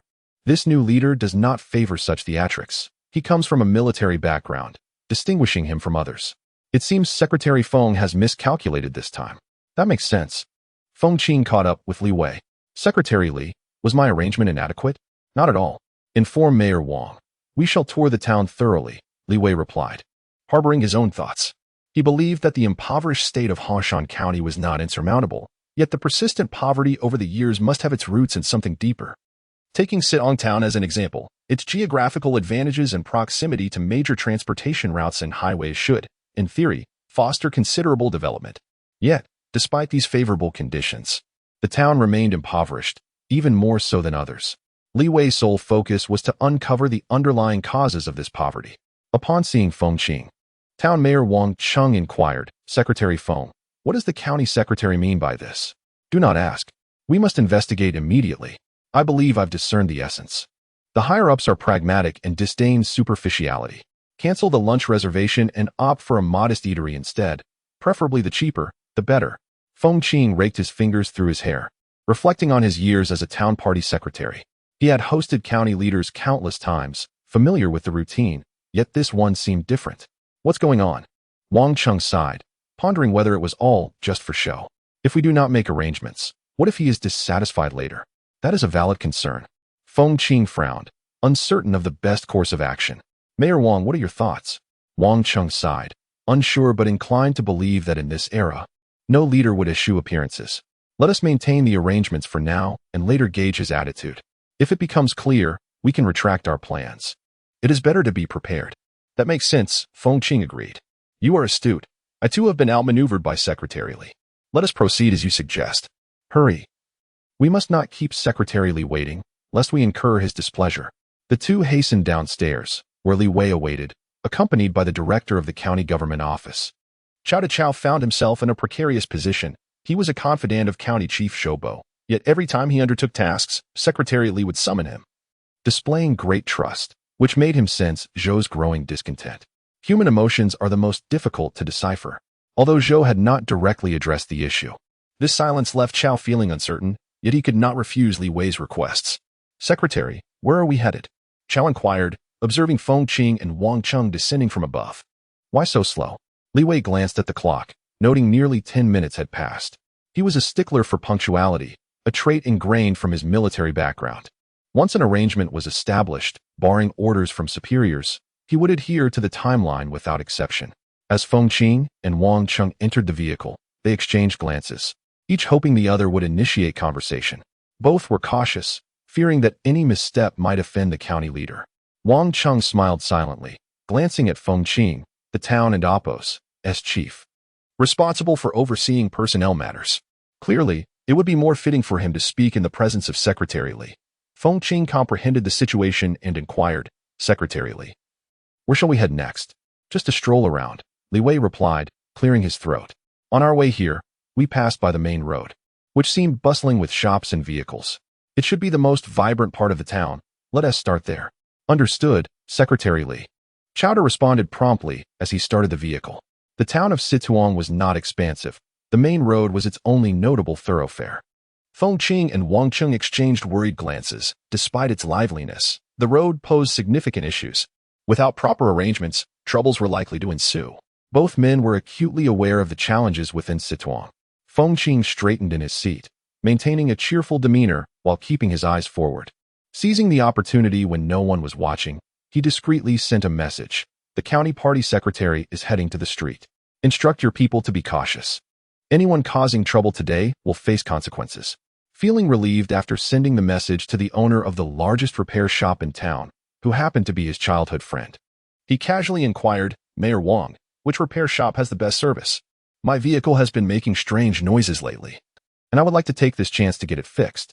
Any of them will suffice, Wang Chung replied, suddenly tense, glancing at Feng Qing instinctively. Then let us go with this one, Chowda decided as he drove towards a reasonably sized repair shop. As they approached, an old, dilapidated vehicle suddenly sped in front of them, blocking their path. What is the meaning of this? Chowda honked aggressively, irritated that they were cut off. I'll check it out, Feng Qing said quickly, concerned about a potential altercation. Just as he reached for the door handle, Li Wei interjected, let Director Chow handle it. Feng Secretary, you stay in the car. I need to see for myself. I'm familiar with the repair shops in town, Feng Qing insisted. Stay put, Li Wei replied sternly. You can't leverage your position over such a trivial matter. Chowda exited the vehicle, noticing that two individuals had emerged from the obstructing car. Yang Dogwan. Don't push your luck. This vehicle is here for my shop. Why are you blocking the way? The leader of the group, Yang Dogwan, a 25-year-old with rolled-up sleeves and a swaggering demeanor, stepped forward. My car is also broken. You need to help me fix it. The issue is serious, and it won't be resolved quickly. This vehicle is going to my brother's place. Yang Dogwan, don't overstep your bounds. Others may fear your brothers, but I do not. Chowda retorted. You're getting too cocky. Yang Dogwan dismissed him, saying, my brother has declared that on the 1st, 3rd, and 5th days of the month. This street-S vehicles are ours to repair. The rest belong to you. Today is Wednesday. On what grounds? Who gave you the authority to set the rules? It used to be that everyone could earn a living, but you've turned it into this mess, Chowda said, observing the unfolding confrontation. He realized that the old vehicle wasn't merely trying to claim their spot. It aimed to seize business from them without any regard for fairness. Yang Dogwan approached Chowda, attempting to persuade him. Brother, my repair shop is cheaper and offers better service. This place can't compare. Come to mine, and I guarantee satisfaction. Chowda chuckled softly. I prefer to have my vehicle serviced here. Unfamiliar with Chowda or the county vehicle, Yang Dogwan saw an opportunity for profit and believed he could dictate terms. In Situong, everyone knew that for repairs, one must go to Li Daping's shop. Otherwise, no matter where the vehicle was fixed, it would undoubtedly encounter issues once it left the town. You won't be getting service today, mark my words. Let us see who dares to fix your car, Yang Dogwan threatened. It was a tactic that worked well. No one wanted to create trouble over a repair. Feng Qing could no longer remain in the vehicle, feeling as restless as a fly in a hot pan. He pushed the door open, realizing that if he delayed any longer, the situation could escalate. Trusting that Secretary Li Wu and team mind his intervention, he stepped out. Who gave you the audacity? This is outrageous, Feng Qing shouted, pointing at Yang Dogwan, alarmed that his fears were materializing. What is Li Daping doing? Yang Dogwan recognized Feng Qing, having shared drinks with him before, and was aware of his close ties to Li Daping, often referring to him as Brother Feng during their gatherings. Brother Feng. Yang Dogwan attempted to ingratiate himself, but he knew that Li Daping's audacity stemmed from their relationship. Who do you think you are, calling me that? Feng Qing's expression darkened. The county's Li secretary was seated in the car, and at that moment, Director Chow turned his head, grinning at Feng Qing. Clearly entertained by the drama unfolding, Yang Dogwan felt uneasy, sensing something amiss, but recalling their prior camaraderie, he thought, who would dare provoke Secretary Feng in Situong? Just then, another vehicle approached rapidly, and as its door swung open, Li Daping jumped out. Having seen Feng Qing's message, he realized trouble was brewing and hastily called his people back. Not seeing Yang Dogwan and unable to reach him by phone, he feared the worst and rushed to the scene. Li Daping stormed over and slapped Yang Dogwan hard across the face, a resounding strike that left Yang seeing stars. What did you hit me for? Yang Dogwan protested, rubbing his face, feeling disgruntled as he was one of Li Daping's most trusted aides and a close friend, working diligently for their mutual gain. Silence. Li Daping took a deep breath, glaring at Yang Dogwan. Secretary Feng, there seems to be some misunderstanding. Yang and the owner of this repair shop have a personal conflict, which is why he is causing a ruckus here. I'll deal with him when we return. Understanding the situation, Li Daping recognized the gravity of the matter upon observing Feng Qing's expression. Private disputes should not escalate to this level. This is unacceptable. Business thrives on goodwill. What just transpired was disgraceful. Yang, I warn you, if you can operate your business, do so. If not, step aside. The town does not lack for repair shops. Yes, I assure you this will not happen again, Li Daping replied with a knowing glance. Yang Dogwan, though displeased, dared not defy Li Daping and complied, driving away. Meanwhile, Li Wei, remaining in the vehicle, had grasped the situation. Observing Feng Qing's urgency to intervene, he surmised that the town party secretary was feeling anxious. He decided to question Mayor Wang Qing, who was still in the car. Mayor Wang, I have heard some murmurs. Your visit to Situong is not arbitrary. I am aware of the issues surrounding the town's repair shops, but I wish to hear your perspective. Li Wei aimed to assert his authority. Sensing that Wang Cheng was also uncertain about the extent of the situation, hoping to elicit a candid response. Wang Cheng, having been preoccupied with the matter, feared Li Wei's inquiry, uncertain how to respond. Torn between the interests of Secretary Feng and the scrutiny from County Secretary Li, he knew there were complexities at play, likely involving undisclosed relationships that could complicate matters. Secretary Li, Wang Cheng began, managing a smile. Sichuan has a favorable geographic position, with many transport vehicles passing through. The repair shop business has always been thriving, but the question remains, is it profitable? Inevitably, competition arises, and it is quite normal to have some private discord. In the town, there are several well-established repair shops, most of which have been in operation for over a decade, thriving on long-standing relationships. Wang Cheng, being evasive, refrained from mentioning any substantial issues, merely alluding to personal conflicts, as he sought to gauge how much Secretary Li was aware of. Was there truly no one leveraging relationships? Li Wei's expression darkened. Mayor Wang, I have little patience for deceit. Dishonesty is the gravest error a cadre can commit. Furthermore, I can inform you that the issues surrounding the repair shops in Sitong Town are directly linked to you. Li Wei's approach was ruthless and assertive, leaving little room for resistance, particularly for the already anxious Mayor Wang Cheng. Secretary Li, it was not me. It was Secretary Feng from the town.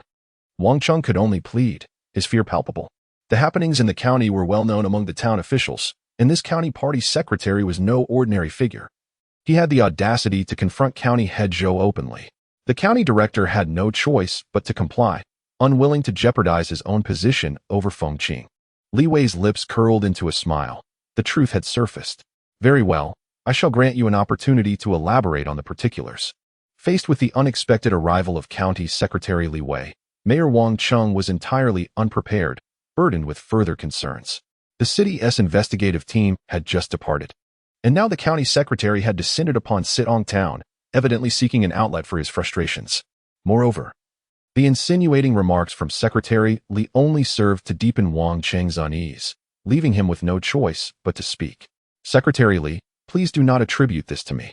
After all, we must continue to work together. Wang Cheng feigned difficulty, aware that both parties were intertwined in mutual interests, and at critical junctures, self-preservation would take precedence. Rest assured, Li Wei nodded, offering Wang Cheng a semblance of assurance. With a heavy sigh, Wang Cheng divulged, the largest repair shop in town is owned by Li Daiping, a local from Sai Village, who has been a childhood friend of Secretary Feng. Their bond is particularly strong. Thanks to this connection, many town departments turn to him for vehicle repairs, as it is inconsequential where the repairs are conducted. Naturally, this has led to jealousy and friction, with two incidents escalating to the town's attention. I was present during those occurrences. It was merely a matter of interest.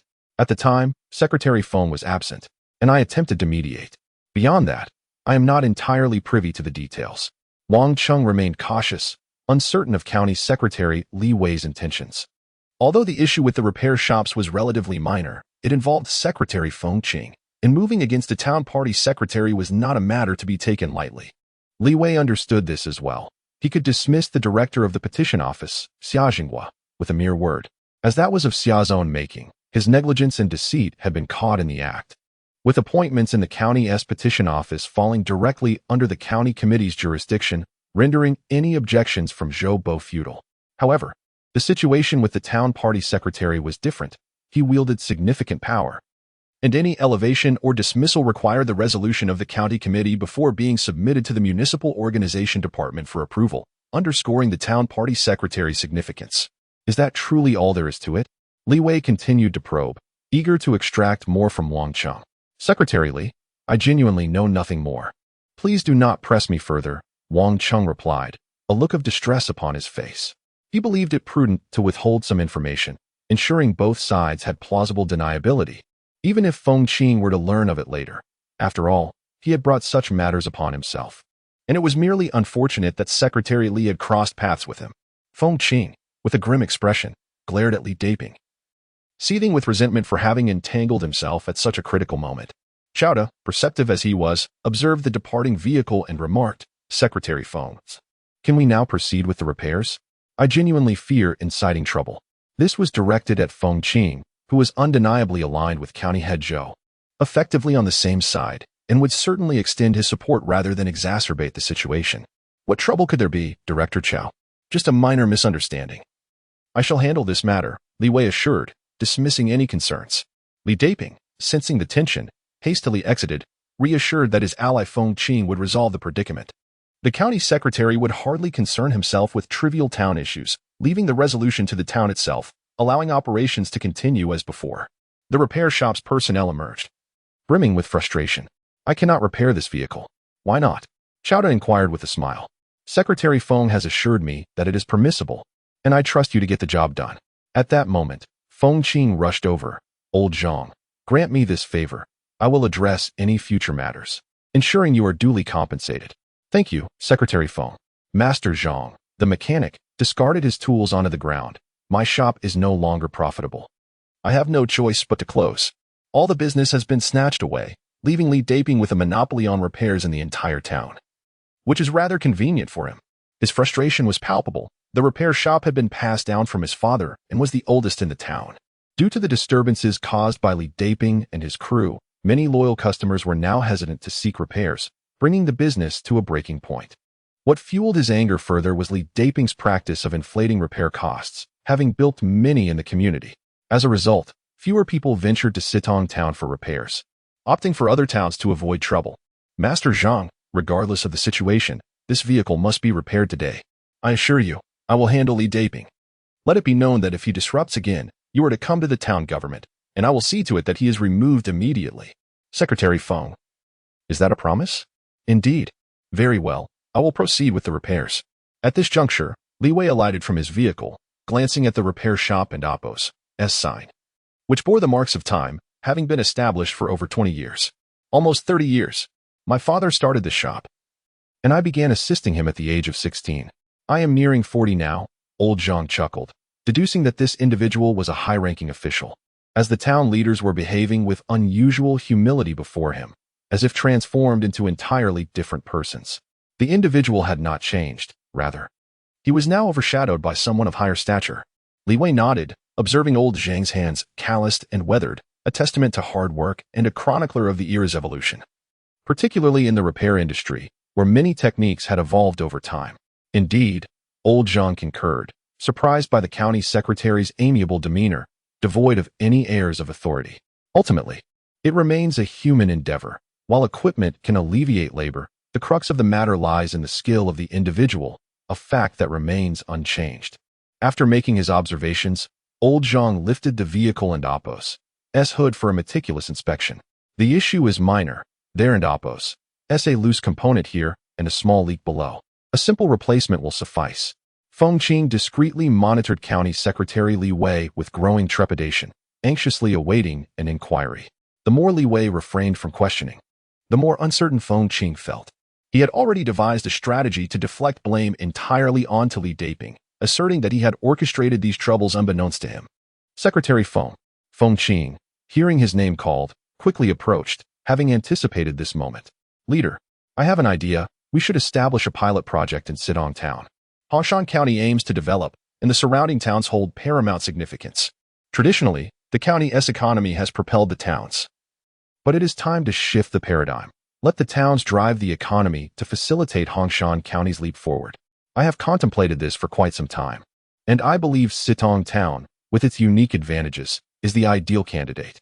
You must fully leverage this potential to foster development and enrich the populace. I express my gratitude to the leadership. If only it were truly the case.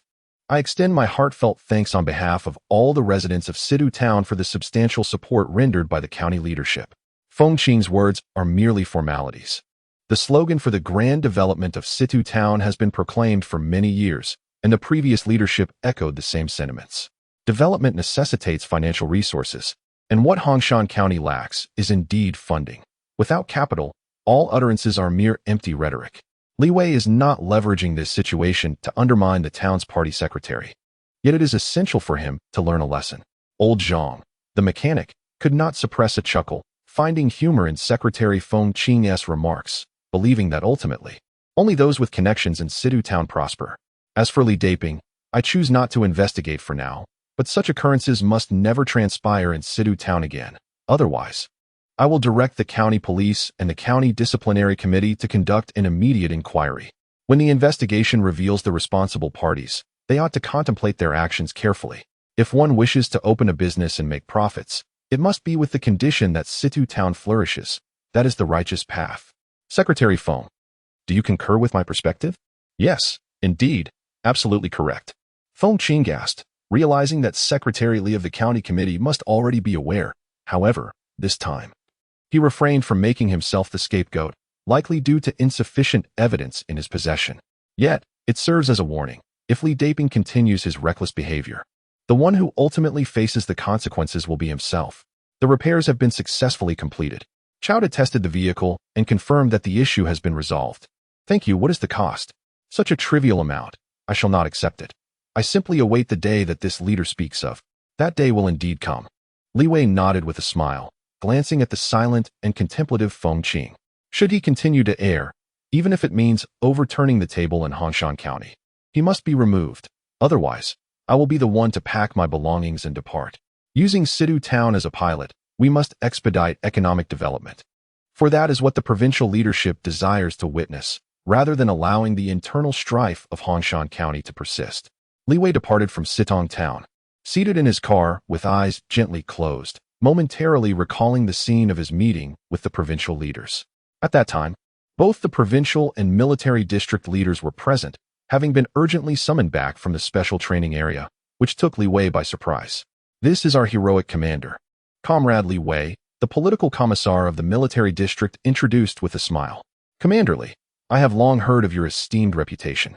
As his hand was firmly grasped, Li Wei turned to the military district political commissar, realizing that the matter at hand was far from simple. Commander Li, I understand that the army needs you, but Hongshan County is in dire need of your expertise.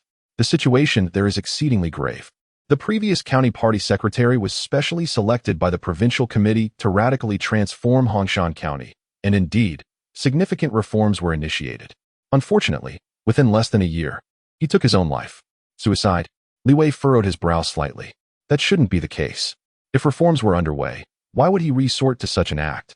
Indeed, we too are perplexed, but the on-site investigation confirmed it was a suicide, and he was under the influence of alcohol at the time, the provincial leader's side. Hongshan County is a veritable cauldron of corruption. Anyone who enters finds it difficult to maintain integrity, to fundamentally alter Hongshan's economy. The province allocated 50 million in special funds, yet after the incident, no one can account for where that money went. It has become a tangled mess.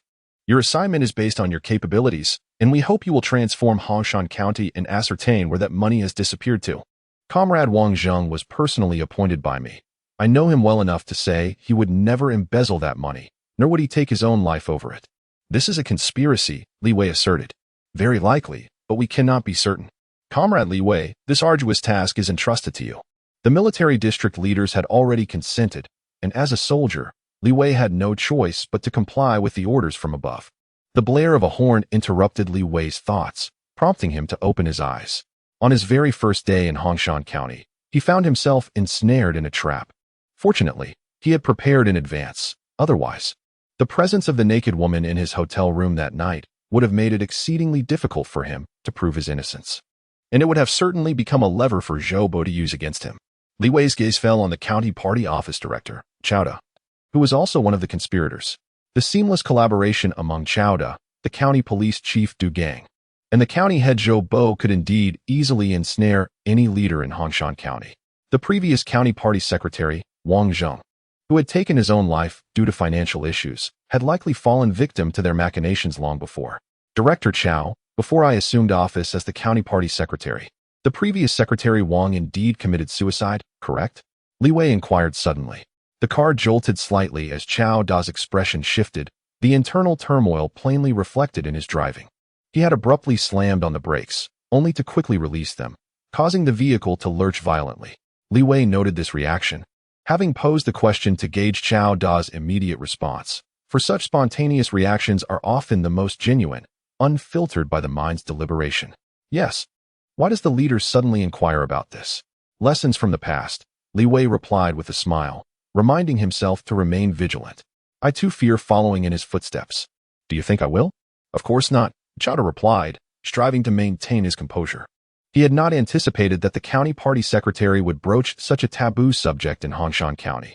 In the political arena, discussing a predecessor's downfall, particularly a suicide, is considered a breach of decorum, especially in the presence of new leadership, as it may invoke ill fortune. Why not? Li Wei pressed, eager to hear Chao Da's candid thoughts. Chao Da, having regained his composure, devised a retort. As for the previous leader's matters, I am not particularly informed. Although I am the county party office director, Secretary Wang seldom included me in his work. Who did he typically bring along? When the county party secretary attends to affairs, he would likely take someone with him, usually from the county party office. Not necessarily. Sometimes it would be me, and other times it would be Deputy Director Niu Yong, whom Secretary Wang favored and had promoted. Niu Yong, Li Wei nodded slightly, recalling his impression of the man, refined and bespectacled, exuding an air of scholarly sophistication that seemed at odds with his name. So why are you so certain that I will not encounter trouble? Chao Da was making every effort to redirect the topic, but Li Wei had circled back. Because leaders who are not greedy, neither for money nor for women, are assuredly safe. How do you know I am not fond of such things? Li Wei chuckled. There are 3 temptations that no man can resist: money, power, and women. Am I not correct? While that may be true, one's upbringing can instill an awareness to navigate these temptations effectively. At the very least, one should discern what is permissible and what is not. Chao Da slowed the vehicle, his mind racing to keep pace with Li Wei's probing questions. And what about old Wang? Did he indulge in any of these? Leader, I truly do not know. Without absolute trust, such matters remain concealed. Is it possible you would not know? Li Wei's expression darkened suddenly. Even if someone knew better than to indulge, they could still be tempted, especially after a few drinks. This remark struck a nerve with Chao Da, who, despite the passage of time since the last incident, still felt the weight of his anxiety. The woman in the hotel room had indeed been his arrangement, under the directive of County Head Zhou Bo, orchestrated through his disdain for Liang Qiu, to ensnare the newly appointed county party secretary and extract evidence to compel obedience. Secretary Li, the last incident was truly an accident. Yes, that woman entered the wrong room. Chao Da hastily explained, his palms sweating despite the moderate temperature. Li Wei chuckled, Director Chao, do not misconstrue my words. I am not accusing you. Rather, I am speaking of a broader phenomenon, which is not uncommon. Many leaders begin with noble intentions, striving to fulfill their duties and earn the respect of the populace. Yet they find themselves mired in murky waters, ultimately unable to cleanse themselves, forced to go with the flow. It is a pity. Chao Da was momentarily at a loss for words. Fortunately, the car had entered Hongshan County, and he yearned to reach the county government swiftly. Realizing that he must find a way to excuse himself in the future, accompanying Secretary Li was decidedly unfavorable, especially with County Head Zhou Bo harboring intentions toward him. As the car came to a halt, Chao Da exhaled in relief. Secretary Li, we have arrived. Thank you for your hard work. Chao Da exited the vehicle, discreetly wiping away the sweat. Li Wei did not have the habit of allowing others to open the door for him. He alighted directly. Director Chao, we were just getting to the crux of the matter. A character flaw can be a deadly blade. Greed can lead to a present without a future, Li Wei admonished. You are a talented individual, so it is imperative to discern what is appropriate and what is not. Thank you for the reminder, leader. I shall keep it firmly in mind, Chao Da replied with a bitter smile. In Hongshan County, once you align yourself with a faction, changing sides is no trivial matter. The current situation remains firmly under the control of County Head Zhou Bo. Though this new secretary possesses considerable ability, Hongshan County is akin to a quagmire. Regardless of one's talents, once ensnared, one only sinks deeper. Chao Da reflected on the deeds he had once performed for Zhou Bo, realizing that if calamity were to strike, Zhou would not hesitate to cast him aside as a scapegoat. The adage when the cunning hare dies, the hound is cooked resonated deeply within him. He was acutely aware of this truth and was resolute in preventing such a day from ever materializing. Li Wei swiftly ascended the steps, paying no heed to Chao Da, the office director, who stood below in a daze. His objective had been accomplished. He sensed that Chao Da was not someone easily manipulated, possessing a keen intellect. Zhou Bo, by surrounding himself with such a person, would undoubtedly remain wary, fearing that one day Chao Da might turn against him. Both Zhou Bo and Li Wei could exploit Chao Da's capabilities to their advantage. As Li Wei departed from Sitong Town, the town's party secretary, Feng Qing, promptly reported to County Chief Zhou Bo, mentioning Li's ambition to vigorously develop Sitong. Naturally, He astutely omitted any reference to Li Daping's repair shop. Good news indeed, old phone. Congratulations. You have now become a favored figure in the eyes of the county party secretary. County Chief Zhou, please spare me your teasing. The development of Sitong Town is entirely at your discretion. It's rather inappropriate for a county party secretary focused on personnel matters to intervene in economic affairs here, Feng replied. What is inappropriate? He is a leader appointed by the provincial party committee, well-connected. Zhou Bo snorted coldly over the phone. The previous situation, where County Secretary Li Wei managed to evade a significant setback, had left him quite disgruntled. He had pondered much these past few days, realizing that the crux of the matter lay with Dongyu Group. If they persisted in their stance, both provincial and municipal leaders would feel the pressure, leading to personnel changes. However, he was taken aback when General Manager and of Dongyu Group publicly apologized in the media, even praising the county secretary. This indirectly suggested that Li Wei's connections were indeed formidable. He had underestimated him. Attempting to leverage Dongyu Group against him had backfired, and Old Xia had become the collateral damage. In a bid to curry favor with Zhou Bo, Feng spoke sweetly. County Chief, I heed only your directives. As I have said before, if you instruct me, I will bravely undertake any task. If not, I shall refrain from any involvement. Thank you. After hanging up, Zhou Bo walked to the window and gazed downwards, anticipating the return of County Secretary Li. The tone had been set. He knew Li would soon seek his counsel. Development is indeed a positive endeavor, but where would the funding come from? The advantageous location of Sitong Town was clear to all, yet numerous challenges persisted. The foremost issue was inadequate roads. Improving transport infrastructure was imperative for economic growth, necessitating substantial funding that the county and city finances could scarcely provide. He mused on how he would navigate these challenges. Zhou Bo noticed vehicles arriving, including the office director, Chowda, disembarking from above, and Li Wei approaching from the steps. Chowda, I have treated you well. Should you dare deceive me, it would be your own undoing, Zhou Bo thought darkly, his gaze fixed on Chowda, whose recent actions had indeed displeased him. Is County Chief Zhou in? Li Wei's voice rang out, robust and clear. Upon hearing this, Zhou Bo returned to his seat and pretended to read a document, all the while anticipating the direct entrance of Li Wei. Who is it? Why not knock? Such lack of decorum. Zhou Bo feigned annoyance, fully aware it was Li Wei. Only he would dare to do such a thing. It's me. Zhou Bo looked up. County Secretary Li. I truly did not recognize you. I was just commenting on the staff below, who seemed to have grown quite unruly of late. Li Wei chuckled softly, well aware that Zhou Bo's remarks were intended for his ears alone, and he remained unfazed. County Chief Zhou, the investigation team has departed. Many comrades are aware of the situation, yet there are still those who do not understand its implications for our future work. I propose convening an expanded meeting to explain the investigation's findings to all department heads, office directors, and deputies. That should pose no problem, would it? After Li Wei spoke, he looked towards Zhou Bo, confident that this was a routine matter he would not refuse. County Secretary, you and I are of one mind. The investigation team's findings greatly impact your reputation, as well as the overall standing of the Hongshan County government. Indeed, such a meeting is necessary. Li Wei nodded. Since County Chief Zhou has no objections, let us convene tomorrow morning at 9 in the county government's main conference room. Please have Director Chow notify everyone. He has been quite helpful to me recently. I believe he is deserving of special recommendation. Absolutely, he is indeed impressive, Zhou Bo replied with a beaming smile. Previously, when he had suggested promoting Liang Qiu, he had unexpectedly lost the vote among the standing committee members, a bewildering defeat as he had deemed it a sure win. This event had shattered his assumptions, and he had since come to understand the stakes involved. If matters were not clarified, they could escalate significantly, with many future issues at stake. Those few who fell into Li Wei's trap had been misled into believing that supporting Liang Qiu would secure them the deputy county head position, which they had lost unjustly. At least they now recognized Li Wei's adeptness, particularly in exploiting human greed. He felt it was time to have a serious discussion with Chowda. The following day, the expanded meeting of the Hongshan County government commenced, drawing a considerable crowd.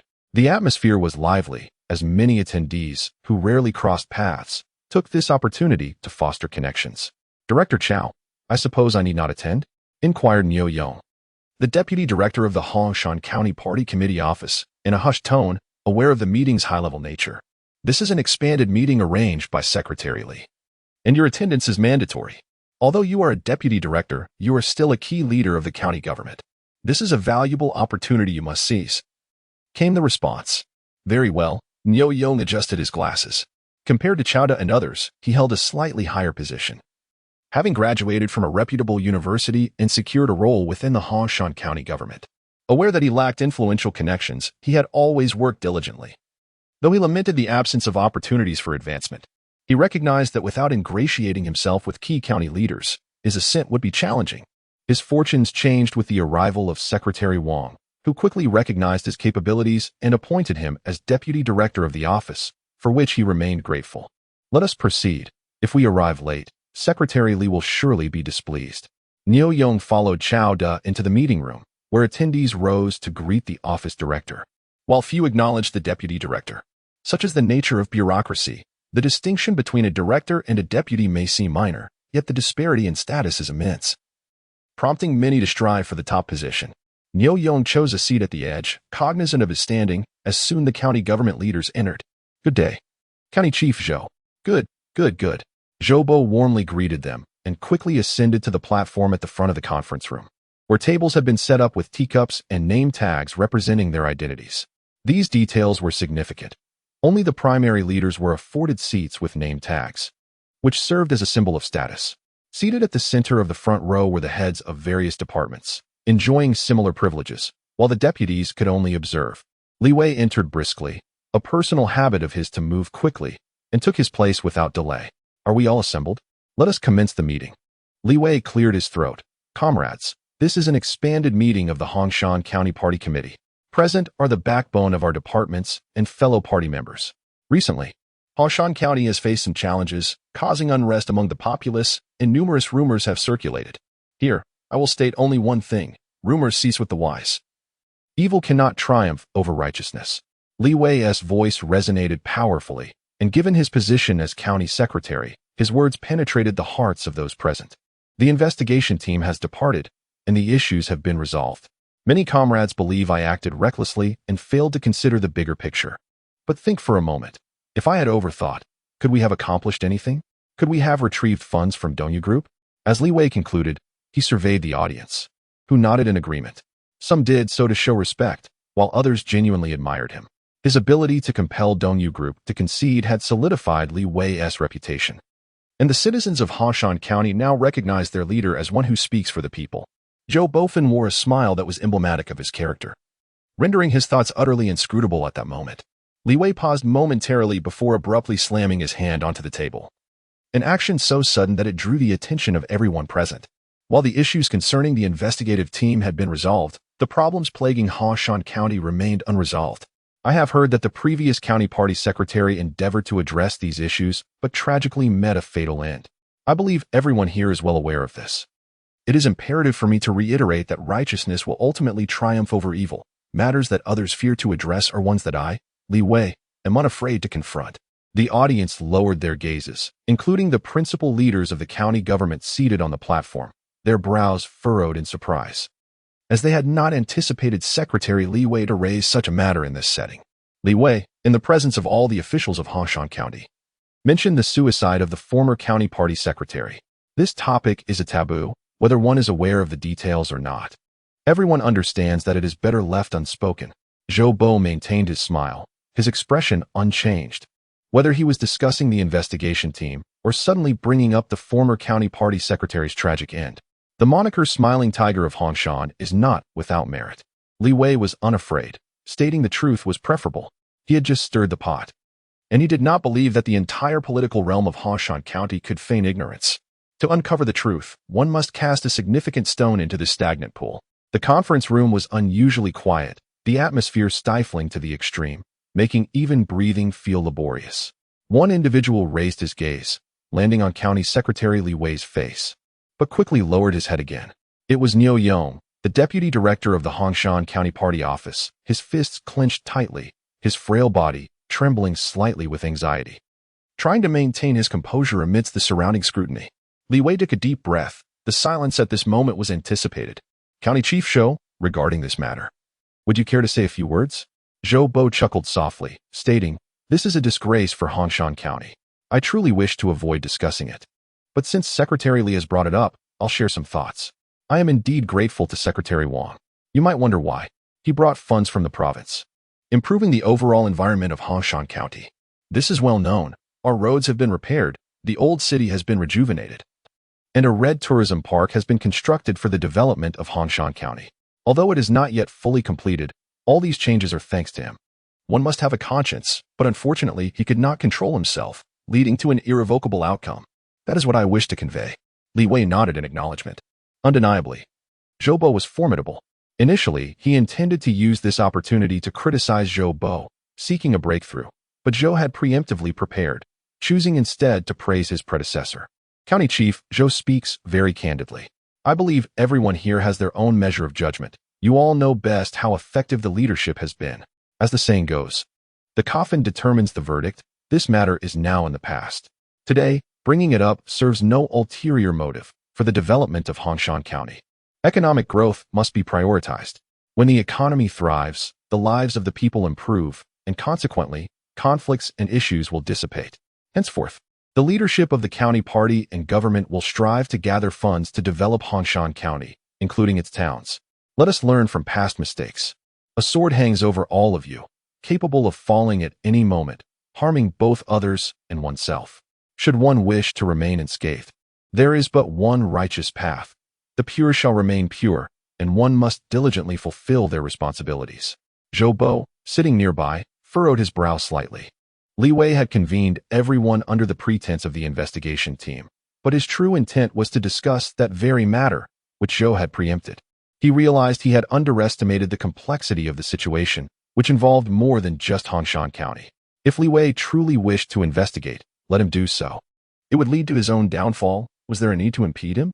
After the morning meeting concluded, the afternoon session continued, focusing on the development of Situ Town. This meeting primarily involved leaders from departments related to economic development, along with key leaders from the county government.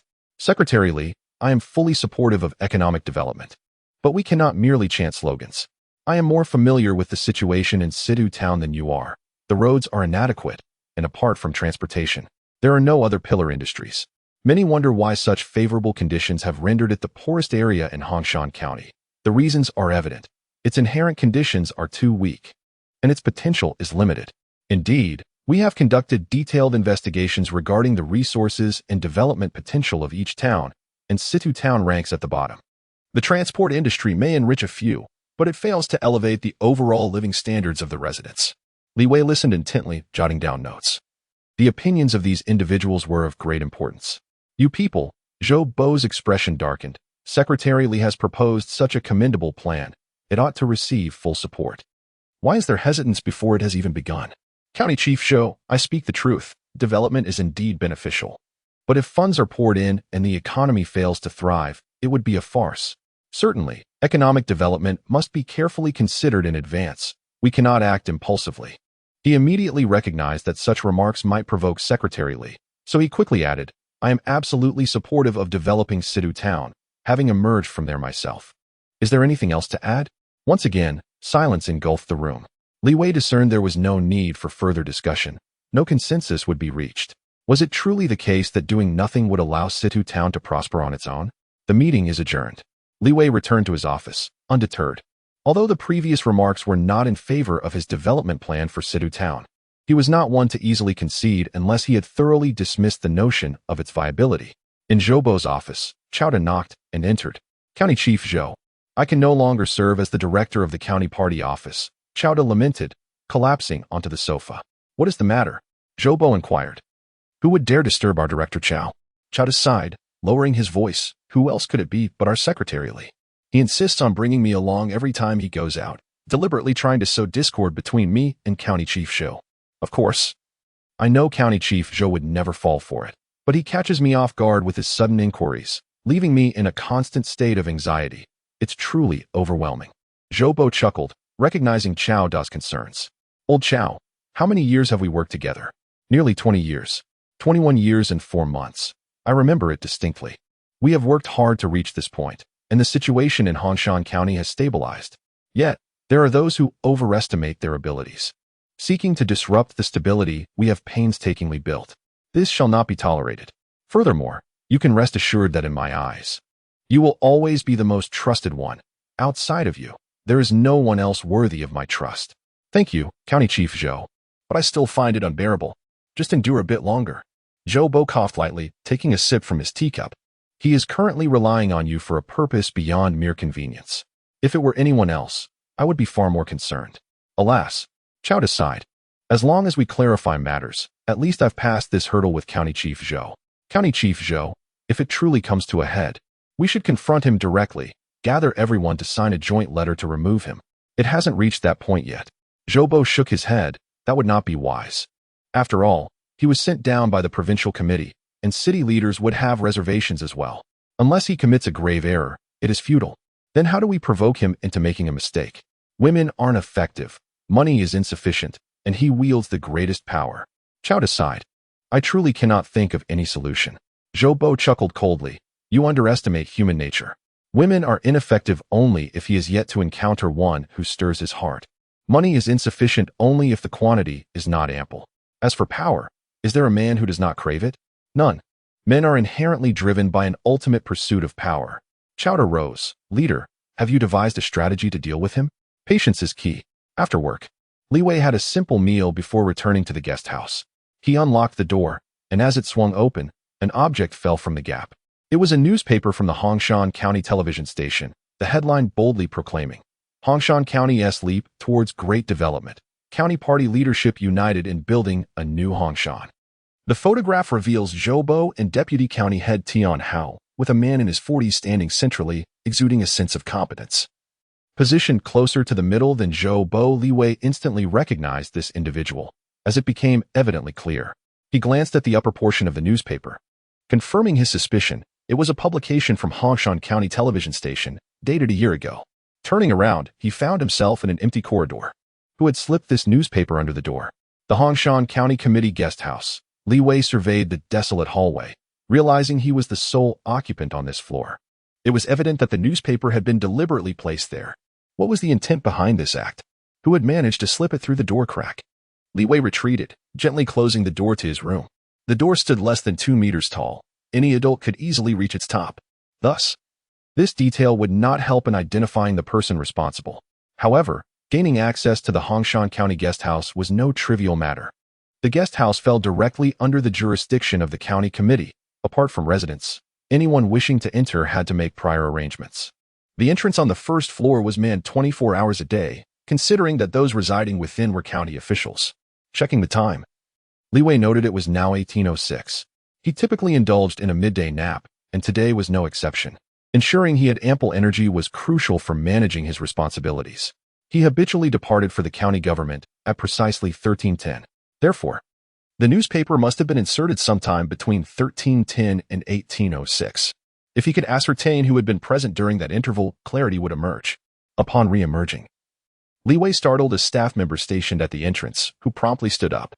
Secretary Li, the staff member stammered, displaying signs of nervousness. Clearly surprised that Secretary Li had descended so swiftly. It was well known that Secretary Li was unlike other leaders, often disapproving of many matters. Did anyone come after 13:10? Li Wei inquired. No, the staff member quickly responded. I've been here all afternoon, so I'm certain. Not a single person? Li Wei pressed. No. Is there a problem? The staff member's heart raced at the inquiry. He had, in fact, indulged in a secret nap that afternoon. Generally, afternoons were uneventful, and it was rare for anyone to return to the guest house during working hours. He was well aware that if he remained silent, no one would uncover his secret. Nothing is amiss, Li Wei replied, turning back. He had caught a glimpse of the registration book on the table by the entrance, which was indeed blank, indicating that no outsiders had entered. Hence, only one possibility remained. Residents of the guest house did not need to register their comings and goings, and they would not arouse suspicion. Of course, it was also plausible that the staff could freely enter and exit. Opening the newspaper, he found an ordinary publication, the paper slightly yellowed, consistent with its publication date. Yet, it was remarkably well preserved, with no signs of damage, indicating that someone had meticulously kept it for the past year. This was no mere coincidence. Why had it been produced at this moment? Why was it slipped under his door? Li Wei pondered, his gaze falling upon the photograph in the newspaper. The man standing at the center was Wang Zhang, the previous secretary of the Hongshan County Committee, who had tragically died after falling from a building while intoxicated, officially ruled as suicide. From Chowda, He had learned that this county head, who had served for less than 2 years, had been involved in a disastrous investment totaling 50 million, resulting in a significant financial loss. As Li Wei scrutinized the photograph, he noted that in public settings, positioning carried great significance. Although Zhou Bo was the county head, he had deliberately avoided the prominent position. Wang Zheng seemed to have considered Zhou Bo's feelings, gesturing with his other hand toward the central spot, likely indicating that Zhou Bo could also occupy that position. Li Wei continued to flip through the pages of the newspaper, hoping to uncover clues.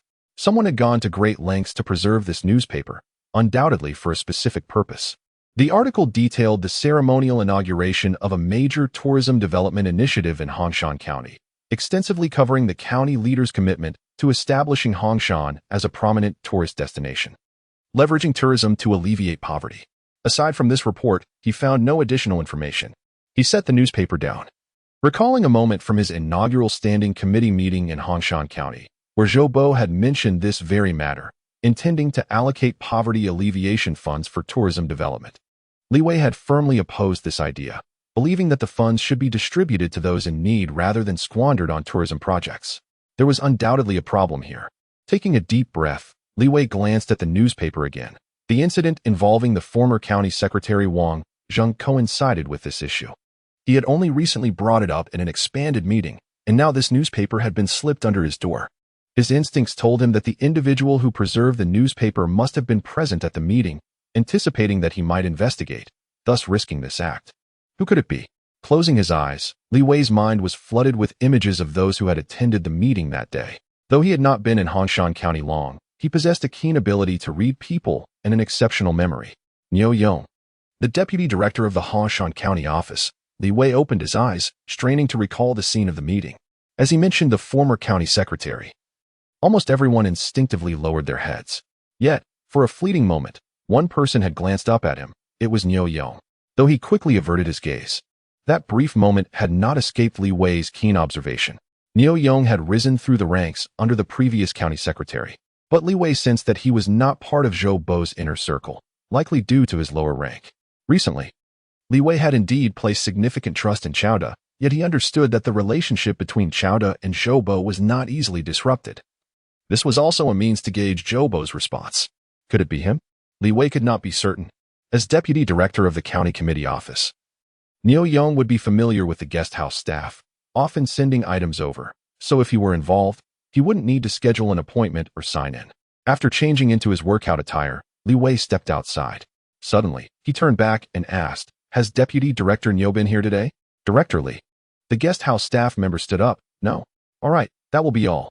Li Wei departed, and the staff member exhaled in relief, slowly sitting back down.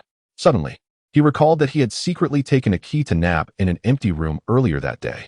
Anxious thoughts had plagued him, and upon hearing a noise, something falling, he had hurried out but saw no one. However, he had noticed that the position of the notebook on the table had changed. It had been open but was now closed. Of course, he dared not disclose this matter. If Secretary Li learned that he had slacked off during work hours to nap, he would surely be reprimanded. Was it possible that someone had indeed sneaked up earlier that afternoon? Why had Secretary Li mentioned Deputy Director Niu Yong from the office? The following afternoon, Li Wei was scheduled to attend a meeting in the city, expecting to return to Hongshan County in 2 to 3 days.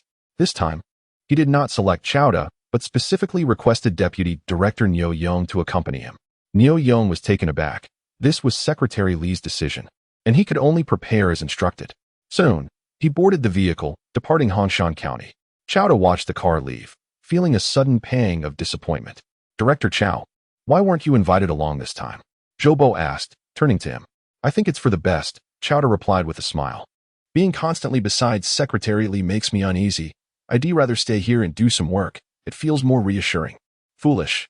Zhou Bo let out a hum, asserting that no person or circumstance could alter the bond between them. Niu Yong was not his ally, and that reassured him.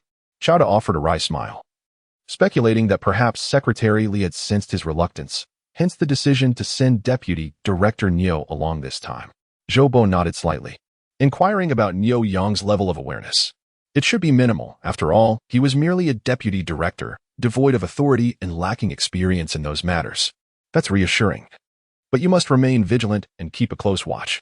Lately, I've been experiencing persistent eyelid twitches. It seems prudent to consult someone, Zhou Bo remarked. He had a penchant for superstition, often seeking guidance from self-proclaimed sages, believing that such consultations could turn misfortune into fortune. Chao acknowledged this, understanding the county chief Zhou Bo's concerns. With the new county party secretary's appointment, successive incidents had plagued Hongshan County, and he too feared that the flames of chaos might one day engulf him. On the road from Hongshan County to the city, Niu Yong gripped the steering wheel tightly. With county party secretary Li Wei seated in the back, the car maintained a leisurely pace, constrained by the presence of leadership, which heightened Niu Yong and Appo's tension. I've reviewed the newspapers, Li Wei remarked suddenly, prompting Niu Yong to slam on the brakes, bringing the vehicle to an immediate halt by the roadside. Li Wei's lips curled into a smile. Merely mentioning the newspaper had already revealed Niu Yong's underlying thoughts. In terms of political acumen, he indeed fell short of Chowda. As the vehicle came to a halt, Niu Yong realized that his reaction had been somewhat exaggerated. He knew that Secretary Li had a habit of reading the newspaper, which prompted him to order an additional copy. That's not what I meant, Li Wei chuckled, almost certain that Niu Yong was responsible for it, though he was reluctant to admit it. The reasoning was simple. Niu Yong had not yet fully trusted himself, and his belief in that newspaper was merely a test. Upon returning home that night, he scrutinized it again. Aside from the fact that it was dated a year prior, there was nothing particularly shocking. At that moment, Niu Yong felt a surge of anxiety. The newspaper had indeed been stealthily slipped into the guest house by him just yesterday.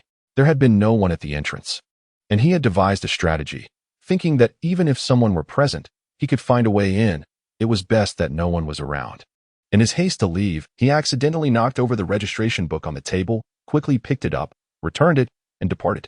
He still wished to keep this matter under wraps. The implications were vast, and he was uncertain about how many individuals were involved. He had secretly preserved that newspaper for a year, never daring to bring it out, but after hearing Secretary Li's remarks yesterday afternoon, his confidence was reignited. Although he lacked the ability to exonerate the deceased Secretary Wang, Secretary Li possessed that capability. Niu Yong chuckled, saying, "If Secretary Li has a newspaper he enjoys reading, please let me know, and I will promptly arrange for it at the post office. I can also find a way to replace any missing issues." "What about the older editions?" "That should be possible," he replied. "And what if it is from a year ago?" Li Wei inquired deliberately, directing his gaze at Niu Yong. "Do you have a method to locate it?" Niu Yong furrowed his brow. "That would likely be impossible. Recent editions might still be available, but anything older than that would not be retained by the publisher." "Very well," Li Wei closed his eyes. Despite Niu Yong's reluctance to acknowledge it, he had already arrived at his conclusion. The situation in Hongshan County was intricate. As the county party secretary, he could be ousted at any moment, let alone someone as inconsequential as the deputy director of the office. After 2 days of meetings, fatigue was etched on Li Wei's face. The continuous sessions had left him feeling disoriented. He could not comprehend why a straightforward matter had to be convoluted. Capturing the thoughts of party members and officials was, in essence, quite simple. Those capable of action should remain, while those reliant on connections without competence should depart. Only in this way could the political arena be revitalized. Yet, they insisted on generating dozens of pages of documentation, followed by various interpretations and studies, without addressing the crucial issue of how to reform the political landscape. During these 2 days, Niu Yong had been exceedingly cautious. Unless Li Wei inquired, he would not utter a word.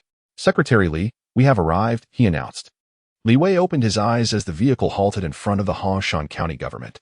"Thank you for your hard work. You should return and rest. I haven't done much. How could a leader be weary?" Li Wei exited the vehicle, stretching his stiff neck. Leading troops in the mountains had been invigorating. He wished these tiresome meetings would be fewer in number. Previously, he hadn't felt this way, but now he understood the challenges of leadership. The crux was the ability to endure.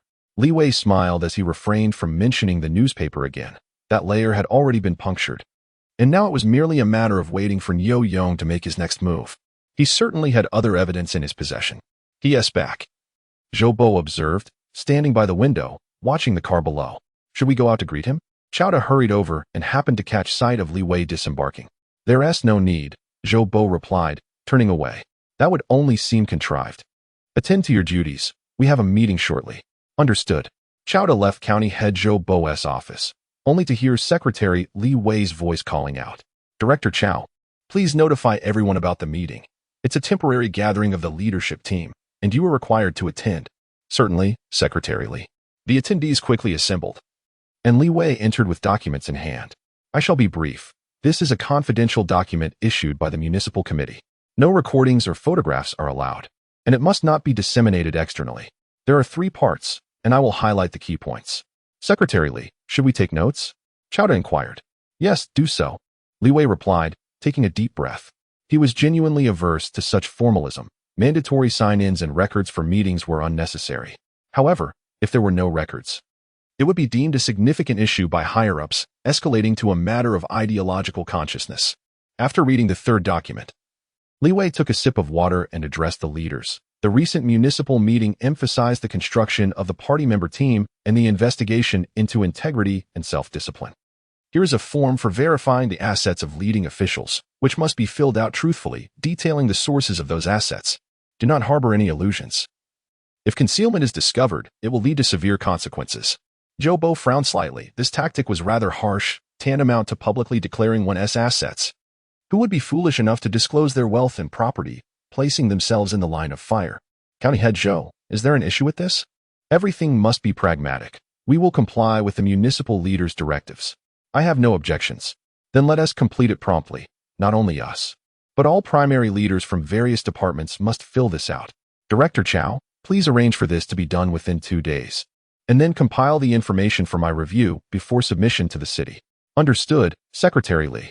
Once the meeting concluded, Vice County Head Tian Hao followed Zhou Bo into his office. Leader, what is the city trying to accomplish? This investigation is a clear indication of distrust. Zhou Bo chuckled. What are you complaining about? Are you feeling guilty? I have nothing to hide, just frustrated. Tian Hao quickly retorted, this is a personal matter. The city leadership's decision is to be followed. The innocent need not fear. Don't worry, Zhou Bo replied with a smile. He was genuinely unconcerned. Anything that could be documented would pose no problems. Currently, he resided in a government-provided house, with only residential rights, and his vehicle was also government property. With minimal bank savings, he felt no need to worry. This was part of his shrewdness. Following Li Wei's instructions, Chowda relayed the message to various departments. Encountering complaints but no alternatives, they could only strive to make the assets listed appear reasonable. This asset investigation, ostensibly aimed at supervising leading officials, inadvertently made them wary, prompting covert asset exchanges. Properties to be sold were sold, and funds were discreetly transferred away from their names. Secretary Li, this is the asset investigation report for the leading officials of Hongshan County. Very well, Li Wei nodded. This one is for me. Li Wei filled it out truthfully. The military's compensation had been commendable over the years, yet he had spent it all. The Black Hawk Brigade undertook numerous perilous missions annually, with many encountering misfortune. Thus, the majority of his salary went to families who had lost loved ones, providing at least some solace. Li Wei quickly skimmed through the report and couldn't help but chuckle. Director Chow, our cadre in Hongshan County seems to be rather impoverished. Chowda managed a strained smile. Secretary Li, we are a poverty-stricken county. Our salaries are limited, and some leaders' families lack employment, making it indeed challenging to survive on a single income. The asset investigation report for Hongshan County lay before Li Wei, and the asset details appeared rather pitiful. Most were mortgages for homes, with some officials not even owning a house. If this were indeed the truth, then the officials of Hongshan County were excessively virtuous, verging on pitiable. Director Chow, do you believe this is genuine? Li Wei queried. Chowda offered a wry smile. I cannot speak for others, but my own situation is entirely accurate. My house was purchased with a loan 10 years ago, and I still have 5 years left to pay it off. Even though my wife is employed, her monthly salary is merely over 2,000, and the costs for our child's education are exorbitant, adding daily pressure. Very well. Li Wei chose not to inquire further. He had heard everything clearly at the meeting that day. This information was to be included in the integrity files of the leading officials, and would subsequently serve as a significant criterion in evaluating candidates, particularly concerning promotions or job relocations. Director Chow, perhaps you should reconsider? Li Wei was subtly testing Chowda. As it stood, the current documentation posed no issue, but if hidden assets were later discovered, it would indeed become a grave concern. Chowda's tone was resolute. He understood that such matters were rarely scrutinized, and if the sole motivation was to secure a meager salary, one might ponder who would be willing to hold such a position. Li Wei glanced at his watch. deciding to extend the time frame by another day, allowing any leaders wishing to amend their submissions the opportunity to do so. Upon leaving Li Wei's office, Chowda found the situation amusing. Such a formality as a cadre asset investigation form that required personal completion was a manifestation of bureaucratic absurdity. He was curious how Secretary Li of the county committee would approach this task. For now, one could vocally champion integrity, but in a few years, once the allure of power became apparent, he too might succumb to the same temptations, assuming he even reached that point. No one altered their submissions, demonstrating a profound self-assurance. Li Wei carefully placed the materials into a brown paper bag, sealing it meticulously before handing it over to Chowda for delivery to the Municipal Organization Department. After Chowda departed, Li Wei sought out Niu Yong once more. "Director Niu, do you have a moment?" Niu Yong looked up. "Secretary Li, I have a report that needs to be completed promptly. No rush. Come find me once you've finished." Niu Yong could only nod, casting a glance at his colleagues. Pondering why Secretary Li insisted on waiting for him alone, some matters were evidently becoming difficult to conceal. With nothing pressing to attend to, Li Wei settled onto the office sofa, leisurely perusing a nearby newspaper. In the Red Mountain County Committee office, the atmosphere grew tense as the county secretary remained seated, leaving others to find ways to occupy themselves, all wishing for Niu Yong to expedite his work and leave. The sensation was quite uncomfortable. Niu Yong furrowed his brow, occasionally stealing glances at Li Wei. He hastily completed the report, confirming its accuracy before sending it out, yet he refrained from immediately rising. Although he was aware that County Secretary Li was awaiting him, he felt inclined to delay. Gaining the favor of leadership was undoubtedly advantageous. However, Red Mountain County was an exception, as the previous county secretary's downfall had profoundly impacted Niu Yong, making him exceedingly cautious. Having finished reading the newspaper, Li Wei instinctively checked the time. Over half an hour had passed. He remained patient, not pressing for a response. Taking a deep breath, Niu Yong realized that prolonging the wait was futile, so he stood. "Secretary Li, I'm done here." "Good." Li Wei rose to leave, and the others in the office breathed a collective sigh of relief, hastily retrieving their phones. That half hour had been quite arduous. "Where to, Secretary Li?" "Sitong Town." Li Wei had no intention of further prolonging discussions with Zhou Bo and others. He had come to work. The rectification of the political landscape in Red Mountain County required a gradual approach, yet the economy must be propelled forward. This was a goal Li Wei had set for himself. Though challenging, he was determined to find a way to achieve it. As Niu Yong drove, he instinctively glanced back, noticing a figure behind one of the third-floor windows of the county government building.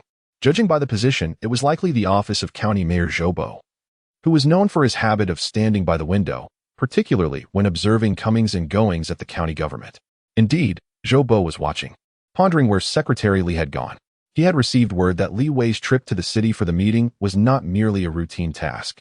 He had privately met with Municipal Secretary Lu Zhenxing for nearly an hour, though no one knew the specifics of their conversation. "Chowda, where's Director Chow?" "Mayor Zhou." Director Chow went to the city to submit the report. "Understood." Zhou Bo turned to leave, feeling uncertain without his own people close to Secretary Li, and his eyelids twitched with apprehension. Li Wei proceeded directly to Sitong Town. During his meeting in the city, he had indeed discussed primarily how to develop Sitong Town with Secretary Lu, who expressed his approval and agreed to allocate funds from the municipal development budget. This was a significant endorsement for Li Wei. This newfound pressure from the municipal leadership's validation compelled Li Wei to ensure that matters were executed effectively, marking his first undertaking since assuming office in Sitong Town. Having grasped the situation in Red Mountain County, he understood that the county comprised 5 towns, with Sitong Town situated centrally.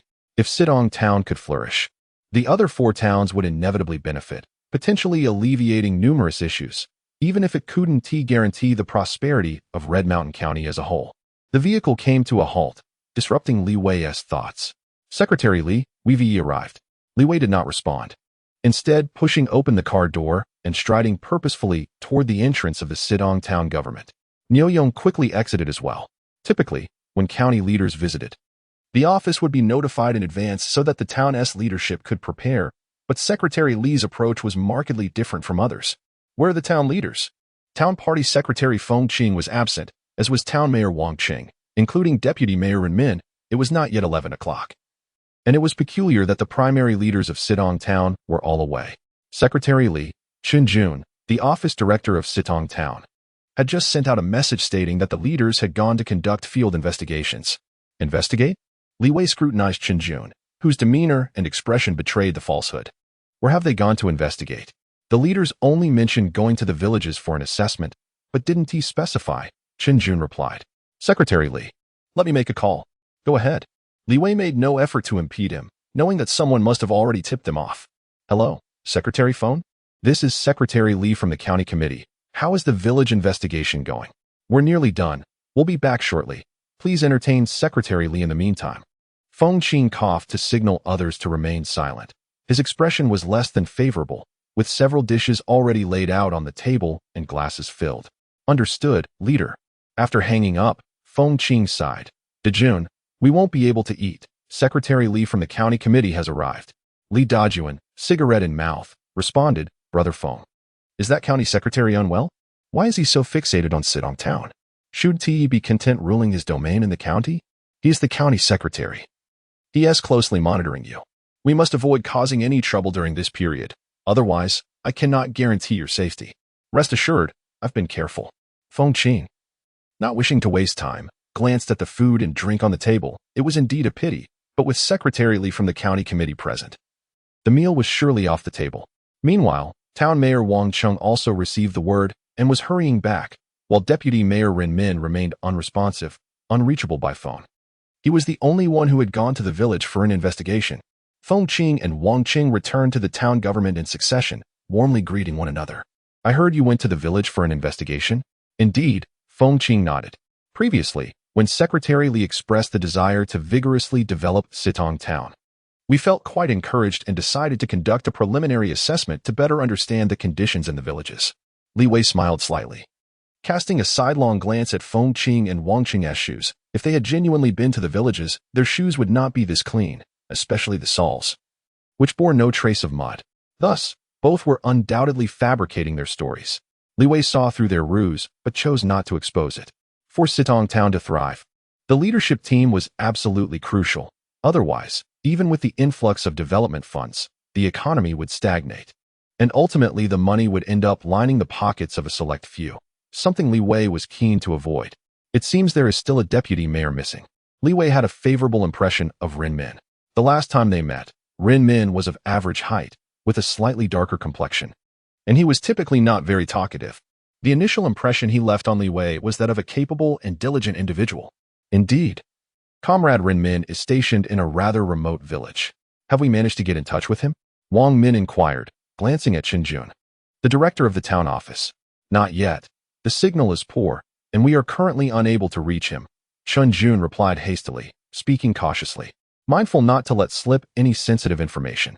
Fortunately, everyone had returned in a timely manner, allowing Chen Jun to finally relax. Wang Chung chuckled lightly. Secretary Li, it's noon. Let's have a meal first. We can attend to work matters afterward. Li Wei nodded in agreement. All right, we will head to the village after lunch. I would like to see the situation myself. Upon hearing that the county party secretary intended to visit the village, Wang Min couldn't help but furrow his brow. Exchanging a knowing glance with Chen Jun immediately understood, signaling Wang Min's intention to inform the village cadres to prepare in advance. As the work ethic of many village officials was concerning, with numerous lacking in competence, the midday meal was quite simple, merely a standard working lunch. The town's officials were well aware of Secretary Li's temperament. Lavish eating would earn them reprimands. In truth, this was preferable, as it alleviated the burden of hosting higher-ups, a perennial worry for grassroots leaders who feared inadequate receptions. When leaders from above visited, they invariably expected the finest and most luxurious, leading to unhealthy comparisons among towns. Exacerbating the situation, the town's budget simply could not accommodate such expenses, necessitating creative means to cover the costs. After lunch, they set off immediately, with the town leaders accompanying them. In Hongshan County, comprising 5 towns and 26 villages, Li Wei knew that, being human, he had limited energy.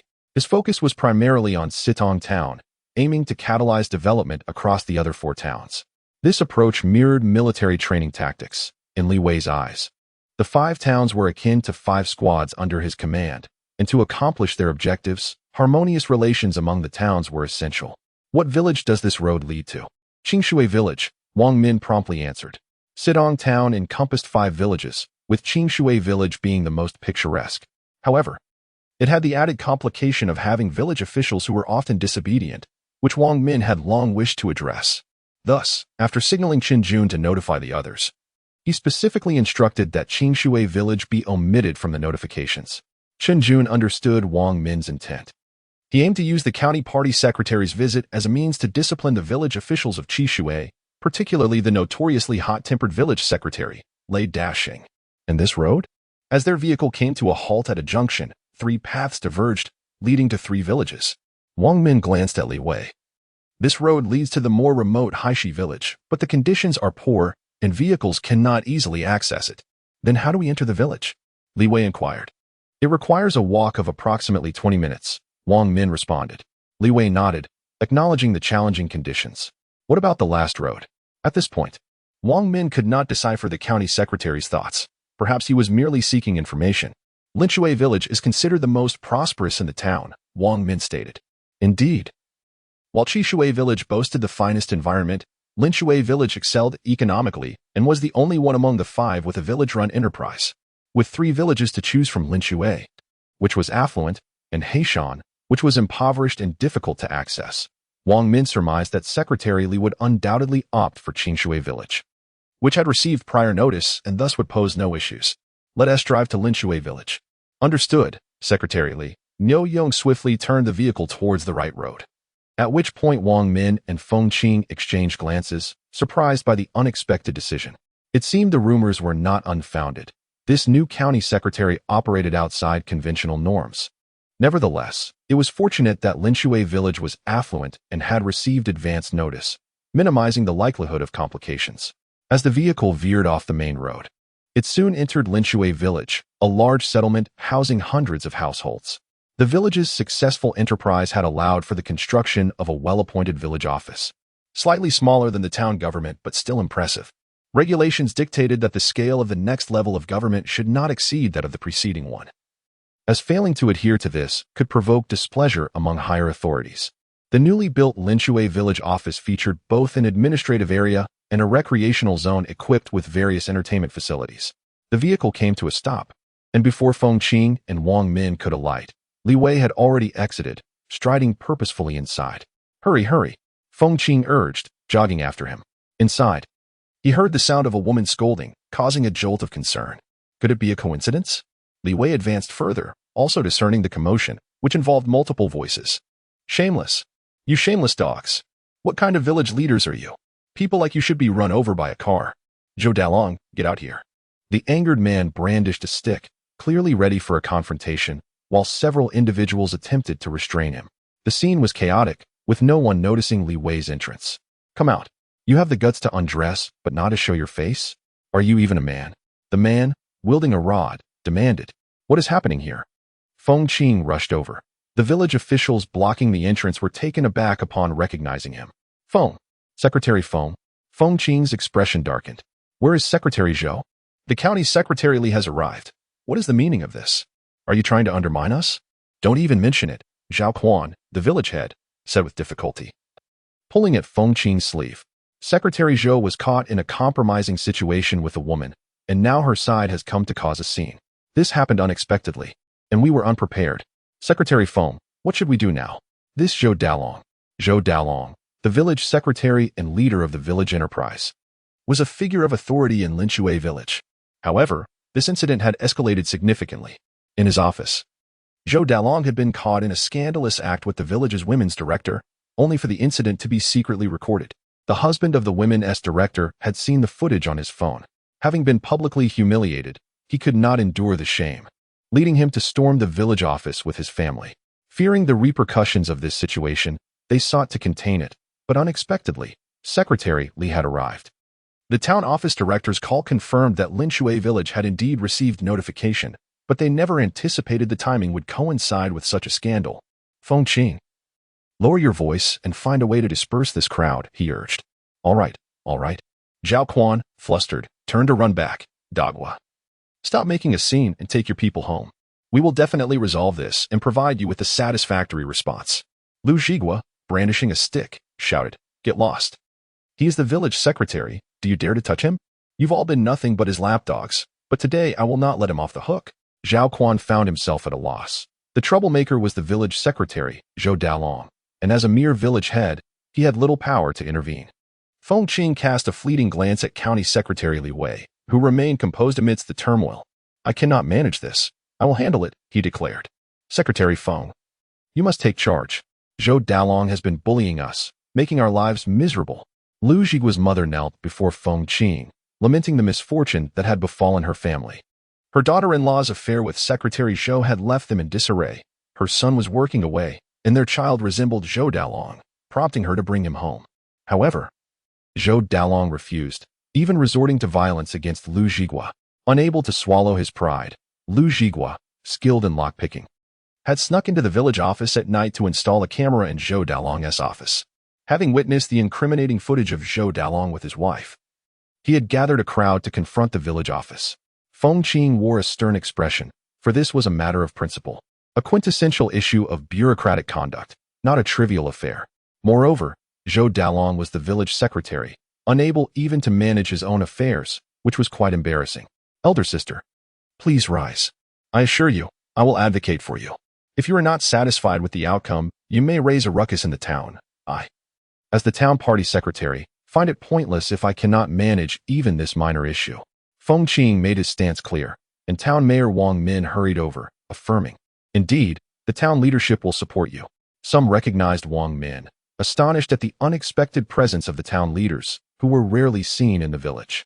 Listen to the town leaders. You cannot storm into the village office with your tools. That is against the law. De Gua, heed my advice and return home. Lu Jigua nodded, asserting, I have but one demand. Remove Zhou Dalong from his position and investigate him thoroughly. He has profited immensely from controlling the village's enterprises over the years. The expensive bags and cosmetics my wife possesses were all purchased by him. Enough, enough, everyone should return, said Wang Min, his expression darkening. With Secretary Li present, Lu Jigua's revelations were more than just a matter of conduct. They posed a serious threat. Wang Min was anxious about the situation escalating, knowing that Lu Jigua understood the implications of offending high-ranking officials in the town. No, Lu Jigua and Apos, S. mother interjected vehemently. De Gui. They are all in cahoots, protecting one another. If they truly wish to represent the common people, let Zhou Dalong come out and kneel before us to apologize. And then dismiss him. If you cannot command such authority, do not attempt to intimidate us. We will post the video online. None of these officials will escape unscathed. Despite her age, she was astute, and her words sent a chill down Wang Min's spine. This matter could not be allowed to escalate, as the profit distribution of village enterprises was intertwined with the town's interests. Lu Jigua respected his mother's opinions, recognizing their validity. He had evidence. And with both the mayor and the party secretary present, he felt confident they could resolve the issue directly. However, they returned home without any resolution. Indeed. Lu Jigua turned back, addressing Mayor Wang and Secretary Feng. I demand a clear explanation today. Otherwise, I will escalate this matter. My reputation is already tarnished. And I have nothing left to lose. My wife is gone, and the child is not mine. What I have to fear? De Gui. Do not waste time reasoning with them. Listen to your second uncle. Charge forth and drag Zhou Dalong out. We, the Lu family, cannot endure such humiliation. Yes. Second uncle is right. The atmosphere shifted dramatically as Lu Jigua's relatives became agitated and surged forward. Wang Min, realizing he could not contain the crowd, felt perspiration beat on his forehead and turned to Secretary Feng for assistance. Feng Qing, equally uncertain, observed as a police vehicle from the local station arrived, and several officers disembarked swiftly. Chen Lei, the deputy chief of the police station, strode forward, demanding, who dares to cause trouble here? As Chen's fierce gaze fell upon Lu Jigua's relatives, they retreated. Though their frustration simmered beneath the surface, they did not wish to court legal trouble. Chen Lei quickly approached the town leaders, saying, Secretary Feng, Mayor Wang, I apologize for my tardiness. He and Chen Jun, the town office director, were brothers.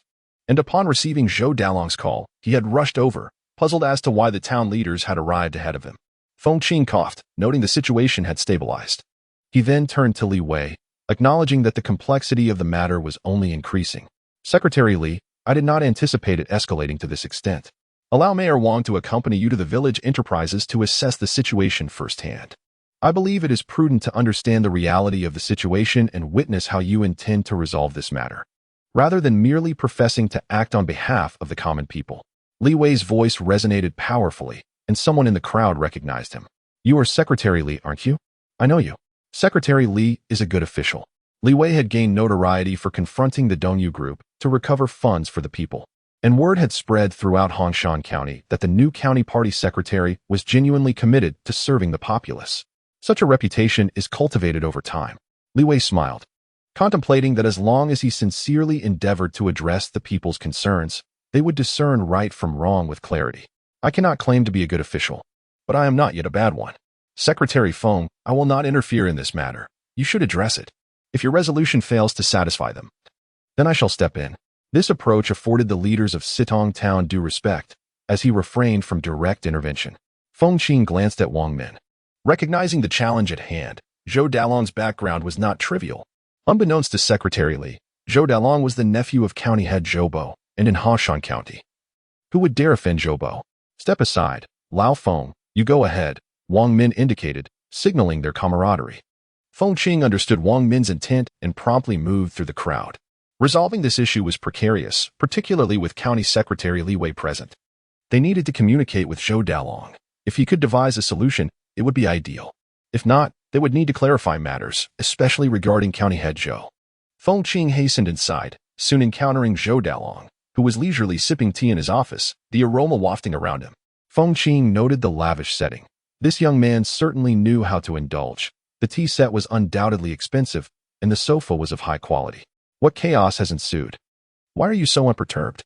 Zhou Dalong scoffed, suggesting they let the uproar continue, even welcoming the prospect of the village office being vandalized, believing it would result in arrests and suitable repercussions for the troublemakers. "Dalong, this situation has escalated. Lu Zhigua possesses evidence and has recorded your indiscretions." Feng Qing scrutinized Zhou Dalong, observing his apparent indifference. Did he possess a strategy to resolve this? Zhou Dalong dismissed the concern. "It was his wife who pursued me. I merely succumbed to temptation. This is not solely my fault. Her husband is inadequate in that regard, unable to satisfy her.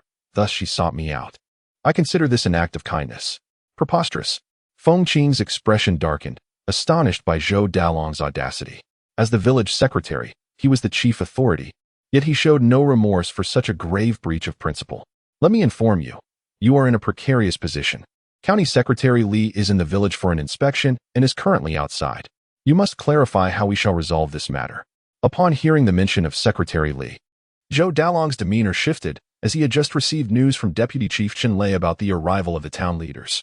His earlier bravado was now tempered by the gravity of the situation. "Indeed," Feng Qing nodded, "I find myself in a difficult position. Secretary Li is applying pressure on me. Dalong, you must devise a plan." Zhou Dalong quickly grabbed his phone. "Uncle, you must rescue me this time. What has transpired?" Zhou Dalong, the only son of the Zhou family, had been coddled since childhood, leveraging his uncle's position as county head to act with brazen arrogance in the village.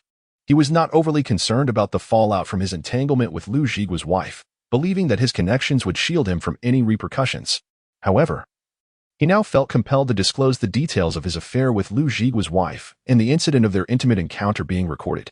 It wasn't difficult. A pecuniary offering would have sufficed to quell the situation. Inform Lu Zhigua that escalating the matter would be to his detriment, precluding him from obtaining any monetary compensation and tarnishing his reputation. "I am cognizant of this, uncle. My misfortune lies in the arrival of Secretary Li of the county committee to our village. He is now privy to the matter." "Li Wei? Indeed. Who else could it be?" Upon learning of Li Wei's presence in Linshui village, Zhou Bo paced back and forth while clutching his mobile phone. Descend immediately to offer an apology, subsequently attributing all culpability to the woman in question, alleging that she seduced you. Resolve the matter with monetary compensation, ensuring the silence of all involved, particularly Zhigua's wife. Provided she assents, you shall be absolved of blame." "Very well, uncle, I comprehend. Your behavior is egregious. A man with a family engaging in such licentious conduct. Resolve this expeditiously." Upon Zhou Bo terminating the call, Zhou Dalong promptly contacted Lu Zhigua's wife. "That is unacceptable. I possess a reputation to uphold. State your price." Zhou Dalong evinced no inclination for superfluous discourse. Matters amenable to monetary resolution obviate the necessity for alternative measures. 1 million. "How much?" "I do not possess such a sum." "It is not excessive, Considering you have enjoyed my person for 5 years and I have borne you a son, 1 million is by no means exorbitant. Do not presume I am ignorant of the considerable wealth you have amassed over the years. 1 million is but a pittance. Zhou Dalong clenched his jaw, constrained to acquiesce under the circumstances. Very well, proceed to the village committee immediately and recite the lines I have imparted to you. Provided I emerge unscathed, you shall receive even greater remuneration in the future. I shall not neglect my own son. That is a more palatable utterance. Rest assured, I am cognizant of my lines. In essence, all is attributable to my transgression. Upon Zhou Dalong terminating the call, he clenched his fist. The immediate priority was to resolve the issue. The matter of the pecuniary debt could be addressed subsequently. Zhou Dalong placed the telephone down, a sense of assurance permeating his being. He emitted a chuckle. Secretary Feng, rest assured, the matter has been resolved. Resolved? Feng Qing regarded Zhou Dalong with incredulity. Cognizant of the intricate nature of the situation, Zhou Dalong's countenance of nonchalance was utterly perplexing. Even as Zhou Bo's nephew, such an expeditious resolution seemed implausible. Do you still harbor doubts regarding my capabilities? Zhou Dalong tilted his neck. Is there any matter within Hongshan County that I am incapable of resolving?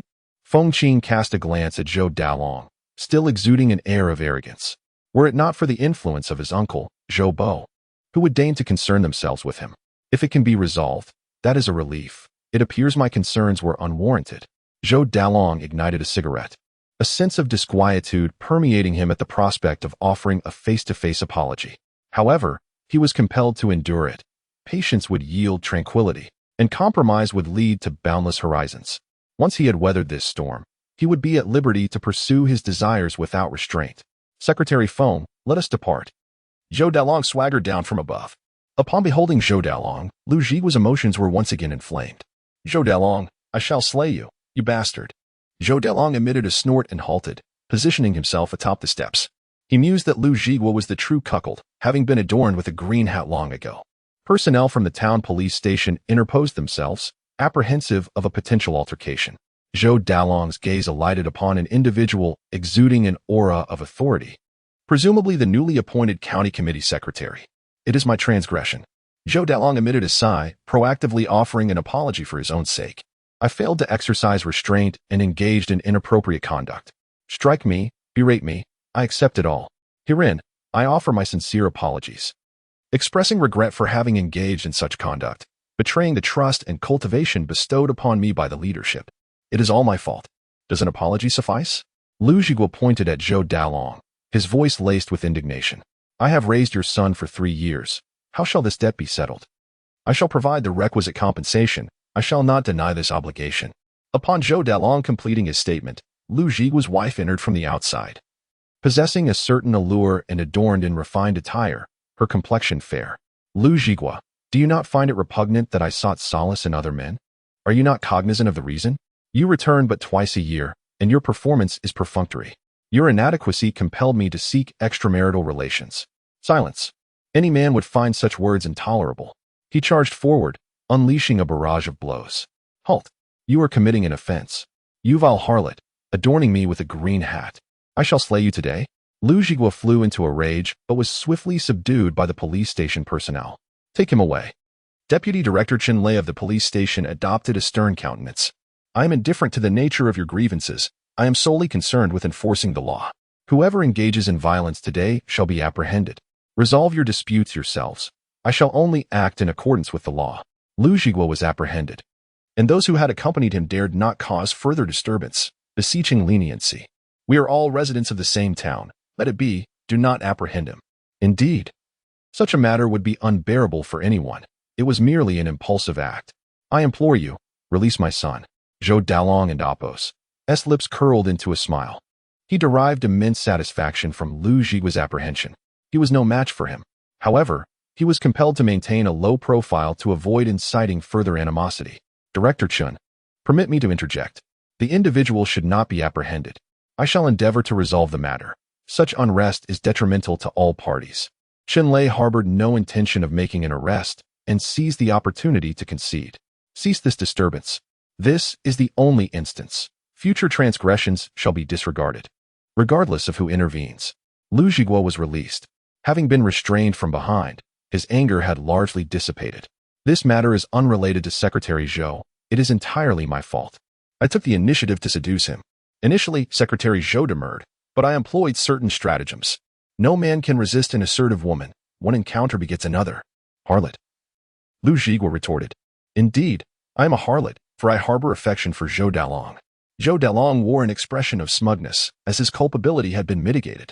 Though he had committed a transgression of principle, it was ostensibly a passive act, precipitated by the seduction of another, provided he could retain his current position. Even at considerable monetary expense, it would be worthwhile. Feng Qing now comprehended the situation. It was a clever maneuver, presumably orchestrated by County Chief Zhou, wherein Zhou Dalong proactively admitted his fault, offering to provide compensation, while Lu Zhigua's wife stepped forward to exonerate him. Wang Min also grasped the situation. Secretary Feng, how should this matter be resolved? Feng Qing turned. Let us defer to Secretary Li and Apos' judgment. Indeed, let us defer to Secretary Li and Apos' judgment.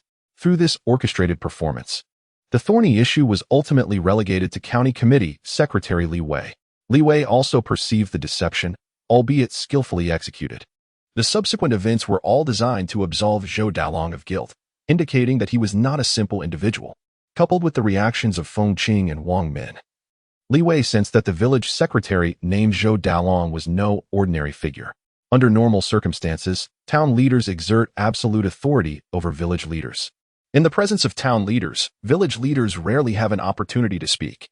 In the face of such a scandalous affair, Feng Qing and Wang Min, the two town leaders, refrained from uttering a single reprimand, which was entirely anomalous. All present turned their gaze towards Li Wei. Very well. Linshui Village Secretary Zhou Dalong shall be immediately suspended from his duties and subjected to reflection. The specific issues involved shall be transferred to the County Discipline Inspection Commission for thorough investigation. As for the matter of compensation, it shall be resolved through private negotiation. This is my proposed resolution. If it is agreeable, it shall be implemented immediately. If not, state your objections. Li Wei's words were resounding and resolute. Such a resolution was indeed appropriate. Lu Zhigua also realized that after such a commotion, his reputation was irrevocably tarnished, and he had lost both his child and his wife. It would be better to accept some monetary compensation than to receive nothing at all. Lu Zhigua nodded. I concur and trust that Secretary Li and the county leaders will conduct a thorough investigation. Zhou Dalong's countenance was less than pleased. His position had been suspended, and he was to be investigated by the County Discipline Inspection Commission. Was Li Wei truly ignorant of his uncle's identity, or was he feigning ignorance? Dalong. Seeing that Zhou Dalong remained unresponsive, Feng Qing lowered his voice to remind him that this was already a relatively mild approach. The county's disciplinary committee's investigation was essentially a non-issue. Feng Qing was aware that County Mayor Zhou would handle the matter. Zhou Dalong nodded in agreement, asserting that wrongdoings should be met with appropriate consequences. He had no objections, and compensation would be made, but he requested a little time. This statement was also directed at Lu Zhigua's wife, as he promised her 1 million, which he could not immediately provide. His priority was to stabilize the situation and resolve matters gradually. Lu Zhigua turned to leave, forcefully throwing his stick onto the ground. He felt that he was the most humiliated in this affair, and remaining would only add to his shame. He recognized that he could not compete with Zhou Dalong, so he chose to concede. With the troublemakers departing, the village office fell into a relative silence, and both Feng Qing and Wang Min exhaled in relief. Zhou Dalong, on the other hand, appeared relaxed. Secretary Li, I often hear my uncle speak of you. I know you are a commendable leader. This time I erred, and I acknowledge it, but I hope you can grant me another chance. I wish to contribute to the development of Linshui Village's economy. You refer to your uncle. Li Wei furrowed his brow slightly, quickly realizing why Feng Qing and Wang Min were so protective of Zhou Dalong. Both shared the surname Zhou, and their connections to Hongshan County ran deep, making it challenging to sever ties abruptly. So it is County Mayor Zhou, Li Wei chuckled, glancing at Zhou Dalong. The young man was not particularly astute. Had he not mentioned Zhou Bo, perhaps Li Wei would have let the matter slide, delegating it entirely to the county's disciplinary committee. This was merely an issue of administrative conduct, but the circumstances had changed. Why had no one informed me of this connection beforehand? Feng Qing hurriedly explained, Secretary Li, I thought you were aware. I just arrived in Hongshan County, and I am not familiar with many matters. However, you should have alerted me. Now that this has been said in front of so many people, we must investigate. If we are to investigate, We must do so thoroughly. It is not only a matter of personal conduct, but also concerns the village's enterprises. Feng Qing's eyes widened, mirroring the expression of Wang Min, the town mayor of Sidu Town. What was this line of reasoning? It was utterly perplexing.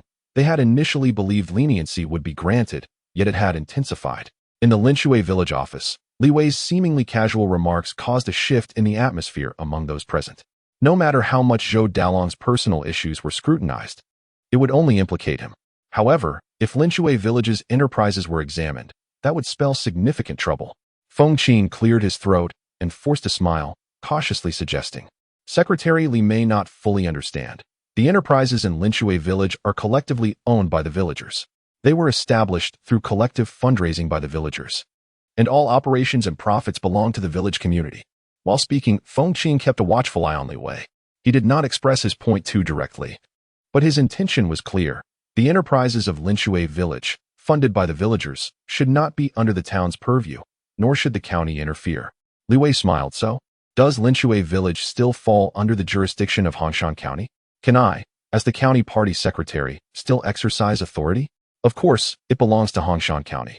Feng Qing quickly clarified, sensing that Secretary Li's expression was not favorable. The villagers here are rather impetuous and somewhat insular. While visits are welcome, I worry that an actual investigation might provoke unnecessary complications. What complications?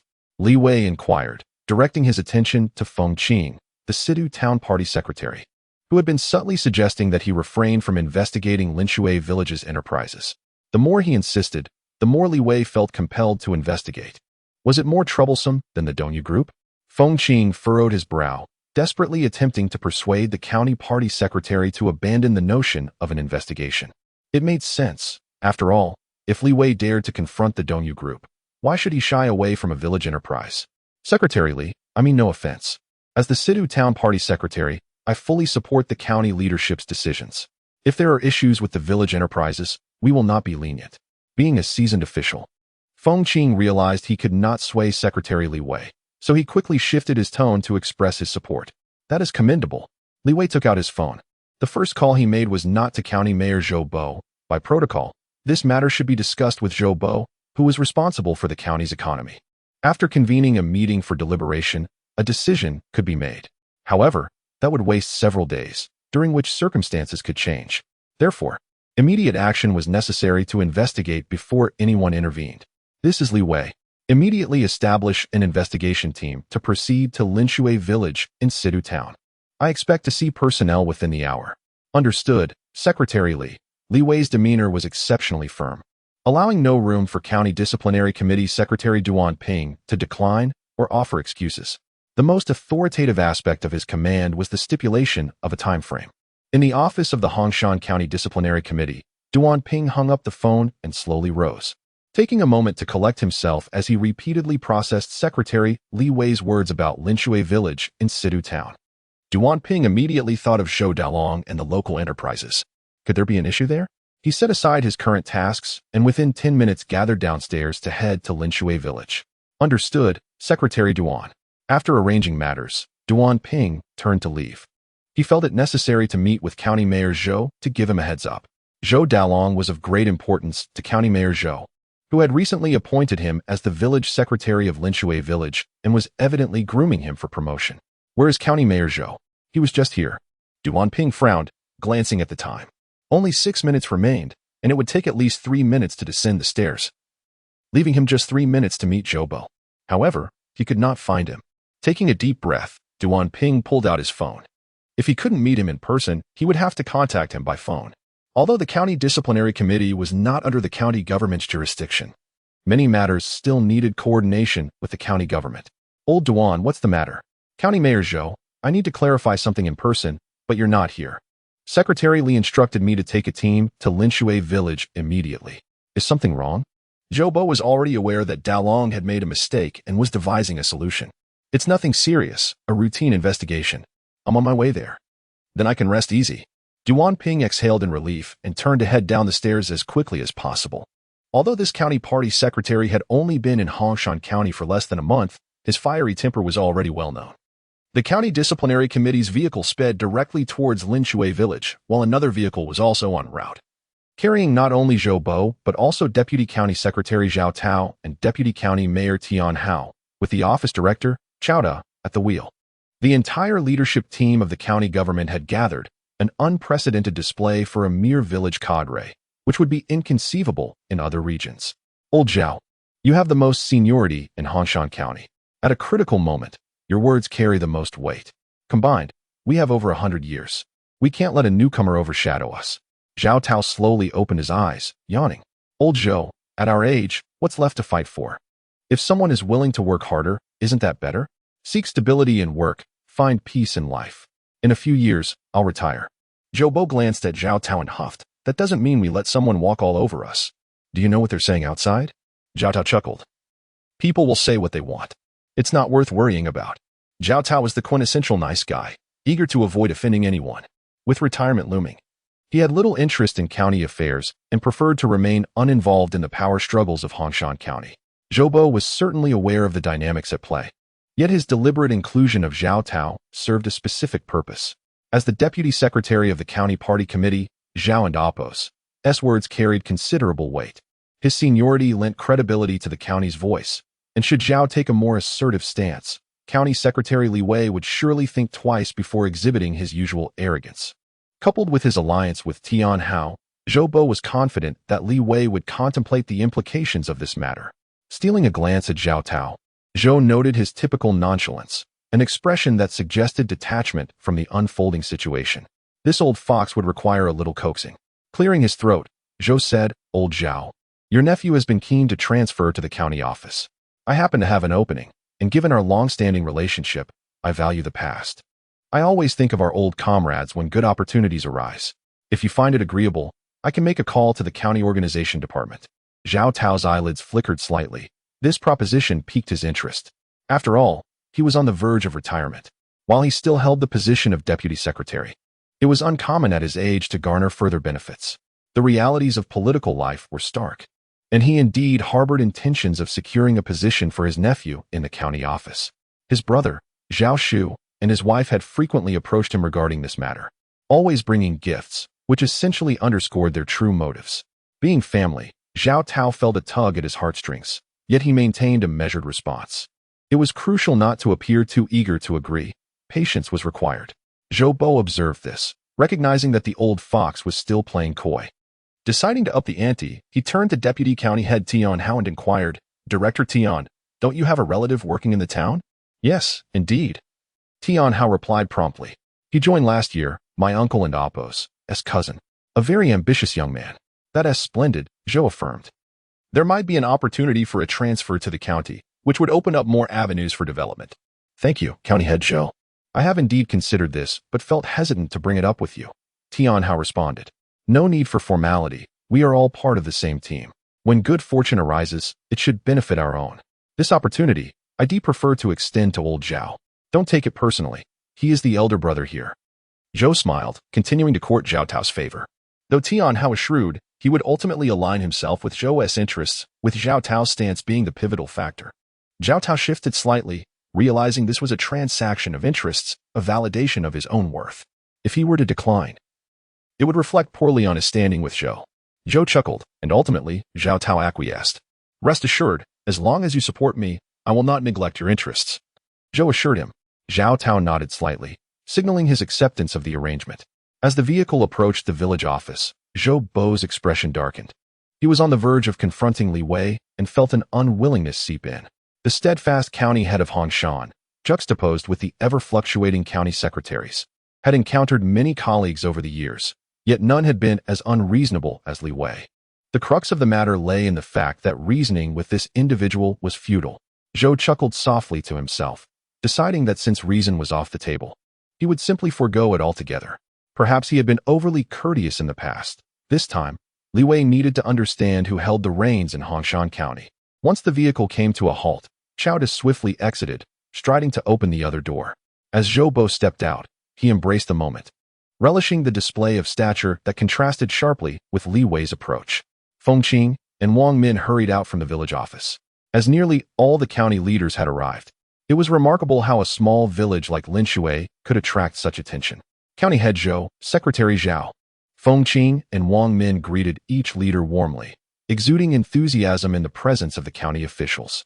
At that moment, the vehicle from the County Discipline Inspection Commission arrived, adding to the commotion. Inside the car, Duan Ping observed Zhou Bo and Zhao Tao, glancing at his watch. 53 minutes had passed since the call, indicating that Secretary Li had meticulously calculated the timing. Old Duan, Zhou Bo approached the vehicle and Duan Ping alighted, leaving the other members of the County Discipline Inspection Commission momentarily behind. County Head Zhou, could you give me a hint as to what and Oppos is going on? This seems quite the spectacle, Duan Ping inquired in a hushed tone. It's a minor issue, Zhou Bo replied with an air of nonchalance.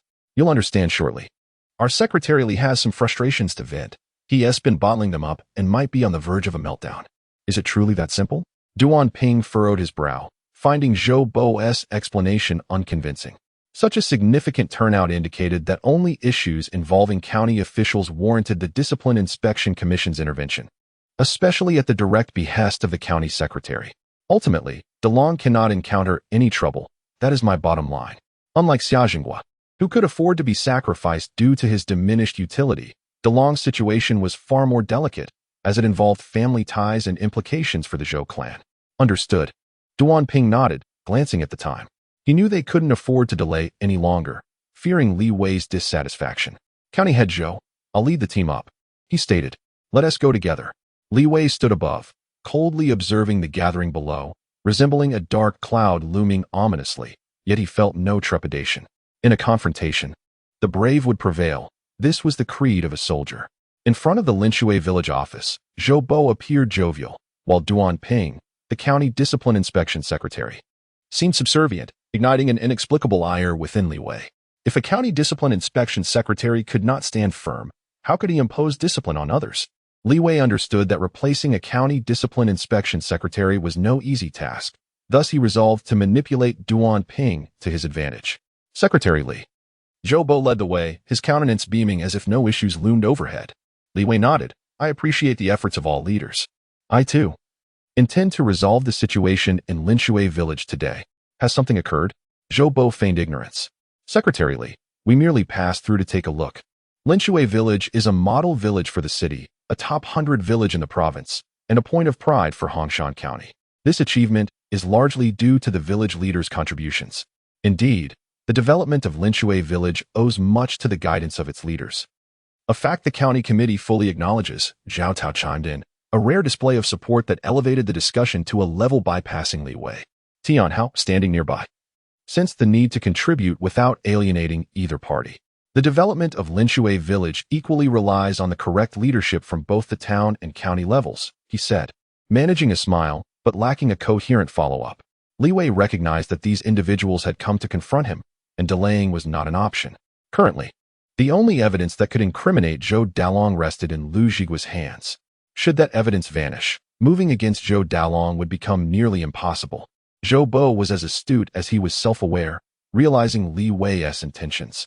Duan Secretary, should you not also share your perspective? Li Wei's expression hardened.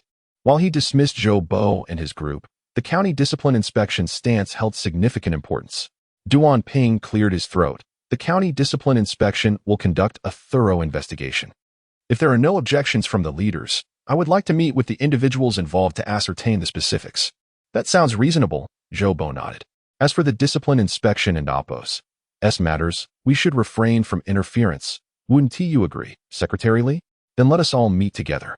Zhou Dalong, observing from the office, had felt a moment of anxiety, but upon witnessing his uncle, the county head, arrive, his apprehension dissipated.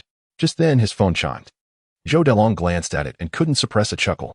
Nonsense. If they wish to bring me down, they ought to take a good look in the mirror first. At that moment, Feng Qing, the secretary of the Tongtong Town Party Committee, approached the door. Dalong, please come to the office. The county discipline inspection comrades and county leaders wish to speak with you. Sure. Zhou Dalong chuckled lightly and decided to engage in the discussion. He stepped into the village committee meeting room, where a considerable number of people awaited him. This daunting assembly would have intimidated an ordinary individual.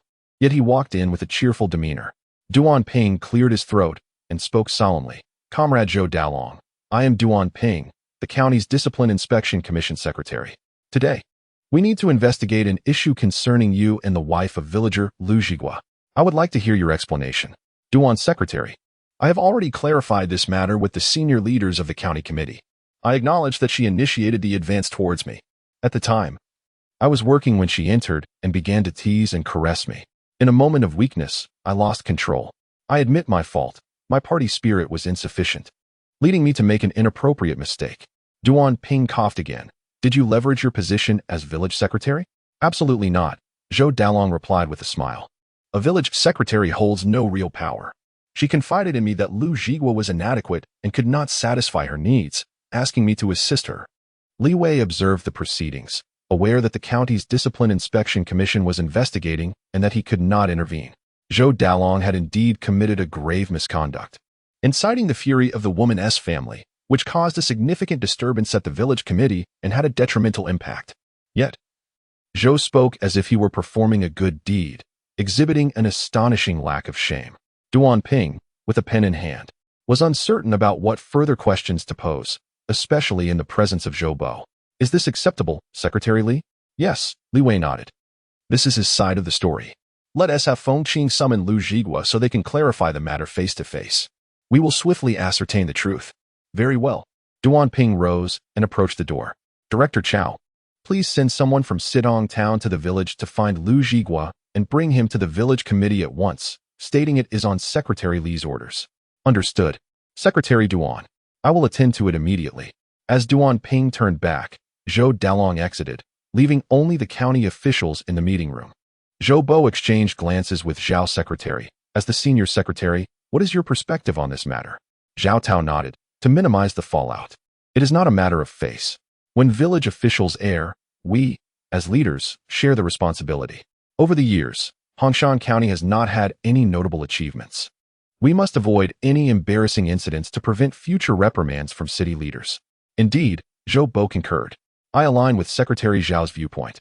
Let us downplay this situation and mitigate any repercussions for everyone's benefit. How convenient for everyone, Li Wei's countenance darkened. But what about the villagers who have been harmed? Is it also beneficial for them? If such an event were to occur to you, would you still be able to speak so nonchalantly? Secretary Li, that is not the correct perspective. Comrade Zhou Dalong is a cadre from our county, a promising young talent we are cultivating. We cannot ruin his future over such a trivial matter. It is wise to leave some room for reconciliation, as we may meet again in the future. Zhao Tao asserted with unwavering firmness. Zhou Bo and Oppos, as promised conditions had indeed caught his attention, and with his retirement approaching, he felt little fear. What could the county committee secretary do to him? This is a matter of principle, not mere personal connections. It simply cannot pass under my watch. Li Wei suddenly stood, glaring at Zhao Tao and Zhou Bo. My sole demand is for this to be handled according to proper protocol. Very well, Zhou Bo nodded. Let us proceed with due diligence. This time, we will heed Secretary Li's instructions and uncover the extent of the issue. Zhou Bo's demeanor shifted, a smile forming at the corners of his mouth. Secretary Li, please take a seat. Is this really a matter worth raising your voice over? The atmosphere shifted suddenly, and those present, including Zhao Tao, quickly understood that the trouble had been averted. Feng Qing returned swiftly, but had not encountered anyone. He had just gone to Lu Jigua's house under the guidance of village officials, only to find the door locked. After calling out for some time with no response, he decided to jump inside, only to discover that the inner door was also locked and the house was empty. Where has this person gone? Zhou Bo inquired. Wasn't it said that he would come to the village committee today to cause a scene? Yes, he left not long ago. He might have felt too embarrassed and decided to hide away. Feng Qing replied hastily. We need to call him. We must locate him. If he is missing, it could lead to complications, and we need to clarify the situation. I will seek out the village officials, Feng Qing said, and soon returned. His phone indicating it was powered off. It's off. Li Wei inhaled deeply, surprised that the other party acted so swiftly. Perhaps the actions were initiated right after Lu Jigua left the village committee. Li Wei immediately thought of Chun Lei, the deputy director of the Sitong Town police station, who had left with Lu Jigua and others. He regretted being so careless, not anticipating that the other side would resort to such tactics. The evidence rested solely with Lu Jigua, and if he changed his story, Zhou Dalong could easily deny everything or even retaliate against him. This situation is escalating. Zhou Bo sighed. I truly wish to avoid such occurrences.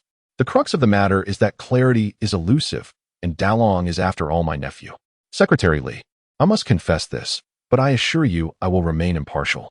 Zhou Bo had just received news from Du Gang, the county's public security bureau chief, indicating that Lu Zhiguo was with him and that the video evidence would soon be available, providing him with a sense of reassurance. While the matter seemed temporarily resolved, trouble still loomed ahead, primarily from Li Wei. If he insisted on investigating the village and its enterprises, complications would inevitably arise. County Chief Zhou is correct. It is undoubtedly Zhou Dalong who stands to gain the most from this. Yet what about the injured villagers? They are also deserving of justice. Li Wei concluded with a smile, having been preempted by the other side. Finding Lu Zhiguo could take time. But the reason for the county's Discipline Inspection Commission's visit was also to investigate the village enterprises, and it needed to be done promptly. Duan Ping glanced at Zhou Bo from the corner of his eye. This time, he had directly named the issue, leaving no room for pretense of ignorance. Is it not permissible to investigate? Li Wei continued to press. If the county's Discipline Inspection Commission cannot conduct the inquiry, then we shall request the city's Discipline Inspection Commission to send personnel to conduct an investigation, and in the process, scrutinize your county's Discipline Inspection Commission as well. I expect a clear answer on why this cannot be investigated. It can be investigated, Zhou Bo interjected. Whoever claims otherwise is mistaken. Secretary Duan is merely concerned, as he understands that the situation in Linshui village is complex. The village enterprises were built collectively by the villagers, and he wishes to avoid stirring up further trouble. Indeed. Duan Ping nodded quickly. Since Secretary Li is adamant about the investigation, I will take my team there now. All county leaders are welcome to supervise the process. After Zhou Bo expressed his support, Duan Ping felt emboldened to make such a declaration. Could he have preemptively set the stage? In such a brief span, it seemed implausible. As Li Wei pondered this, he stood up. Very well, since all county leaders are present, let us proceed with the investigation together. The enterprises in Linshui village included several large processing factories, which received grain and products from nearby towns and villages for processing and sold them under the Linshui village brand, generating substantial annual profits. As Li Wei arrived with his team, a few individuals rushed towards them, quickly joined by over a dozen more, while others continued to emerge, wielding agricultural tools. Who dares to investigate our factory? They want to leave here. One shouted. Indeed, no one can. Another echoed. Linshui village was large, and with the shouting, dozens more emerged to block the entrance of the village enterprises. I am your county committee secretary, Li Wei. Please allow passage. This investigation is not aimed at you or your enterprises, but rather to uncover those who seek personal gain from it. Do you wish for your rightful earnings to be taken away? Indeed, this is a self-established enterprise in our village, and the decisions here are solely made by the villagers. Outsiders have no say. No one can investigate. Li Wei, suppressing his anger, realized that reasoning with these individuals was futile, and resorting to force was not an option, creating quite a predicament. At this juncture, Zhou Bo approached with feigned sincerity, addressing the villagers as their county head. Many of you know me. Heed my advice. Secretary Li is genuinely here to assist you, not to harm you. This was a prearranged tactic by Zhou Bo, leveraging his connections after years of leadership in Linshui village. He knew that once these villagers understood that any investigation would lead to the closure of village enterprises, effectively cutting off their livelihoods, they would no longer heed the county leadership's words. County head Zhou, I recognize your position, but that won't suffice unless you arrest everyone in the village. Zhou Bo appeared troubled by this response. Wang Min, are you merely going to stand there? Wang Min, the leader of Sitong town, approached with a look of resignation, acknowledging that he had no authority to intervene forcefully. What do you intend? This is Secretary Li's investigation. Do you know who he is? Zhou Bo clenched his teeth and called Du Gang, instructing him to send more personnel, warning that anyone obstructing them would be arrested on the spot. However, Zhou Bo's threats were merely bluster. He had no intention of following through, and Li Wei would never permit such actions, as it would only escalate tensions. Enough. Li Wei could no longer endure the situation and decided to leave. Secretary Li, are we simply going to abandon the investigation? With a single phone call, these troublesome villagers should be apprehended. Zhou Bo trailed behind, feeling smug, knowing that he had gained the upper hand in this confrontation. He believed he had finally triumphed, dismissing Li Wei as a formidable opponent, attributing his previous defeat to carelessness, and now he was determined to be vigilant. This predicament was challenging to navigate, especially without resorting to violence against the villagers, as it would only complicate matters further.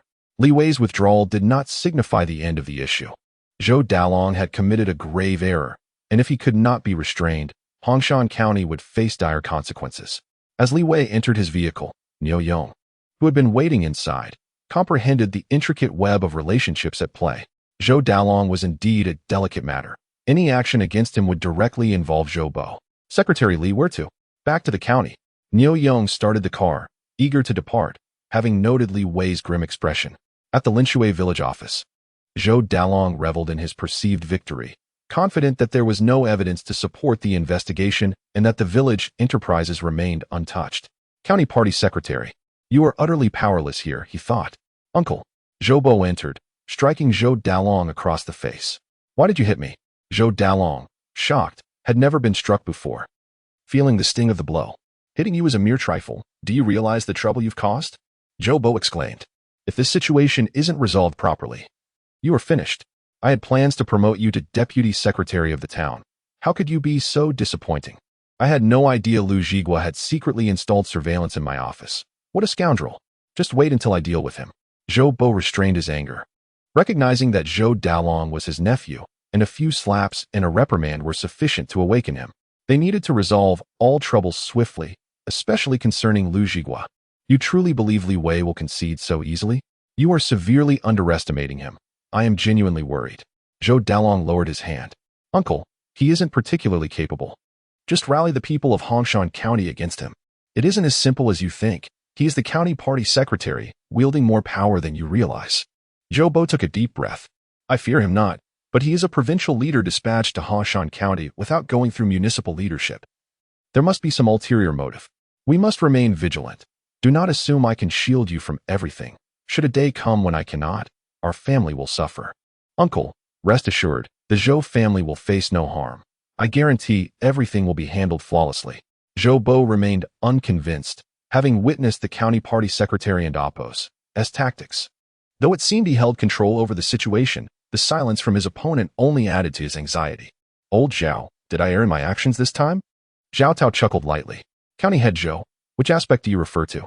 Of course, in your defense of Dalong. There was absolutely no issue with that. He's your blood relative. I would have acted similarly. Zhao Tao glanced at Zhou Bo. Yet, you still harbor concerns. We must be cautious.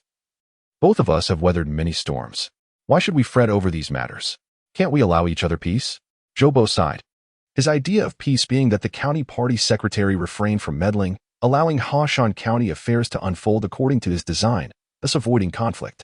He further pondered why the county party secretary had faced consecutive issues. Why could he not elevate himself, ensuring stability for Hongshan County? Don't rush, take your time. The two descended leisurely, Zhao Tao smiling, noting that the task had been accomplished and the mission fulfilled. Old Zhou, you are right. We have a long-standing relationship and should look out for one another. Zhou Bo smiled, stopping at the bottom of the village office steps, where Feng Qing, the party secretary of Sitong Town, and Wang Min, the town head, awaited. Zhou Bo glanced at them. Why are you still here? Wang Min quickly responded. We caught a large fish today, weighing over 10 pounds, and I know county head Zhou loves fish, so I had it prepared. Who has the luxury for such indulgences? Zhou Bo sighed, observing Feng Qing and Wang Min. Why can't the new county party secretary comprehend this? What is the need for ostentation, refusing all invitations? Such gatherings are bridges for communication and resolving issues. Now that everything is settled, with Secretary Zhao and Director Tian present, we've prepared their favorite dishes. Indeed, they're already being prepared. If the leaders do not attend, it would be a tremendous waste, Feng Qing quickly added. Very well, Zhou Bo coughed lightly. Waste is the greatest shame. Let this be a lesson. These were merely formalities. One could not simply accept every invitation, as that would undermine the dignity of leadership. However, persistent persuasion changed the dynamic. The best hotel in Sitong Town was reserved entirely for the county leader's comfort. County head, I have an idea. Speak directly. Tian Hao coughed lightly, his eyes darting. Upon reflection, today's actions were inappropriate. We should expedite Dalong's reassignment. Indeed, Zhou Bo nodded, finding this suggestion resonated with his thoughts. He had been contemplating this matter, realizing that the village enterprises in Linshui village were under scrutiny and would inevitably face issues. His nephew, Zhou Dalong, had served as deputy secretary of the party committee in Linshui town for a while, which was technically irregular, but matters in Hongshan County were dictated by Zhou Bo's word.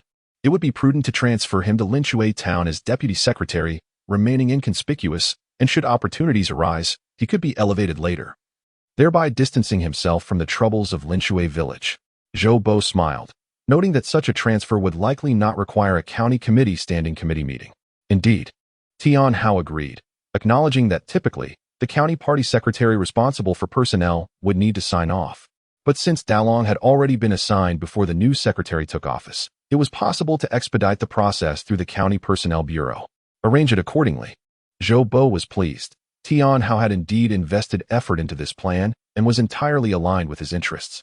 As the executive vice county head of Hongshan County, Tian Hao possessed the authority to make it happen. As long as County Chief Zhou nods, I will take care of this matter. Fine dishes and exquisite wine were served, and those present raised their glasses in toasts. Zhou Bo, with a remarkable capacity for alcohol, accepted every drink, his face flushed from the indulgence, eventually needing assistance to return to Hongshan County. The following day, Tian Hao directly approached the County Personnel Bureau, subtly conveying his intentions, which aligned with the county leadership's wishes. The bureau chief readily agreed and personally drove to Lingshui village to escort Zhou Dalong to his new position in Lingshui town. Unbeknownst to Li Wei, Zhou Dalong had committed an offense yet faced no repercussions. Instead, he was promoted. The leaders of Lingshui town dared not voice any objections, primarily out of fear of offending Zhou Bo, and thus acquiesced without protest. At the Hongshan County Public Security Bureau, Deputy Director Liang Qiu swiftly exited and drove directly to Lingshui town. At the Lingshui town police station, Director Zhang Jin lounged with his legs crossed, a cigarette dangling from his lips, the room thick with smoke. When can we go home, Director Zhang? Lu Zhigua clenched his fists. Since leaving the village committee that day, he had been forcibly placed in a police car by Deputy Director Chen Lei, along with others who had accompanied him, realizing too late the severity of the situation. Unable to escape, his phone had been seized and turned off. Zhang Jin approached, exhaling smoke directly into Lu Zhigua's face. You want to go back? You can whenever you wish, but there are some matters you must contemplate. I have already provided you with the video. You have no evidence now. What more do you want from me? Lu Zhigua raised his voice. This is sheer bullying. Zhou Dalong is the one at fault. Yet he has turned the tables on me. Just then, the interrogation room door opened, and someone whispered in Zhang Jin's ear, Secretary Zhou has arrived. Zhou Dalong stood outside, now the deputy secretary of the Lingshui Town Party Committee. The names Lingshui Town and Lingshui Village are so similar that they are often confused. Only those from Hongshan County know that Lingshui Village belongs to Sitong Town, both situated near the Hongshui River. Zhang Jin turned to greet Zhou Dalong, a broad smile on his face. Secretary Zhou, what brings you here in person? I wish to speak with Lu Zhigua. Is that convenient, Director Zhang? Of course, it's convenient. Allow me to arrange it. Soon, Zhou Dalong entered. Lu Zhigua attempted to rise, but was quickly restrained by someone behind him. Stay seated and behave. Zhou Dalong swaggered into the chair before Lu Zhigua, casually picking up a cigarette from the box on the table, prompting someone to light it for him. Still planning to accuse me? Zhou Dalong gazed down at Lu Zhigua with disdain. I forgot to mention, I am no longer in Lingshui village. Thanks to you, I have been promoted. Lu Zhigua gritted his teeth, wishing he could eliminate Zhou Dalong but aware of his own limitations. You and Appos, re-impressive, I concede. Lu Zhigua looked down, realizing he had lost his evidence and could not stand against Zhou Dalong. Justice was merely a faade. With sufficient power, black could easily be transformed into white. Then sign this.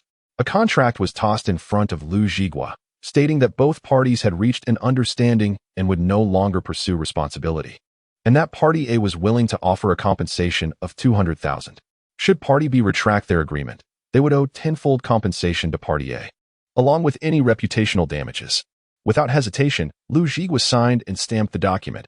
At least he would receive 200,000 in compensation. Continuing to resist would make it nearly impossible to escape, as there was no avenue for reason in Hongshan County. Excellent, Zhou Dalong nodded, tossing a bank card to Lu Zhigua. You can leave now. You won't be staying in Lingshui village any longer, so leave as far as you can. What about my family? Lu Zhigua inquired. Where are they? Rest assured, they have been released, and, like you, signed an agreement not to cause any further trouble. They are all sensible people. Do not act foolishly.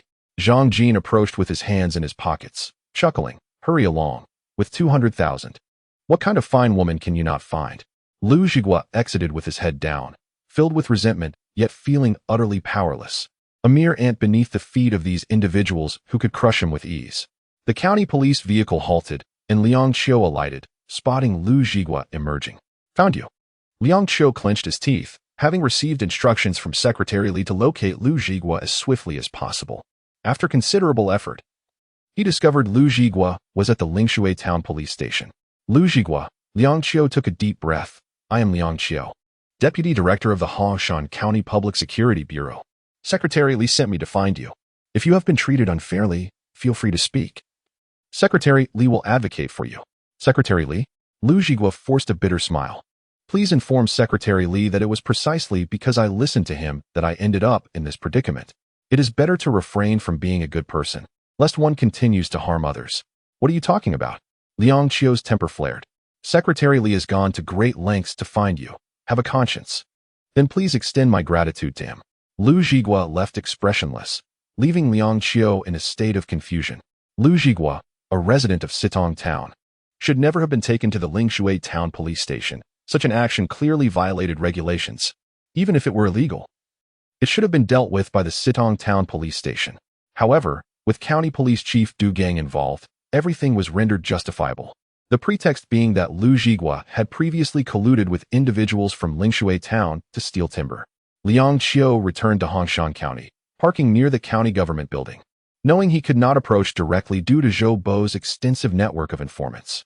"Secretary Li, I located Lu Zhigua at the Lingshui Town Police Station. I gathered information that years ago, he had stolen timber in Lingshui Town. The case was resolved back then. This time, the individuals he stole with have resurfaced, revealing additional details, hence his return for questioning. Is he still at the station?" Released, it was determined he was not involved. Li Wei chuckled. What a clever strategy. The Lingshui Town Party Secretary, Duan Peng, is dissatisfied with me due to his brother Duan Hu's issues, making Lu Zhigua's relocation to Lingshui Town quite fitting. Deputy Liang, I now wish to know whether the Hongshan County Public Security Bureau operates under someone's directive or adheres to the laws and regulations. Secretary Li, I cannot provide you with a satisfactory answer at this moment, but I will strive to change this situation. I understand you are in a difficult position. Li Wei smiled. Allow me to share a method. Follow my instructions. Understood. Liang Qiu nodded attentively, though his brow furrowed with uncertainty regarding the plan's feasibility. He had faith in Li Wei, trusting that such arrangements had been made after careful consideration. In Lingshui village, a recently subdued neighborhood erupted with the cries of a woman. Neighbors opened their doors to witness a robust woman tugging at another woman's hair, hurling insults. You shameless hussy, seducing my man. Just wait and see how I deal with you. You wretched creature. Neighbors rushed over, recognizing Zhou Dalong's wife, infamous for her fierce demeanor. While the woman on the ground was Lu Zhigua and Amp, Apos, wife, entangled in an affair with Zhou Dalong. Now the rightful spouse had come to confront her.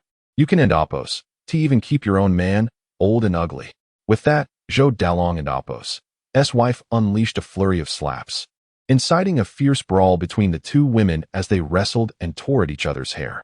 Lu Zhigua returned from Lingshui town just in time to witness the chaos in the yard.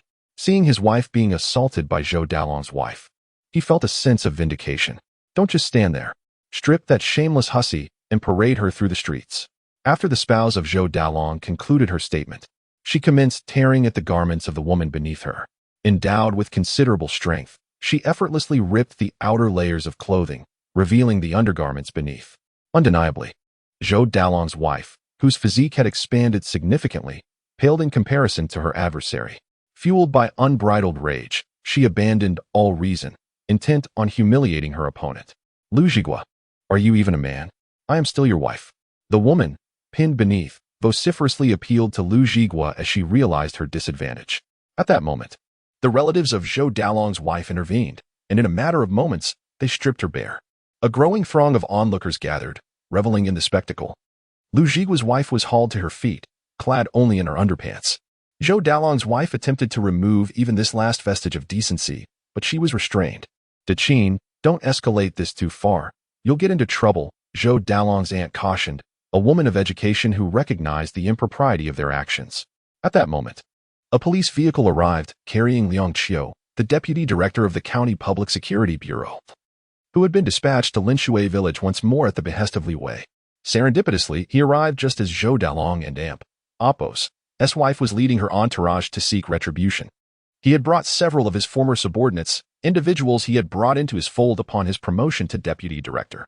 Director Liang, this is quite a spectacle. That's Zhou Dalong's wife, one of his men observed. Liang Qiu furrowed his brow slightly as the vehicle came to a halt. The entire scenario had unfolded precisely as Secretary Li had foreseen.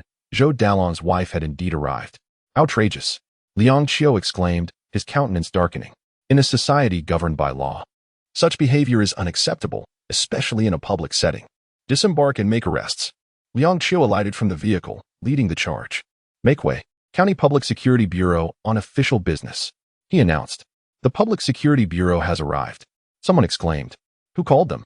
Another inquired. They arrived remarkably quickly, a third remarked.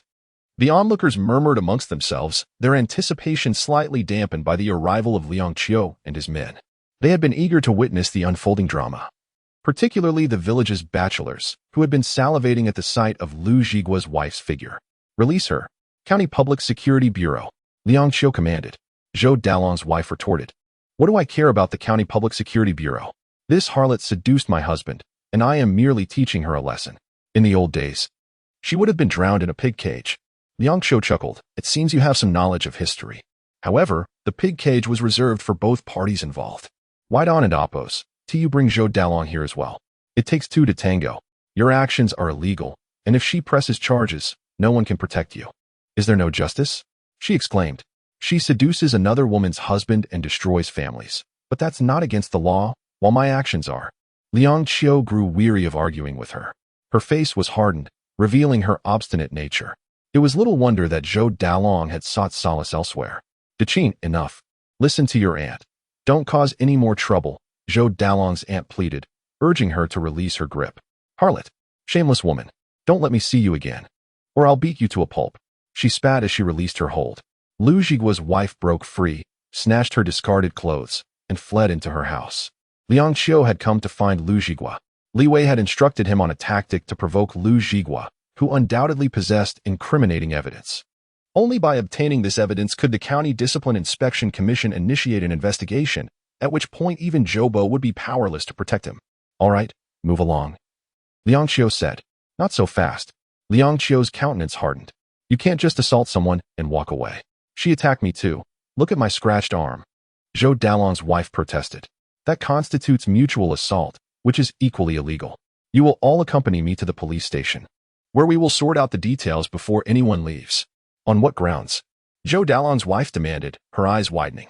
Do you know who I am? Director Du is a friend of my Dalong. Do you dare touch me? Do you want to lose your job? Liang Qiu found her audacity amusing.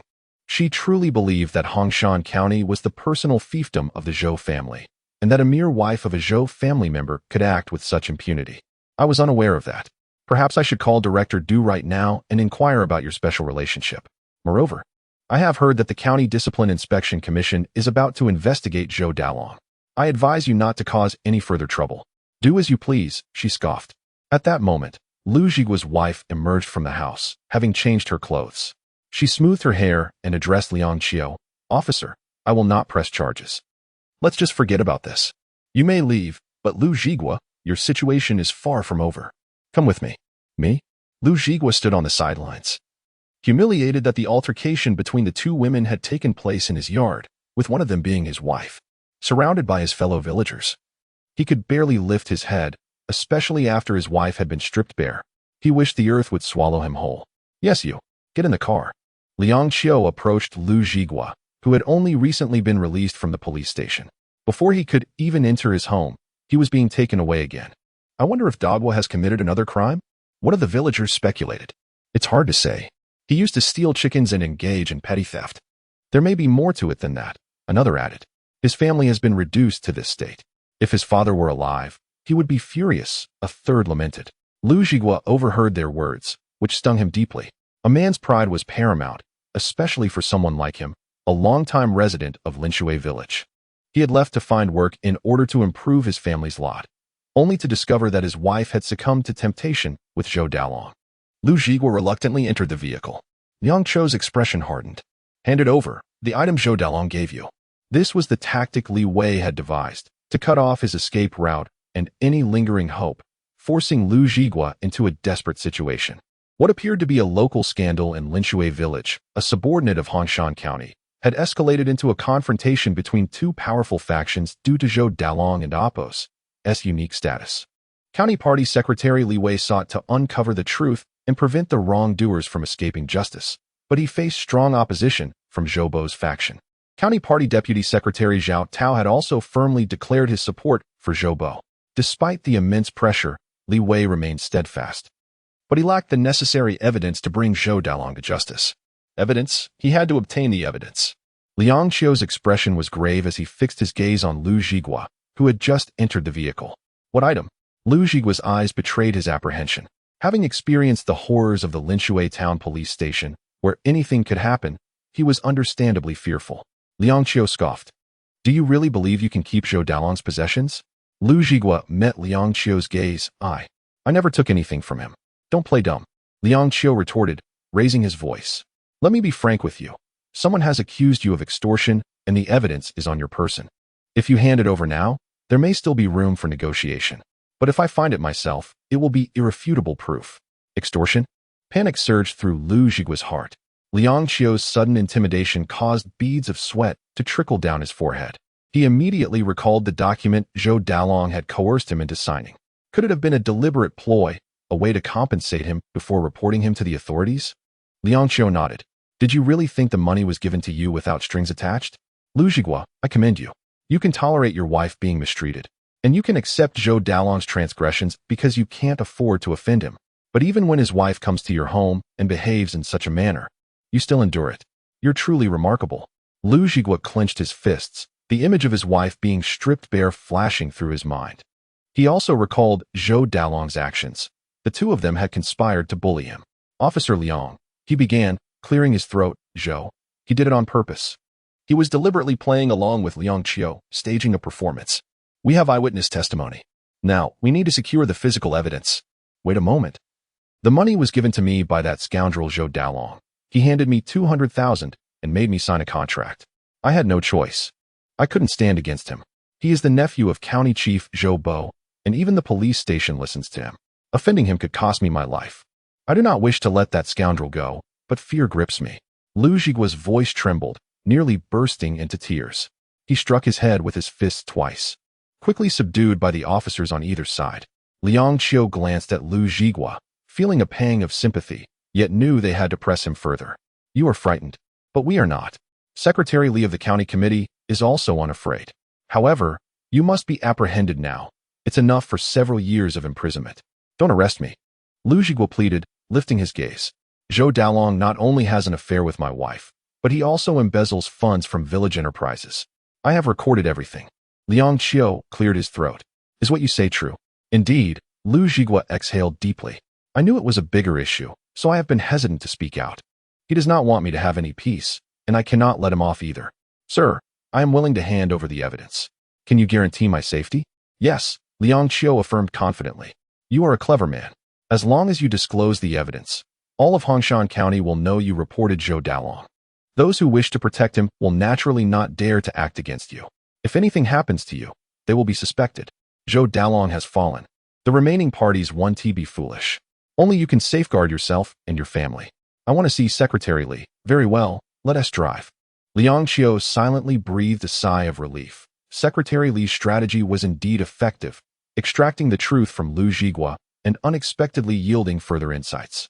He felt a surge of nervousness as he turned to the two individuals behind him. Have all phones been turned off? Rest assured, we understand the rules. They were turned off long ago. Indeed, after so many years, we certainly know the regulations, and we share a mutual disdain for someone like Zhou Dalong. After saying this, the two produced their phones, confirming they were indeed powered down. Liang Qiu turned, with the driver seated beside him, confident that no one would dare leak information under his watchful gaze. It wasn't excessive caution. Zhou Bo's informants were simply too numerous. Although these individuals followed him, one could not truly know a person's heart. Take another route. Liang Qiu decisively altered their path, opting for a rough dirt road. The driver, Liang Zi, wasted no time in executing the change, quickly transitioning onto the unpaved track. At the Hongshan County government, Zhou Bo received a call from Du Gang. There's a serious issue. Liang Qiu has found Lu Zhigua. He not only possesses video evidence of Dalong's affair, but also recordings of him colluding to siphon funds from village enterprises. Where is Liang Qiu? He must be back at the county government looking for Secretary Li. Zhou Bo clenched his fists, having navigated many emergencies while maintaining his composure. Listen carefully. I will find a way to distract Secretary Li. You must immediately intercept Liang Qiu. No matter what it takes, you must retrieve Lu Zhigua from him, using any means necessary. Understood. Zhou Bo left his office, the door to the secretary's office ajar and empty. Where's Secretary Li? He just took a call and stepped out. Who was driving? It seems to have been Niu Yong. Zhou Bo began to regret doubting Chao Da. His attempts to win Chao Da over inadvertently led him to lose a crucial step in restraining Li Wei. If Chao Da were driving, he would undoubtedly have a way to compel him to divert the vehicle elsewhere. Niu Yong. Zhou Bo ground his teeth, closing his eyes momentarily before dialing Niu Yong directly. Niu Yong, driving, was unaware of the situation. When his phone rang, a hand reached out for it. It's fine. Keep driving. Li Wei glanced at the phone. Seeing it was Zhou Bo, he hung up. Damn it, they've turned against us. Zhou Bo, enraged by the dropped call, shouted, just as Office Director Chao Da rushed over. County Chief Zhou, what's the matter? A major problem is arising. Zhou Bo's expression hardened, his eyes glinting with malice. He turned back to his office, with Chao Da following and closing the door behind them. Listen, old Du, Secretary Li has already left. He is undoubtedly heading to meet Liang Qiu. You need to bring more people. As soon as you see them, arrest them immediately. Do not fear that individual. If anything goes wrong, I will take responsibility. Du Gang hesitated, knowing he must follow Zhou Bo's orders, yet aware that the other party was the county secretary. Follow my instructions. All right. Du Gang steeled himself. Liang Qiu posed a significant threat to him as well. He understood that he must tightly grasp Zhou Bo, or else his own fate would be dire. Everyone, let us go. Lu Zhigua is extremely dangerous and may pose a threat to Secretary Li. Follow my orders. If you see him, arrest him immediately. Ignore anyone who attempts to obstruct you. This is a special task from the county police department. Do you all understand? Understood. Du Gang took a deep breath. Confident that the connections he had forged over many years in the county police department would prove invaluable at this critical moment. Even if the opposing party was the county secretary, it mattered little. These individuals would heed only his commands. The crux remained the evidence, as long as it was destroyed. The county secretary would not dare to act against him, the county public security chief. In Hongshan County, all factions sprang into action simultaneously, all triggered by the news Du Gang received. Liang Qiu had been cautious enough, yet the information still leaked, with the informant present in the vehicle. The police vehicle traversed the bumpy dirt road. Turn here, Liang Qiu commanded, and the police car changed direction once more. Suddenly, a thud echoed as something fell to the ground. Pick it up, Liang Qiu ordered, fixing his gaze on the individual sitting next to Lu Zhigua. Liang, I trusted you so much, only for you to betray me. He picked up the phone, revealing its location services, which had sent the coordinates to County Police Chief Du Gang. Director Liang, let me explain. What you are doing will harm yourself. I am trying to help you. There is still room for maneuver if you turn back now. Nonsense, get out. Liang Qiu shouted, opening the door, and the police vehicle sped away. Let me clarify. I donned this uniform to eliminate violence and uphold justice, not to serve as a lapdog for certain individuals. If you wish to inform others, I will not impede you.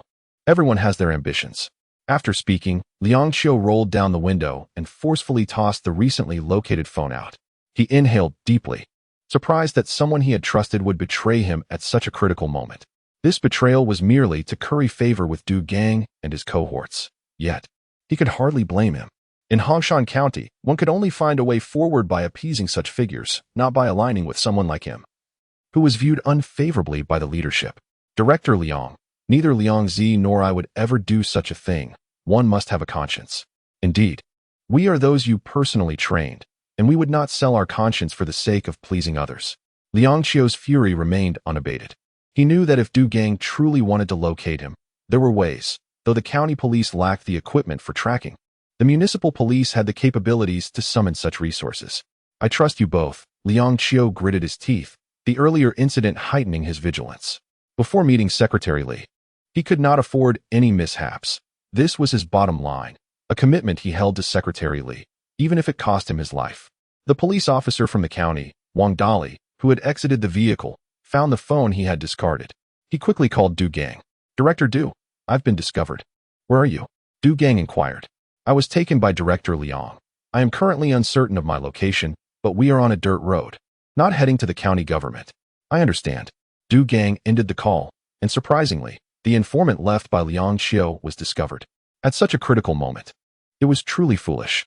Fortunately, a vital piece of information was provided. They pursued towards the direction of the morning market.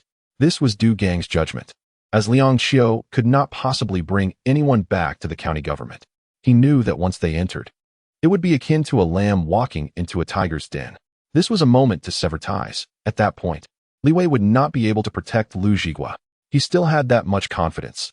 The forces in Hongshan County only listened to Zhou Bo, who had the capability to forcibly take someone from this county party secretary. The most likely destination would be the city. If the situation escalated to that level, it would be troublesome. "Director Liang, we're heading back to the county government," Liang Xiao affirmed, nodding, his tone resolute. Du Gang's judgment this time was incorrect. Liang Xiao did not rush to the city seeking refuge with the city leaders, but rather, after several changes in direction, headed to the Hongshan County government instead. All right. Liangzi once again altered the car's direction and soon spotted the vehicle of the county party secretary. "Stop." Liang Xiao exhaled deeply. It was indeed perilous. "Get out." At that moment, Lu Jigua felt anxious. Although he was unaware of the unfolding events, the occurrences on the road had made him acutely aware of the imminent danger. "Director Liang, you promised me. I cannot be in trouble. If I am, no one will obtain any evidence. Get out, no more nonsense." At this juncture, Li Wei also exited the vehicle, and upon seeing Liang Xiao escorting Lu Jigua, a smile crept onto his lips. "Encountered some trouble on the road, have we?" Liang Xiao's tense expression, as he scanned his surroundings, spoke volumes. Li Wei had already deduced the situation from his demeanor. With a wry smile, Liang Xiao admitted, "I misjudged the people. My subordinate was an informant for the other side. Thankfully, I discovered it in time. Secretary Li, things have escalated. I fear a conflict may arise, which could be detrimental to you. I suggest we head to the city immediately. Only by leaving Hongshan County can we ensure safety."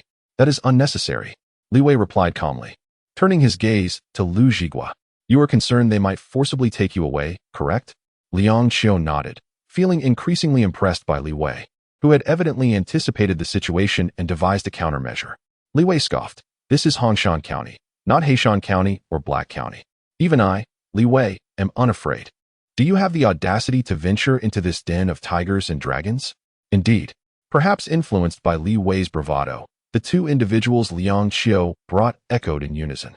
"Secretary Li, we are not afraid. We will risk it all." "Absolutely, we will not act like dogs." "Good." Li Wei nodded, eager to uncover the limits of Hongshan County's resolve. If they truly dared to forcibly take someone right under his nose, it would signal a complete disregard for authority. Given the situation's escalation, he believed the city leaders would undoubtedly intervene to resolve this matter. "Secretary Li, you must save me. Do not let me fall into their hands. I could truly lose my life. I have witnessed their methods," Lu Jigua exclaimed, his face pale with fear. At that moment, he regretted speaking up. Perhaps it would have been better to remain silent. Worst-case scenario, he could simply be detained for a few years, at least ensuring his survival. And the evidence? This was crucial. Li Wei looked at Lu Jigua, intent on cornering him, forcing him to align with himself. He understood human nature all too well. Even a glimmer of hope would cause Lu Jigua to hesitate. Without evidence, all efforts would be in vain. "I have hidden it away, only I know where it is. Secretary Li, as long as you can ensure my safety today, I will trust you." "Agreed." Li Wei nodded, acknowledging the truth in Lu Jigua's words. "If I cannot even guarantee your safety, how could I possibly address the greater troubles of Hongshan County? Now, let us proceed into the county government." Li Wei led the way, with Liang Xiao closely guarding Lu Jigua behind him, now left with no choice but to trust that the county party secretary possessed a solution. Even though Liang Xiao knew that achieving such a feat was nearly impossible. "Where are they?" "Rest assured, County Head Zhou, we are pursuing them towards the city. We will surely catch up." "Useless. They have already arrived." Where? Where?" Du Gang exclaimed in disbelief, having assumed that Liang Xiao would lead Lu Jigua to the city. Hence his pursuit, intending to intercept and forcibly take him away. There are many ways to silence someone. "County government, return immediately," Zhou Bo shouted loudly. Having spotted Li Wei approaching with his group, which was a blatant show of force directed at him. This man is truly audacious to act so openly, Zhou Bo thought. Gritting his teeth, he glanced at Chao Da and instructed, notify everyone to leave early. They must vacate the premises within 10 minutes, or they need not return tomorrow. Understood. Chao Da quickly took out his phone to send out messages, announcing the early closure of all departments within the county government, ensuring everyone departed within 10 minutes. This was unprecedented. Everyone realized something was amiss and hurriedly packed their belongings, unwilling to offend the leadership. Secretary Li Wei observed the people streaming down the stairs and nodded. This way, Zhou Bo had preemptively set the stage for battle, waiting for him to arrive with his group. Secretary Li, Zhou Bo greeted with a smile, always surprising. To be honest, I have a deep admiration for military personnel and would like to learn from you how to govern Hongshan County effectively, yet it seems you are unwilling. Is that so? Li Wei responded with a smile. Would anyone truly not want that? On my very first day in office, you had people plotting to ensnare me. Do not think I am unaware. That woman met with our director Chao after she left, obtaining benefits from him. Am I wrong? Chao Da lowered his head, taken aback that Li Wei would bring up that incident at this moment, especially mentioning him. That night, he indeed met with that woman and, as agreed, provided her with money. Present was Du Gang, the county's public security bureau chief. With him there, the woman would surely refrain from speaking out. Secretary Li, how could I possibly engage in such actions? Everything must be substantiated by evidence. One cannot simply make baseless accusations because you hold a high position. Chao Da chuckled, certain that the other party lacked evidence. Otherwise, they would not have endured until now.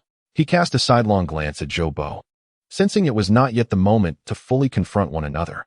The situation had escalated significantly, and he was uncertain about Zhou County Head's ultimate stance, thus refraining from becoming the scapegoat. Very well. Li Wei nodded, acknowledging that he indeed lacked evidence. Otherwise, with his temperament, he would have dismissed Chao Da long ago. Unable to tolerate him as an accomplice, have Secretary Duan from the County Discipline Inspection Committee come over. The investigation into Zhou Dalong's case must be reopened and scrutinized rigorously. Secretary Li, must you pursue him relentlessly? Zhou Bo's face darkened. Perhaps we could negotiate, make some conditions. This fellow is not worth your efforts. Hand him over to me. And I assure you that you will maintain your position in Hongshan County. You will not lose a single cent that is rightfully yours. Zhou Bo proposed conditions. A man adept at controlling situations. His earlier remarks were not merely to curry favor with Li Wei, but were directed at Lu Zhigua, making him recognize that he was merely a pawn in this power struggle, easily expendable. Lu Zhigua was brought into the Hongshan County government, an outcome that took everyone by surprise. Not only Zhou Bo, but even Liang Qiu, who had been escorting Lu Zhigua, could not discern Li Wei's true intentions.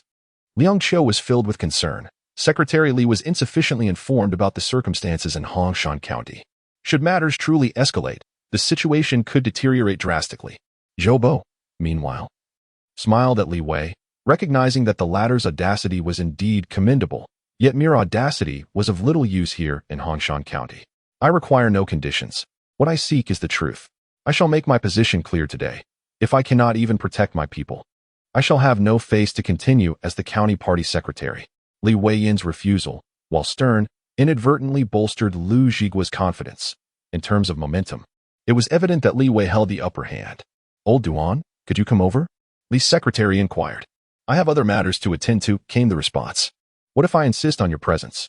Li Wei cast a glance at Zhou Bo, realizing that County Discipline Inspection Secretary Duan Ping must have received Zhou Bo's orders in advance and would not appear at this juncture. I sincerely apologize, Secretary Li, but I have a special task at hand that requires confidentiality. Unless directed by a higher-level discipline inspection commission, I cannot interrupt the ongoing investigation. Very well. Li Wei hung up the phone. He obviously lacked the authority to summon assistance from the higher Municipal Discipline Inspection Commission. Without the County Discipline Inspection's intervention, resolving this matter would prove exceedingly difficult.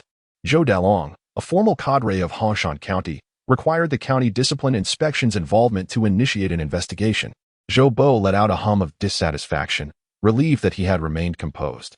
Recognizing the gravity of the situation, he promptly contacted Duan Ping, instructing him to ensure he did not make an appearance. Years of cultivated connections were now proving invaluable. At this moment, Du Gang was hastily returning to the Hongshan County government, relying heavily on his influence. As long as he maintained control over the county and AMP, Oppos. As Public Security Bureau and the Discipline Inspection Commission, the balance of power would undeniably rest in his hands. County Mayor Zhou. Secretary Duan from the Discipline Inspection Commission is unable to attend. What a pity, Zhou responded with a smile. Secretary Li, that matter has been resolved amicably. Is it not better this way? There is no need to escalate the situation. I am not unreasonable. If there are issues, we shall resolve them without making a fuss. Are you implying that I wish to escalate matters? Li Wei retorted, eyeing Zhou. The village secretary, Zhou Dalong, was now to be reassigned as deputy secretary of the town party committee in Linshui. Such tactics were questionable, regardless of compliance. Engaging in an improper relationship as a leader and a married individual, thereby causing a negative impact, was a significant issue. What do you propose as a solution? Compensation? A monetary hush-up? Do you truly believe someone as the county committee secretary, cannot influence would agree to compensation? Zhou Dalong had not contemplated compensation. He had merely acknowledged wrongdoing in a moment of desperation. Now that he had left Linshui village, he felt no concern. Should Lu Zhigua dare to cause a scene at the Linjiang town government, he would be apprehended and subjected to ideological re-education, allowing the matter to fade away naturally. Lu Zhigua slowly raised his head. Having overheard the conversation between the Hongshan County Committee Secretary and County Mayor Zhou, both stealing a glance at Liang Qiu, he harbored apprehension. The situation had indeed escalated beyond control, yet he could not swallow his pride. Questioning why Zhou Dalong should benefit at his expense while he bore the brunt of the disgrace. Zhou was merely buying time, having prepared two strategies. He was reluctant to sever ties completely, so his first approach involved negotiating with Secretary Li Wei. This was not a significant issue. If clarity could be achieved, resolution would be straightforward. However, if that proved unfeasible, he would await Du Gang's arrival with his men to forcibly apprehend Lu Zhigua. Zhou chuckled softly, asserting, I still have the final say in this matter. Since he has agreed to compensation, it is time to take action. The world is rife with expectations. Party members and cadres should uphold the law and serve the people wholeheartedly. Yet how many truly do? Li Wei countered, remaining composed and eager to discern Zhou ultimate boundary. He instructed Liang Qiu to escort Lu Zhigua back to the Hongshan County government, intending to compel Zhou to reveal his hand. Du Gang and his team arrived, 3 police vehicles coming to a halt as doors swung open and personnel leaped out. Director Du Gang inhaled deeply, surveying the scene. This disturbance at the Hongshan County government was indeed challenging to navigate. However, County Mayor Zhou had issued a stern command, leaving him with no alternative. Turning to the dozen or so loyal subordinates behind him, he proclaimed, Brothers, have I not treated you well? Director, just give the order. There is no one we cannot apprehend. Indeed, we follow your lead. Director Du very well. Du Gang nodded, setting his sights on the suspect Lu Zhigua, who was accused of fabricating evidence with malicious intent, having deceived the county committee's primary leaders. This operation aimed to eliminate threats and apprehend Lu Zhigua to uncover the truth. Du Gang sought a justification for his actions, a sufficiently compelling reason, as he would inevitably face county committee secretary Li Wei. With a single command, Du Gang charged in personally, familiar with the surroundings, and immediately spotted the target. County Mayor Zhou. He approached, greeting only Zhou while his gaze swiftly flickered over the stern visage of Secretary Li Wei before landing on Liang Qiu. Director Liang, is it no longer necessary to consult with me on matters of duty?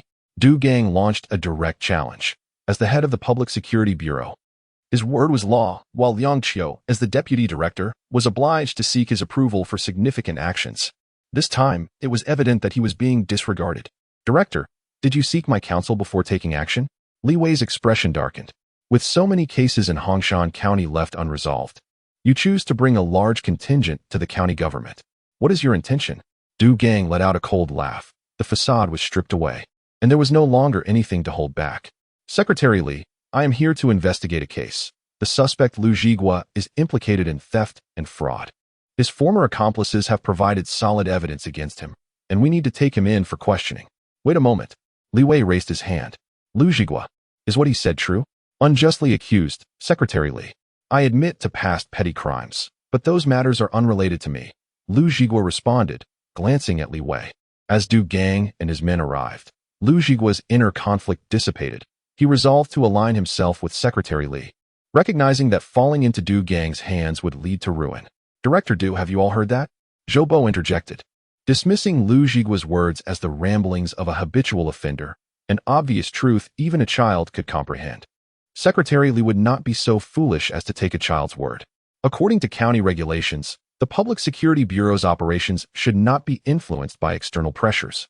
Director Du, as the head of the Bureau, you have the final say in dealing with criminals, not as county leaders. Zhou Bo subtly encouraged Du Gang to act. Yet Du Gang hesitated in the face of Secretary Li Wei and Appo's formidable presence. This moment of indecision could not afford to manifest. It was Zhou Bo and Appo's final trump card. Du Gang nodded, affirming, indeed, the Public Security Bureau operates under my command. Apprehend the suspect Lu Jigua immediately. Anyone who obstructs this operation shall be detained as well. Du Gang issued his orders, and his loyal aides advanced. At this moment, Deputy Director Liang Qiu stepped forward. Who dares to move? Lu Jigua is currently my protected subject. The advancing officers halted, caught in a dilemma. While they were compelled to heed Director Du's command, they were also reluctant to offend Liang Qiu, who had trained many of them. Director Liang, please do not complicate matters for my brothers. This is Director Du's order. One of the officers signaled, and the surrounding personnel edged closer to Lu Jigua. In the next instant, Lu Jigua hid behind Li Wei. Secretary Li, I am willing to present evidence. But you must protect me. I cannot be taken by them, or my fate is sealed. They will not spare me.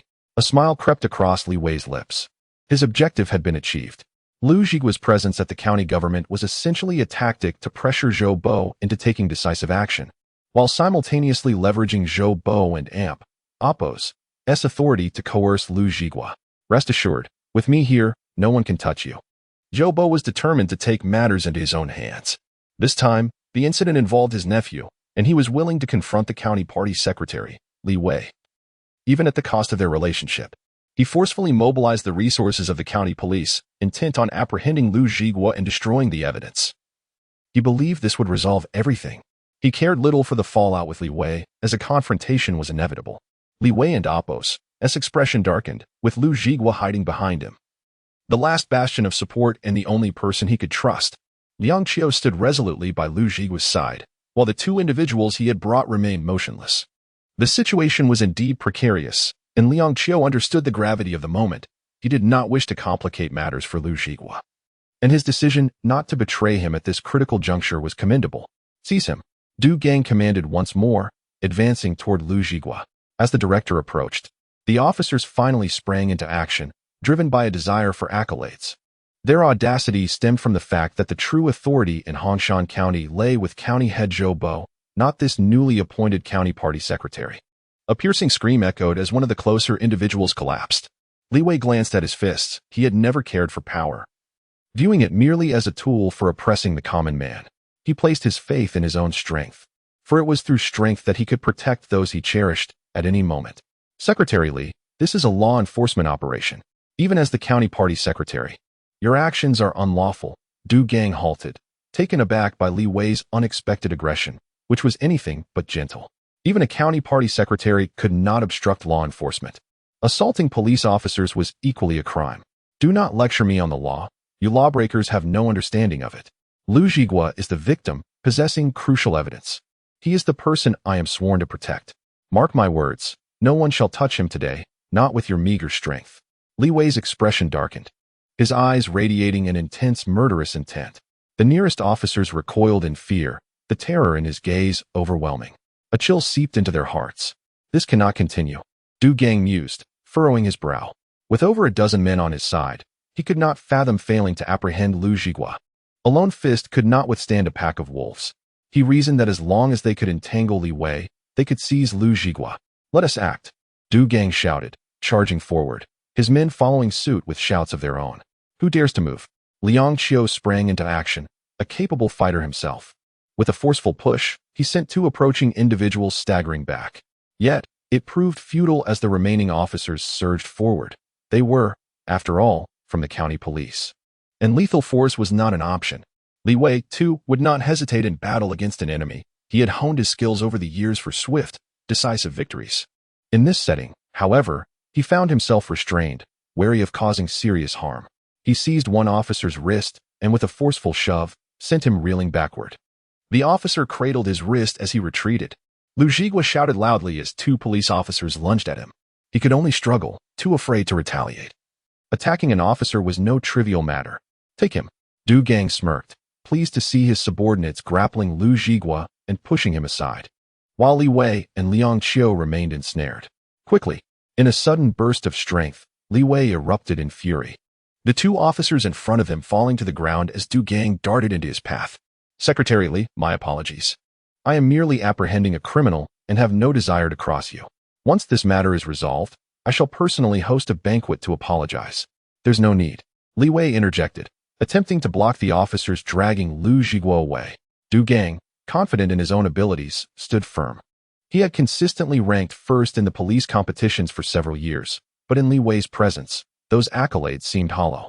Before he could act, he suddenly felt a tingling in his abdomen and knees, causing his body to lurch forward, forced to brace himself on the ground. In front of the Hongshan County government, two military vehicles halted abruptly, and over 20 young soldiers in uniform leapt from them, each movement swift and decisive. Follow my orders. Control the situation and ensure Secretary Li and the others' safety while minimizing harm, commanded Lei Gang, the Minister of the Armed Forces, as his men rushed in, effectively intercepting the officers from the county police and Lu Zhigua, who was being forcibly taken away. Do not move. The armed personnel's sudden appearance left everyone stunned. Their weapons not merely for show. You four remain here. Are you Lu Zhigua? Yes, that is I, Lu Zhigua stammered, his face pale, legs trembling, sweat beading on his brow. Protect him. If anyone dares to touch him, take action without hesitation. Lei Gang, a man of action with a fiery temper and military background, was not one to idle with words. Zhou Bo and Apos' expression soured as he observed Lei Gang and Apos' arrival. The armed forces and the county government rarely communicated, only mobilizing in emergencies, a process that was cumbersome and required approval from higher authorities. He had not anticipated that Li Wei would have a contingency plan, enlisting this mysterious force. Du Gang's face paled in despair as Lei Gang's men stormed in, subduing those he had brought. Greetings, leaders. Lei Gang saluted Li Wei, who returned the gesture. Minister Lei, thank you for your efforts. Secretary Li, should you require assistance, simply say the word, and I will be there without delay. I have the utmost respect for true warriors who bleed on the battlefield and disdain for those who conspire in the shadows. This remark was clearly directed at Zhou Bo and his associates. Lei Gang, being straightforward and unrestrained by Zhou Bo's authority, offered no deference. Li Wei smiled, knowing this plan had been set in motion well in advance. Anticipating Zhou Bo's potential moves, he had taken precautionary measures by contacting the armed forces prior to this unfolding chaos. It took but a single call for Lei Gang to agree without hesitation.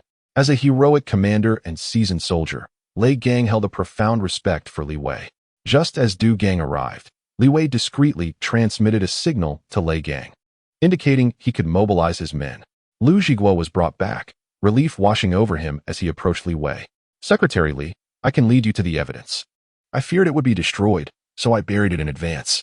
Lu Zhigua, known for his caution, had indeed faced a search at home. And while the evidence on his phone was obliterated, the original evidence remained intact. Minister Lei, I have a task for you. Ensure that no one leaves this place. I need to summon a few more individuals. This matter must be resolved today. Rest assured, not a single one will escape while I am here, Lei Gang replied confidently. Li Wei chuckled. Though Lei Gang's manner was coarse, his commitment was admirable. Exiting the county government, Liang Qiu released a deep breath. Secretary Li, you had this planned all along. Just in case. Even without the armed forces, they could not have taken Lu Zhigua. I simply wished to avoid a worse outcome. They soon arrived at Lingshui village, where Lu Zhigua unearthed an iron box from beneath a pile of firewood. Inside rested the evidence he had surreptitiously gathered using a camera in Zhou Dalong's office.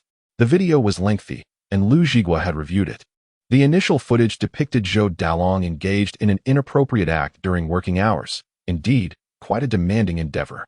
The latter part of the video revealed even more scandalous content, explaining why Zhou Bo was willing to sever ties with Li Wei to seize Lu Zhigua and obliterate the evidence. The video captured Zhou Dalong accepting bribes, naming several individuals, including Feng Qing, the secretary of the Tongtong Town Party Committee, and Wang Min, the town mayor. Both had profited from the village enterprise, exploiting the villagers' hard work for their own gain. Who was behind this? The video merely alluded to the necessity of addressing higher authorities, yet failed to specify any names. It is abundantly clear that the leaders above the town are undoubtedly those from the county, and the leadership of Hongshan County is also implicated in this matter. Liang Qiu inhaled deeply and said, "Secretary Li, an investigation is imperative." "Indeed, it must be thorough," replied Li Wei. As he retrieved his mobile phone to call the County Discipline Inspection Commission Secretary, Duan Ping, once more. "Secretary Li, have you concluded your tasks? I am currently with County Mayor Zhou. Presently, I possess a video that implicates both town leaders and village committee secretaries in criminal activities. There is no need for you to consult with Mayor Zhou. Drop everything and proceed to the county government immediately. If you are unable to come, you may send someone else. However, I am not opposed to escalating this matter to request a replacement for the county's Discipline Inspection Commission Secretary. Secretary Li, I shall head over at once with my team." Li Wei's stance was resolute, markedly different from his previous demeanor. Had it not been for the evidence he acquired, this call would not have been made again. In the conversation, Duan Ping could sense the gravity of the situation. He too was weighing his options and knew he could no longer evade the matter. "Mayor Zhou, Secretary Li has contacted me, and I can no longer withstand this pressure." Duan Ping decided to reach out to Zhou Bo. "Come over," Zhou replied. "All right." After hanging up, Duan Ping exhaled deeply, relieved that County Mayor Zhou Bo had consented, indicating his resignation to the circumstances. "Comrades, we have an urgent operation. Please set aside your current tasks," Duan Ping announced as he entered, prompting the personnel from the county's Discipline Inspection Commission to rise and step out. At the Hongshan County government, Zhou Bo returned to his office, where the situation was now under the control of the armed forces. Du Gang followed him in, visibly anxious. "Mayor Zhou, what are we to do now?" he inquired, hastily closing the door upon realizing it was ajar. He had not anticipated things would escalate to this extent. His original plan was to simply apprehend Lu Zhigua, obliterate all evidence, and force him into silence. Such an endeavor should not have been difficult, and even if Secretary Li were to place blame later, as long as he had Zhou Bo's backing, it would suffice. Now, however, they had offended someone without achieving their goal, leaving Du Gang both frustrated and worried. "What else can we do?" Zhou Bo gritted his teeth, recognizing his miscalculation in underestimating the mobilization of the armed forces. "I should have anticipated that Li Wei, being from the military, would trust those men." Du Gang hesitated, recognizing the gravity of the implications for himself as well, though he had no lingering evidence to worry about. "Let fate decide," Zhou Bo muttered, albeit reluctantly, as he retrieved his phone. "Uncle, is there something you need?" "DeLong, you need to lay low for a while. Until I call, do not return to Hongshan County. Turn off your phone, dispose of your SIM card, and leave immediately." "Why?"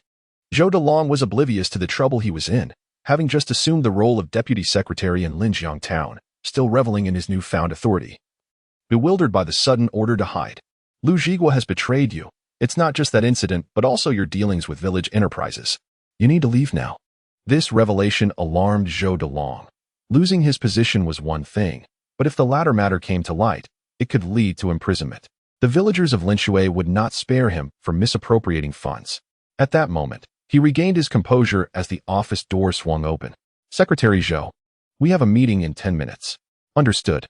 Zhou DeLong nodded, addressing Xiao Li. "If anyone asks, tell them I'm in a meeting." "Okay," Xiao Li responded, puzzled by the odd emphasis on the meeting, as they were already in one. Not daring to inquire further, he hurriedly exited.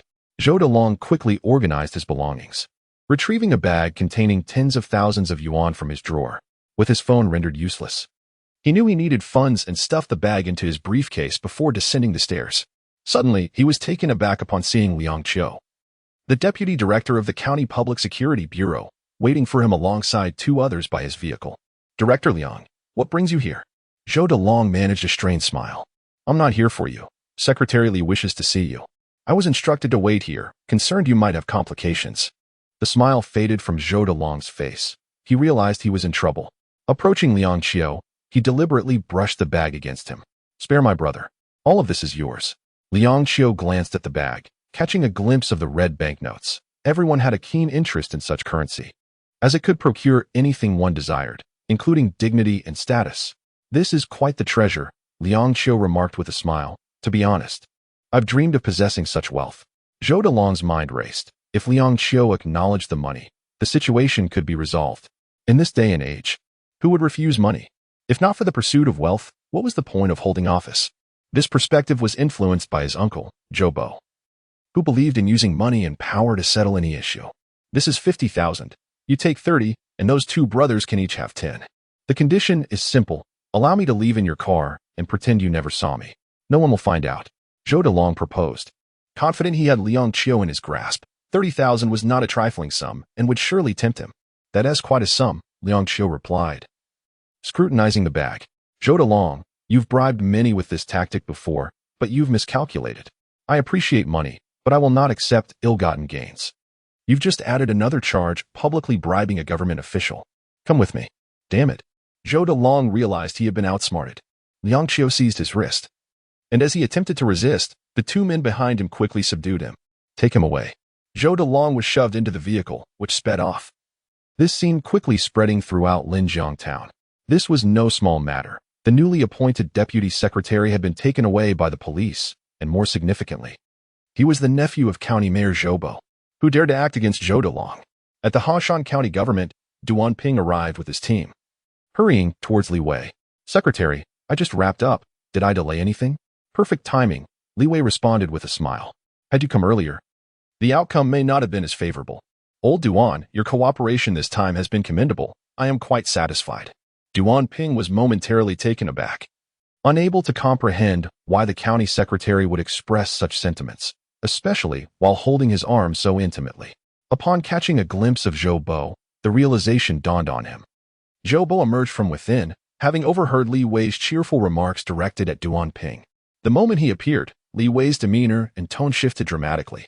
This raised suspicion for Zhou Bo. If the atmosphere remained unchanged, it could imply an intention to sow discord between himself and Duan Ping. It was evident that they were deliberately avoiding him, suggesting something was amiss. Clearing his throat, Zhou Bo addressed. Secretary Duan has arrived. Mayor Zhou, Duan Ping turned. I just finished. Secretary Li called for me, indicating there is a significant case involving county officials that I must attend to as a member of the Discipline Inspection Commission. Indeed, Zhou Bo nodded. It is essential we investigate thoroughly. Since Secretary Li's arrival, incidents have been frequent. What is happening in Hongshan County? Secretary Duan, do not feel burdened. I fully support a thorough examination. Duan Ping could only smile and nod, well aware that Zhou Bo's words did not align with his true thoughts. At this moment, Zhao Tao, the deputy secretary of the county committee, and Tian Hao, the deputy county mayor, also arrived. They were taken aback upon seeing the armed forces. Realizing the gravity of the situation, Secretary Li, Mayor Zhou, Zhao Tao addressed. Now that everyone is present, let us proceed to the conference room, Li Wei instructed. Turning towards the meeting room, Zhao Tao quickly pulled Zhou Bo aside. Old Zhou, the atmosphere feels off. Zhou Bo nodded, sensing the impending fallout. This is a disaster. I hope Delong's incident does not implicate more individuals. Old Zhao, we must maintain a unified front. We cannot allow any dissent, or we will be vulnerable to attacks from all sides. At that point, there will be no place to lament our fate. Indeed, Zhao Tao agreed, furrowing his brow. Hearing Zhou Bo's assertion reassured him. Rest assured, I adhere strictly to principles and am no fence-sitter. As everyone entered the conference room, Li Wei's expression darkened. Once everyone was seated, he had little to say, merely stating, let us begin. Liang Qiu approached and pressed a button, causing the video on the screen to play. The scene was distressing. Zhou Dalong was fervently kissing a woman, and soon they discarded their pants and engaged in unspeakable acts on the sofa. Stop. With Li Wei's voice, Liang Qiu halted the video. Everyone, can you see clearly now? In the conference room of Hongshan County, the atmosphere grew tense. This was irrefutable evidence. Zhou Dalong had little chance of evading responsibility. In the face of such proof, County Chief Zhou Bo could do little unless every person present sided with him, which was evidently not the case, or the situation would not have escalated to this point. The paused video was a source of embarrassment. Zhou Bo remained silent, and others dared not speak, leaving the room in silence. Li Wei cleared his throat and addressed Secretary Duan. You are the Secretary of the Discipline Inspection Commission, responsible for the oversight of Hongshan County. Given that our officials have encountered such issues, what should be done according to protocol? Duan Ping furrowed his brow. With Li Wei prompting him, he had no choice but to respond. According to regulations, one should first be suspended. Then decisions can be made based on the investigation as findings. If it only involves personal conduct, it can be resolved easily. depending on the severity and impact of the situation. Excellent. Li Wei nodded, recognizing Secretary Duan's familiarity with the regulations. Immediately suspend Zhou Dalong from all his positions. Does anyone have any objections? Proceed according to regulations. Although Zhou Bo felt extremely displeased, he had no choice but to comply. At that moment, he felt as if he were trapped on a burning pyre, enduring discomfort yet unable to escape, yearning only to conclude this matter and leave the contentious environment. It was clear that Li Wei relished this moment. Zhou Bo snorted. He had lost this round thoroughly, but he had truly tried his best. You are correct. County Chief Zhou, we must act according to regulations. Regardless of who it is, all matters should be handled by the rules to avoid incidents. Director Liang, please continue. Understood. Secretary Liang Qiu had been awaiting orders. As she pressed the button again, the video resumed. The subsequent footage, inadvertently recorded by Lu Zhigua, had not been deleted. As it involved everyone in Lingshui village, including Lu himself, the profits of the village enterprises were intertwined with the community. The video continued to play, revealing 3 individuals: Zhou Dalong, the then secretary of Lingshui village, the accountant Dong Miao, and lastly, Wang Min, the town mayor of Sitong. Dong Miao was seen placing money on the table, cheerfully dividing it into 3 portions, with the mayor and the village secretary receiving the larger shares while keeping the smallest for himself, as was customary. Thank you. Wang Min leaned forward, unceremoniously stuffing the money into a bag. This is the share that Mayor Wang deserves, Zhou Dalong remarked, also placing 50,000 yuan from the table into his own bag, claiming it as his portion. The village enterprises have performed well in recent years, and you all have worked hard. It is I, as the leader, who has benefited without labor, Wang Min smiled. Everyone has a share, the higher-ups are also included. When there are benefits, it is only fair that all partake, leading to mutual satisfaction. The video paused again. Liang Qiu's finger moved slightly, not pressing down but merely mimicking the action, as the video had ended here. The recording device Lu Zhigua had stealthily placed in Zhou Dalong's office was of mediocre quality with limited memory, hence it could only capture this much. Li Wei smiled slightly. Liang Qiu had performed well. There were a few more seconds of footage that he had watched multiple times. Zhou Dalong had not mentioned any names. But the video stopping here, appearing to be Liang Qiu and Appo's doing, changed everything, as only she and Li Wei had seen the video. The others present remained completely unaware, oblivious to the fact that the recording had ended at this point. Li Wei sighed, stating, the town mayor of Sitong, Wang Min, has already been apprehended. Secretary Duan, please conduct a joint investigation. Wang Min has confessed. This matter is straightforward. I will send you the video after the meeting, as it involves other comrades, and it is inconvenient to continue screening it here. Director Liang, the county police have established a special task force to assist Secretary Duan with the investigation. You will lead the team, and you may select your members.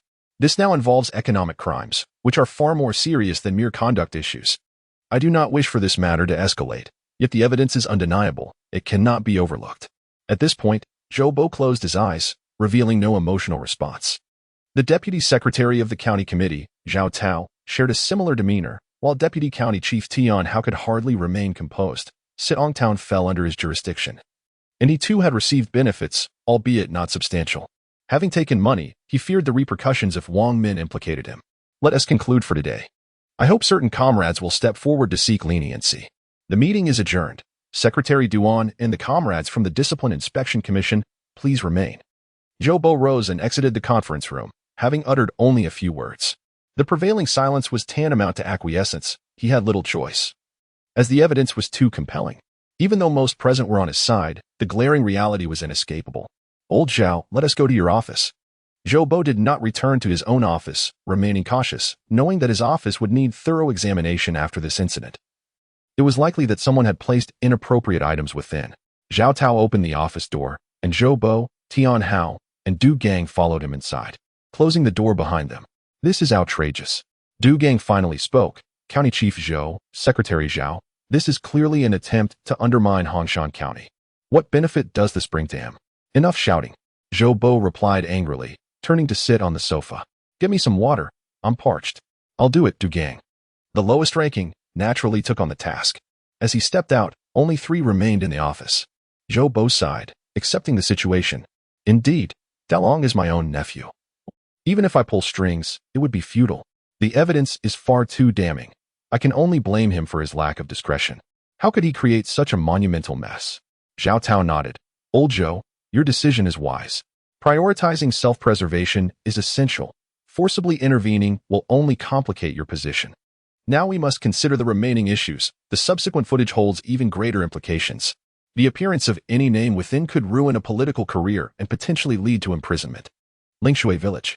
Zhou Bo's gaze fell upon Tian Hao. Old Tian, you're responsible for that, correct? Tian Hao had remained silent until Zhou Bo inquired, prompting him to nod. Yes. Lingshui Village is under Sitong Town, which indeed falls under my supervision. I bear responsibility for this incident. This is no longer just a matter of responsibility. Zhou Bo scrutinized Tian Hao. Did you take anything that you shouldn't have? Zhou Bo's inquiry contained 3 mentions of take, each with a distinct tone, and he fixed his gaze on Tian Hao, attempting to gauge his reaction. Of course not. Tian Hao chose to conceal the truth, harboring a false sense of security. Each time he had received money, it was always in private meetings with Zhou Dalong, so Wang Min was unaware. Furthermore, he had been meticulous in his dealings. In return, Tian Hao had indeed assisted Zhou Dalong significantly, particularly in the selection of village enterprise leaders, now hoping that Zhou Dalong wouldn't reveal everything. That's good. Zhou Bo nodded. At this moment, you must not hide anything, old Tian. You are not like Zhou Dalong. You are a member of the county committee and my right-hand man. If there are genuine issues, I will ensure your protection. Thank you for your trust. I assure you there are no problems. With a subtle smile, Tian Hao discerned Zhou Bo's veiled probing. Despite the amiable facade, Zhou Bo's trust was not absolute. A privilege reserved solely for Du Gang within Hongshan County. The remaining relationships hinged on mutual exploitation, all aimed at safeguarding individual interests in the region. The office door creaked open as Du Gang gingerly entered, bearing water. Esteemed leaders, refreshments. Zhou Bo, his throat parched with vexation, took a large gulp. He had rarely been subjected to such indignity. Lao Du, Liang Qiu can no longer remain by your side. Zhou Bo's gaze met Du Gang's. Though his nephew, Zhou Dalong, had not been shielded, the setback was not crippling. Hongshan County remained under his sway. However, greater circumspection was now imperative. Indeed. But devising a plausible pretext for his removal proves challenging, Du Gang concurred. Then fabricate one. Unable to directly confront that individual for the time being, target those around him. We must prevent him from gaining strength, or we shall suffer the consequences. Allow me to deliberate, Du Gang responded, acknowledging the wisdom of Zhou Bo's counsel. Deputy Director Liang Qiu had openly aligned himself with Secretary Li, and his influence within the County Public Security Bureau was considerable. His continued presence posed a threat. While County Party Secretary Li Wei remained untouchable for now, Liang Qiu was not. Zhou Dalong's apprehension was a different matter, overseen personally by Secretary Li, precluding any clandestine intervention. Zhou Bo's phone buzzed incessantly with calls from the Zhou family, further exacerbating his irritation, prompting him to switch it off in search of respite. Had it been feasible to extricate his nephew, he would have undoubtedly done so. However, employing undue influence at this juncture was imprudent. Zhou Bo recognized that Li Wei was testing his boundaries, attempting to provoke a misstep. Du Gang returned to the County Public Security Bureau, slamming his belongings onto his desk. Observing the director's ire, the accompanying staff members fell silent. Meeting. Summon all team leaders. Du Gang barked. His temper smoldering, Du Gang gathered the available team leaders. Save for the absent criminal investigation team leader on assignment. They immediately perceived the director's displeasure. Director Du, we are nearly at full attendance. Adequate, Du Gang grunted. And Deputy Director Liang? Why is he not present? Is he physically absent, or merely disinclined? Let him not think his newfound backing renders him untouchable. This is still his County Public Security Bureau. The assembled officers understood instantly that Deputy Director Liang Qiu was the target of this outburst. They, however, were merely collateral damage. An unfair predicament. Director, we inquired. Deputy Director Liang is occupied with county government matters. He shall personally offer his explanation. The rules of the County Public Security Bureau require re-establishment. Du Gang's anger silenced the room. As the undisputed authority in Hongshan County's Public Security Bureau, his dominance was unquestioned. How fares the 100-day rectification campaign? Director, it progresses, with commendable results. Public order in the county has improved significantly, with a 30% reduction in reported incidents. Indeed, satisfactory. Maintain this momentum. Du Gang had convened the meeting primarily to vent his frustration and remind the team leaders of his authority. Dismissed. Du Gang's tactic proved effective. He had barely returned to his office when a knock sounded. Enter. Director Du Gang recognized Yang Su, the current head of the anti-vice squad. Formerly a Prot G of Liang Qiu, who had promoted him to his current position. Captain Yang, please be seated. Du Gang smiled, anticipating Yang Su's ulterior motive and adopting a cordial demeanor. Director, I have a matter to report. Speak plainly. We are among our own. Du Gang nodded, confirming his suspicions. Yang Su sought advancement and was willing to offer assistance. This concerns Director Liang, which makes it difficult to discuss. Yang Su paused, testing the waters. Lao Yang, you are a seasoned comrade with considerable capabilities, lacking only an opportunity. Consider Liang Qiu's assent. He seized an opening. Should he vacate his position?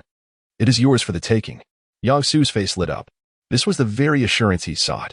Director Liang has issues of moral turpitude, involving a woman of ill repute. I personally witnessed them together, laughing and heading home. Are you certain? Du Gang leaned forward, intrigued. If true, capturing them in flagrante delicto would render even the county party secretary powerless to intervene. Absolutely. Yang Su affirmed. I recognize the woman. Liang apprehended her when he was in the anti-vice squad. He was captivated by her beauty and decided to keep her as his mistress. Do you know her address? I do. Yang Su leaned in, whispering the location into Du Gang's ear. Excellent. I have a task for you. Monitor the situation closely. The moment Liang Qiu arrives, inform me. With Liang Qiu apprehended, the deputy director position is guaranteed to be yours. Thank you. Director Du Yang Su proved diligent, maintaining constant surveillance. For days later, he spotted Liang Qiu's vehicle entering the premises. Director Du, I've sighted Liang Qiu. He's visiting that woman. Remain there. I'm on my way. Upon receiving the information, Du Gang recognized this as an unparalleled opportunity to discredit Liang Qiu. Given the ongoing crackdown on moral impropriety following the Zhou Dalong incident, Liang Qiu's transgression was particularly egregious, leaving the county party secretary with no recourse. Du Gang gathered several men and sped to the location where they met with Yang Su. Driven by ambition, Yang Su had relentlessly monitored the location, finally seizing his chance. Director Du Yang Su approached obsequiously. Are you certain it was him? Beyond any doubt. My eyes are infallible. I have ascertained both the floor and the apartment number. Well done. Du Gang nodded in approval. Liang Qiu was indeed in the apartment, seated on the sofa. The woman emerged from the bedroom, clad in a revealing negligee that accentuated her figure. It appeared deliberate. Brother Liang, may I offer you some water? No, thank you. I must leave. I am quite busy of late. Please refrain from contacting me. Liang Qiu rose to depart, but the woman embraced him from behind. Forgive me, but I simply desired to see you. Brother Liang, I am aware that I am unworthy of you, but my affection is genuine. Nonsense. Liang Qiu's expression darkened. The unexpected embrace and the warmth against his back, coupled with the soft pressure of her breasts, caused his head to spin. Hu Yin, release me immediately. Liang Qiu gritted his teeth. Hu Yin was a prostitute whom he had apprehended during his tenure as head of the anti-vice squad. Her story was tragic. Abandoned by her parents at a young age, she was mistreated by her adoptive parents. When she reached adulthood, her adoptive father began to make unwanted advances, prompting her to flee her village. Unfortunately, she fell victim to human trafficking, but she managed to escape. Lacking other skills, she resorted to prostitution. Liang Qiu pitied her and occasionally offered assistance, even securing her employment in the county with the hope of enabling her to lead a normal life. He had never considered exploiting her. However, Hu Yin now clung to him, refusing to let go. Liang Qiu lost his balance, and they tumbled onto the sofa. Hu Yin began kissing him passionately, as if possessed, her right hand groping his body. Liang Qiu broke free, just as the apartment door burst open. Who's there? The door, which had been locked from the inside, was suddenly breached. Hu Yin was startled. Though she had ceased her former profession, the memories of her previous arrests remained vivid. Yang Su burst in with his team, his face an incredulous mask. Director Liang, what are you doing here? I received intelligence that someone was engaging in illicit activities. Hu Yin, ashen with fear, hastily adjusted her negligee, which she had intentionally loosened to attract Liang Qiu's attention. Nonsense! Yang Qiu retorted, his countenance darkening. He had trained Yang Su, and the accompanying officers were from the vice squad. Though everything appeared legitimate, he sensed something amiss. Anti-vice operations typically targeted hotels, rarely involving private residences. Even with a tip-off, They usually attempted to coax the occupant into opening the door, rather than forcing entry without warning. Clearly, this was a deliberate setup. Yang Su chuckled. All right, everyone, cease filming. Can't you see it's Director Liang? Liang Qiu frowned. He hadn't noticed Hu Yan's revealing attire, which, combined with her past profession, could easily lead to misinterpretations. Yang, have your men withdraw. This is a misunderstanding. A misunderstanding? I beg to differ. Du Gang sauntered in, a smirk playing on his lips. Yang, as the captain of the vice squad, you have the authority to handle cases. Disregard the individual's status. If there's a violation, make the arrest. What are you waiting for? Du Gang, you're setting me up, Yang Qiu spat, pointing a finger at Du Gang. I've done nothing. So don't try to frame me. That's obvious, he scoffed. Make the arrest. Two officers stepped forward, one saying, Director Liang, please don't make this difficult for us. Liang Qiu nodded, offering no resistance. Resisting would only exacerbate the situation. Innocence would prevail. He had nothing to fear if he was blameless. As Liang Qiu was escorted away, Yang Su's lips curled into a smile. With Liang Qiu's downfall, he would ascend to the position of director. In the living room, only Du Gang and the trembling Hu Yan remained. Du Gang's gaze lingered on Hu Yan, acknowledging her allure and understanding Liang Qiu's interest. Du Gang lit a cigarette, settling into the sofa. Don't be afraid. I'm Du Gang, the director of the county's Public Security Bureau. The man who was just arrested is the deputy director. Director Du, you misunderstand. We have no such relationship. I was feeling unwell and called Director Liang for assistance. He's been helping me. Helping you? Yes, Hu Yan affirmed. Director Liang is a good person. He's been assisting me. Du Gang chuckled. A good person? Are there truly good people in Hongshan County? There are so many people in need of help, yet he chooses to help you? I'm a man, and I understand men. It's all for your body. No. I made advances, but Director Liang refused. He truly is a good person, Hu Yan insisted, her panic subsiding. She had been terrified by the arrival of the vice squad. Her mind blank.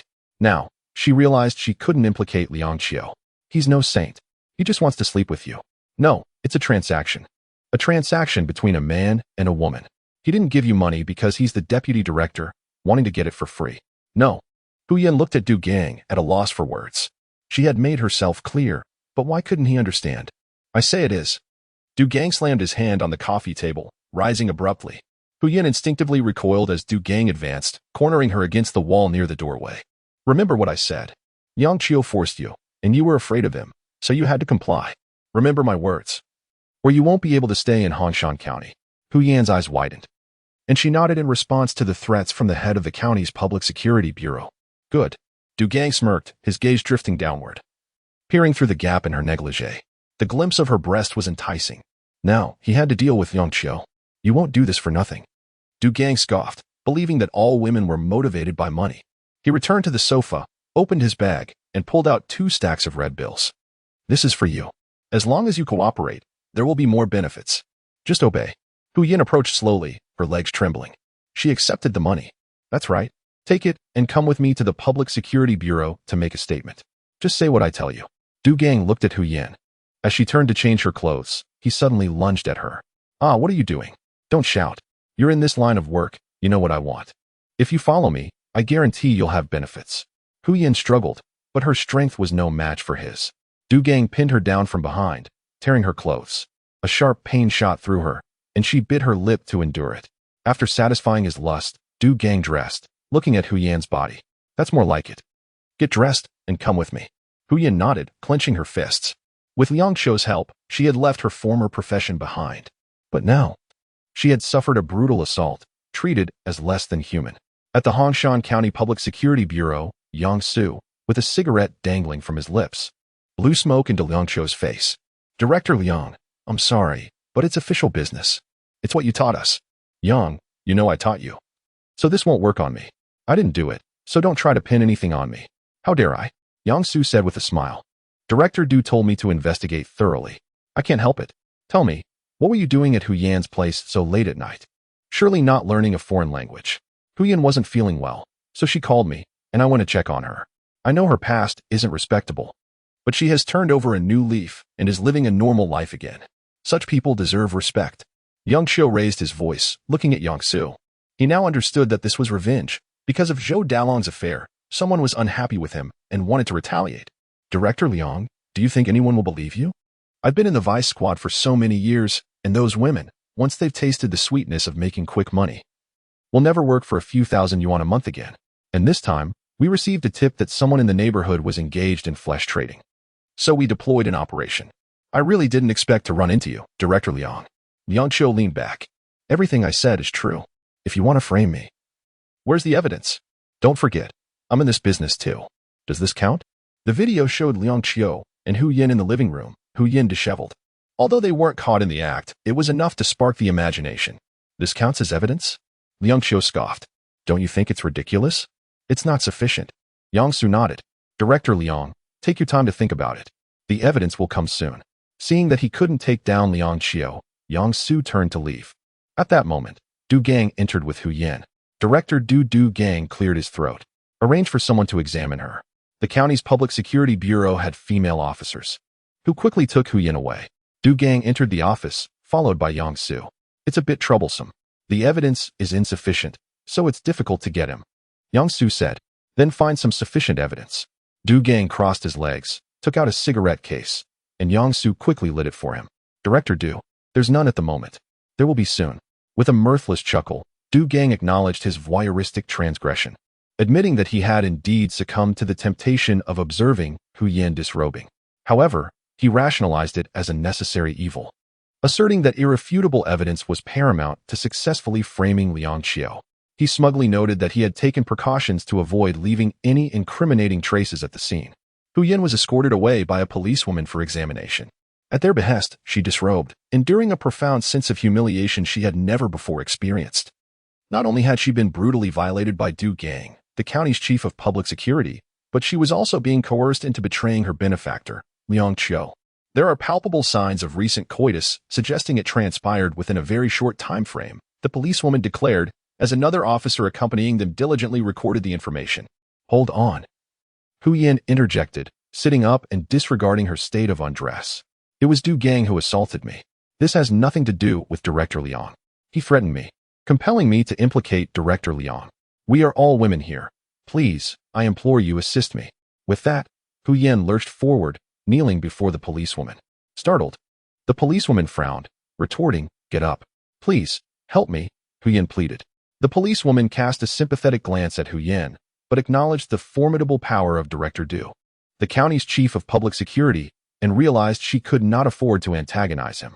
I cannot help you, she said, her voice laced with resignation. I advise you to be sensible. This is the County Public Security Bureau. Hu Yin remained prostrate, her eyes devoid of hope, oblivious to her nakedness, a state that had long stripped her of dignity and modesty. She watched as the two policewomen turned to leave. She recognized the futility of her situation, realizing that even if she spoke the truth, no one would dare to champion her cause. In a moment of desperation, she lunged forward, striking her head against the wall. Oh no, one of the policewomen exclaimed. What do we do? Report it immediately. The other retorted. Wake up, wake up. As Hu Yin lay motionless, blood gushing from her head, the policewomen panicked, fearing the repercussions. Hastily, they dressed her, attempting to conceal the evidence. Suicide? Du Gang muttered, clenching his jaw. Take her to the hospital. Yes, Director Du, an officer responded. Hu Yin was rushed to the hospital, Du Gang visibly shaken. He had intended to coerce Hu Yin, ensuring Liang Qiu and Appo's downfall, but had not intended to cause her death. County Chief Qiu, an unforeseen incident has occurred.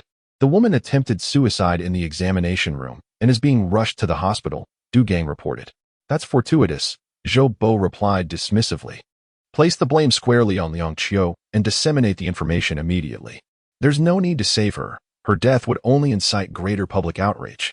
Du Gang regarded Hu Yin as a disposable pawn, while Zhou Bo was even more ruthless, willing to sacrifice a life to bring down Liang Qiu. The ambulance transported Hu Yin to the Hongshan County People's Hospital. Due to the severity of her head injuries, the county hospital recommended a transfer to a larger facility. As Hu Yin had no family, Du Gang arrived at the hospital. Dean Zhou, spare no effort in saving her. The patient's identity is sensitive, and a transfer is not advisable, he instructed. Very well, Zhou replied.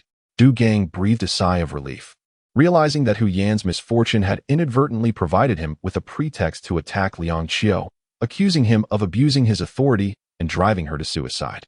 The following day, the County Public Security Bureau released an official statement sparking immediate outrage in Hongshan County. Hu Yan's tragic life story elicited widespread sympathy, and public anger shifted towards Liang Qiu, with citizens gathering at the County Public Security Bureau demanding justice. What exactly is happening? Li Wei, the county party secretary of Hongshan County, demanded, seeking clarification from Yo-Yo. Secretary Li, rumors are circulating that Director Liang, namely Liang Qiu, abused his authority and coerced a young woman involved in prostitution. She was apprehended during a raid last night. And the woman, named Hu Yan, attempted suicide. She is currently in critical condition at the county hospital. The situation has escalated, with people protesting at the County Public Security Bureau, demanding severe punishment, Niu Yong explained. Li Wei frowned, asking, "Where's Liang Qiu?" "Presumably at the County Public Security Bureau." Niu Yong replied. "Let Indapos, go and see," Li Wei declared, rising to his feet. He refused to believe that Liang Qiu was capable of such actions, trusting his judgment. However, he acknowledged that everyone was fallible, and the timing of the incident seemed suspicious.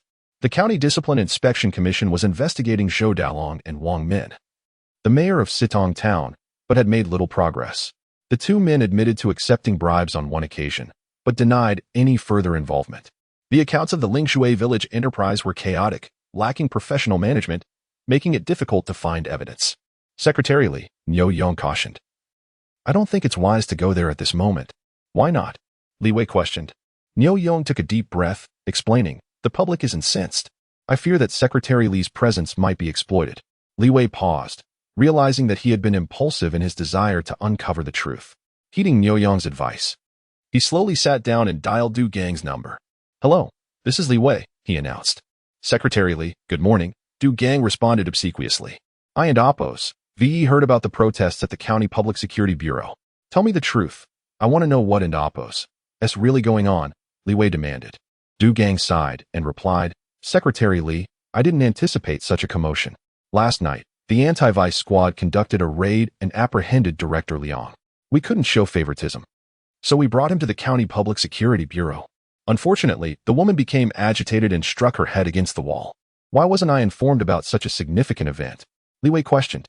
"It was my mistake," Du Gang apologized. "I should have reported it to you sooner. Cases like this are typically reported to the higher-level public security authorities. I'll be sure to take note of it in the future." Du Gang, holding the phone with a smug expression, feigned remorse while subtly reminding the meddlesome county party secretary that while he had the right to inquire about matters concerning the County Public Security Bureau, the department ultimately reported to the higher-level public security authorities. As long as he followed proper procedures, no one could fault him. Li Wei understood Du Gang's veiled message. He couldn't fault Du Gang for following procedure, nor could he show favoritism towards Liang Qiu simply because they were allies. "Is there any evidence?" Li Wei inquired. "Yes," Du Gang replied, without hesitation. He presented fabricated evidence, claiming that Hu Yan had engaged in sexual activity before her arrest, and Liang Qiu was the only man present at the scene. As for the testimonies, Du Gang had fabricated them himself, placing Liang Qiu in an extremely unfavorable position. "I understand," Li Wei said, ending the call and taking a deep breath. The situation was challenging. He was not one to engage in favoritism, and if Liang Qiu was indeed guilty, he would ensure that the law was impartially applied. "Let's go to the county hospital," Li Wei instructed. "Yes, Secretary Li," Niu Yong replied, refraining from objecting. He opened the office door and followed Li Wei, passing Zhou Bo and Appos' office. Zhou Bo, sitting inside, was looking towards the door. The two men exchanged glances, but remained silent. Shortly after, Chowda, the director of the Hongshan County office, entered Zhou Bo's office. "County Chief Zhou, Secretary Li has left with Niu Yong," he reported. "I saw them," Zhou Bo replied, smirking. "What do you think of Niu Yong?" "It's hard to say," Chowda responded. "He's usually unassuming, but he's well-educated and keeps a low profile. However, he's highly regarded by the county party secretary." Zhou Bo nodded, acknowledging that Niu Yong had been promoted by the previous county party secretary. He realized that he couldn't dismiss Niu Yong, given his connection to the previous administration. "Chow, as the director of the office, keep a close watch. I don't want any problems arising from your department," Zhou Bo warned. "Rest assured, County Chief Zhou," Chowda replied. Niu Yong drove directly to the People's Hospital of Hongshan County, where Li Wei ascended the stairs to find Dean Zhou of the county hospital. "Good day, Secretary Li." Dean Zhou greeted warmly, surprised that the county party secretary had come in person. "How is the condition of the new patient, Hu Yan?" Li Wei inquired. The situation is somewhat grave. There is a hematoma in her head. We performed timely surgery to drain it. The conditions at our county hospital are limited, and we cannot conduct extensive craniotomy procedures. Currently, she is under close observation. As long as there is no further intracranial bleeding, she should be all right, Dean Zhou replied. Li Wei nodded, recognizing that matters of medicine should be left to the professionals. Based on your experience, what do you think? Dean Zhou furrowed his brow slightly. The primary issue is trauma, and given the patient's youth, her recovery should be swifter. That's good to hear, Li Wei affirmed. If any problems arise, we will transfer her immediately. The life of the injured must take precedence. Secretary Li, you can rest assured on this matter. Hu Yan's condition appeared optimistic. Yet she was unable to speak, placing Li Wei in a difficult position. The evidence and records provided by the county police department were extremely detrimental to Liang Qiu. And with the intense public reaction in Hongshan County, Zhou Bo would undoubtedly seize the opportunity to press the issue. Unless favorable evidence for Liang Qiu could be found, Li Wei would be unable to advocate on his behalf. Shall we head back? Niu Yong whispered, having noticed the tension in Secretary Li's furrowed brow. Realizing the gravity of the situation. Yes, let us return to Hongshan County. Upon their return, Zhou Bo was already waiting for them, accompanied by County Police Chief Du Gang. Secretary Li, everyone is here. We were just waiting for your return. Very well. Li Wei headed straight to the conference room, where indeed everyone was present, including County Discipline Inspection Secretary Duan Ping. Zhou Bo's influence was evidently considerable. Secretary Li, please take the floor, Zhou Bo said, clearing his throat. Comrades, we are convening this emergency meeting under unfortunate circumstances. I truly did not wish to hold this meeting, but the situation has escalated beyond control, inciting public outrage. I have gathered some information, and it is indeed infuriating. It is shocking that such a despicable individual has emerged from Hongshan County, reducing a pitiable young girl to a mere object of his whims, leading to her tragic fate. This cannot be tolerated. That is my stance. Given that personnel matters fall under Secretary Li's jurisdiction, I would like to hear his opinion, especially since this individual was promoted under his watch and thus holds more authority in this matter. Zhou Bo's scrutiny shifted toward Li Wei, as Liang Qiu had been promoted despite opposition, employing unscrupulous methods. Now that the situation had spiraled, the responsibility fell upon Li Wei, who would need to find a resolution. Let us adhere strictly to the facts, Li Wei asserted, gazing at the individuals before him. If the allegations hold true, I will not shield anyone. I accept all criticisms regarding personnel decisions. Comrade Liang Qiu is to be suspended while an investigation is conducted by a joint task force of the County Discipline Inspection and Police Departments. My only principle is to uncover the truth. As rain began to fall heavily over Hongshan County that night, thunder accompanied by brilliant flashes of lightning erupted, startling a figure sitting up in bed. Su Ying, a female officer from the Forensic Division of the Hongshan County Police Department, gasped for air. Having just awoken from a nightmarish dream in which a bloodied girl stared at her, pleading, "Why didn't you save me?" Cold sweat streamed down her cheeks. It was merely a dream, not reality. She pulled the covers over her head, yet the haunting image lingered in her mind. She is so unfortunate. Su Ying was the officer whom Hu Yan had once approached for help. As an ordinary forensic officer, she was reluctant to become embroiled in such a terrifying conflict, particularly concerning the man Hu Yan had mentioned. Du Gang, the head of the Hongshan County Police, was not one to cross without dire consequences. Su Ying believed Hu Yan's words were true. As a fellow woman, she understood the nature of Du Gang and Liang Qiu all too well. Yet, what could she do? In the face of power, the virtuous would always fall victim. Clutching the blanket tightly, she found sleep elusive, as the image of Hu Yan kneeling before her, pleading for help, replayed in her mind endlessly. Spare me. Liang Qiu had been temporarily suspended amidst allegations of misconduct, with the County Discipline Inspection Committee now involved. A request from County Secretary Li Wei. Comrade Liang Qiu, we are here on behalf of the County Discipline Inspection Committee to verify several matters. You are required to respond truthfully. Understood. Liang Qiu raised his head, dark circles under his eyes revealing he had not slept the previous night. Wrongfully accused and responsible for Hu Yan's plight. He clenched his jaw, resolutely determined to fight back against the malevolent forces in Hongshan County. What is your relationship with Hu Yan? I apprehended her while working in the Vice Squad and personally interrogated her. Her background was tragic, which prompted me to assist her. After completing her rehabilitation, I used my connections to secure her a job as a cashier at a supermarket and would occasionally check on her. That is all. Duan Ping scrutinized Liang Qiu. That is all? Yes. Liang Qiu nodded. I have a happy family. My child is in college, a daughter around Hu Yan's age. As a father, I truly do not wish for her to tread that path at such a young age. Did you have any intimate relations with Hu Yan? Absolutely not. Liang Qiu inhaled deeply, asserting, I have my principles. I would never engage in such actions. However, forensic examinations by the female police officers of the county police revealed that intimate relations had indeed occurred on the night in question. How do you explain this? Are you certain it was me? Liang Qiu chuckled. Is there DNA evidence or any hair samples linking me to this? If there is nothing concrete, merely relying on this information to implicate me is not rigorous from a professional standpoint and lacks credibility. Indeed, in terms of technicality, we may not match your expertise. Yet Hu Yan is currently in a coma, and all evidence points toward you. This matter bears significant impact in Hongshan County, and we must reach a credible conclusion swiftly. A credible conclusion means placing the blame squarely on me, does it not? Liang Qiu glared coldly at Duan Ping. If this aligns with certain individuals' intentions, I can comprehend. However, as the County Discipline Inspection Secretary, I expect you to conduct a fair investigation. Duan Ping's expression darkened. You need not instruct me on that. At the Hongshan County Police Department, Su Ying sat with a vacant gaze, her mind clouded. On her way to work, she encountered several girls who reminded her of Hu Yan, and she had continually made mistakes throughout the day. Su Ying, what do you want for lunch? I can order takeout for you. I'm not hungry. You must eat. Your body cannot endure this. Su Ying's eyes widened as she stared at the woman before her. The face suddenly loomed larger, prompting her to scream and flee. What is wrong with her? I don't know. She has been acting strange since this morning. Is she all right? Su Ying dashed into the restroom, retching uncontrollably. She truly felt overwhelmed. If this continued, she would utterly collapse.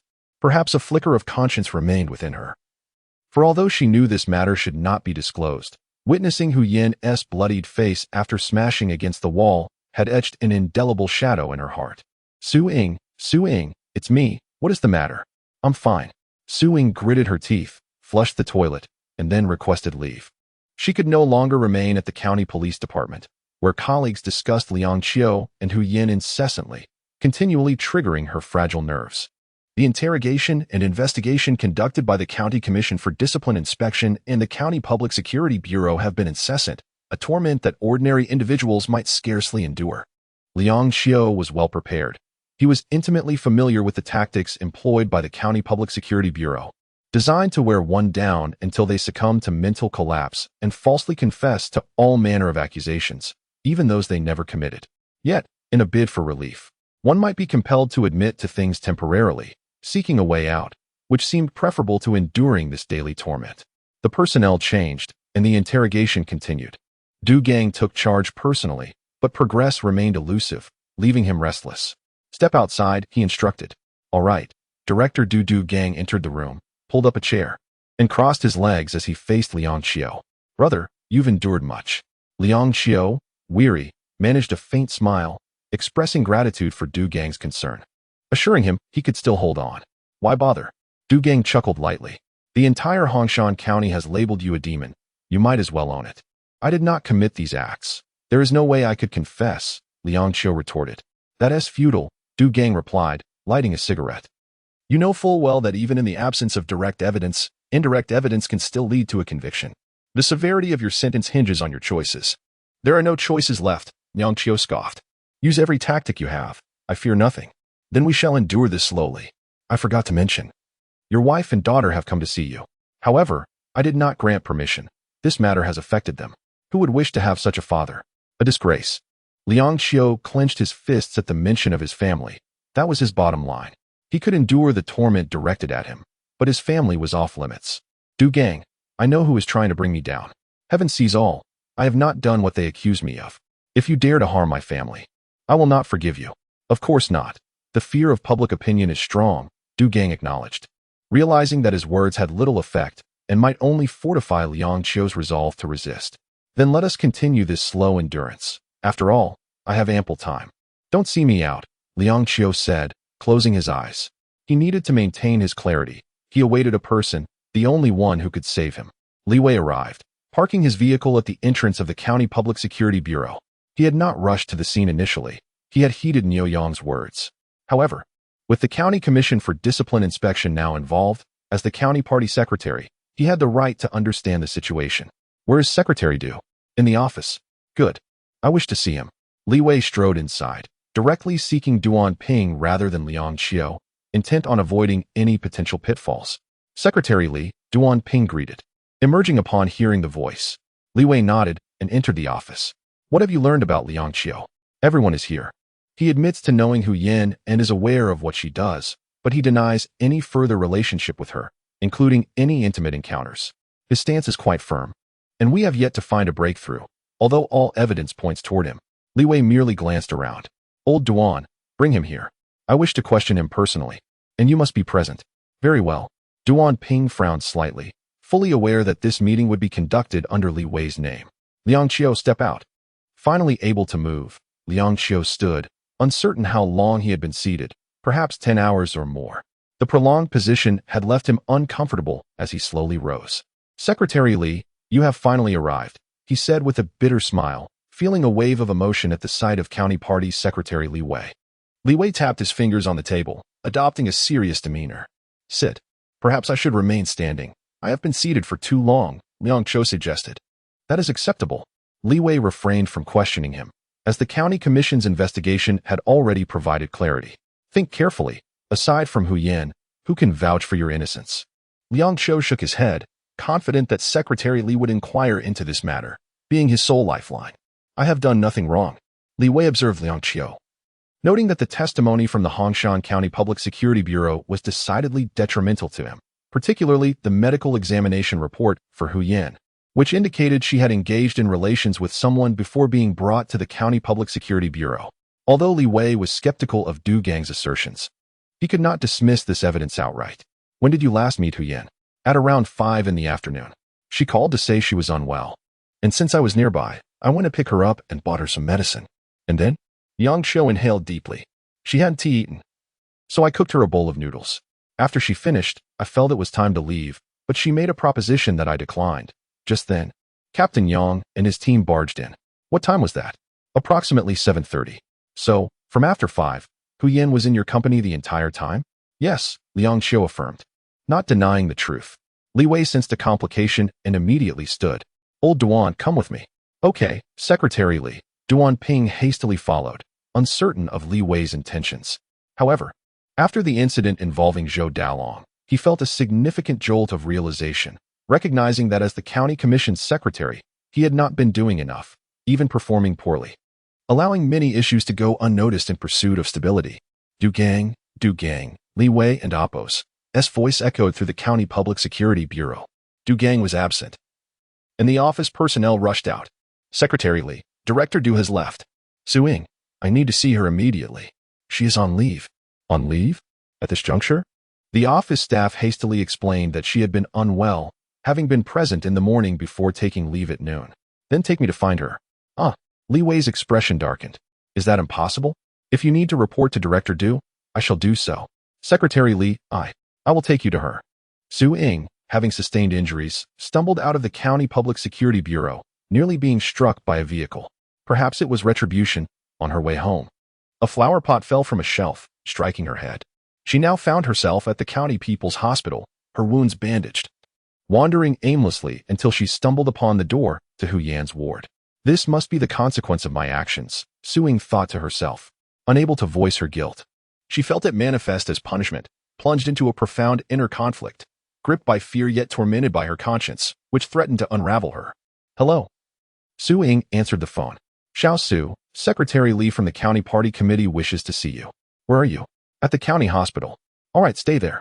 Li Wei quickly drove to the County People's Hospital, where Du Gang also received word that Secretary Li sought Su Ying. Su Ying, Du Gang scoffed, having harbored thoughts about her. The young woman was quite appealing, yet he had never found the opportunity to act. He was confident that he had left no evidence of his actions, and with Hu Yan now unconscious, the blame would inevitably fall upon Liang Qiu, a case of irony. It's just an investigation, it matters not. Upon reaching the County People's Hospital, Li Wei spotted Su Ying from a distance. Hello, I am Li Wei. From the County Party Committee. Su Ying nodded, having heard of this newly appointed Secretary Li's reputation and his contributions to the people of Hongshan County. She looked up.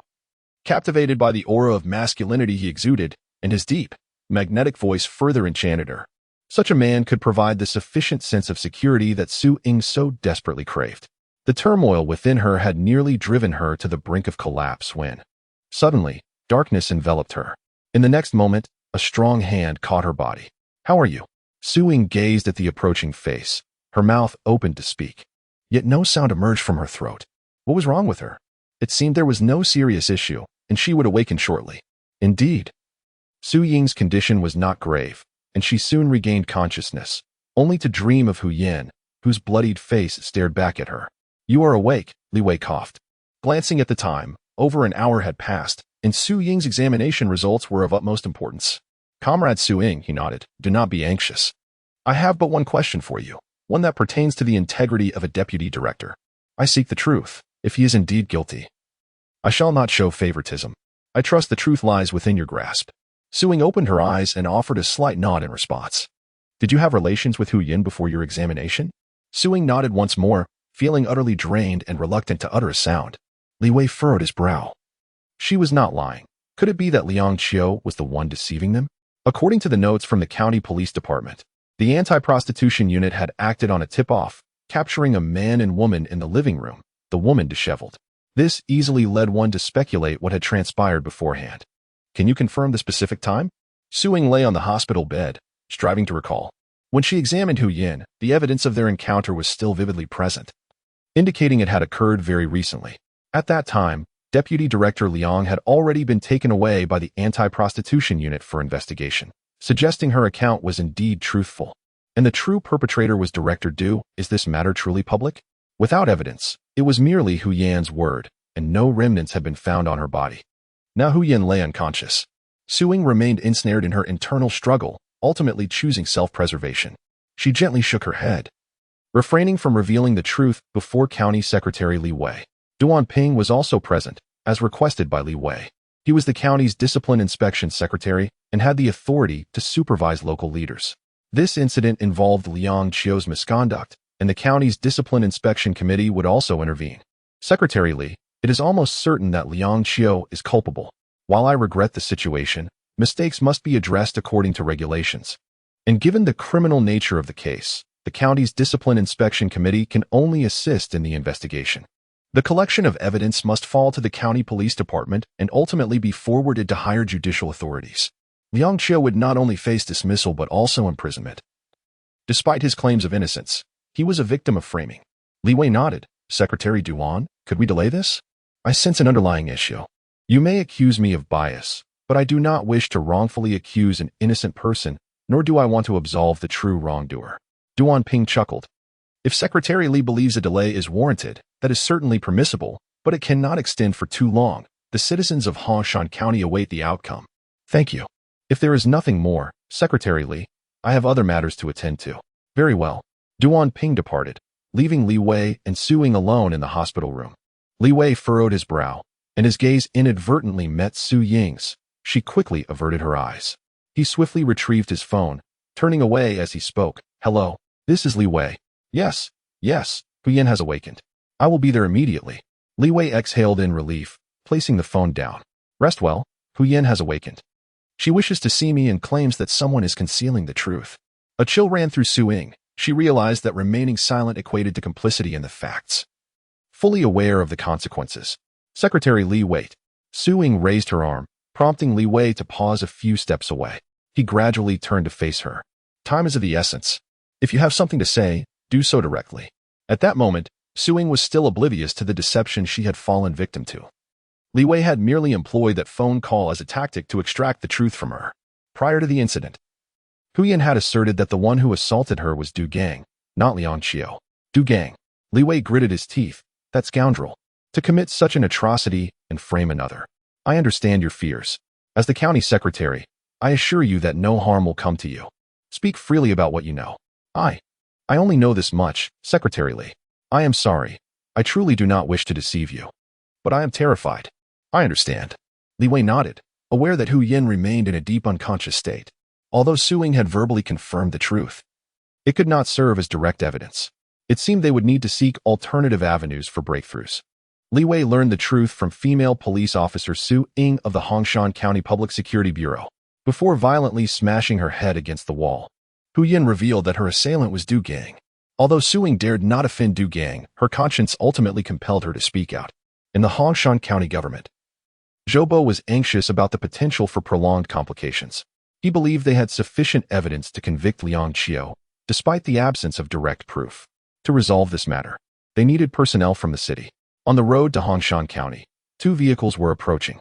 Leading the way was a police car with City Public Security Bureau plates, followed by a more significant vehicle, suggesting the arrival of high-ranking officials.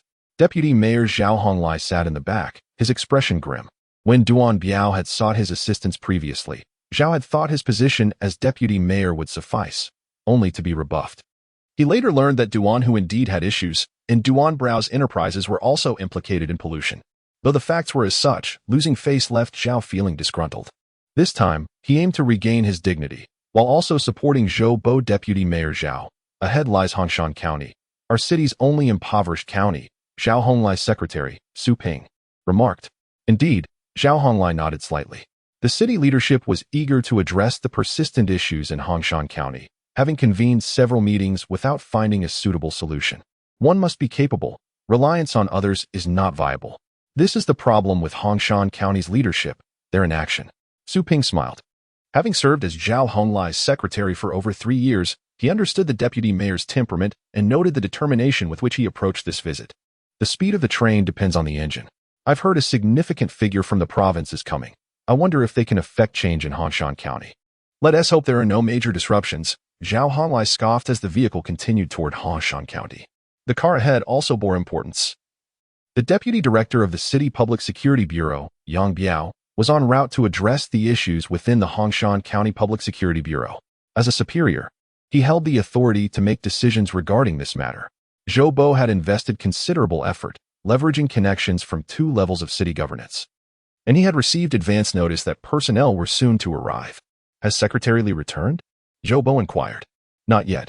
I hear he went to the county hospital. Likely to visit Hu Yin, came the reply. Pure theatrics. Zhou Bo scoffed. Resolving to learn from others in the future about engaging with the populace to establish a good reputation. Indeed, Chao Da, the office director, concurred, empathizing with Zhou Bo and Apos' situation. He faced numerous challenges, caught between the county committee secretary and the county mayor, making governance a delicate endeavor. One should aspire to higher positions, not settle for mediocrity like myself. That will suffice. Let us head out to meet them, Zhou Bo declared, rising to accompany Chao Da downstairs. Soon, Du Gang arrived. Eager to express his respect for Yang Biao, his superior and a former leader, given their complex relationship. The 2 vehicles came to a stop in succession, with Yang Biao stepping out first. Du Gang approached, seeking to ingratiate himself with the senior official. Meanwhile, Zhou Bo reached Zhao Honglai's vehicle and personally opened the door. Mayor Zhao, thank you for your efforts, Zhou Bo greeted. Zhao Honglai smiled slightly, acknowledging the difficult roads in Hongshan County that needed significant repairs. I've long sought to repair them, but the crucial issue is funding, Zhou Bo sighed. This isn't merely a matter of me causing trouble before the leadership. It is a reality. Understood, Zhao Honglai replied, wishing to avoid further discussion. The city mandated that each county maintain its own roads. And while the city would allocate funds for major repairs, the bulk of the financing fell to the counties themselves. Wealthier counties could manage better road conditions, whereas impoverished areas like Hongshan County were left with little hope. What of the others? Zhao Honglai's expression darkened as he noticed the absence of the county committee's deputy secretary, questioning whether this reflected discontent with him. The county secretary is unwell and went to the city for treatment. Secretary Li is also out, came the response. Quite the coincidence, isn't it? Zhao Honglai felt a twinge of resentment towards Li Wei, seizing the opportunity to deliver a subtle jab. Work is paramount, as leadership has emphasized avoiding formalistic practices. It seems our Secretary Li takes this to heart. Zhou Bo smiled broadly. While it was true they should avoid unnecessary formalities, basic respect for leadership was essential. One could not ignore them entirely. Mayor Zhao, please, this way. No rush. I am here to resolve issues. Let us proceed directly, especially since Director Yang is present. We can settle matters today, Zhao Honglai insisted. Very well, leader, Zhou Bo acquiesced, eager to comply. At that moment, Liang Qiu was at the county government. Grappling with the issues and repercussions under investigation by the County Disciplinary Committee, Duan Ping found himself in a quandary. Liang Qiu adamantly denied any wrongdoing. Yet the evidence pointed squarely at him, including video footage and forensic evidence from the county's police department. Should these claims be substantiated, Liang Qiu's career would be irrevocably tarnished. Old Duan, look who's here. Duan Ping heard Zhou Bo's voice and hurried out. Mayor Zhao, what brings you here? Zhao Honglai's face was grim. I came to see how you were managing as the county disciplinary secretary. I hear you've been quite busy. Duan Ping forced a smile, recognizing the gravity of the situation. With the recent incidents, I've certainly stirred the attention of Mayor Zhao. I accept any reprimands or penalties for my shortcomings. Not your fault. Zhao Honglai replied curtly, entering the office and picking up the case files on Liang Qiu. The investigation is thorough. It is sufficient. Yes, indeed, Duan Ping understood immediately, recognizing that his hesitance in making a decision stemmed from his regard for Liang Qiu. He had believed in Liang Qiu and Appo's character, regrettably realizing he had aligned himself with the wrong faction. Old Duan, don't hesitate any longer. The City Disciplinary Committee awaits your results, Zhou Bo urged. Rest assured, I will expedite this matter to the City Disciplinary Committee immediately, Duan Ping affirmed, determined to finalize the case. That is commendable. Any harmful elements must be expelled from this team. I am confident there are more than just one or two such individuals, which is precisely the purpose of the disciplinary committee. All county officials are subject to oversight, regardless of their rank, Zhao Honglai asserted, his voice resonating with authority. His words were directed at Duan Ping, but implicitly pointed toward County Committee Secretary Li Wei. Li Wei returned from the county hospital, contemplating strategies on his way back. Without direct evidence, he yearned to take action against Du Gang, yet the timing was not right. He could not alert Du Gang before securing irrefutable proof, as this could jeopardize Suing. He had personally experienced the methods employed by Zhou Bo and his associates. Targeting someone without connections was far too simple. City officials had arrived to provide support. Upon disembarking, Li Wei noticed the two vehicles parked before the county government and, recognizing their license plates, quickly deduced the identities of those inside. He understood Zhou Bo and Appo's intentions immediately. Let us go, he urged, hastening upstairs. Upon entering, he was met with laughter and chatter, prompting him to stride in boldly. Mayor Zhao Honglai turned to face him. Although he held the title of deputy mayor, the fury radiating from Li Wei momentarily unsettled him. However, he maintained his composure, especially in front of Zhou Bo and others. Losing face was not an option. Secretary Li returns at an opportune moment. County Mayor, please make the necessary arrangements for an immediate meeting. Unnecessary, Li Wei interjected, stepping closer to Zhao Honglai. Mayor Zhao, we can address this matter right here. There is no need for a meeting that would waste time.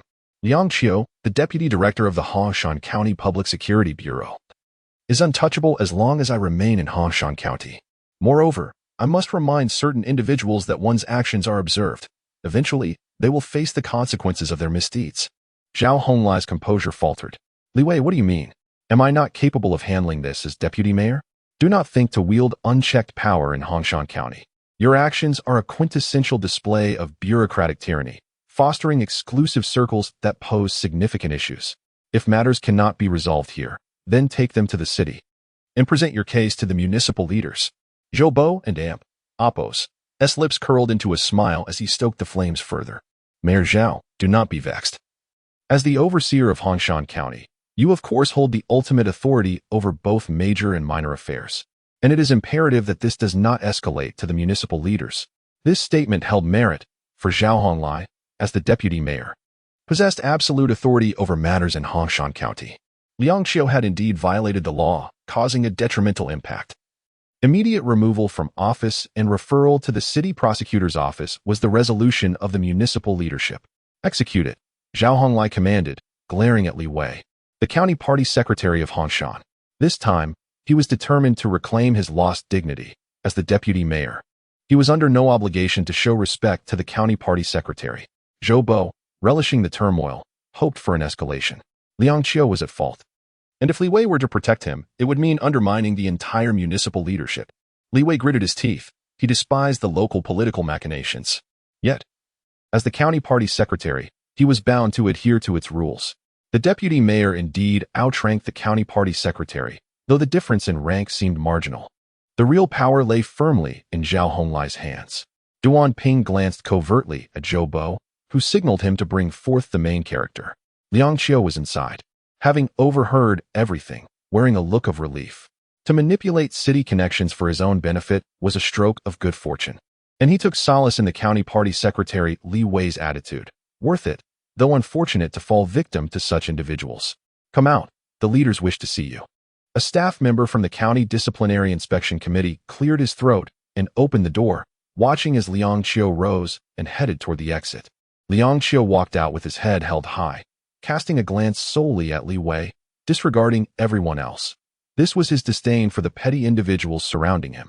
Zhao Honglai's face twisted with anger as he regarded Li Wei, realizing that the latter had ceased to contest, effectively bowing his head. This was merely the beginning. He intended to reclaim his previous dignity and ensure that Li Wei understood who truly held the reins here. Old Liang, you're misstepped this time. I cannot assist you.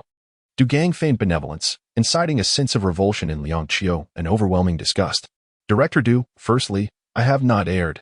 Secondly, while I appreciate your desire to assist, know that those who genuinely wish to aid me will forever remain in my heart, Liang Qiu retorted.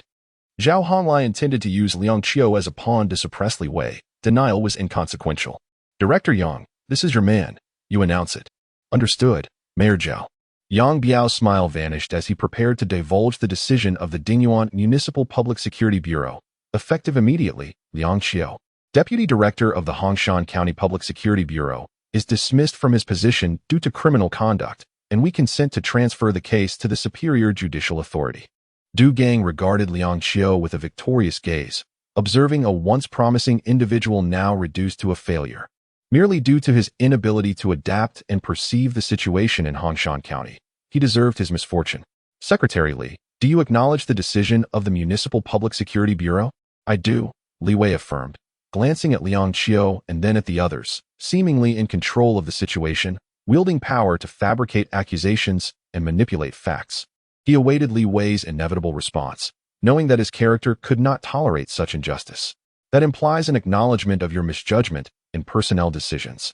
Liang Qiu was your protege, and now that he has faltered, you, as the county party secretary, ought to reflect on your errors before the municipal leaders, rather than cause a ruckus here. Zhao Honglai's glare pierced Li Wei, achieving his objective. Just as he was about to explode in anger, his phone rang. Please hold for a moment. Zhao Honglai turned, glancing at his phone as he hastened forward, his secretary trailing swiftly behind. Honglai, I hear you have been to Hongshan County. Indeed, there are some issues here that have caused a negative impact. As the supervisor of Hongshan County, I came to rectify the situation. Rest assured, it has been resolved. Normally, I should not intervene, but Hongshan County is unique. The provincial leadership has a specific reason for appointing an inexperienced individual like Li Wei as county party secretary. Do you not understand? It is to provoke a hornet's nest. What then? Do you grasp my meaning? I understand, Zhao Honglai replied, halting. This was a call from the provincial leadership, capable of determining his future. The previous bravado dissipated entirely, despite merely being a phone call. Zhao Honglai exhibited a posture of humility. It is vital that you comprehend the provincial leadership's intentions. As long as Li Wei does not overstep, let it be. But leader, Liang Qiu indeed made a mistake. Why can you not grasp this? A grunt of displeasure resonated from the phone, causing Zhao Honglai to flinch, fear coursing through him as the call abruptly ended. He wiped the sweat from his brow, regretting his final words. That last statement had incited the ire of the provincial leadership, an unwise exchange. Mayor Zhao, his secretary, approached, noticing the sheen of sweat on his brow and hastily offering a handkerchief. No need, Zhao Honglai inhaled deeply, recognizing the shift in circumstances. Li Wei had evidently reached out to the provincial leaders before him, resulting in an unsatisfactory impression left on the provincial leadership. All of this is Zhou Bo's misguided scheme. Zhao Honglai was seething with anger as he turned back, encountering Zhou Bo. Mayor Zhao, truly impressive. Give him a taste of his own medicine. That ought to be directed at you, Zhao Honglai scoffed. Attempting to force a conviction without tangible evidence is fraught with issues.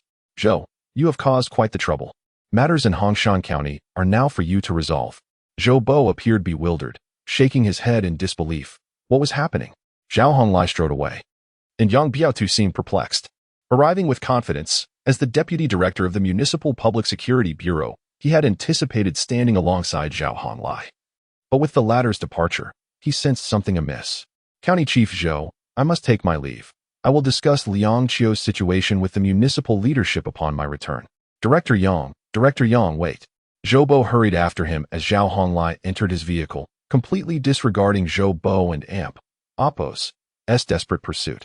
Drive, return to the city.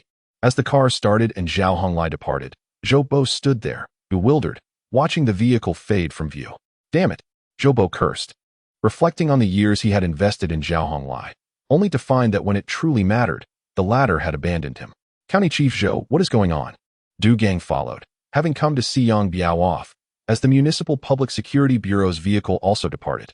Let me inquire. Zhou Bo took a deep breath. Realizing he had to maintain his facade, there was no choice but to continue pretending, as he lacked the capability to rise above. Mayor Zhao, what is the situation? I have everything arranged here.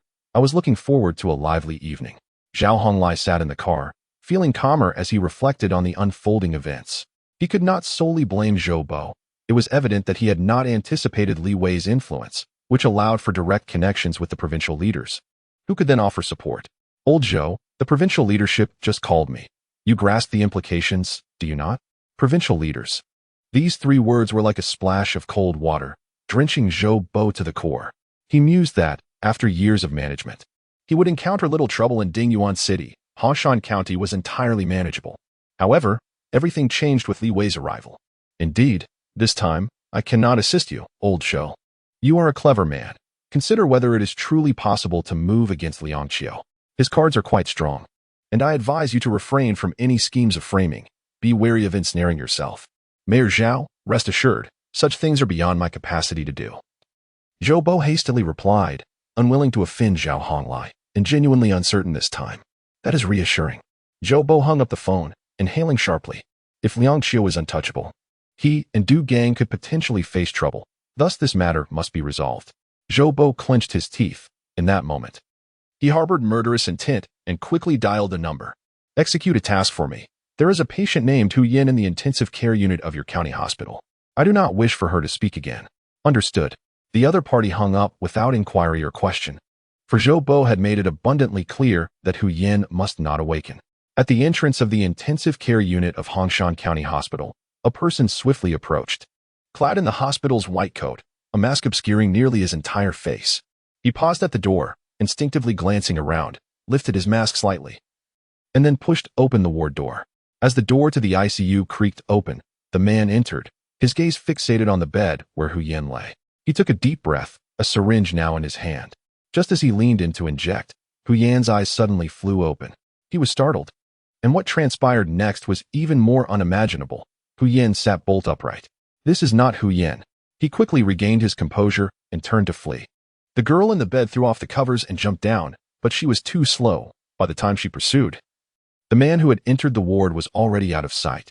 Leader, someone indeed intended harm against Hu Yan, yet that fellow managed to escape. Be cautious. I will promptly report this to Secretary Li. Li Wei had foreseen this outcome, especially after learning about the incident from Officer Suing. In desperation, those individuals would undoubtedly resort to attacking the defenseless Hu Yan. If she were to perish, the unsuspecting public would direct their ire squarely at Liang Qiu, while the truth would be thoroughly obscured. Hello, this is Li Wei. Secretary Li, you were indeed correct. Someone was attempting to resort to foul play in a hospital. Yet regrettably, they escaped. Is the person unharmed? Li Wei hastily inquired. The person is safe. She is our armed forces' most astute little firecracker. That is good to hear. Li Wei breathed a sigh of relief. Although they had failed to apprehend the assailant, the outcome was not entirely bleak. He turned to Zhou Bo, County Chief Zhou. There has been an incident at the county hospital. Oh, what transpired? Zhou Bo feigned ignorance, for he was well aware of the situation he had orchestrated. Someone sought to harm Hu Yan, yet they were thwarted, and the individual remains at large. Such a thing? Send Du Gang to bring the person back. This is utterly intolerable. Zhou Bo's heart sank, his breath becoming erratic. He had personally orchestrated the matter. If his involvement were revealed, it would escalate into a significant crisis. Now, he cared little for dealing with Liang Qiu. He merely wished for a swift resolution. No need to trouble Director Du. The county's armed forces are present. County Chief Zhou, I am curious. Why would anyone wish for Hu Yan and Oppo's demise? She is merely a young girl. Surely, she cannot have any enemies. Indeed, Zhou Bo ground his teeth, unable to meet Li Wei and Appo's gaze, for he realized he had been outmaneuvered. Secretary Li, I have reconsidered. Let us put aside the matter of Liang Qiu. There must be some misunderstanding. I still trust my comrades. I will have someone draft a statement to clarify the situation and quell this matter as swiftly as possible. Zhou Bo's demeanor shifted instantly. He smiled, hoping to leverage this situation to alter his current predicament. Yet, panic gripped him as the unforeseen turn of events left him at a loss for resolution. Ultimately, he resolved to sacrifice Du Gang. As long as he remained unscathed, others were mere pawns. I disagree. Li Wei's expression darkened. A thorough investigation is imperative. With the situation escalating, hastily concluding it would not satisfy the public. Zhou Bo furrowed his brow, never having felt such despair. Secretary Li, may we speak privately? Li Wei glanced at Zhou Bo, fully aware of his intent. It was best to air grievances in this moment. Zhou Bo inhaled deeply. Even Vice Mayor Zhao Honglai could not dominate Li Wei. This time, he truly faced an unyielding opponent. Du Gang stood nearby. Zhou Bo noted that Director Du had not handled this situation adeptly. If the matter had been suppressed from the outset, they would not encounter such trouble. As a county leader, he wished to avoid escalating issues that would tarnish Hongshan County's reputation and provide fodder for ridicule. Du Gang, overhearing, slightly furrowed his brow. What was Zhou Bo playing at? He too felt perplexed, unclear as to why Zhou Bo was now placing blame on him. It was he who had been unable to swallow this humiliation, prompting him to devise a strategy against Liang Qiu, and he had agreed to the entire plan. That makes sense. Li Wei nodded, a smile gracing his lips. He had spoken that way deliberately, fully aware that no one had been apprehended, yet Zhou Bo remained oblivious. He would undoubtedly make concessions to secure his safety, so let them engage in infighting. County Chief Zhou, how do you believe this matter ought to be handled? Zhou Bo found himself in a difficult position. Du Gang was his absolute confidant, his right-hand man. In Hongshan County, maintaining control over the county police force was essential for his invulnerability. I have no objections. I defer to Secretary Li. Zhou Bo smiled, yet he retained a backup plan. Du Gang knew too much, but Zhou Bo was confident that Du Gang would never betray him. As long as he held the leverage, Du Gang would not dare act against him. Even if one day he were to take the fall, he would surely be willing. Zhou Bo was resolute, emboldened by his confidence. I believe a dismissal is warranted. Failing to execute one's duties is a significant test of leadership capabilities. If one cannot manage even this, they ought not to remain. Du Gang gritted his teeth, a cold sneer escaping him. Secretary Li, I harbor no dissent towards your decision. Yet I wish to clarify. Is this a fair and impartial handling of the situation? Did he not err, and should he not be held accountable? Secretary Li, did you not repeatedly proclaim the necessity of fairness and justice? What have I done wrong? Du Gang's voice rose sharply, his frustration evident. What was the meaning of their exchange? A clear attempt to shift blame onto him. Li Wei understood. He would relish Du Gang's downfall. But what of Zhou Bo? One was a difficult foe, the other untouchable. Why target the vulnerable? I am no soft target. Li Wei turned his gaze toward Du Gang, suppressing his anger. He knew that Du Gang was the one who had harmed Hu Yin, yet lacked direct evidence. As the head of the county police, forcibly detaining him would likely prove fruitless. At that moment, Li Wei weighed his options. He addressed Du Gang, asking pointedly, what intelligence did you receive prior to your operation? Who provided it? What was the basis? Does a simple operation require forcibly entering private residences? And since when did you, the head of the county police, participate in such actions? Du Gang's brow furrowed slightly. Facing Secretary Li's pointed inquiries, he had long prepared his response. Secretary Li, do you recall the 100-day security initiative? Hongshan County has achieved certain results, and in order to expand these accomplishments, as the county's police chief, I must take tangible actions. Du Gang chuckled. Secretary Li, is there an issue with that? It should be this way. Zhou Bo's phone emitted a notification sound. He turned around to read a message that stated, it failed. I'm fine, no one saw me. Zhou Bo's fingers trembled as he swiftly deleted the message, realizing he had once again been deceived by Li Wei. Gritting his teeth, Zhou Bo quickly turned back. Old Du, you are right. This is your duty, no need for further explanation. Du Gang was momentarily taken aback, glancing at Zhou Bo, who appeared to be in a state of confusion. He could sense the shift in Zhou Bo's demeanor.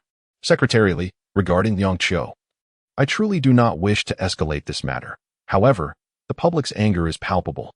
My thought is to continue the investigation through the county's Discipline Inspection Commission and refrain from interference by others, as this would be the most equitable approach in accordance with procedures.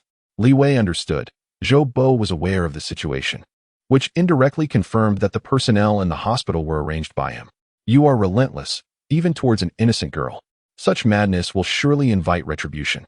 Li Wei coldly snorted before turning to leave, completely disregarding Zhou Bo's furious expression. He was unperturbed by the prospect of a confrontation with Zhou Bo. Betting on the position of county party secretary, as he firmly opposed anyone employing such despicable tactics to undermine Liang Qiu. This was Li Wei's bottom line. County Chief Zhou, what exactly is going on? Once Li Wei departed, Du Gang finally dared to inquire. Zhou Bo exhaled deeply, nearly falling for the trick again. Old Du, do you understand? We cannot stand alone. We are no match for him. We must unite, or we will fall one by one. You know better than I what the outcome will be. We cannot afford to open the floodgates in Hongshan County. The farce in Hongshan County was not yet concluded, but work must continue. Wang Cheng, the mayor of Situ Town, was implicated in Zhou Dalong's investigation and was dismissed, with evidence solidified against him, leaving little room for redemption. A new mayor for the town needed to be selected promptly. Yang Rui, the head of the county's organization department, proposed 2 candidates after a meeting. The deputy mayor, Ren Min, was a diligent worker with significant support in Situ Town, albeit with a rather irritable disposition.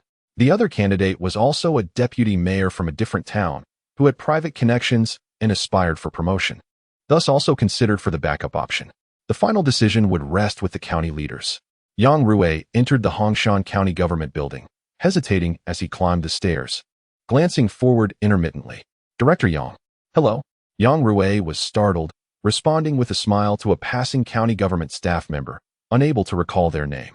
As he passed through the county party committee area, Yang Rui sighed in relief and quickened his pace to knock on Zhou Bo's office door. Come in. He entered swiftly, deciding to discuss the matter with County Chief Zhou first, an act of utmost respect towards his senior leader.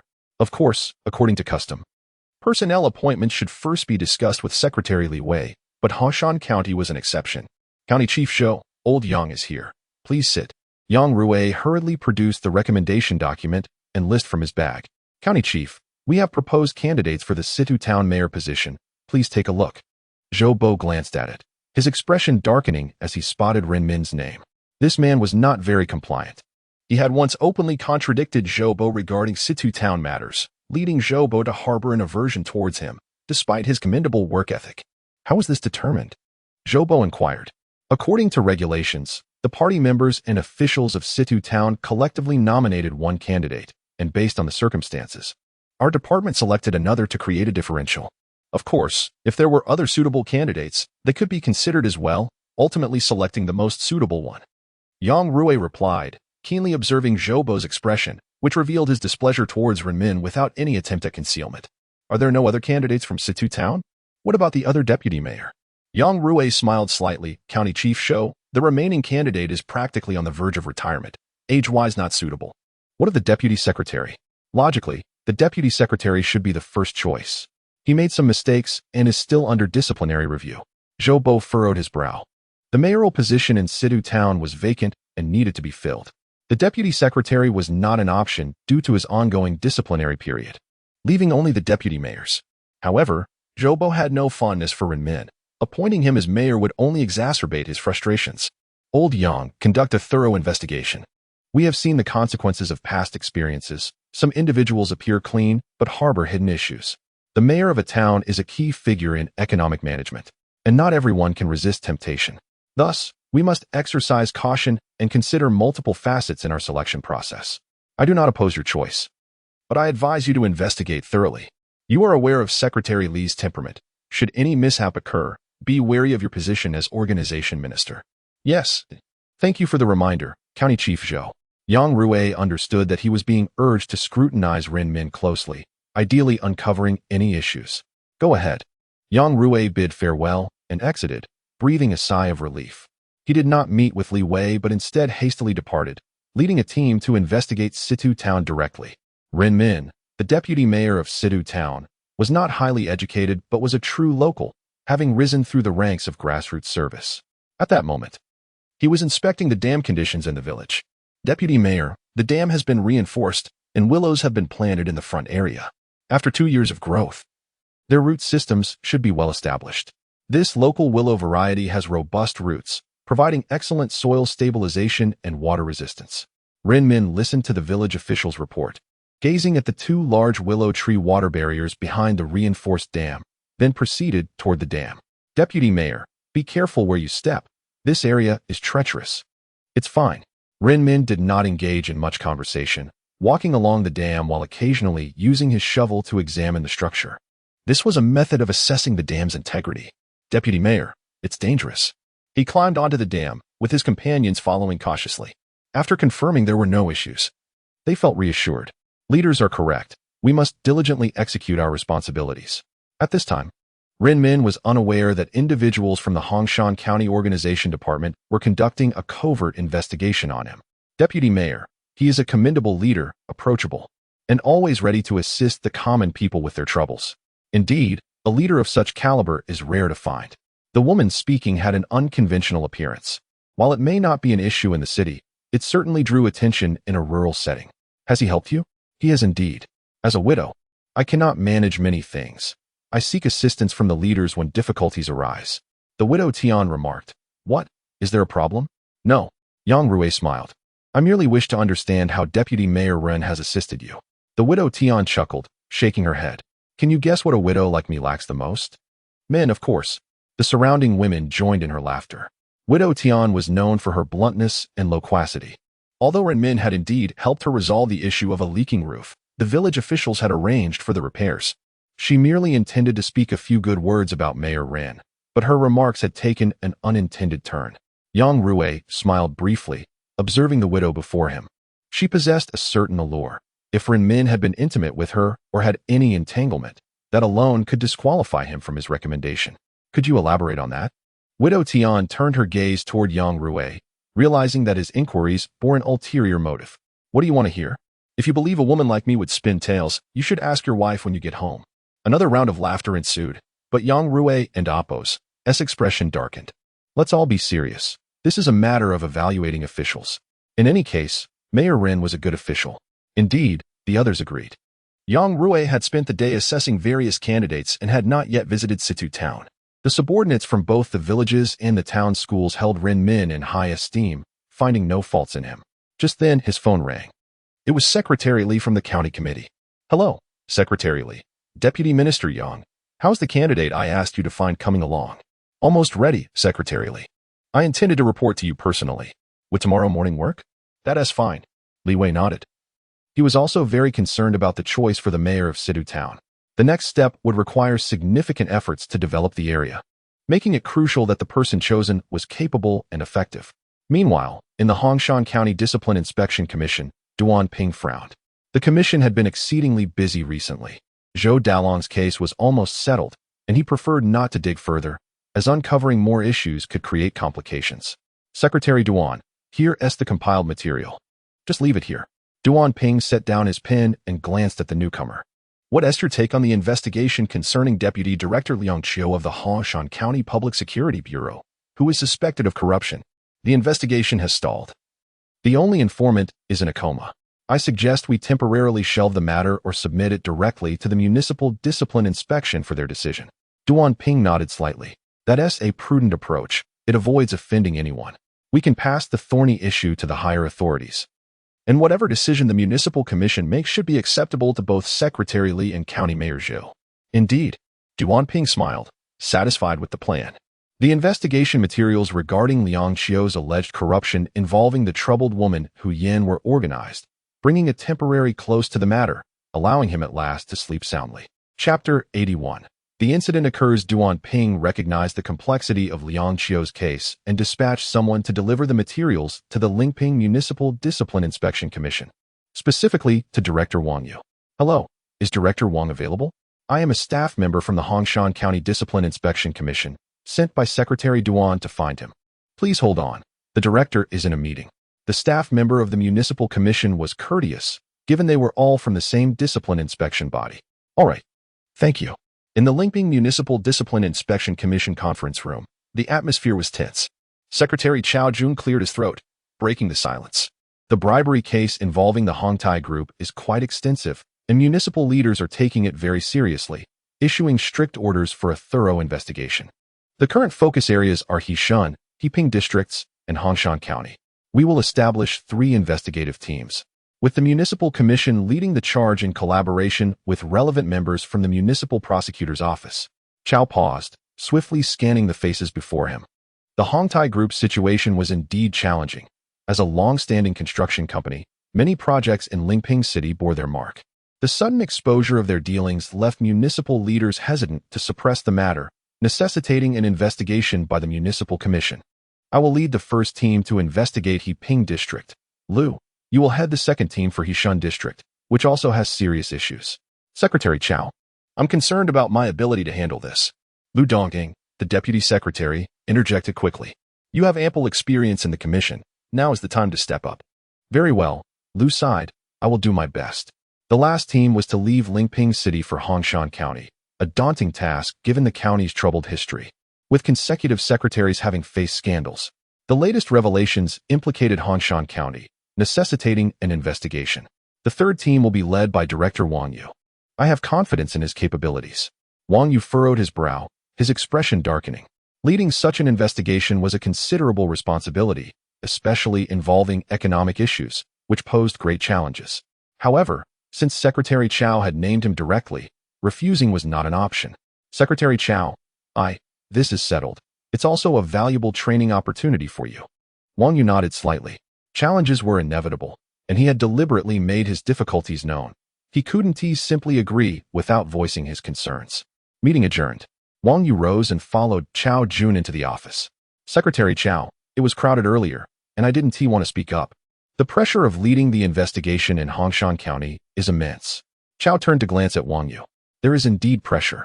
The issues in the 2 districts are more severe, involving major district leaders. It would not be appropriate to assign you to investigate. You're aware of the Municipal Commission's situation. There are only a few who can lead such teams. The municipal leaders have specifically requested our commission to take charge, with the prosecutor's office assisting us. Though it may be challenging, I believe we can manage. Wang Yu tightened his brow. He understood Chow Jun well. He was a pragmatic leader who valued reputation.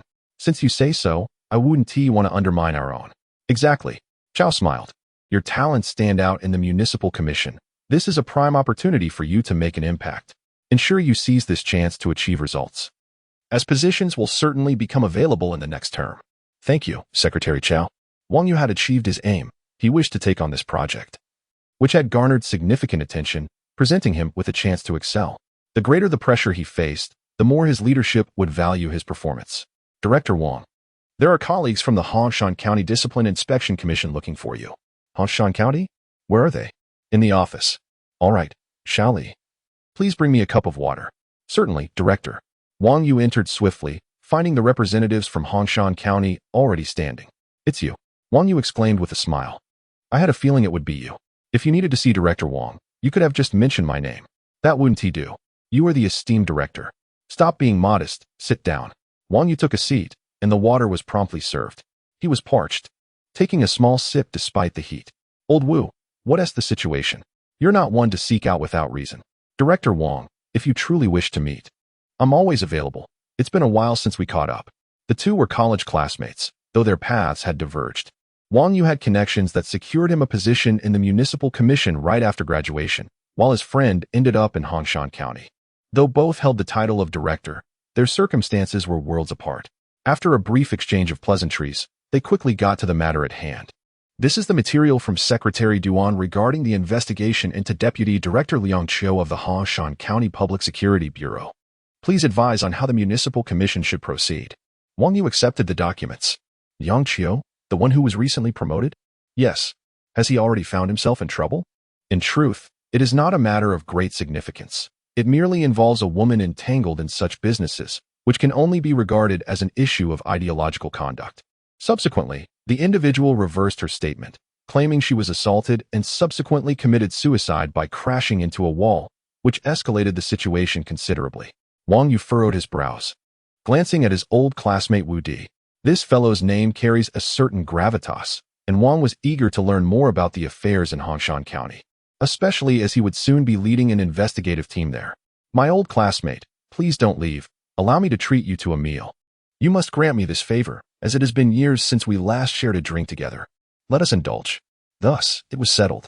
Wu Di, a connoisseur of liquor, was the type to drink whenever the opportunity arose, though his tolerance was not particularly high, often leading to drunkenness, a fact he remained oblivious to. After arranging the meal, Wang Yu poured 2 cups of baijiu. As they sank down a few shots, Wu Di's face flushed red, revealing the onset of intoxication. Old Wang, we are classmates. I respect your success, but I do not seek to ingratiate myself with you. However, let me make one thing clear. When it comes to Hongshan County, you may falter, but I will prevail. That is certain. Wang Yu smiled in response. Old Wu, I wish to inquire about something. Are you familiar with Hongtai Group? They specialize in engineering contracts, and many projects in Hongshan County are awarded to companies under their banner. Of course, I know of them. Wu Di raised his glass and took a hearty gulp. Who doesn't in Opos? Tino Hongtai Group. They are wealthy and influential. In these times, money can indeed move mountains, and bidding for projects is merely a trivial affair. Ah, Old Wu, you seem to possess some insider knowledge. I hope you are not fabricating this. How could I? Wu Di, slightly inebriated, gestured animatedly. Let me tell you, Hongshan County is a complex web, a murky quagmire. Anyone who ventures in will find themselves mired in mud. I, however, remain unscathed, more alert than anyone else. Our teachers taught us that those who tread the path of discipline and inspection must maintain clarity of mind. Indeed, it has been quite a while, and you still remember. Wang Yu chuckled, raising his glass. Cheers. Wang Yu glanced at Wu Di, subtly steering the conversation back to the matters of Hongshan County. So, what can you tell me about it? Bribery, Wu Di replied, picking up a peanut, although it soon slipped from his grasp to the table. He popped a piece into his mouth and continued. The previous county party secretary fell victim to this, eventually leading to his suicide. You are aware of this, correct? Yes. Wang Yu leaned closer. Why do some allege it was not suicide? Of course it was not. Wu Di's hand rested on the table as he shook his head, suddenly snapping to attention. In Hongshan County, such topics are taboo and should not be casually discussed. Let us refrain from this matter and drink in the spirit of camaraderie. Very well. Cheers. Wang Yu slightly frowned. He chose not to drink further, placing his glass down. Having consumed enough baijiu, Wu Di's inebriation deepened. For moderation in drinking is paramount. Old Wu, are other leaders connected to this incident? Wu Di's eyes fluttered shut, and he soon began to snore. Wang Yu sighed, rising from the private room to settle the bill. Upon returning, he assisted Wu Di to his feet and gathered his belongings. Nearby, a hotel awaited, where he could ensure Wu Di's comfort. After settling Wu Di, Wang Yu stepped out of the hotel, having just received a voice message from Secretary Chow. The investigation team would convene at 8 in front of the municipal government, with a departure anticipated at 9. This time, the pace is indeed swift. Wang Yu quickly replied with an acknowledgement. Lighting a cigarette, he observed the ebb and flow of passing vehicles, lost in contemplation. His journey to Hongshan County bore an additional purpose, to unravel the mystery surrounding Wang Zheng's demise.